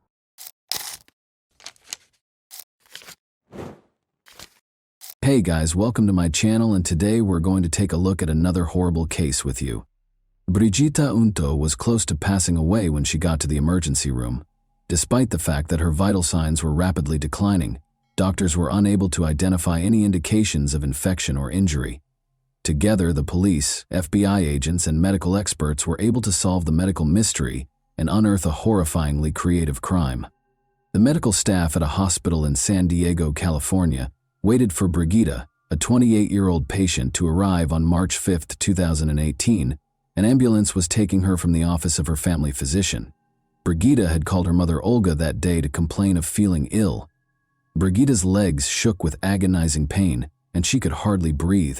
As Olga fought to get her into the car, the family doctor only needed to glance at the once vibrant and healthy young woman to realize that Brigitta was in serious trouble and that there was nothing he could do to help. In order to transport her to the hospital, he called an ambulance.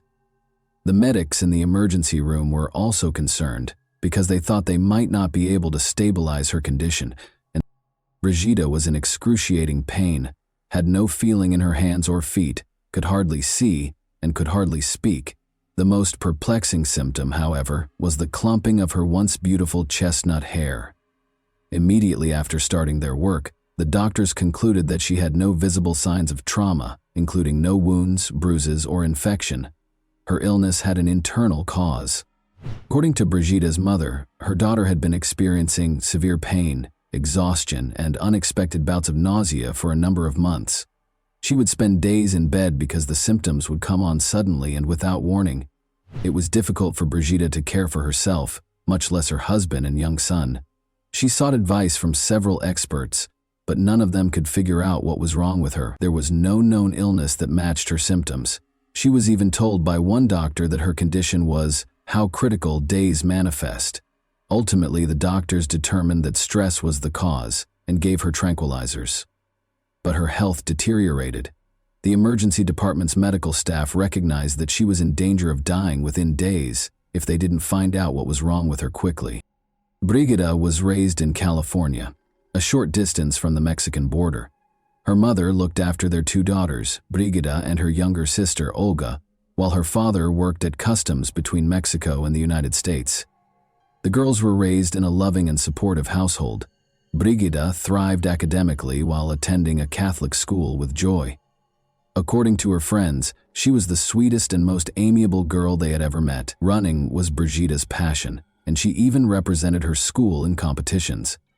She met Race Remington Unto, her future husband, while running. Although Race went to a different school, they met in high school and shared a love of sports.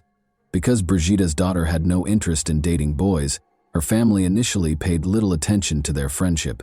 She spent most of her time studying and playing sports, but over time, the young couple began dating and became more involved with one another. Race was able to bring out Brigitta's more daring side, and they quickly became inseparable. Race had a very lofty ambition. He wanted to enroll in the Annapolis-based United States Naval Academy.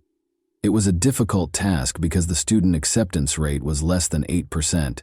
In addition to doing well in school, the candidate had to work on personal growth, play sports, volunteer, be involved in the community, and much more.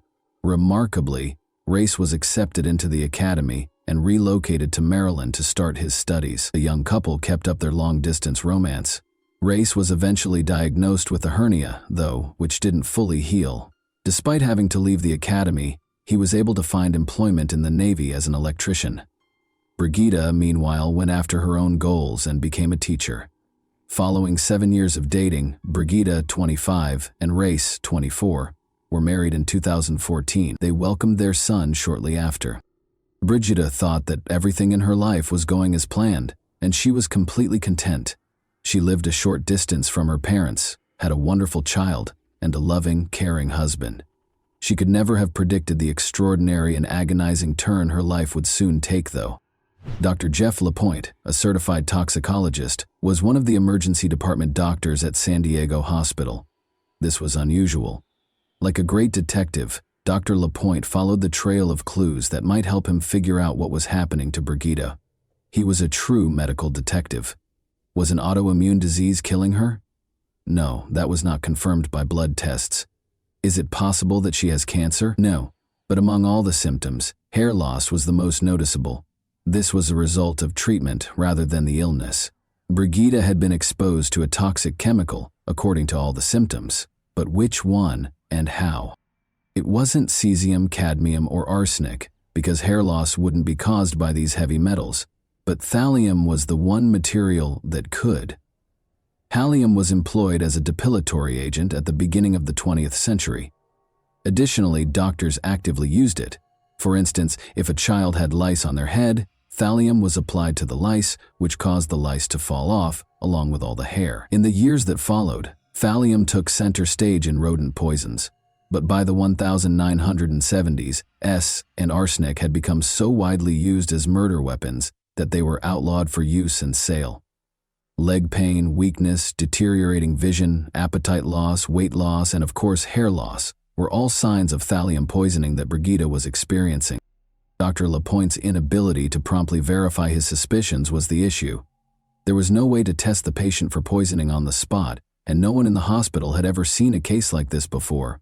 The results would be available in 3 days, which Brigida might not have, and the samples needed to be sent to another lab. This was the start of the race against time. In order to get an expedited analysis, Dr. Lapointe began phoning each agency. The antidote would be desperately needed, even if the doctor's suspicions were confirmed and Brigida had thallium poisoning. But getting the antidote, which was aptly named Berlin Blue, proved to be more difficult than he could have imagined. Since Berlin Blue is a blue pigment used in paints, we have all seen it. When creating Starry Night over the Rhone, Vincent van Gogh used it. Additionally, it speeds up the body's removal of heavy metal poisoning by acting as an antidote. Though blue paint is available at the closest art supply store, it is nearly impossible to find medical-grade Berlin. Despite calling every pharmacy, naval medical officer, and clinic, Dr. Lapointe was only able to locate the antidote at one warehouse, a classified warehouse located in Los Angeles. In the event of a dirty bomb explosion, for example, Berlin Blue can also be used as an antidote to radiation exposure. Therefore, until thallium poisoning was verified in the lab, Dr. Lapointe could not rely on receiving the antidote because the government maintains exacting records of every tube of Berlin Blue in the nation. Lapointe's worst fears were validated when the toxicological analysis of Brigida's case was delivered. Brigida's body contained 1,000 times more thallium than was allowed. To transport the antidote to San Diego, a hospital employee drove through the night. But the doctor was concerned that one antidote might not be enough for such severe poisoning. In order to purify the patient's blood, he recommended dialysis. After a long and agonizing process, Brigida's family and the medical staff were left with nothing to do but wait and pray. To keep an eye on their health, Brigida's husband and son were moved to a different hospital wing. They might have been impacted as well if she had been exposed to thallium. Where could she have gotten so much thallium? That was still the key question. FBI agents were looking for the answer to that. Remember, this was all taking place in a state with multiple military installations. Additionally, President Trump's scheduled visit was the backdrop against which these events took place. As a result, FBI agents became very interested in what was going on in the city when Dr. Lapointe began searching for Berlin Blue. It was ultimately delivered so far away from the city that a local scientist for Harvard chemistry began searching for cocaine flu. When Brigida started having an unexplained illness, police and FBI agents found that she had been treated at an alternative medicine clinic in Mexico a few months prior. After looking into this lead, the police decided to ignore it. Because Brigida's school was a former World War II military installation, rodent poisoning may have happened there in the past. Many of the school's teachers became ill that year. This lead, though, also proved to be a dead end. Because Brigida was depressed, investigators could not rule out the possibility that she had used thallium herself as a cry for attention. She loved life, however, and would never desert her son, according to everyone who knew her. Furthermore, rather than the other way around, her depression developed after the emergence of inexplicable symptoms. Regarding the poisoning of his patient, Dr. Lapointe had his own suspicions. After scanning Brigida's internal organs, He was appalled to find a large number of white spots all over her digestive tract. It became clear that food was the entry point for the poison into her body. The ideal crime had been attempted by someone close to her. The patient was placed in total isolation by doctors, but food was the least of her worries at the moment. The antidote helped Brigida regain consciousness a few days later. She was unable to sit or move, and all of her hair had fallen out. But she was still alive. She was unable to identify anyone who would want to hurt her. Nonetheless, the police were aware that poisoning is always a private crime carried out by a close friend or relative. The fact that Brigida's husband and child were unharmed was also intriguing. Her husband, parents, and sister were all willing to assist with the investigation when the police spoke with them. Her husband, Race, complained that he was unable to put himself in his wife's shoes to ease her pain. Investigators sensed that he was lying, even though he said what they wanted to hear. Additionally, the medical staff observed that he asked odd and occasionally inappropriate questions and didn't seem as concerned. When her husband was suspected of being involved, Brigida became enraged and strongly denied it. She maintained that Race had taken care of their son and taken her to the hospital while she was ill, and when she didn't have the strength to get out of bed, he would cook. But what the investigators discovered during their chat with Brigida gave them the chills. Race had a rather peculiar pastime. He liked to gather rare poisonous plant seeds. After Brigida was hospitalized for 16 days, the police became interested in this and gathered enough information to search their house. Race, looking a little agitated, opened the door. He voluntarily turned over all of the family's devices, including laptops and phones, when the detectives asked him to. They were unable to ignore the fact that the device's entire search histories had just been erased. The police discovered 2 books, Criminal Poisoning and The Poisonous Handbook, despite the purportedly erased data on his phone. The Poisonous Handbook claims that thallium allows the poisoner to manipulate the rate at which their victim perishes. As the patient gradually deteriorates for unclear reasons, the poisoning manifests as a medical mystery. Race's vehicle yielded even more fascinating findings. In a tiny compartment in the spare tire, they discovered a packet of exotic seeds and an acetone canister. Additionally, just before the police arrived, their mother saw Race throw away a black garbage bag, which Brigida's sister handed over after retrieving it from the trash can. Receipts for exotic seeds, including cerebra dollar, prayer nuts, and tick seed, as well as a variety of equipment for grinding and filtering them, were found inside. Stated differently, everything required to produce rare poisons. The man had clearly already tried to crush tick seeds to extract ricin, a poison that is poisonous to mice but harmful to people if swallowed or inhaled. Although the detectives' suspicions increased, no thallium was discovered in the car, yard, or house. As a result, Race could not be arrested. They had no choice but to inform Brigida of their suspicions and request that she refrain from going home. Despite her continued incredulity, she did not object to the investigation's continuation. As they dug further, the investigators found a potential motive for the murder. One of Race's lovers thought he was a widower. He misled her by saying he was a Navy SEAL and that he wanted to work in the poisoning division of the FBI. Race led a double life, going so far as to have another affair and confessing to the woman that he was married. He didn't think twice about taking his young son on their dates, and the boy had become so attached to the woman that he called her mom. But in order to avoid having to share custody of their son, he wished that his wife would be struck by a bus. Why the woman wasn't alarmed by this is unknown. Even so, it was obvious that the man wanted to break up with Brigida. However, as a devoted Catholic, she had informed him prior to their marriage that she did not support divorce and that their union would be lifelong. Her unfaithful husband taking this ending so literally was not something she could have predicted. Race was asked to take a polygraph test by the detectives, but he failed horribly. He didn't try to deny the results when the polygraph examiner told him, and he admitted to everything. Race claimed that in August 2017, he placed 3 online orders for thallium. He started by making his wife a sandwich for breakfast in an effort to incorporate it into her meal. He used her weight to determine the thallium content. Brigida felt ill the following day, but it didn't kill her. She began to get better. Race increased the amount of thallium in the soup by a small amount in December of that year. Once more, he failed to get the desired result. He concealed the poison in a sandwich once more, in January, and increased the dosage 5-fold. He planned to murder Brigida in a few days.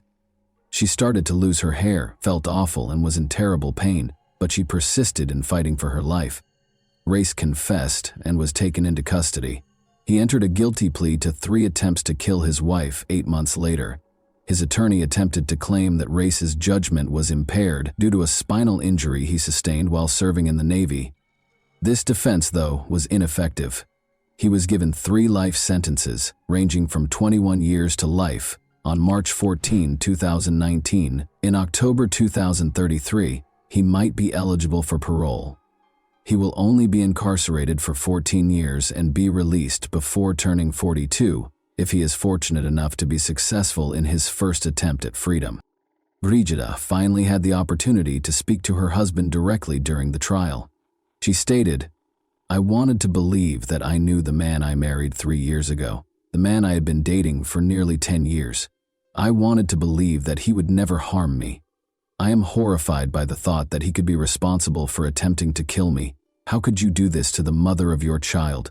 Why do you think you have the right to decide that I am not a worthy mother for your son? How could you decide that the way to end our marriage is by slowly killing your wife, watching her suffer for months? I cared for you, and I loved you." Brigida gets cold sweats every time she thinks about the incident. She was lying in bed feeling ill. Her spouse brought her a peanut butter sandwich. Climbing onto the bed, their young son requested a bite. Race yelled at her to stop giving him any right away. Although Brigida is unsure if the sandwich contained thallium, she thinks her son was at least close to getting seriously poisoned. Brigida eventually got a divorce from Race, even though she was reluctant to acknowledge it. She continues to experience nerve damage, leg weakness, and persistent exhaustion. She is slowly getting better, though, and has resumed her job at a special education school. She acknowledges that finding a way to connect with each student is now much simpler for her. Once unable to walk, Brigida is now trying skydiving, running, and living life to the fullest. And that wraps up today's chilling story. If you enjoyed this video, don't forget to like and subscribe so you never miss a new upload. Also, let me know in the comments what part of this story shocked you the most. Thank you for watching, and I'll see you in the next video.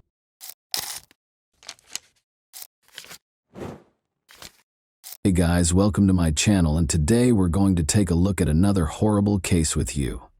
The discovery of the victim's body is usually the first piece of information we receive after a murder. From that point forward, the police begin their investigation to determine what happened and who committed the crime. But not this time. In this case, the typical scenario was disrupted when the victim identified their assailant before he committed the crime. This story occurred recently, in early May 2022, in the city of Peleon Norte de Santander Department, one of Colombia's 32 departments. In this city, there lived a 16-year-old girl named Ana Karina Blanco Duran. She was the oldest of 3 children in a modest family, similar to many others in the region. However, this had no impact on Karina's personality or dreams. She was in the 11th grade and eagerly awaiting graduation. Karina's relatives and friends described her as disciplined and determined, but also cheerful, sociable, and optimistic. However, like most teenagers, she had doubts. She expressed her thoughts in a letter she wrote for a school assignment 2 weeks ago. In the letter, the girl stated that, like everyone else, she had goals that she wanted to achieve. However, at the time, she was preoccupied with being happy, studying, and assisting her mother, whom she described as a beautiful, strong, and resilient woman who had a huge influence over her. The following year, the girl intended to attend university and study psychology or philosophy. This would allow her to pursue her dreams, the most important of which was to buy a house for her mother. At the same time, Karina acknowledged her overwhelming fears and doubts. She wrote that she was afraid of growing up and facing the big world alone. She sometimes wished she could go back in time and play with dolls again, something she didn't get to do as a child because she had to grow up quickly and help her parents. Karina, almost prophetically, explained what would happen to her in 2 weeks in her final sentence. She wrote that she feared human evil, and she was not mistaken. What she was afraid of eventually shattered her dreams. Karina awoke early on May 3, 2022, as she usually does. She lived in La Vega, a village in the Cashra municipality. Karina had to walk for at least an hour every day along several country roads to the bus stop that would take her to school because her village was relatively remote. The morning progressed as usual. The student awoke, ate breakfast, said her goodbyes to her family, and left the house at 5:30 a.m. However, shortly after Karina left, her father began receiving messages from her. It was unusual. Karina wrote to her father that while walking down the country road, she noticed someone following her. A man was approaching her very closely. When the girl quickened her pace, the stranger did the same. If she attempted to take a different path, he would follow her. Karina was understandably uneasy and suspicious. She mustered the courage to take a discreet photo of the stranger and send it to her father so he would know who was after her. Cesar Blanco, Karina's father, became extremely concerned for his daughter's safety. He dashed out of the house, taking the same route to the bus stop that she had taken, but he couldn't find her anywhere. The man assumed the danger was over and Karina had safely boarded the bus. Unfortunately, this was not the case. Karina's parents were later informed by the school that she did not attend class that day. Karina's parents reported her disappearance to the police. Because it was a small village where everyone knew each other, word of the incident spread quickly among the locals. The girl's family distributed a photograph of the stranger who had been following her since the morning. A few hours later, a man who worked at a local farm mentioned another farm worker who looked very similar to the man in the photograph. Despite the blurry image, he believed he recognized him. Additionally, that worker was late for work on the same day.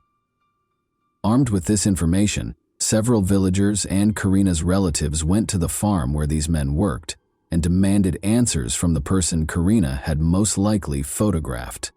The man in question was Alexander Quillo, a 55-year-old Venezuelan native. He had arrived in town 4 months ago and was staying with a relative. Alexander had found work on the farm where he was located. The people were outraged by the schoolgirl's disappearance and acted aggressively. He eventually admitted to assaulting Karina, killing her, and disposing of her body in the Kashra River. It's understandable that the villagers, particularly Karina's relatives, wanted to take matters into their own hands following such a confession. However, the police arrived just on time. The officers apprehended the suspect, rescuing him from the angry mob. The police took Alexander Carrillo to the station and began interrogation. He repeated what he had previously told the villagers. He admitted to killing the schoolgirl and revealed where her body was disposed of. Following the crime, he cleaned himself up, changed his blood-stained clothes for clean ones, and returned to work. The man truly believed he would never be found, unaware that the victim had taken a photograph of him. During the interrogation, villagers gathered near the station. They were furious and wanted to take matters into their own hands. Concerned for the man's safety and believing his life was in danger, the police decided to transport him to another location. They escorted the suspect out of the station and attempted to get him into the car. However, when the crowd began to act, they dragged Carrillo from the vehicle and attacked him. The police couldn't intervene because there were so many of them. The mob beat the perpetrator with sticks and stones before someone attacked him with a knife, killing him. Even after that, the crowd refused to disperse and blocked the police from approaching until they were certain that the man had died. Karina's body was discovered on the riverbank, exactly where her assailant had indicated. Her bag was nearby. The girl was partially undressed, and the autopsy revealed she had been sexually assaulted. She died of 2 penetrating wounds to her chest and neck. According to the police, Alexander Carrillo had been watching Karina for several days, meeting her every morning as she walked to school while he went to work. This version is supported by the fact that, a few days before the attack, Karina informed her school friends that she was being followed by a stranger, which made her extremely uncomfortable. The police have stated that the investigation will not be terminated at this time. They will investigate the actions of the local police officers who allowed the man's lynching, as well as who initiated the attack and delivered the fatal blow. According to local media reports, it was a relative of Karina, but the individual's identity has not been revealed. Pain and outrage swept through the city. An event was organized at Karina's school to honor her memory, while also protesting the killing of women. Students and teachers wrote an open letter to express their outrage at the current state of affairs. She wasn't drinking, she was not dressed provocatively, she wasn't in a bar. She walked to school every weekday wearing rubber boots because she lived on a farm, and she, like many other boys and girls in the country, had to overcome obstacles in order to receive an education. She feared that someone was following her. She was just 16, terrified. Her dreams, desires, and life were stolen from her. After Karina's voice was silenced, all that remained were the voices of those of us who demanded a safer environment and normal families in which children were taught not to hit, violate, or murder one another. Karina's killer did not see her as a person with her own life, dreams, and loving family, so the villagers decided to repay him in kind. Lynching is considered unacceptable by many, and it has no place in a civilized society. However, for many others, it simply reflects a lack of faith in the justice system. They are dissatisfied with the prevalence of impunity and the fact that the criminal will never face the harshest penalties. They believe the police are not doing their jobs, so they have decided to take action to remedy the situation. It is heartbreaking to see girls who leave for school and never return, becoming victims of murder. But in this case, Karina was the one who exposed the criminal.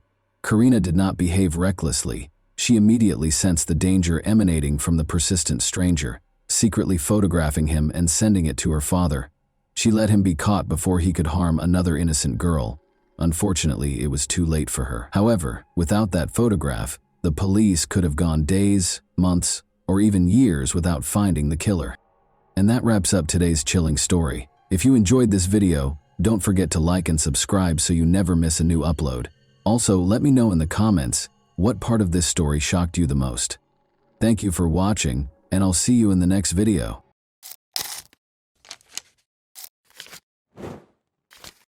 Hey guys, welcome to my channel, and today we're going to take a look at another horrible case with you.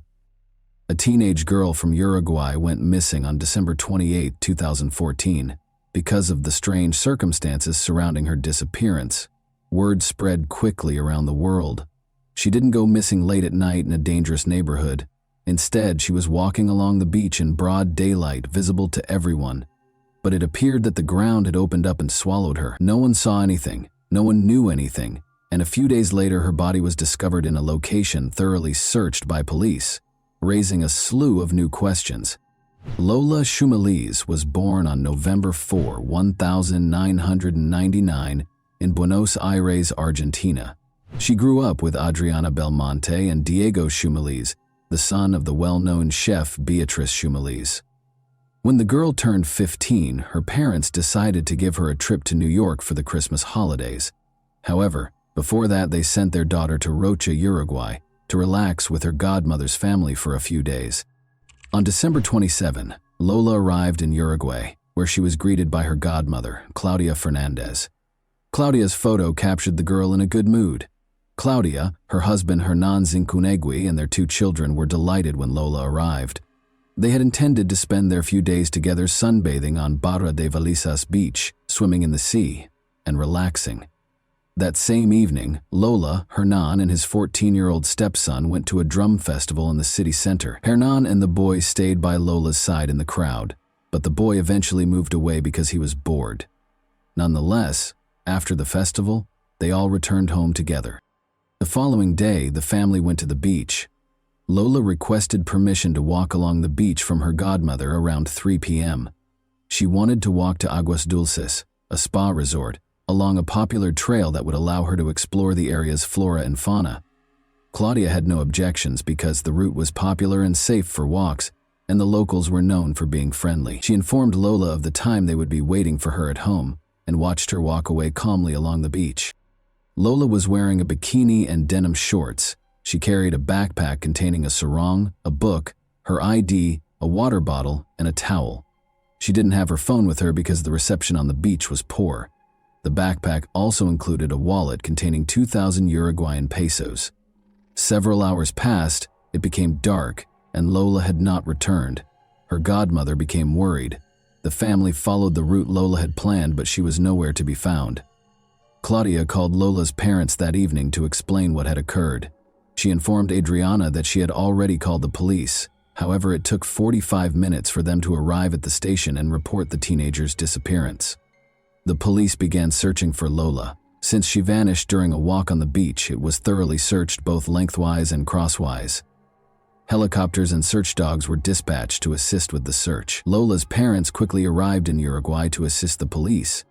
Almost simultaneously with the start of the investigation, It was revealed that Adriana and Diego were receiving anonymous calls. The caller made no demands or asked for a ransom. They simply stated that Lola was with them and was fine. Unfortunately, this turned out to be incorrect. 2 days later, on December 30, her body was discovered partially covered in sand on the beach. She was in an area with a lot of dunes and thick vegetation. There were shallow knife cuts on her neck and signs of head trauma. The autopsy revealed that Lola was attacked from behind and then dragged or forced to the spot where she was discovered. The killer pressed her face into the sand until she suffocated. This was proven by the presence of sand in her lungs. The news of the crime sparked an unprecedented outcry in Argentina and Uruguay's press. As is customary in such cases, journalists began to propose theories about what could have happened. The Uruguayan police and media quickly focused their suspicions on Lola's godmother's family, particularly Hernan. There were various reasons for this. To begin, they told Adriana and Diego that they had already contacted the police, despite the fact that they had delayed their arrival at the station. Second, the media attempted to read something sinister into the fact that Lola, Hernan, and his 14-year-old stepson attended a drum festival together, but the boy eventually separated from them, leaving the girl with Hernan. A hypothesis regarding violence against Lola emerged, but the forensic expert discovered no evidence to support it. However, there were other reasons to suspect them. Claudia and Hernan immediately hired a lawyer, and none of the family members agreed to a polygraph test. Lola's parents fueled the fire with a series of bold statements. Diego in particular stated that he had long since lost trust in Hernan, which prompted additional questions. If he didn't trust the man, why did he let his daughter accompany them on their vacation? Claudia and Adriana had been friends for 25 years. Claudia's second husband was Hernan, whom Lola's parents had known for about 5 years. They all used to live in Argentina, but Hernan and Claudia moved to Uruguay. When Hernan was interrogated, investigators discovered contradictory statements, leading to his arrest on December 31. Diego was arrested for allegedly concealing evidence. Her son was also detained because he was suspected of making the anonymous calls.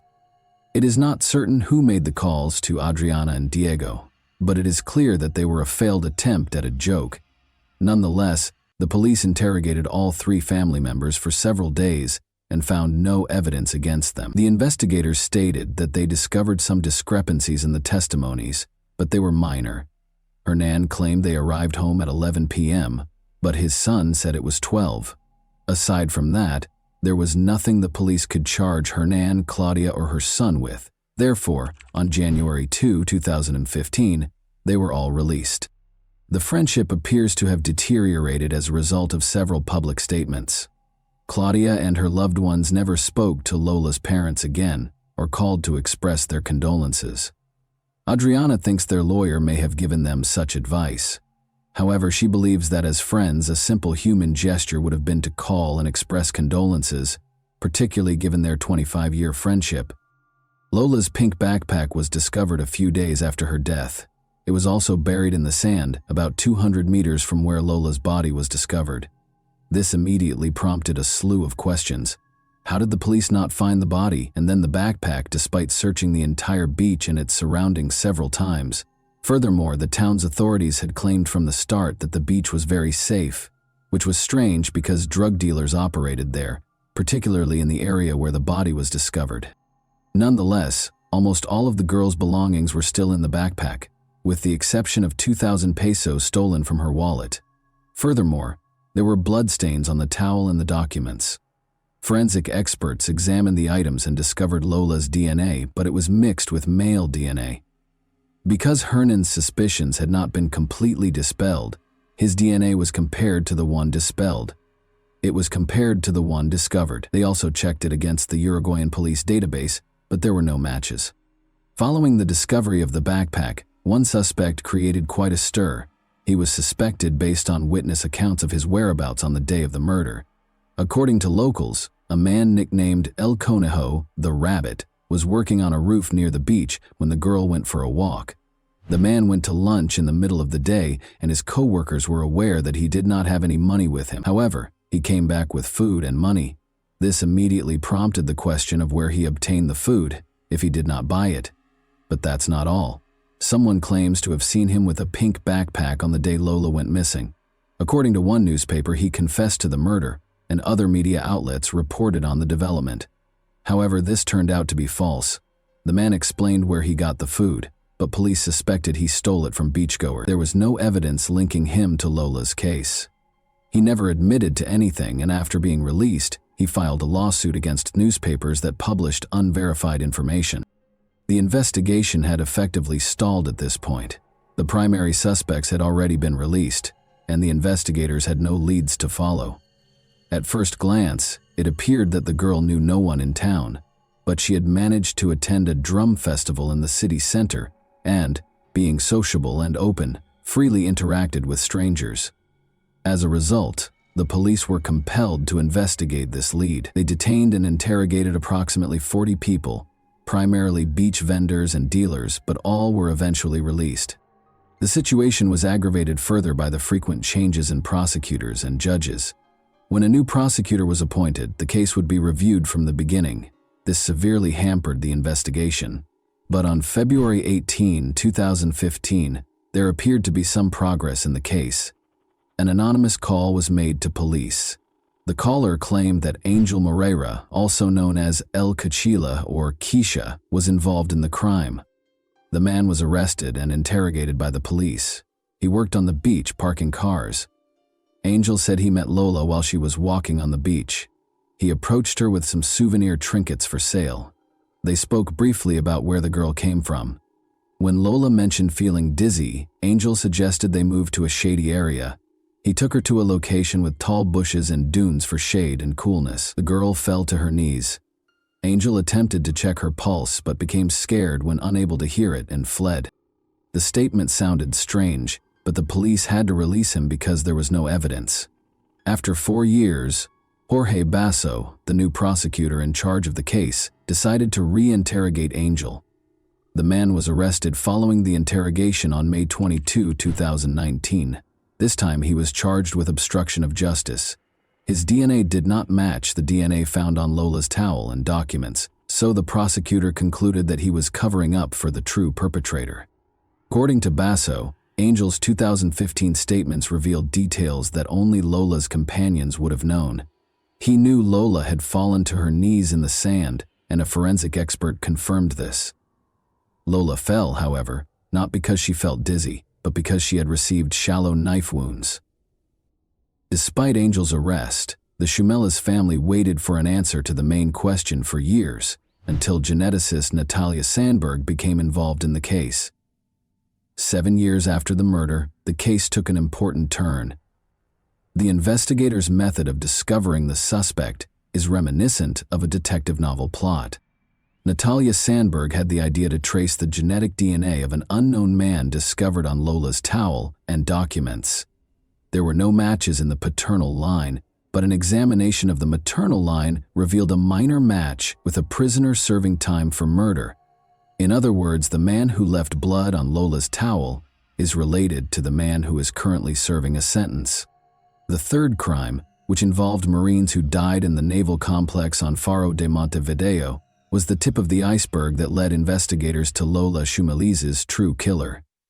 The murders happened on Sunday morning, May 31, 2020, and the three people, Juan Manuel Escobar, Alex Galinia, and Alan Rodriguez, were found with gunshot wounds to the head. Jonathan Brand Gundy was identified as the killer by police. Jonathan was born in Rocha. When the police discovered his mother and tested her DNA, it was clear that they were looking for another son of the woman, Jonathan's half-brother. The woman told the investigators that she had given birth to 11 children from various fathers, 8 of whom were boys, but only one son was placed for adoption at the age of 18 days. He turned out to be the person the police had been looking for 7 years. The suspect was identified as Leonardo Sena. During Lola's murder in 2014, Sena was homeless, dividing his time between La Paloma, Chuy, and Castillos. He lived in these places, working odd jobs. He recently settled in Chuy, where he lives with a girlfriend and works in a bakery. Between 2003 and 2009, the man had a history of police records for aggression, theft, and violence. Despite his involvement with the law, his DNA was not stored in the database because it was created after 2012. As a result, on May 18, 2022, the police issued a search warrant for his home. They expected the man to refuse to provide his DNA, and they were correct. However, forensic experts looked at the man's toothbrush and comb. To the surprise and delight of the forensic experts, the DNA match was 99.9%, indicating that it was his DNA. The suspect was arrested at the Brazilian border on May 19th. During the interrogation, Leonardo claimed he had no involvement in the crime. Regarding the DNA found on the identification card and the girl's towel, he stated that he found a pink backpack on the beach. When he looked inside, he saw a wallet containing 2,000 pesos and stole it. Concerning the blood, he stated that he had cut himself with a bottle shard at work a few hours prior, and when he reached into the backpack, the bandage came off and the cuts began bleeding. So he wiped his hand on Lola's towel. However, there were several inconsistencies in his account. For starters, his blood was mixed with the girl's blood rather than simply found on her belongings. This would not have happened if he had simply found the backpack and removed the wallet. Second, according to his own words, someone other than Leonardo took Lola's backpack on the 28th, the day of the murder, after Leonardo stole the money and mysteriously buried it 4 kilometers away from where it was found, without taking anything from it. Even the suspect couldn't deny the absurdity of the story. Finally, his colleagues from December 2014 did not recall the incident involving the broken bottle and Leonardo's cut. Furthermore, according to documents, Leonardo was no longer working at the brewery on the day of the crime. According to police, Lola was stopped by Leonardo and Angel while walking on the beach on December 28, 2014. They dragged her through dunes and bushes. Lola attempted to flee, but the kidnappers struck her on the head several times and stabbed her in the neck, knocking her to her knees. However, Lola's wounds were not fatal and she resisted. She most likely screamed loudly to get the attention of other vacationers or beach vendors. In an attempt to silence Lola, they pressed her face into the sand. They pushed for too long, causing Lola to suffocate. The police believe the crime was motivated by violence, but the assailants were unable to carry out their intended act and ended up killing her because they did not anticipate such fierce resistance from the teenage girl. This hypothesis is supported by the fact that Leonardo was previously tried in a case similar to Lola's. That happened in 2009. When Leonardo was 26 years old, the victim was a 15-year-old girl, just like Lola. Leonardo pursued her for a few blocks before attacking her with a knife. He dragged the victim into a remote wooded area where he assaulted her. Uruguayan police believe that at least 2 people were involved in the attack on Lola. As a result, they charged Leonardo with aggravated murder and Angel with harboring a criminal. Jorge Basso sought a 10-year prison sentence for Angel and 15 for 30 years for Leonardo. A judge granted Angel conditional early release under oath in June 2021, after he had been in prison since 2019. Despite psychiatric and psychological evaluations describing Angel as aggressive and impulsive, the judge found no grounds to accuse him of harboring a criminal. Harboring involves assisting a criminal after the crime has been committed. Angel should have faced charges as an accomplice in this case. The judge determined that Angel Moreira's actions did not constitute harboring. The prosecutor filed an appeal against the judge's decision, arguing that Angel was present before, during, and after the crime. Despite their initial suspicions, Lola's parents, Adriana and Diego, believe the evidence presented by the police agree that 2 suspects were involved in the crime and wish for a quick verdict. And that wraps up today's chilling story. If you enjoyed this video, don't forget to like and subscribe so you never miss a new upload. Also, let me know in the comments what part of this story shocked you the most. Thank you for watching. I'll see you in the next video.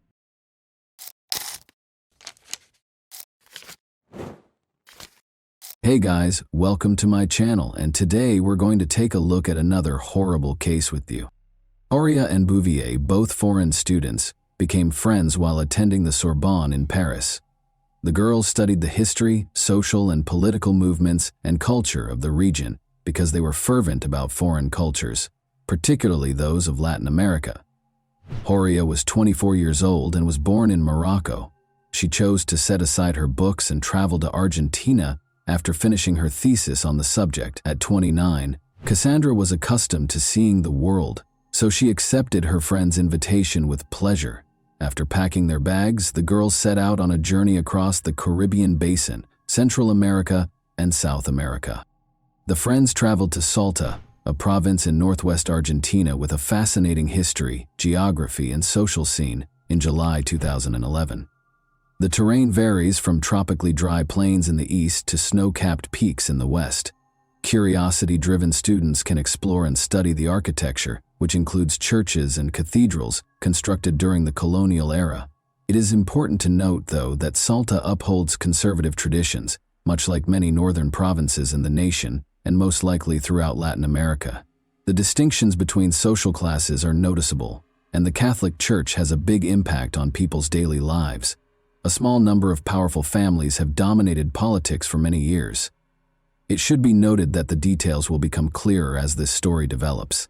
Since they intended to return to Buenos Aires, Cassandra and Horia checked into a hotel in Salta on July 15 and left to explore the sites without unpacking. A popular tourist destination, Salta is renowned for its low crime rate and welcoming locals, particularly to visitors. The natural reserve known as Quebrada de San Lorenzo is Salta's main draw.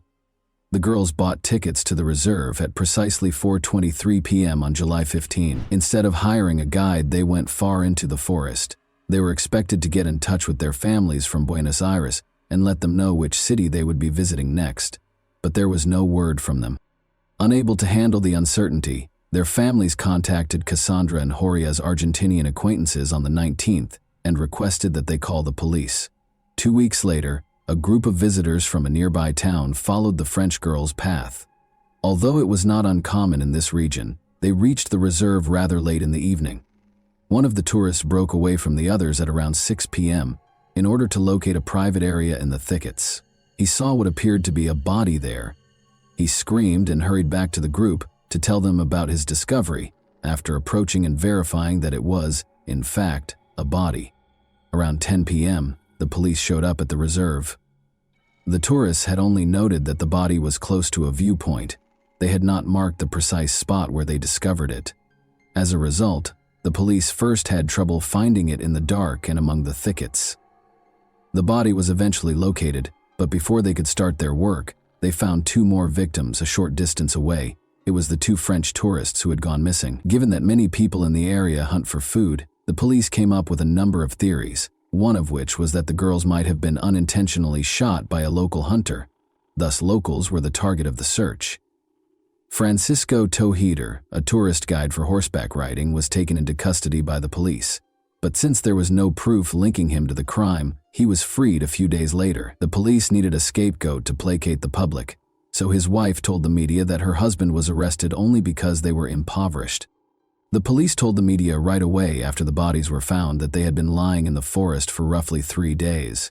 There were several theories as to what might have happened to the girls during the remaining days when they were reported missing, because they had retained their tickets to the reserve for the 15th. There was conjecture that they were abducted, held captive, and subsequently disposed of. The police later explained that the girls had been lying in the reserve close to the viewpoint for 14 days before they were killed. There were rumors of violence against the girls because of Cassandra's ripped clothes, and Horia's pants and underwear being pulled down to her knees. This was verified by the autopsy. The tourists were sexually assaulted, severely beaten, and then shot with a .22 caliber gun. The police discovered a matching shell casing in the reserve. They went back to the reserve's entrance after determining that the girls had successfully gone for a walk. There weren't many people there because it was getting late, and the weather wasn't suitable for strolls. The perpetrator or perpetrators obviously approached their victims at that point, and one of them assaulted Cassandra. The girl was kneeling in front of her killer when she was shot in the head, following the abuse she had endured. After witnessing Cassandra's murder, Horia made the decision to persevere. She struggled with at least one attacker, as evidenced by the clump of hair that remained in her clenched fist. Then, based on the investigators' assumptions, the girl was shot and ran down the slope from the height. It went through her shoulder and struck her in the back. The criminals departed, thinking Horia was done as well. She tried to crawl back to the trail, but she was still alive. Her efforts were in vain, however, for she was too feeble and suffered for several more hours before passing away from blood loss. When the investigators looked through the girls' hotel room, they discovered that there was only one phone among their possessions, rather than the two they had anticipated. They found that a local girl named Maria Fernanda Canyons, RS, the daughter of a former police officer, was using Horia's phone after tracking it down. They also discovered that Horia was in possession of her camera. According to the girl, these were presents from Gustavo Lossi, her boyfriend. The 23-year-old Gustavo was a guide in the reserve, and his father was a tourist ticket vendor. Gustavo had offered the French girls his services, but they turned him down. Gustavo thought that changing the SIM card in the phone would be sufficient to evade detection. Gustavo Lossi admitted to being at the crime scene and taking part in the violence, though not right away. He asserted, however, that he was only a witness and neither the murderer nor the instigator of the French girls. He described how, after hearing a commotion and rushing to the cries, he saw two men, a stonemason named Daniel Vilt, 24, and a gardener from the plains of San Lorenzo named Santos Clemente Vera, 31, tormenting the girls. These men allegedly forced him to take part in the violence before letting him go. He did, however, remember to bring the girls' camera and phone. The gun that fired the deadly shots was found by the police during a search of Gustavo's house. The police were able to determine the precise moment of the attack on the French girls thanks to Horia's camera. Before starting their hike through the reserve, the girls took a few pictures while they were sightseeing. The tourists' final photograph, taken at 6:28 p.m., 2 hours and 5 minutes later, was hazy and ambiguous, leading investigators to surmise that the attack happened at that exact moment. Murder charges were brought against all three men. Witnesses came forward right away and identified Vilt as the individual who tried to sell a rifle. But since he was at a bank when the attack happened and could provide proof, he had a strong alibi. Vera was freed because of insufficient evidence and his denial of guilt, while Gustavo Lossi was sentenced to 30 years in prison in 2014. He said he had an alibi too. Both men were given life sentences in prison in 2016, though, after the prosecutor insisted on a review of the case. One of the most well-known cases in Argentine history appeared to have come to an end. The story doesn't stop there, though.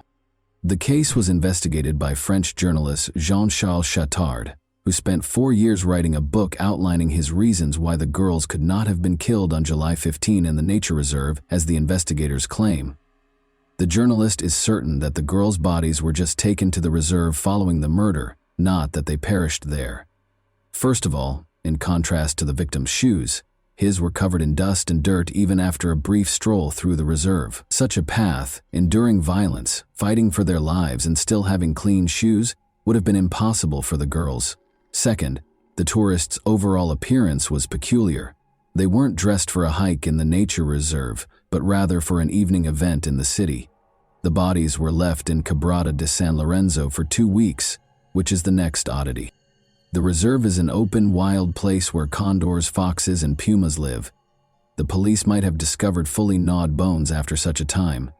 Despite the fact that the bodies were found in a well-known reserve close to a popular viewpoint, they were found to be spotless. Last but not least, the pathologist who examined the bodies declared with confidence that they were killed no more than 3 to 5 days prior to the autopsy. The doctor was categorical when it came to the date of the murders, stating in the report that it was July 26, 2011. Interestingly, this date was rescheduled for July 15 by the investigating judge.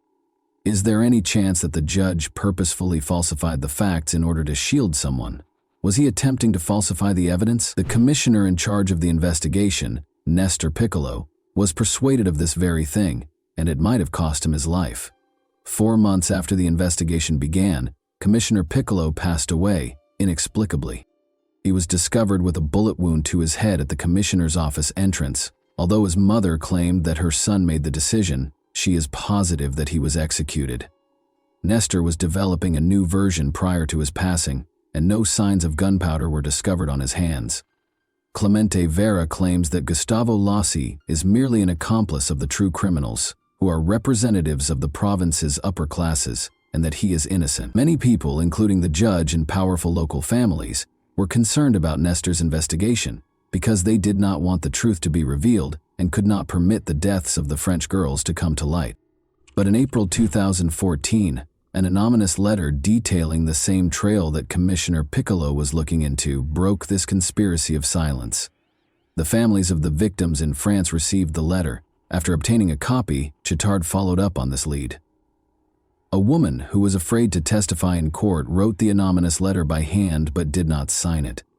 After several months, Chittard was able to locate the witness. It turned out to be a girl who frequently hangs out with a select group of powerful people in Salta.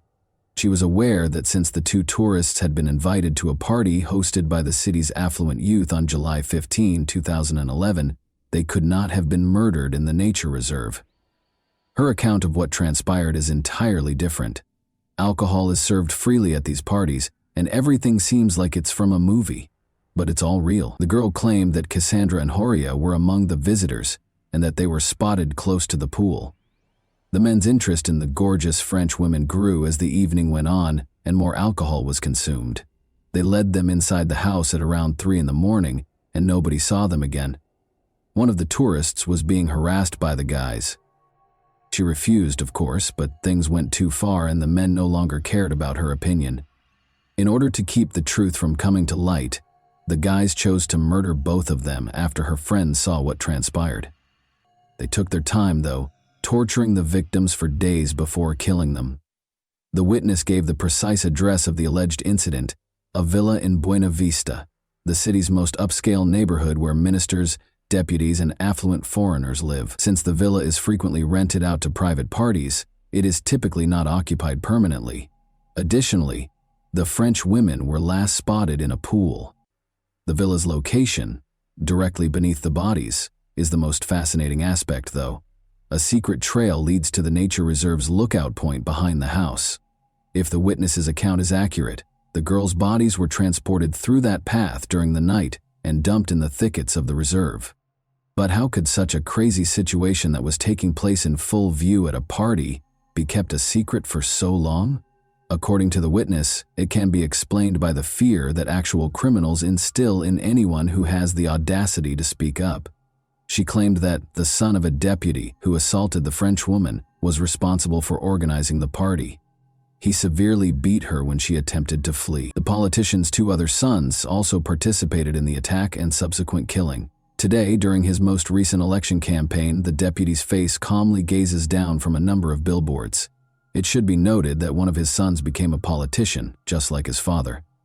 One judge who oversaw the initial investigation expressed a great deal of interest in the story told in the anonymous letter, but the politician declined to comment on these claims. He thinks it has everything needed to bring about justice. The judge who later took over the case, however, had no plans to look for additional offenders. He blames the deaths of the French women on the provincial justice system and thinks that the family must have a lot of power to influence the police. The witness's account that he witnessed the 2 French women departing the nature reserve on July 15 is given more credence in the updated version. This implies that the crime might have taken place at a different time and location than the investigators maintain. Regarding the hazy photos purportedly taken during the assault in the nature reserve, Cassandra's father, Jean-Michel Bouvier, sent them to a specialist who thinks they were altered with a photo editing application. The lighting and shot angle are not as accurate as the picture shows. The families of the victims in France no longer hold the legal system to any standards. Jean-Michel Bouvier examined his daughter's body and performed his own independent DNA analysis. The most private areas were found to contain the DNA of Gustavo Lossi, 2 other men, and 1 woman. The sample from Clemente Vera was nowhere to be found. Uncertainty surrounding the ownership of the remaining samples raises concerns about Gustavo Lossi's actual involvement in the attack on the girls, as well as the identities of the other participants. Meanwhile, Clemente Vera's parents' modest house still stands in the center of San Lorenzo, just a few hundred meters from the location where Cassandra and Horia's bodies were discovered. They struggle to make ends meet after their son's arrest, because they are too old to work the land or take care of the animals. Many locals, including Clemente's wife and parents, maintain his innocence. They think his only fault is that he didn't have the money to hire lawyers and lived close to the crime scene. The fact that there is no evidence linking him to the crime in the case files makes it all the more tragic. According to him, the police demanded a confession to the murder, beat him, and threatened him and his child. They searched his home for any incriminating evidence after he refused to comply, but they were unable to find any. Regarding this, Santos Clemente Vera complained to the Supreme Court of Argentina in 2017 and was given permission for a case review in June 2020. He hopes that a new trial will be held and that he will be found not guilty. It's interesting that Cassandra's father believes he is innocent. After conducting his own investigation, attending all of the hearings and visiting Argentina several times to learn more about the case, he came to the conclusion that Vera was not guilty of the crime. As a result, he apologized to Vera while he was incarcerated and launched a social media campaign to secure his release. Bouvier worries that while an innocent person is still incarcerated, the case review process is taking an unreasonably long time. On November 25, 2013, the International Day for the Elimination of Violence Against Women, a monument honoring Cassandra and Horia was formally unveiled in Salta. In response to Jean-Michel Bouvier's request to take on this piece, Salta-born sculptor Alfredo Garzón, who lived in Paris, created a face with an agonized expression, eyes, and an outstretched hand. Alfredo was able to capture the anguish, terror, and suffering that the girls endured in a very potent image. The bodies of the victims were discovered in the San Lorenzo ravine, where the sculpture is situated. And that wraps up today's chilling story. If you enjoyed this video, don't forget to like and subscribe so you never miss a new upload. Also, let me know in the comments what part of this story shocked you the most. Thank you for watching, and I'll see you in the next video.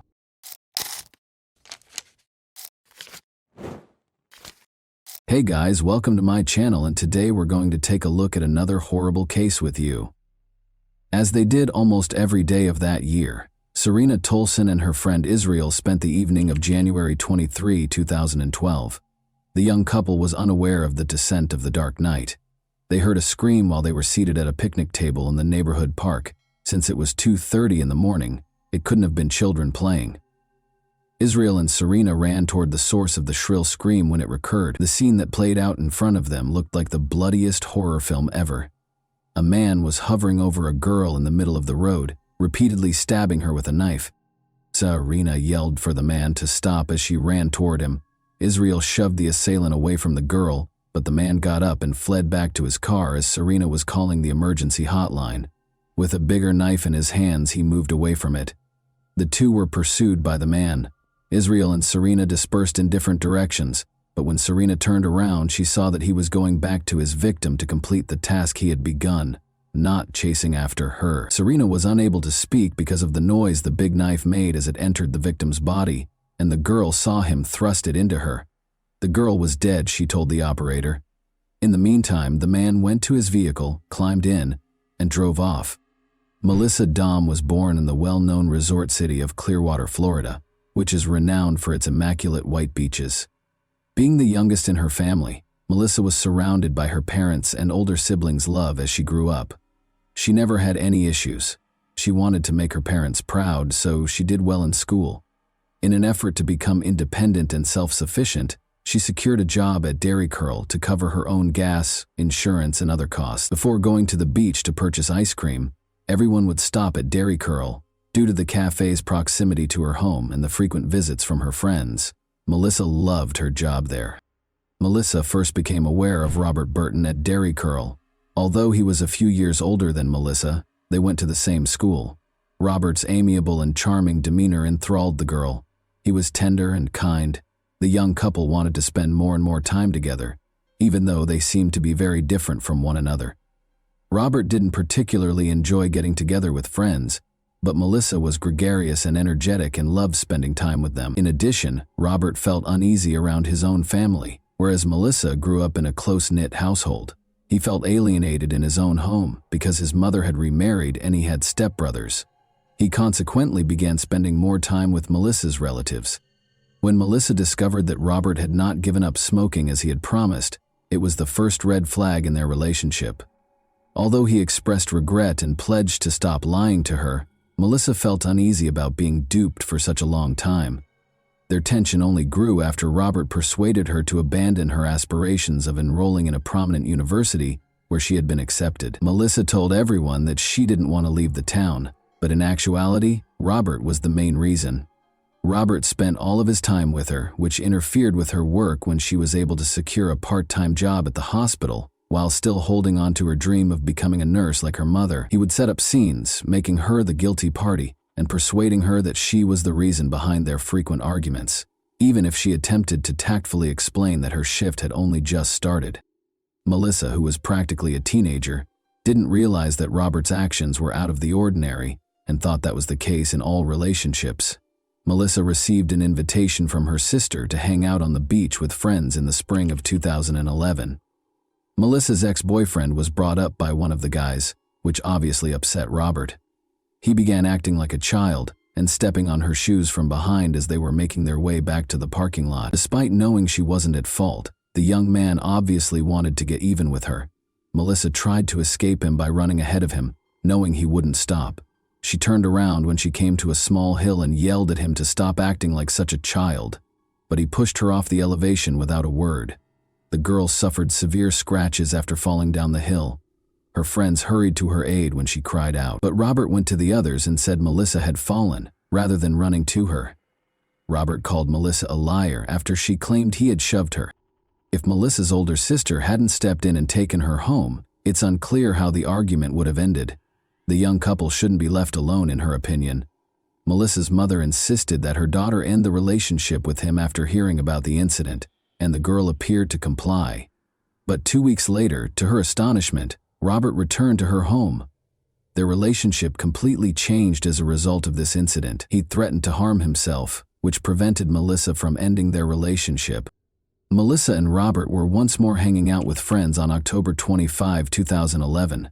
Melissa apparently felt more courageous than normal because she refused to go get cigarettes when Robert insisted on it. Clearly upset, the young man grabbed her car keys and demanded that they go to the gas station store together. Melissa subtly requested that the guys follow them in their cars since she could sense a storm coming. After noticing this tactic, Robert began to wonder if Melissa had spoken to them. Naturally, she denied it, but he was unable to relax. He began flinging Melissa's phone, keys, and bag across the street after they got home and she braked in the driveway. He hit the girl in the face after she screamed for him to stop. Melissa was clearly trying to beat Robert when he lunged at her, but she was able to hit him in the groin, get up, and flee. The girl recalled where her phone had been thrown by him. Reaching for it, she dialed 911, but she hesitated when it came time to hit the call button. Robert always threatened to kill her if she ever complained about him to anyone, after all. However, he was only 2 steps behind her when she turned around. She gained courage from that. She called the number and informed the emergency operator about the attack. She realized he wasn't pursuing her as she ran toward the intersection where the gas station was. She had the sudden thought that he was aware of the location of the keys he had thrown. As he always threatened, he would visit her home and murder her mother. It was Robert's primary means of controlling Melissa, because he was aware of how important her mother was to her. Melissa hurried back, terrified for her mother. Robert grabbed her as he leaped out from behind the bushes. He most likely would have given her a serious beating, but just then a patrol car arrived. Melissa couldn't believe he was holding her responsible for what had happened, so he yelled at her angrily, "So you really want to do this to me? You want me to get arrested?" The girl, still under Robert's influence, started pleading that instead of being arrested, he be sent to anger management classes or something. Regardless of what she said, the officers informed her that everyone had seen the incident and that he would be arrested. After escorting her home, the police officers spoke with her and her mother about domestic violence, explaining that victims frequently went back to their abusers and that they didn't want her to experience the same thing. After being taken into custody, Robert was accused of assault. But only 6 hours into his incarceration, he called Melissa the very next morning and insisted that she take him home. Luckily, she declined.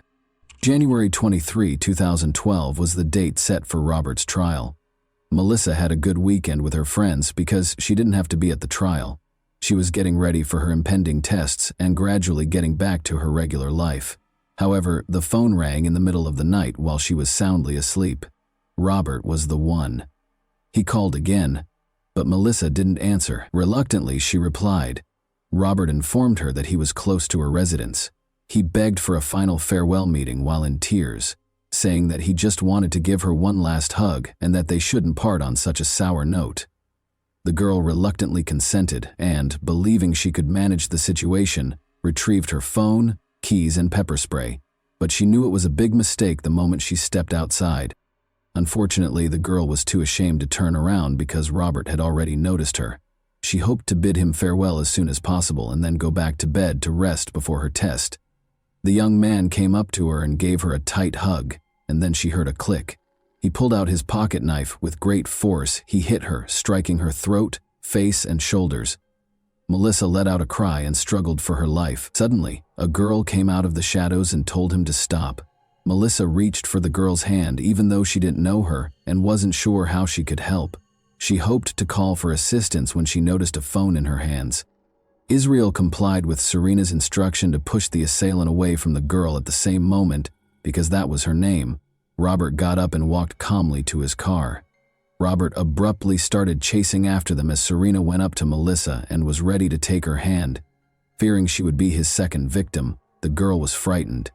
She reported the attack to 911 while she was running.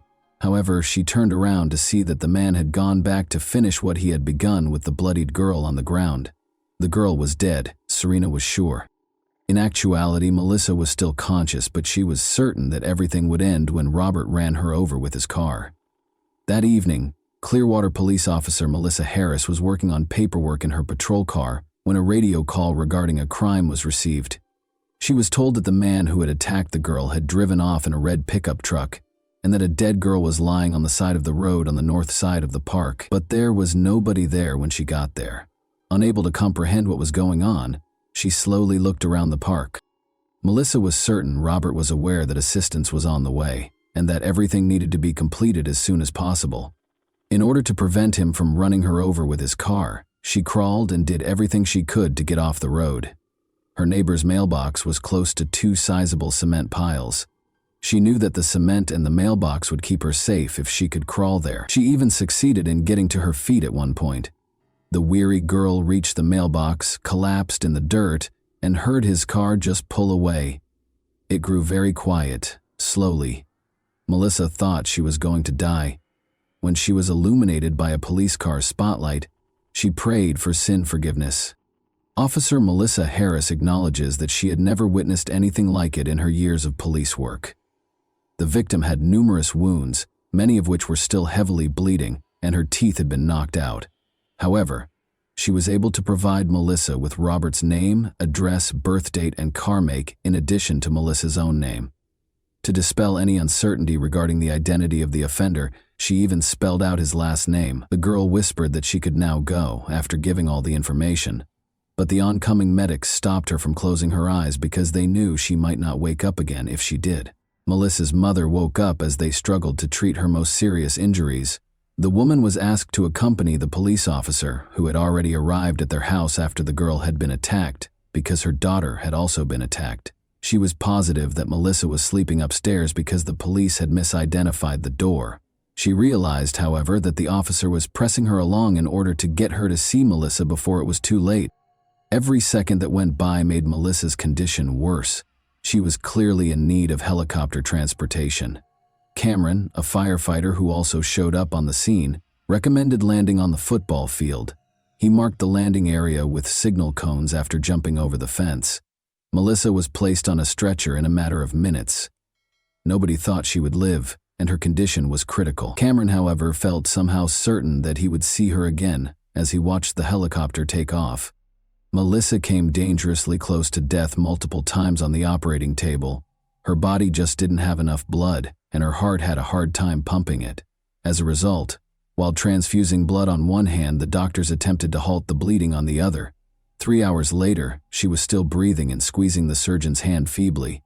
It was only at that point that the weary medical staff decided to take a break and let the patient and themselves rest.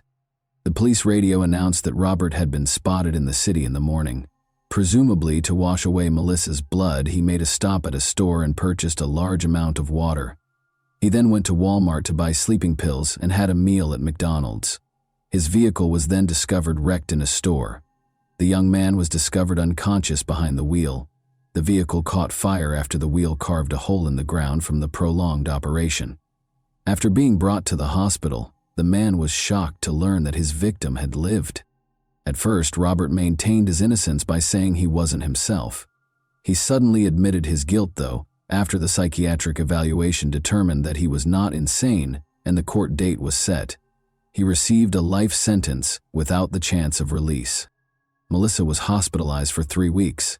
She had to retrain herself to walk, talk, eat, and even close her eyes.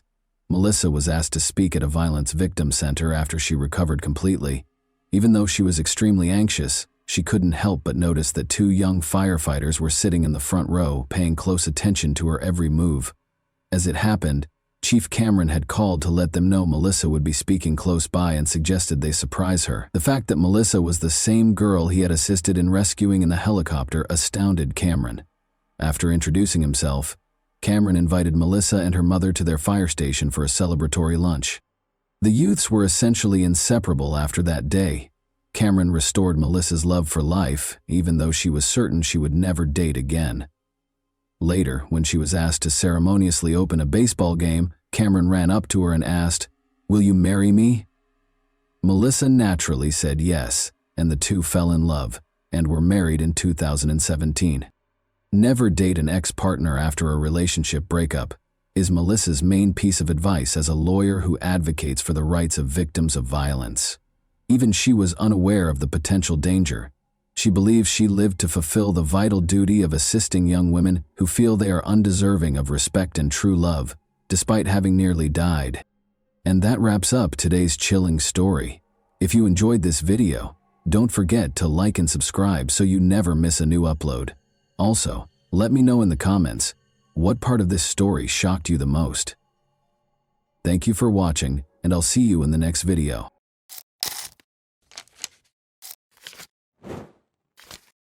Hey guys, welcome to my channel, and today we're going to take a look at another horrible case with you.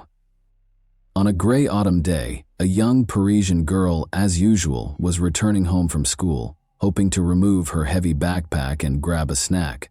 However, as she approached her apartment building, she encountered a young girl who initiated a conversation with her. It took little effort for the girl to persuade the young girl to accompany her to her apartment. The schoolgirl probably didn't notice anything unusual about this because, after all, she was a petite girl, not an unfamiliar man whose mind could be filled with a variety of ideas. Furthermore, they were neighbors and lived in the same building.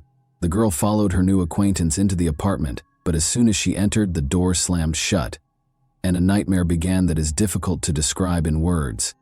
Lola Davy, 12, disappeared and was never seen again. The date was Friday, October 14, 2022. Johan and Delphine Davy waited for their daughter Lola to return from school. The girl was aware that on Fridays the family would travel to their family cottage in Bethune, which was 3 hours away from Paris. As a result, she understood that she should not linger.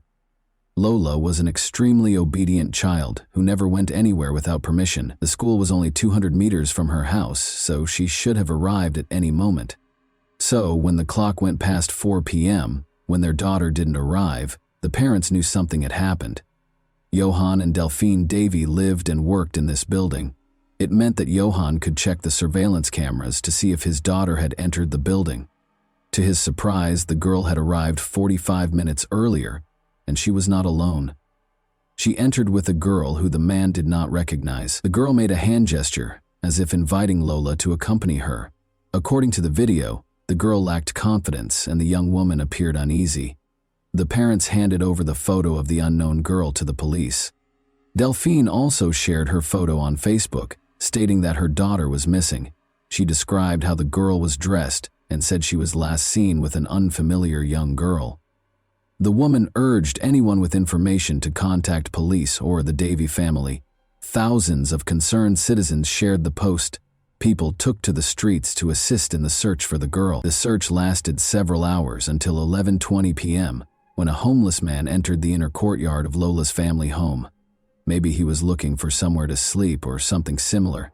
Regardless, his focus was drawn to a large plastic suitcase. What he discovered inside the suitcase caused him to rush to find a police officer.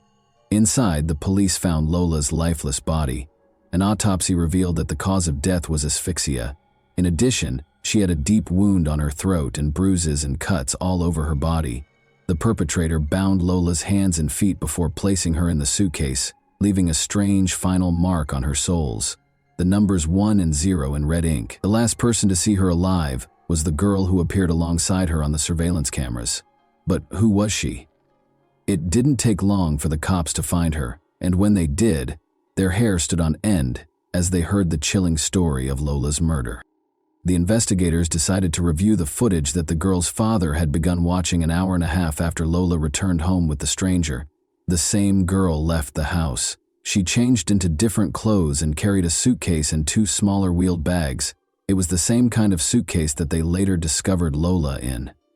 It became clear that the mysterious stranger was somehow involved in Lola's situation. The police decided to question potential witnesses to see if they knew where the girl went after she left the building.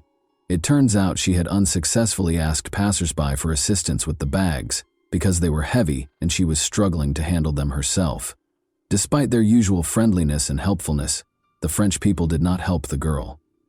Perhaps it was because she appeared and acted strangely. Her makeup had smudged and she muttered something to herself. She eventually stopped by a cafe and purchased a croissant.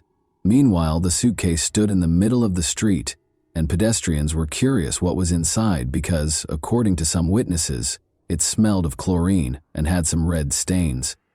However, it was clear that no one could have predicted that there was a person's body inside. One witness, who proved to be a valuable resource for the police, also saw the girl enter the cafe. She approached him, asking if he could give her a ride. The girl offered him a reward for his assistance and explained that she needed to transport organs. In other words, she invited him to participate in an organ trafficking scheme. The man became scared and refused to give her a ride. However, he parked his car slightly behind her and watched what she did next. The girl appeared distraught and was speaking to herself. It seemed strange to him, so he kept watching. The car arrived at 6:30 p.m. The driver loaded the suitcase and bags into the trunk before driving away with the strange girl. It did not take long for the police to locate the car driver, Rashid N., a chauffeur for the VTC company. He confirmed that he knew the mysterious girl named Dabia bin Kayad, who was 24 years old, and that they had previously dated. Xavier called him and asked for assistance with her belongings. He arrived as requested and did not ask too many questions. Rashid drove Dabia to his home in All ASU Bois, a Paris suburb. There, the girl requested permission to do laundry and took a shower. She borrowed his clothes while her own were being washed. Around 10 p.m., they went out to eat and returned when Dabia was ready to go home. Rashid, on the other hand, stated that he had only brought her there and had no plans to return at the time. Nevertheless, he requested another VTC vehicle for her. The arriving taxi driver noticed the passengers' heavy suitcases and rushed to assist, but Rashid rudely refused and instructed him not to touch the luggage, either now or later. The girl got into the car, mentioned an address, and they drove off. When they arrived, without getting out of the car, the girl called someone. The conversation was held in a slightly raised tone. Dabia asked for assistance, but it was refused. It was later discovered that she had called her sister, who lived in the same apartment building as Lola's family. Dabia requested that her sister come down, let her into the house, and assist her in carrying the suitcase and bags up to the apartment. However, the sister, clearly aware of what Dabia represented, stated, "I will not help you. I don't want to know what's in those bags, so don't bring them here." Unable to come up with a solution, Dabia dragged the suitcase and bags into the house's inner courtyard and threw them there. She then called a friend and asked to spend the night at his place. After getting rid of the suitcase, Dabia appeared to calm down completely, and she and her friend spent an entirely ordinary evening laughing and having fun, as if nothing had happened. Dabia was arrested just 2 days after being captured on camera with Lola. The police tried to learn everything they could about the girl. She moved to France from Algeria 6 years ago with her mother and 2 sisters. In 2018, 2 years after moving, the police heard Dabia's name, but as a victim of domestic violence. Her relatives and friends described her as deeply religious, and her ex-boyfriend even claimed that she was obsessed with the church. They did, however, explain that she changed after her father died while still in Algeria, and her mother died of cancer in 2020. Dabia was unable to cope with the loss and began talking to herself, becoming increasingly aggressive and unstable. However, it is known that she experienced fits of rage prior to her mother's death. She had a confrontation with the hospital administration in July 2019 when she was asked to pay for the medical treatment she received. Debbia became enraged and attacked the staff, claiming that she did not ask to be treated and should not have to pay for it. When she was escorted out of the building, she threatened to return, saying they had no idea what she was capable of. Despite her outburst of rage, the girl had no need to be taken to the police. When she was arrested in August 2022, the girl was no longer a student and had no right to remain in the country. However, because she had no criminal record, she was released and given a 30-day window to complete her paperwork or leave the country. But the girl did not do either. She simply vanished from the sight of the official authorities. She didn't work, didn't have a permanent home, and was officially homeless, despite having moved in with her sister. Her older sister admitted that Debbia had been exhibiting obvious mental issues for some time. She couldn't handle failure, and whenever she was told no, she would explode. However, Debbia refused treatment and her sister had no idea what else she could do. During the interrogation, Debbia admitted her guilt in the incident several times before retracting her statements. When the police showed her the footage of how they found Lola, she claimed she didn't feel hot or cold from it. She also stated that she had been mistreated and that her parents died before her eyes. She told the investigators that she lured Lola into her sister's apartment and forced her to undress and shower. The autopsy confirmed that Debbia assaulted her, tied her hands and legs, and taped her face with duct tape. As a result, Lola lost consciousness and eventually her life. Debbia went about her business as usual, drinking coffee and listening to music. Then, for unknown reasons, she slashed the lifeless body with either a knife or scissors. Later, Debbia abruptly retracted her statements, claiming that she would never commit such an act against a child, and accusing an unknown armed individual of the crime. She then revealed that she wasn't fighting Lola, but a ghost. Later, she returned to her initial confession, and it appears that the investigators were able to uncover an even more bizarre and inhumane motive for the crime. Debbia stated that shortly before the murder, she approached Lola's mother and addressed her as the building administrator where her sister lived. She requested an electronic card, a pass to the building, so that she could come and go whenever she wanted without having to ask her sister to let her in. Delphine had such authority because she did not live in the building but was a guest of her sister. Debbia, who refused to accept no for an answer, harbored resentment toward Delphine, and when she saw her daughter on the street, an exact replica of her mother, fury boiled inside her, and she resolved to seek vengeance. In other words, she committed the murder because, at the age of 24, she was not used to being denied and expected all of her wishes to be granted. Investigators believe that at some point, the attack moved from the apartment to the basement of the multi-story building, where they discovered clear signs of fighting.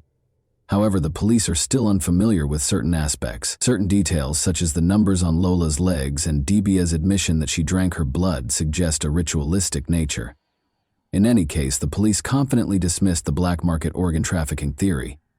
They see it as just another stroke in the accused's psychological profile.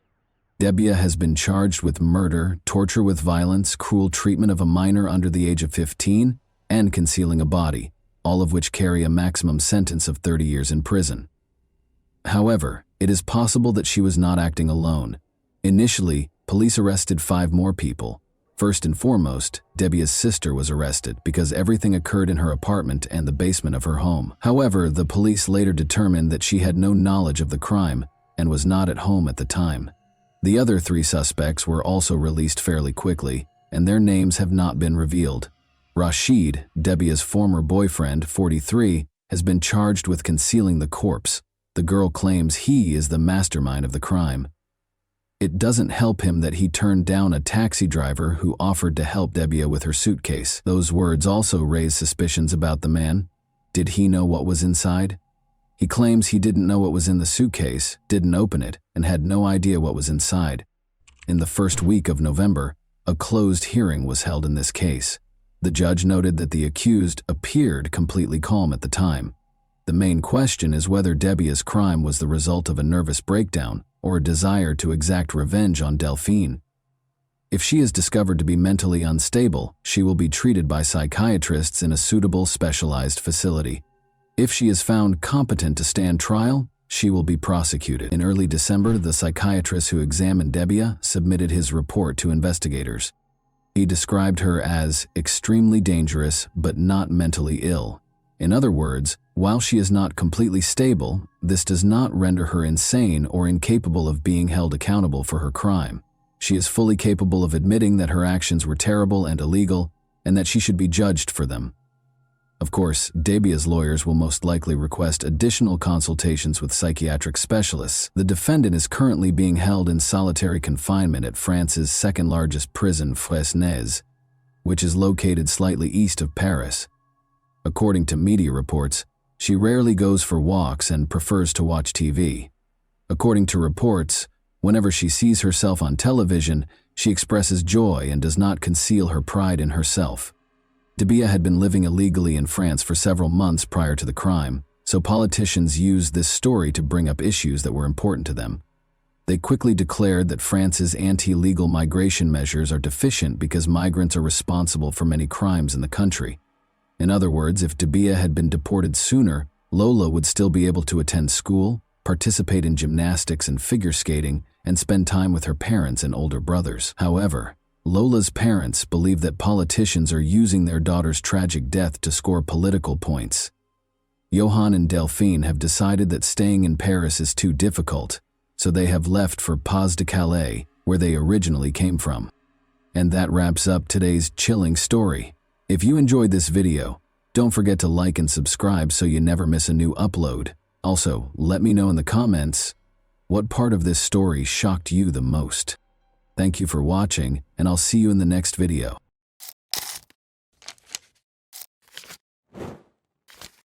Hey guys, welcome to my channel, and today we're going to take a look at another horrible case with you. Gisela Diode heard her phone ring at 2 in the morning on March 1, 2011. The screen displayed an unidentified number. A Valence police officer approached her and inquired as to whether she was Samira Bernard's mother. Gisela said yes, but she didn't understand why the police were searching for Samira, her 20-year-old daughter. It had been 3 days since she last saw her. The police response did nothing to calm the woman, who demanded an explanation of what was going on. According to the call, Samira's boyfriend, Mile Columbia, 22, had vanished, so they were looking for her. The young couple had been dating for 8 months, the police had found out, but Gisela had no knowledge of the man. Mile had met Samira at a party. Samira Ben Sard was a stunning woman who knew she was beautiful. She enjoyed posing for pictures and aspired to be a model. In turn, Mile was a very pleasant and kind young man. Their attraction to one another was instantaneous, and they began dating. But at 9:45 p.m. on February 28, 2011, Mile's supervisor at the construction company called the police. Since he hadn't heard from his employee in 3 days, he was concerned. When the man arrived at work on Saturday morning, his phone rang. Without giving a reason, he hurried to his feet and disappeared, never to be seen again. His boss was taken aback when he still hadn't arrived on Monday morning. It was his first absence from work, and they regarded him as a responsible and punctual worker. After learning that Mile was not returning calls from friends and co-workers, his boss made the decision to call the police. The police first visited the man's residence in Valence's downtown, but their efforts were unsuccessful, as no one answered the doorbell, nor was his car at the house. The police spoke with Mile's mother that same evening. She mentioned that she hadn't heard from her son in 3 days and that he had acted strangely during their most recent meeting, acting tense and very emotional. The woman reported that her son, who had never done so before, gave her a hug, kissed her, and declared his love for her. The investigators found some very suspicious details. Samira and Mile vanished the same day without telling anyone why, and they hadn't spoken to their families in 3 days. It couldn't have happened by accident. Analyzing their phones yielded one hint. The investigators discovered that Samira and Mile did not simply depart simultaneously, rather they drove off together. According to the phone pings, they left for Nice in the middle of the day on Saturday and checked into a 5-star hotel on the promenade in the evening. After getting in touch with the hotel, the investigators discovered that 2 men and a woman were being recorded by security cameras. Samira and Mile fit the description exactly. By Sunday evening, they had traveled from Nice to Livorno, 400 kilometers east of the French-Italian border. It was evident that the young couple was moving deeper into Italy, so the French police asked their Italian counterparts for help.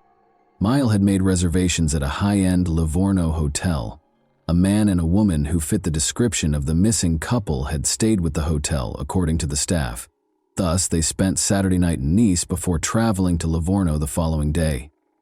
Everything suggested that Samira and Mile had taken a haphazard romantic trip, which was not surprising given how popular the Riviera was for such excursions, since Samira's mother had received a message from her daughter saying that she had left, but that there was no need to worry because she would return soon.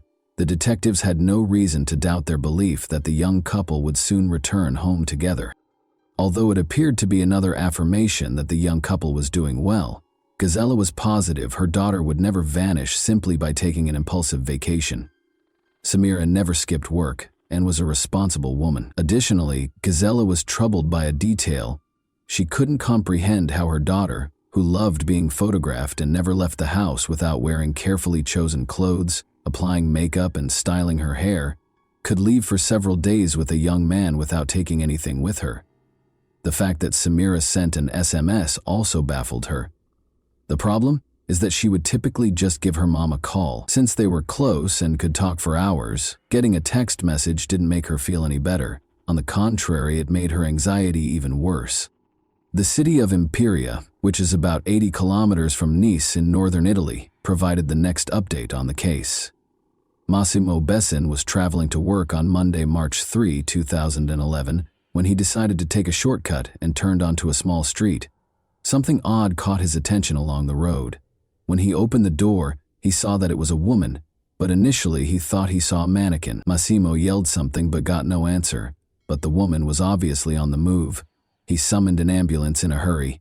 She was identified by Italian police as the French woman who had gone missing. Her skull was pierced by a bullet that had been shot in the back of her head. At this point, the romantic trip theory could be disregarded. The French police couldn't understand. They first believed it to be a romantic escape, then it was a suspicious disappearance, and now they were dealing with a girl who had been injured in an attempted murder. Despite being critically ill, Samira was still alive. Her mother was notified and she was taken to the hospital right away. At first, Gazella didn't even recognize her own daughter when she got to the hospital. The sight is hard to describe. Samira looked like a 9-year-old girl with her head shaved bald. The woman found it hard to accept that her daughter had been shot in the head and ended up in Italy. Since the bullet was embedded in her daughter's skull, the doctors informed the mother that there was little chance of recovery. Gazella refused to accept this and made arrangements for Samira to be taken to a hospital in Marseille. She was told directly by a surgeon there that although he would do the surgery, he would not give her false hope. The patient would never fully recover, even if she lived. Samira had surgery for 10 hours. Despite surviving the surgery, she was unable to speak and did not recognize anyone when she opened her eyes. Like a child, she had to relearn everything. Samira was unable to provide any information regarding the events in Italy, but without her testimony, the police had to look for the perpetrator. There were numerous signs that the crime was being planned. The Italian police were unable to locate any of her possessions when they discovered her lying on the side of the road close to a landfill. No passport, no phone, and no purse were present. This suggested that the criminal did not want her name to be revealed, but the investigators had a lead. Samira's boyfriend, Mile Cambia, was the last person they saw her with. According to the police, Mile fled after committing the crime by crossing the border into Italy, but after Samira was discovered, he erred by using his bank card in France. Only 35 kilometers from his Valence apartment, he used it at a first-rate hotel in Les Turrets. Mile had returned to France the day before according to surveillance footage. But why didn't he return home to his family if he was innocent? He chose to stay in a hotel a few kilometers away instead. Investigators soon learned that he had used Samira's credit card, which was another error on his part. In other words, Miles stayed in a hotel and used the woman's card while the young couple went on an impromptu trip to another country where the woman almost died. The worst suspicions of the police were validated by everything. The detective talked to the young man's friends and family in an attempt to find a motive. Samira and Miles' relationship was evidently far from ideal. Mile was bothered by the fact that Samira was a very attractive woman and that many men were interested in her. Their disagreements frequently turned violent. In front of their friends, Mile had the authority to slap Samira, and once he even put out a cigarette on her. He was obviously not a particularly stable individual. However, the motive remained a mystery. Was everything prearranged, or did Mile act out of rage? Despite Mile's actions, all of their friends were aware that Samira was smitten with him. She'd just learned, though, that her boyfriend was married. He had cheated on his girlfriend on a regular basis after getting married to her when she was 18. He had many mistresses besides Samira. Despite being upset by the information, she didn't end their relationship because she trusted Miles' statement that they were divorcing and living apart. The investigator went to Miles' house after learning of this, but as soon as he stepped inside, he saw that Samira was wrong. The husband and wife were obviously living together. In addition, Mile would soon become a father. The name Combi was written on 17 ultrasound pictures of the apartment. A love triangle involving Mile, his wife, and Samira was clearly in place, and one of them was bound to vanish. Finding Mile was essential, and it was far simpler than the police had expected. 5 days after the disappearance, Mile Cambia turned himself in on March 4 at the Valence police station. The investigation was extremely fortunate to have this.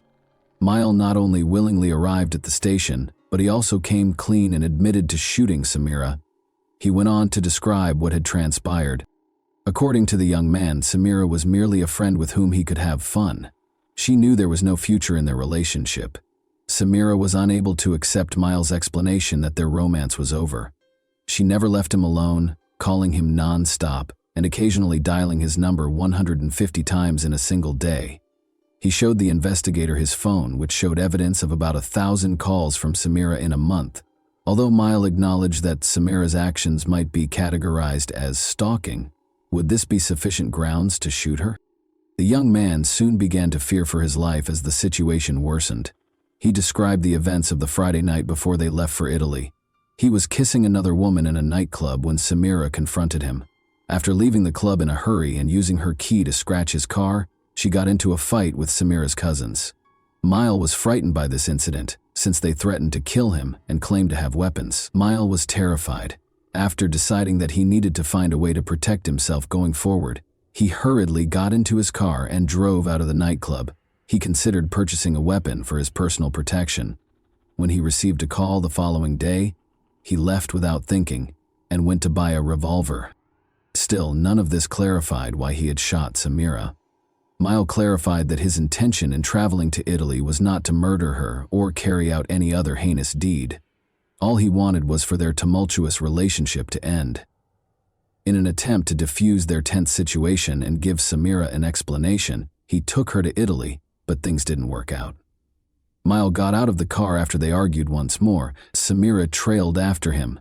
Mile claims that he did not intend to shoot when he grabbed the weapon, only to frighten her, but the revolver accidentally went off. Then he dropped her to the ground, climbed back into the car, and drove off. He claimed to be afraid when asked why he didn't call for an ambulance. He didn't know what to do, so he went into hiding for a few days after she fell. The police already knew the rest of the story. In general, the man asserted that what transpired in Italy was an accident, and that he was the victim of his compulsive lover's pursuit. The police weren't entirely convinced by his explanation, so he was arrested for attempted murder. A few things didn't add up. Why would someone go abroad and stay in a 5-star hotel only to break up with someone? Why did he use her credit card after stealing all of her personal items, and who used her daughter's phone to send Samira's mother the message? Although it was hard to prove without Samira's testimony, the investigator was certain that the young man was lying. Thankfully, Samira was able to testify after some time and therapy. First, though, Samira spoke very slowly and in a weak voice. She gave her account of what happened 8 months after the attack on October 11, 2011. Samira's statements ran counter to what her ex-lover had said. He said they needed to talk when he arrived at her house. He persisted, so she gave in, even though she didn't want to. She accepted Miles' invitation to a weekend retreat. When she asked him where he wanted to go, he said, Spain. The fact that this upset her made him take her to Nice, and then to Italy. Mile abruptly swerved off the road on the 3rd day of the journey, following 2 days of relaxation.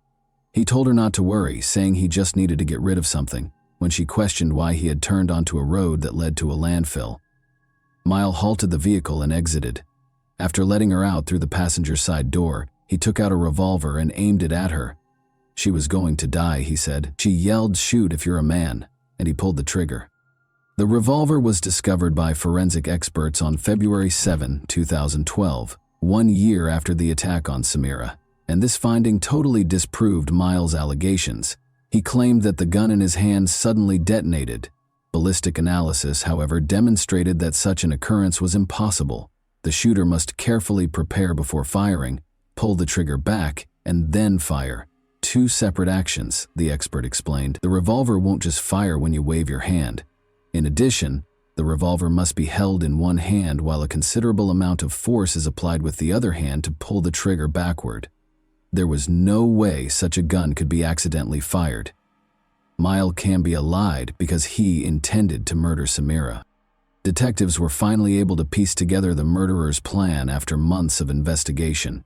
Mile left work on February 26, 2011 at 9 in the morning.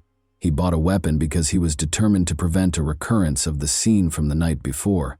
He loaded it, tested it, pulled the trigger, and fired it as he made his way into the woods. Everything had been planned by him. Samira was to vanish across the border after spending a romantic weekend in Italy. Since he had no connections in Italy, it was the ideal place to carry out the crime. Mile pulled the woman out of the car, drove off the road, shot her, and threatened to kill her. In order to avoid identifying her, he then took her possessions. Miles tried to deceive the police by sending Samira's mother an SMS after returning to France. It was assumed that the woman had taken a vacation and was still alive.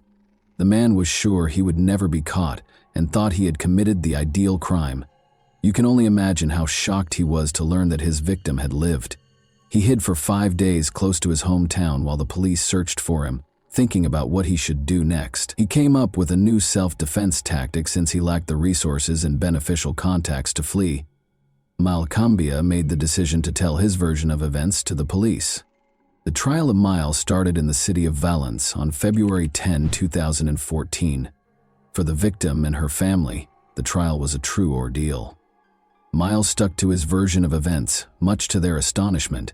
He maintained that everything that transpired in Italy was a regrettable accident, and that he was the victim in this instance, having been harassed by Samira. According to his friends, he had never been violent and bought the revolver out of fear after Samira's cousins threatened to kill Mile and destroy his car and apartment. He took his phone with him when he drove to Italy, keeping nothing hidden. He was emotionally worn out from Samira's incessant calls and just wanted to take the woman on a trip to help her relax. It is also important to note that Mile charmed the jury with his exaggerated displays of civility and respect throughout the trial. His plan worked, and he received a 13-year prison sentence. The lenient sentence raised questions about whether Miles' actions in court and the jury's decision to impose a relatively short sentence were related. After all, it is hard for people to convict a charming young man with impeccable manners, and they frequently associate criminals with unpleasant personalities. Samira feels that this penalty is excessively light. She will always be confined to a wheelchair because she loved a man who chose to kill her, but by the time he turns 40, he will be free and able to lead a normal life. According to the surgeon, Samira recovered 80% of her abilities in a year of therapy, but the effectiveness of rehabilitation drastically decreased after that, leaving her reliant on assistance for the remainder of her life. She acknowledges that he paid her back in this way because she was prepared to do anything for love. And that wraps up today's chilling story. If you enjoyed this video, don't forget to like and subscribe so you never miss a new upload.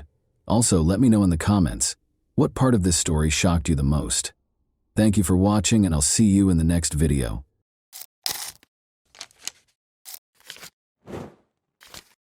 Hey guys, welcome to my channel, and today we're going to take a look at another horrible case with you.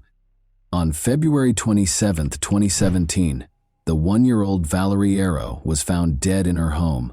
The scene that unfolded before the eyes of the police was shocking in its cruelty. Valerie lay on the bed wearing a bathrobe, her wrists bound with a shoelace, and a scarf in her mouth as a gag. It was soaked in blood that had flowed from her throat. The room's floor was covered with the torn underwear of the girl, ripped in half. One obvious injury on her body was a strangulation mark on her neck. The police had even more to ponder after the autopsy. The toxicological analysis revealed that Valerie had been under the influence of multiple substances, and 2 scarves were discovered deep in her throat. They were so numerous that they might have killed her on their own. In addition, Valerie's backpack was discovered in the trash a few days prior by a building worker where the girl resided. Her papers, an ashtray, cigarette butts, a glass, shoes, apartment keys, and a blood-stained bedside lamp were all found inside. After compiling this data, the investigators came to the conclusion that the girl had committed suicide on her own volition. The matter was resolved. Naturally, Valerie's family was not pleased with this conclusion and made vain attempts to convince the police to look into the case as a murder. A girl named Law Martin's wallet and documents were discovered by hikers on the Fenway Trail 11 months later. The same day, they found the dead body of a 19-year-old girl in Bon Roppers Roquette in a canal about 20 kilometers away. She had taken off her socks and was completely nude. Law, who had been absent for 2 days, was there. According to the autopsy, the girl was strangled to death, but before she passed away, she had been sexually assaulted both vaginally and anally, using what appeared to be a baseball bat. The forensic specialist also discovered a torn spleen, which suggests a very powerful abdominal blow, like a kick. Despite starting an investigation, the police were unable to find any solid leads. Furthermore, nobody ever thought to link the 2 cases together, of course. After 7 years, the morning of February 11, 1997, arrived. In Toulouse, firefighters broke into a 4th-floor apartment in a multi-story building at 9 in the morning. They found a 29-year-old woman named Martin Matten's charred and lifeless body inside. Martin was on the bed, face down. There was a magazine from an automatic pistol on the floor and a ripped and blood-stained bra in the bathroom. Blood was all over the carpet and the bathtub, and a light bulb that had been unscrewed was lying on the floor. The firefighters came to the conclusion that there were 2 fires, 2 obvious attempts at intentional arson in the living room by the armchair and in the bedroom. After weighing all of the available evidence, the investigating police inspector came to the conclusion that Martin's death was caused by a choice she made. Emily Espies, then 21 years old, went into a Toulouse bar 10 days later, on February 26, 1997. She wanted to grab a drink with her friends in the afternoon. She met Patrice, a nice and attractive man in the bar. Because he gave Emily and her friends illegal drugs, he had his own method of luring girls. The rest of the day and the next morning were spent with Patrice and Emily. The young man asked Emily to accompany him to a concert that he was planning to attend that evening. He invited her and she accepted. They did, however, meet up with Patrice's friend Eve, whom he had been living with for a while prior to the concert. The young people in the group shared a meal and some beverages. After that, Patrice and Emily headed to the concert in Patrice's car, arriving at around 1:30 a.m. While Patrice spent more time drinking beer at the bar, Emily danced a lot. Emily asked her new acquaintance to drive her home at around 2 in the morning because she was exhausted from not sleeping for 2 days. The tired girl fell asleep right away, before she had even had a chance to sit in the car. She was lying on the back seat of the car when she woke up, even though it felt like only a moment had gone by. Emily opened her eyes and was shocked to see that she was being choked by Patrice, a buffer with protruding eyes. He was no longer the nice guy she'd spent the entire day with. How someone could spend a whole day with such a nice guy and then, in just 1 minute, transform into a monster who was now strangling her was beyond Emily's comprehension. Emily made an effort to resist. She tried to rip Patrice's hair, screamed and scratched him. Emily passed out after he repeatedly hit her face and told her to stop talking. She woke up without her underwear a few minutes later. She must have been violated by his attempt. Given the likelihood of her death, Emily made the decision to either pretend to be dead or speak to him. In an attempt to defuse the situation and maintain her composure, she decided to speak with Patrice. She reiterated that she understood everything, that excessive drinking causes such things, that everything was okay, and that she would keep it a secret. Patrice asked her to please him after stopping the car. Emily declined. He then accompanied her to the back seat, proceeded to undress her, and again violated her. Emily tried to maintain her composure. She kept conversing with him, downplaying the damage he had done to her. Patrice suddenly started crying and expressed regret for his actions. "You have 10 years of my life in your hands," he told Emily. He must have been sincere, because Emily didn't think he was such a great actor. She felt hope once more. Emily soothed her tormentor and attacker. Her only concern was to survive this nightmare, so she spoke softly to him. She asked him to drive her home after she was able to calm Patrice down. When he refused, they went to Patrice's friend Eve's place. Patrice stopped touching Emily as they lay down to sleep in the same bed. A sense of expectation developed. Despite going through hell, Emily is still alive. Even though the assailant was only a few centimeters away from her, she felt a little safer because she knew Eve was in the adjacent room. For several hours, the girl was able to sleep until she heard his girlfriend Eve awaken. They were in the kitchen when Emily got up. When Eve and his girlfriend Nora noticed Emily's facial bruises, they were appalled. She told them that a guy at the concert had attacked her. His face was hidden by a hood so she couldn't see it. Emily lied, primarily to protect herself but also to protect Patrice. She had been severely shaken and was still in shock after all. She might not have been completely conscious of what was going on, as though her soul had separated from her body. This is a typical defense mechanism used by traumatized individuals. Since Eve knew that his ex-girlfriend had thrown him out following a heated argument and didn't fully trust him, she discreetly pulled her aside and inquired as to whether Patrice had anything to do with it, even though she was staying with him. Nora is adamant that it was a guy from the concert and that Patrice had nothing to do with it. Patrice went to the kitchen as well after waking up. Emily was right when he said, "Yes, it was a guy in a hood. Unfortunately, there was no chance of catching him." Anyway, Emily was taken to the hospital by Nora. The girl's neck had evidence of strangulation, according to the doctors. She also had a number of facial injuries. She would need to stay in the hospital for a few days while being monitored by doctors. Emily felt at last more secure in the hospital. She made the decision to come clean and admit that Patrice had actually attacked her, but he had already vanished because he thought Emily might confess everything. Now that one of Patrice's victims was alive, the police began looking for him. He would spend 3 months evading capture. Patrice, now known as Frank, met Marie Norman at a country festival on June 14, $1,997. Murray lived in a chalet in a small town below Foix and was 35 years old. When the young man complained about having nowhere to stay, Murray felt sorry for him and offered to let him live with her in return for some housework. In addition, Murray decided that Frank would take care of the house while she visited her parents on the 20th. For a few days, Murray and Frank lived together in this manner.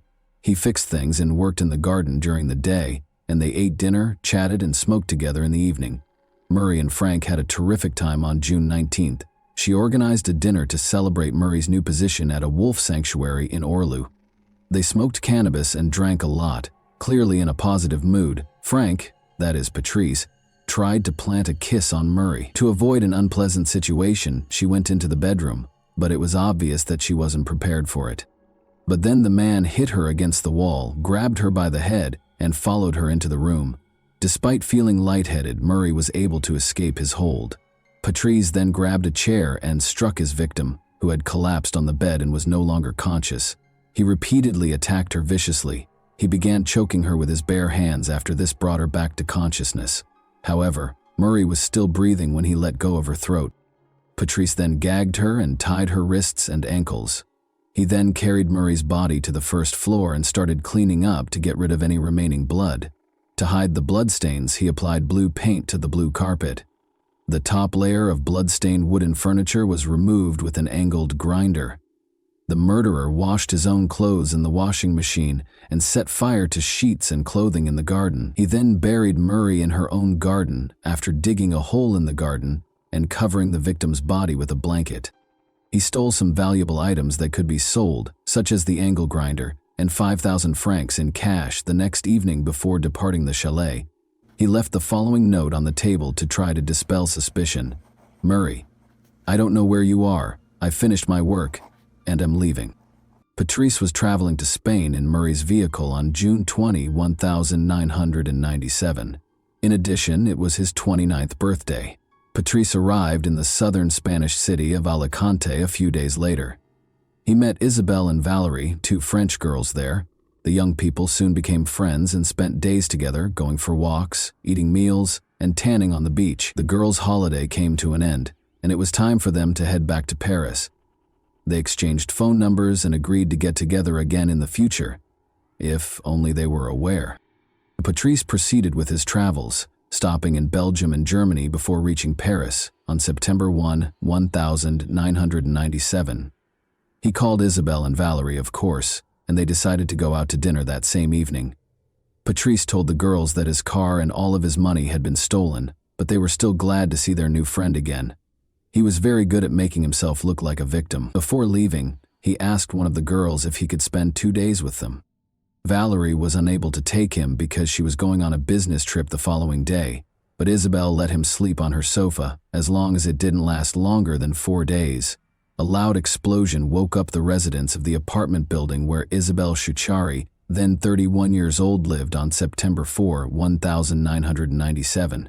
As it happened, the girl's apartment had been the scene of a fire before the explosion. Her body was discovered on the bed, partially burned. The fire started close to the restroom after the kitchen's gas burners were turned on. Isabelle's death was clearly not a coincidence. 3 glasses, a bottle of pink wine, and champagne were on the table, and the front door was left open. The killer's extreme cruelty was demonstrated by the wounds on the victim's body. Blood was dripping from her mouth, nose, and anus, and there was blood in the toilet. Isabelle's body, however, showed no signs of semen. Rather, a carrot that was stained with blood was discovered close to the mattress. It would be confirmed by the autopsy that the girl was tortured by the perpetrator. In addition, she had been badly beaten. Her face was primarily struck, but other parts of her body were also hit. The cause of death was asphyxia. Because of the testimony of Emily Espy, who survived Patrice Allegre's attack at the end of February, investigators were immediately alerted to the fact that Isabelle had provided shelter to a man named Patrice. This was because the police had been looking for a particular Patrice for a while. Then, Mireille Norman's relatives, who were expecting her as a guest, started to worry after she vanished, but her body wasn't discovered until 3 weeks later, when it was bound and buried in the garden. However, even though he gave a false name, many witnesses had seen his face and recognized him from the investigators' photos. So after the body was found, gendarmes' suspicions were strongly connected to Patrice. He was already being actively sought when he returned to Paris in early September. His search warrant made the rounds of France. The police reached out to his friends and family and offered a reward for helping to apprehend him. Patrice then got in touch with a friend and asked him if he could spend the night in Paris. At that point, the investigators saw a chance to capture him. They requested that this man give Patrice a call back and point him in the direction of a prime capture site in Châtenay-Malabry. At 5:10 p.m. on September 5, 1997, Patrice went inside the house where the police were already concealed. He didn't fight being arrested. He even appeared relieved to be arrested, as if he were sick of hiding, according to some witnesses.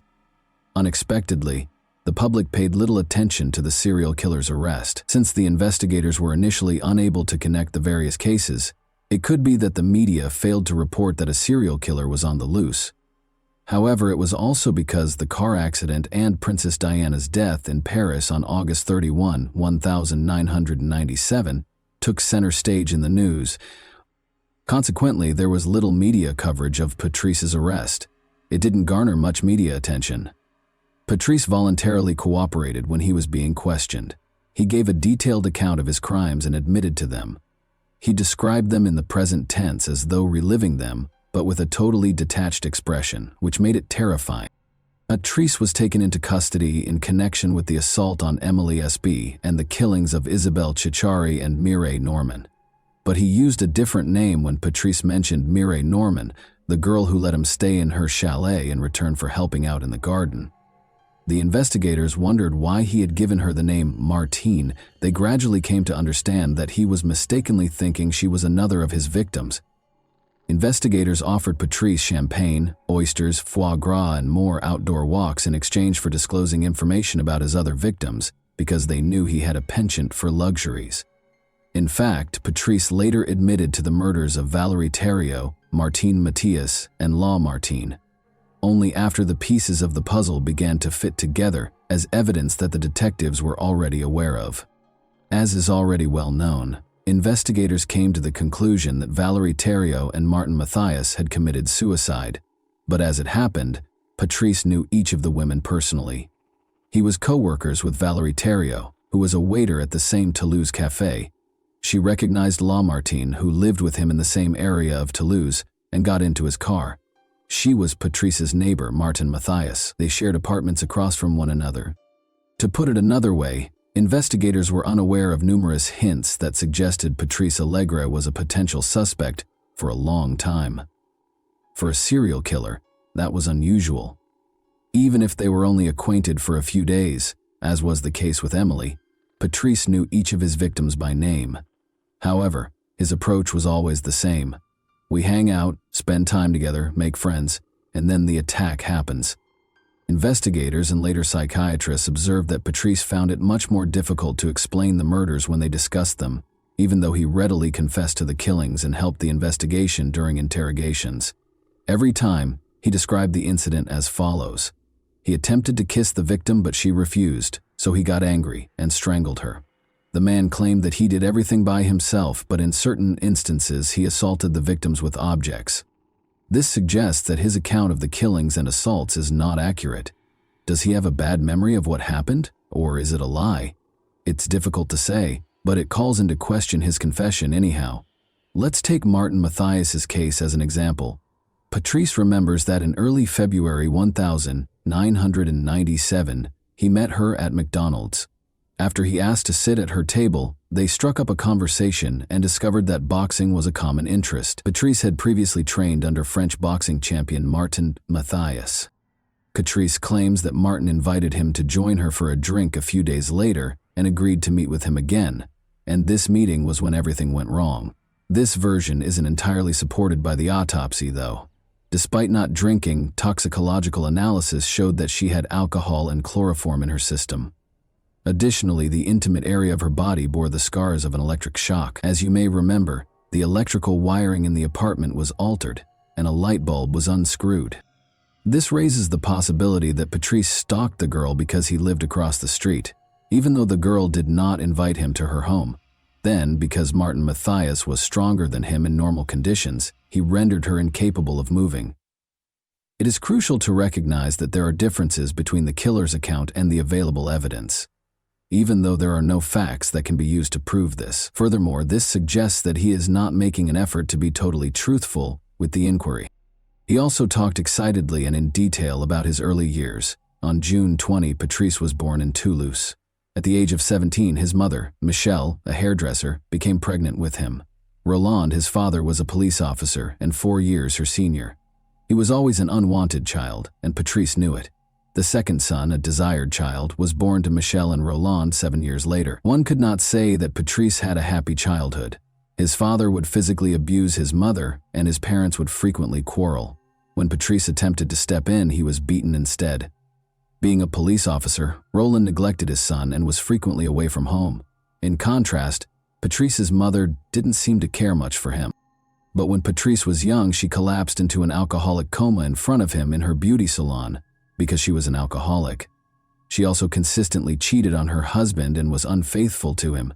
Patrice was able to observe some of her private interactions and the post-fight reconciliations between Michelle and Roland. He would frequently try to sleep in his room by covering his head with a pillow to block out the sounds of his mother's groans coming from the room next door. Another time, when Patrice, then 6, was sitting in the back seat and watching everything, she got pleasure from one of her friends in the car. Patrice idolized his mother and hated his father in spite of everything.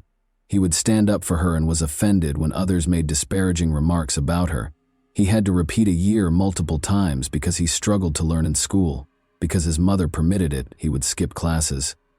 He started stealing, selling drugs, and committing crimes during this time. But each time he was taken into custody, his father would save him. For instance, Roland once compensated the victims of Patrice's thefts with 300 francs. His actions may have stemmed from a traumatic incident that happened to him when he was 13 years old. 2 boys kidnapped him after he fled his home. He was abused in a car and drugged with strong illegal substances before being abandoned on the side of a distant road. For a boy who was not yet 14, this could not have failed to leave scars. This gives us a chance to learn more about him, but it doesn't excuse what he did later. He began abusing drugs and drinking excessively when he was 14 years old.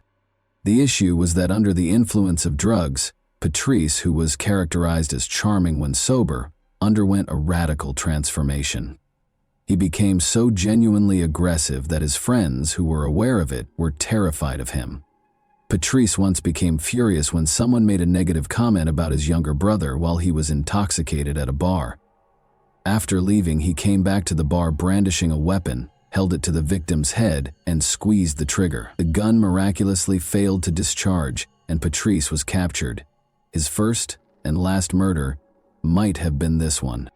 At the age of 17, Patrice Allegre attacked a girl for the first time. Everything was going well when he first met the girl at a party. They went to a park, where the girl pushed Patrice away when he tried to approach her. It should be clear to you by now that rejections made him furious.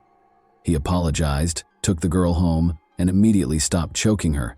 But his strategy was already starting to take shape. It's interesting that Patrice never had issues with girls.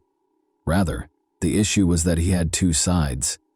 He was charming as long as the girl agreed, but if she didn't, he had to coerce her into giving him what he wanted.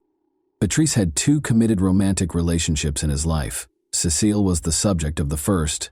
Their first real love story began in 1986, when Patrice was 18 years old. After 7 years of dating, the young couple had a daughter. But their relationship ended in 1989, just months after he committed his first murder. Their bond was similar to Patrice's parents. Patrice would physically assault Cecile during their heated arguments, but Patrice could control himself to some extent with Cecile. He tried to strangle her, for instance, but stopped when he said, "No, not you, not you." Cecile ended up in the hospital in 1994 with a broken jaw. After she lodged a complaint, Patrice was placed under arrest for a number of weeks. Cecile ultimately made the decision to end her relationship with Patrice in 1995. He met Sylvie the following year, and the two would live together until February 1997, when Sylvie also left Patrice because of his violent behavior.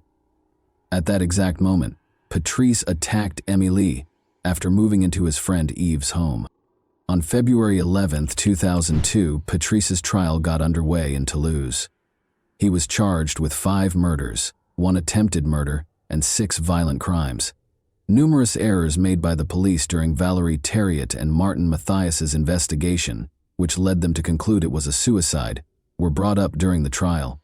Given that his father was one of them, there were even rumors that the police were shielding Patrice. It was only a conspiracy theory, though. Psychiatrists examined Patrice's case, which was uncommon for criminal cases in France.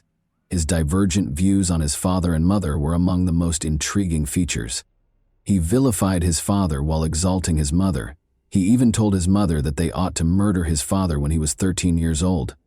In spite of this, Patrice's father, Roland Allegre, showed up in court, took the witness stand, and looked his son in the eyes while declaring his love for him, in spite of everything he had done. He compared his crimes to those of his father, and Patrice's response was, "Well, I don't love you, I hate you. I should have killed you, as I told Mom. Then I wouldn't have caused so much harm."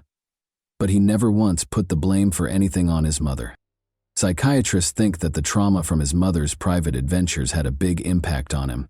As a child, he was terrified by his mother's groans, but as an adult, he developed into a powerful man who tormented women by stifling their groans, the very essence of these women.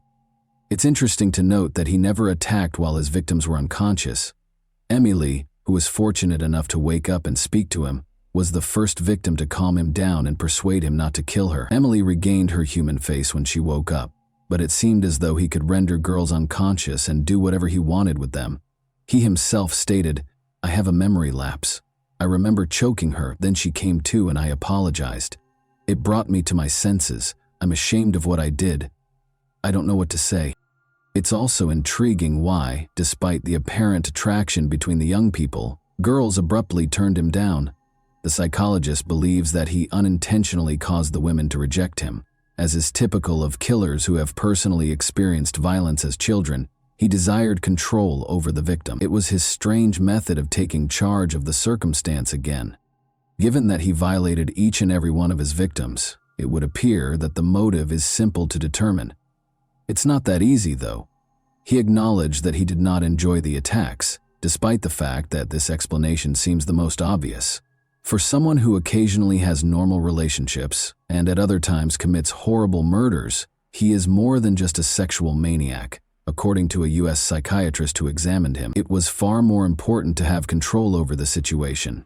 Essentially, rather than humiliation leading to violence, violence led to humiliation. He was never able to explain why he killed. He spoke enthusiastically with psychiatrists during the trial, hoping they would answer this question for him. Another crucial query was whether Patrice had any additional victims, particularly during the period between 1990 and 1997. That is quite possible, because some of his known victims were not properly investigated. Even though Patrice says he didn't kill anyone else, is he reliable? At first, he only admitted to one violent act and 2 murders. To find out if he might be accountable for any other unsolved crimes, the police assembled a team of experts. They were able to get a clue from Patrice regarding the unresolved murder case of Lynn Gabaldi by promising her champagne and oysters, along with another walk.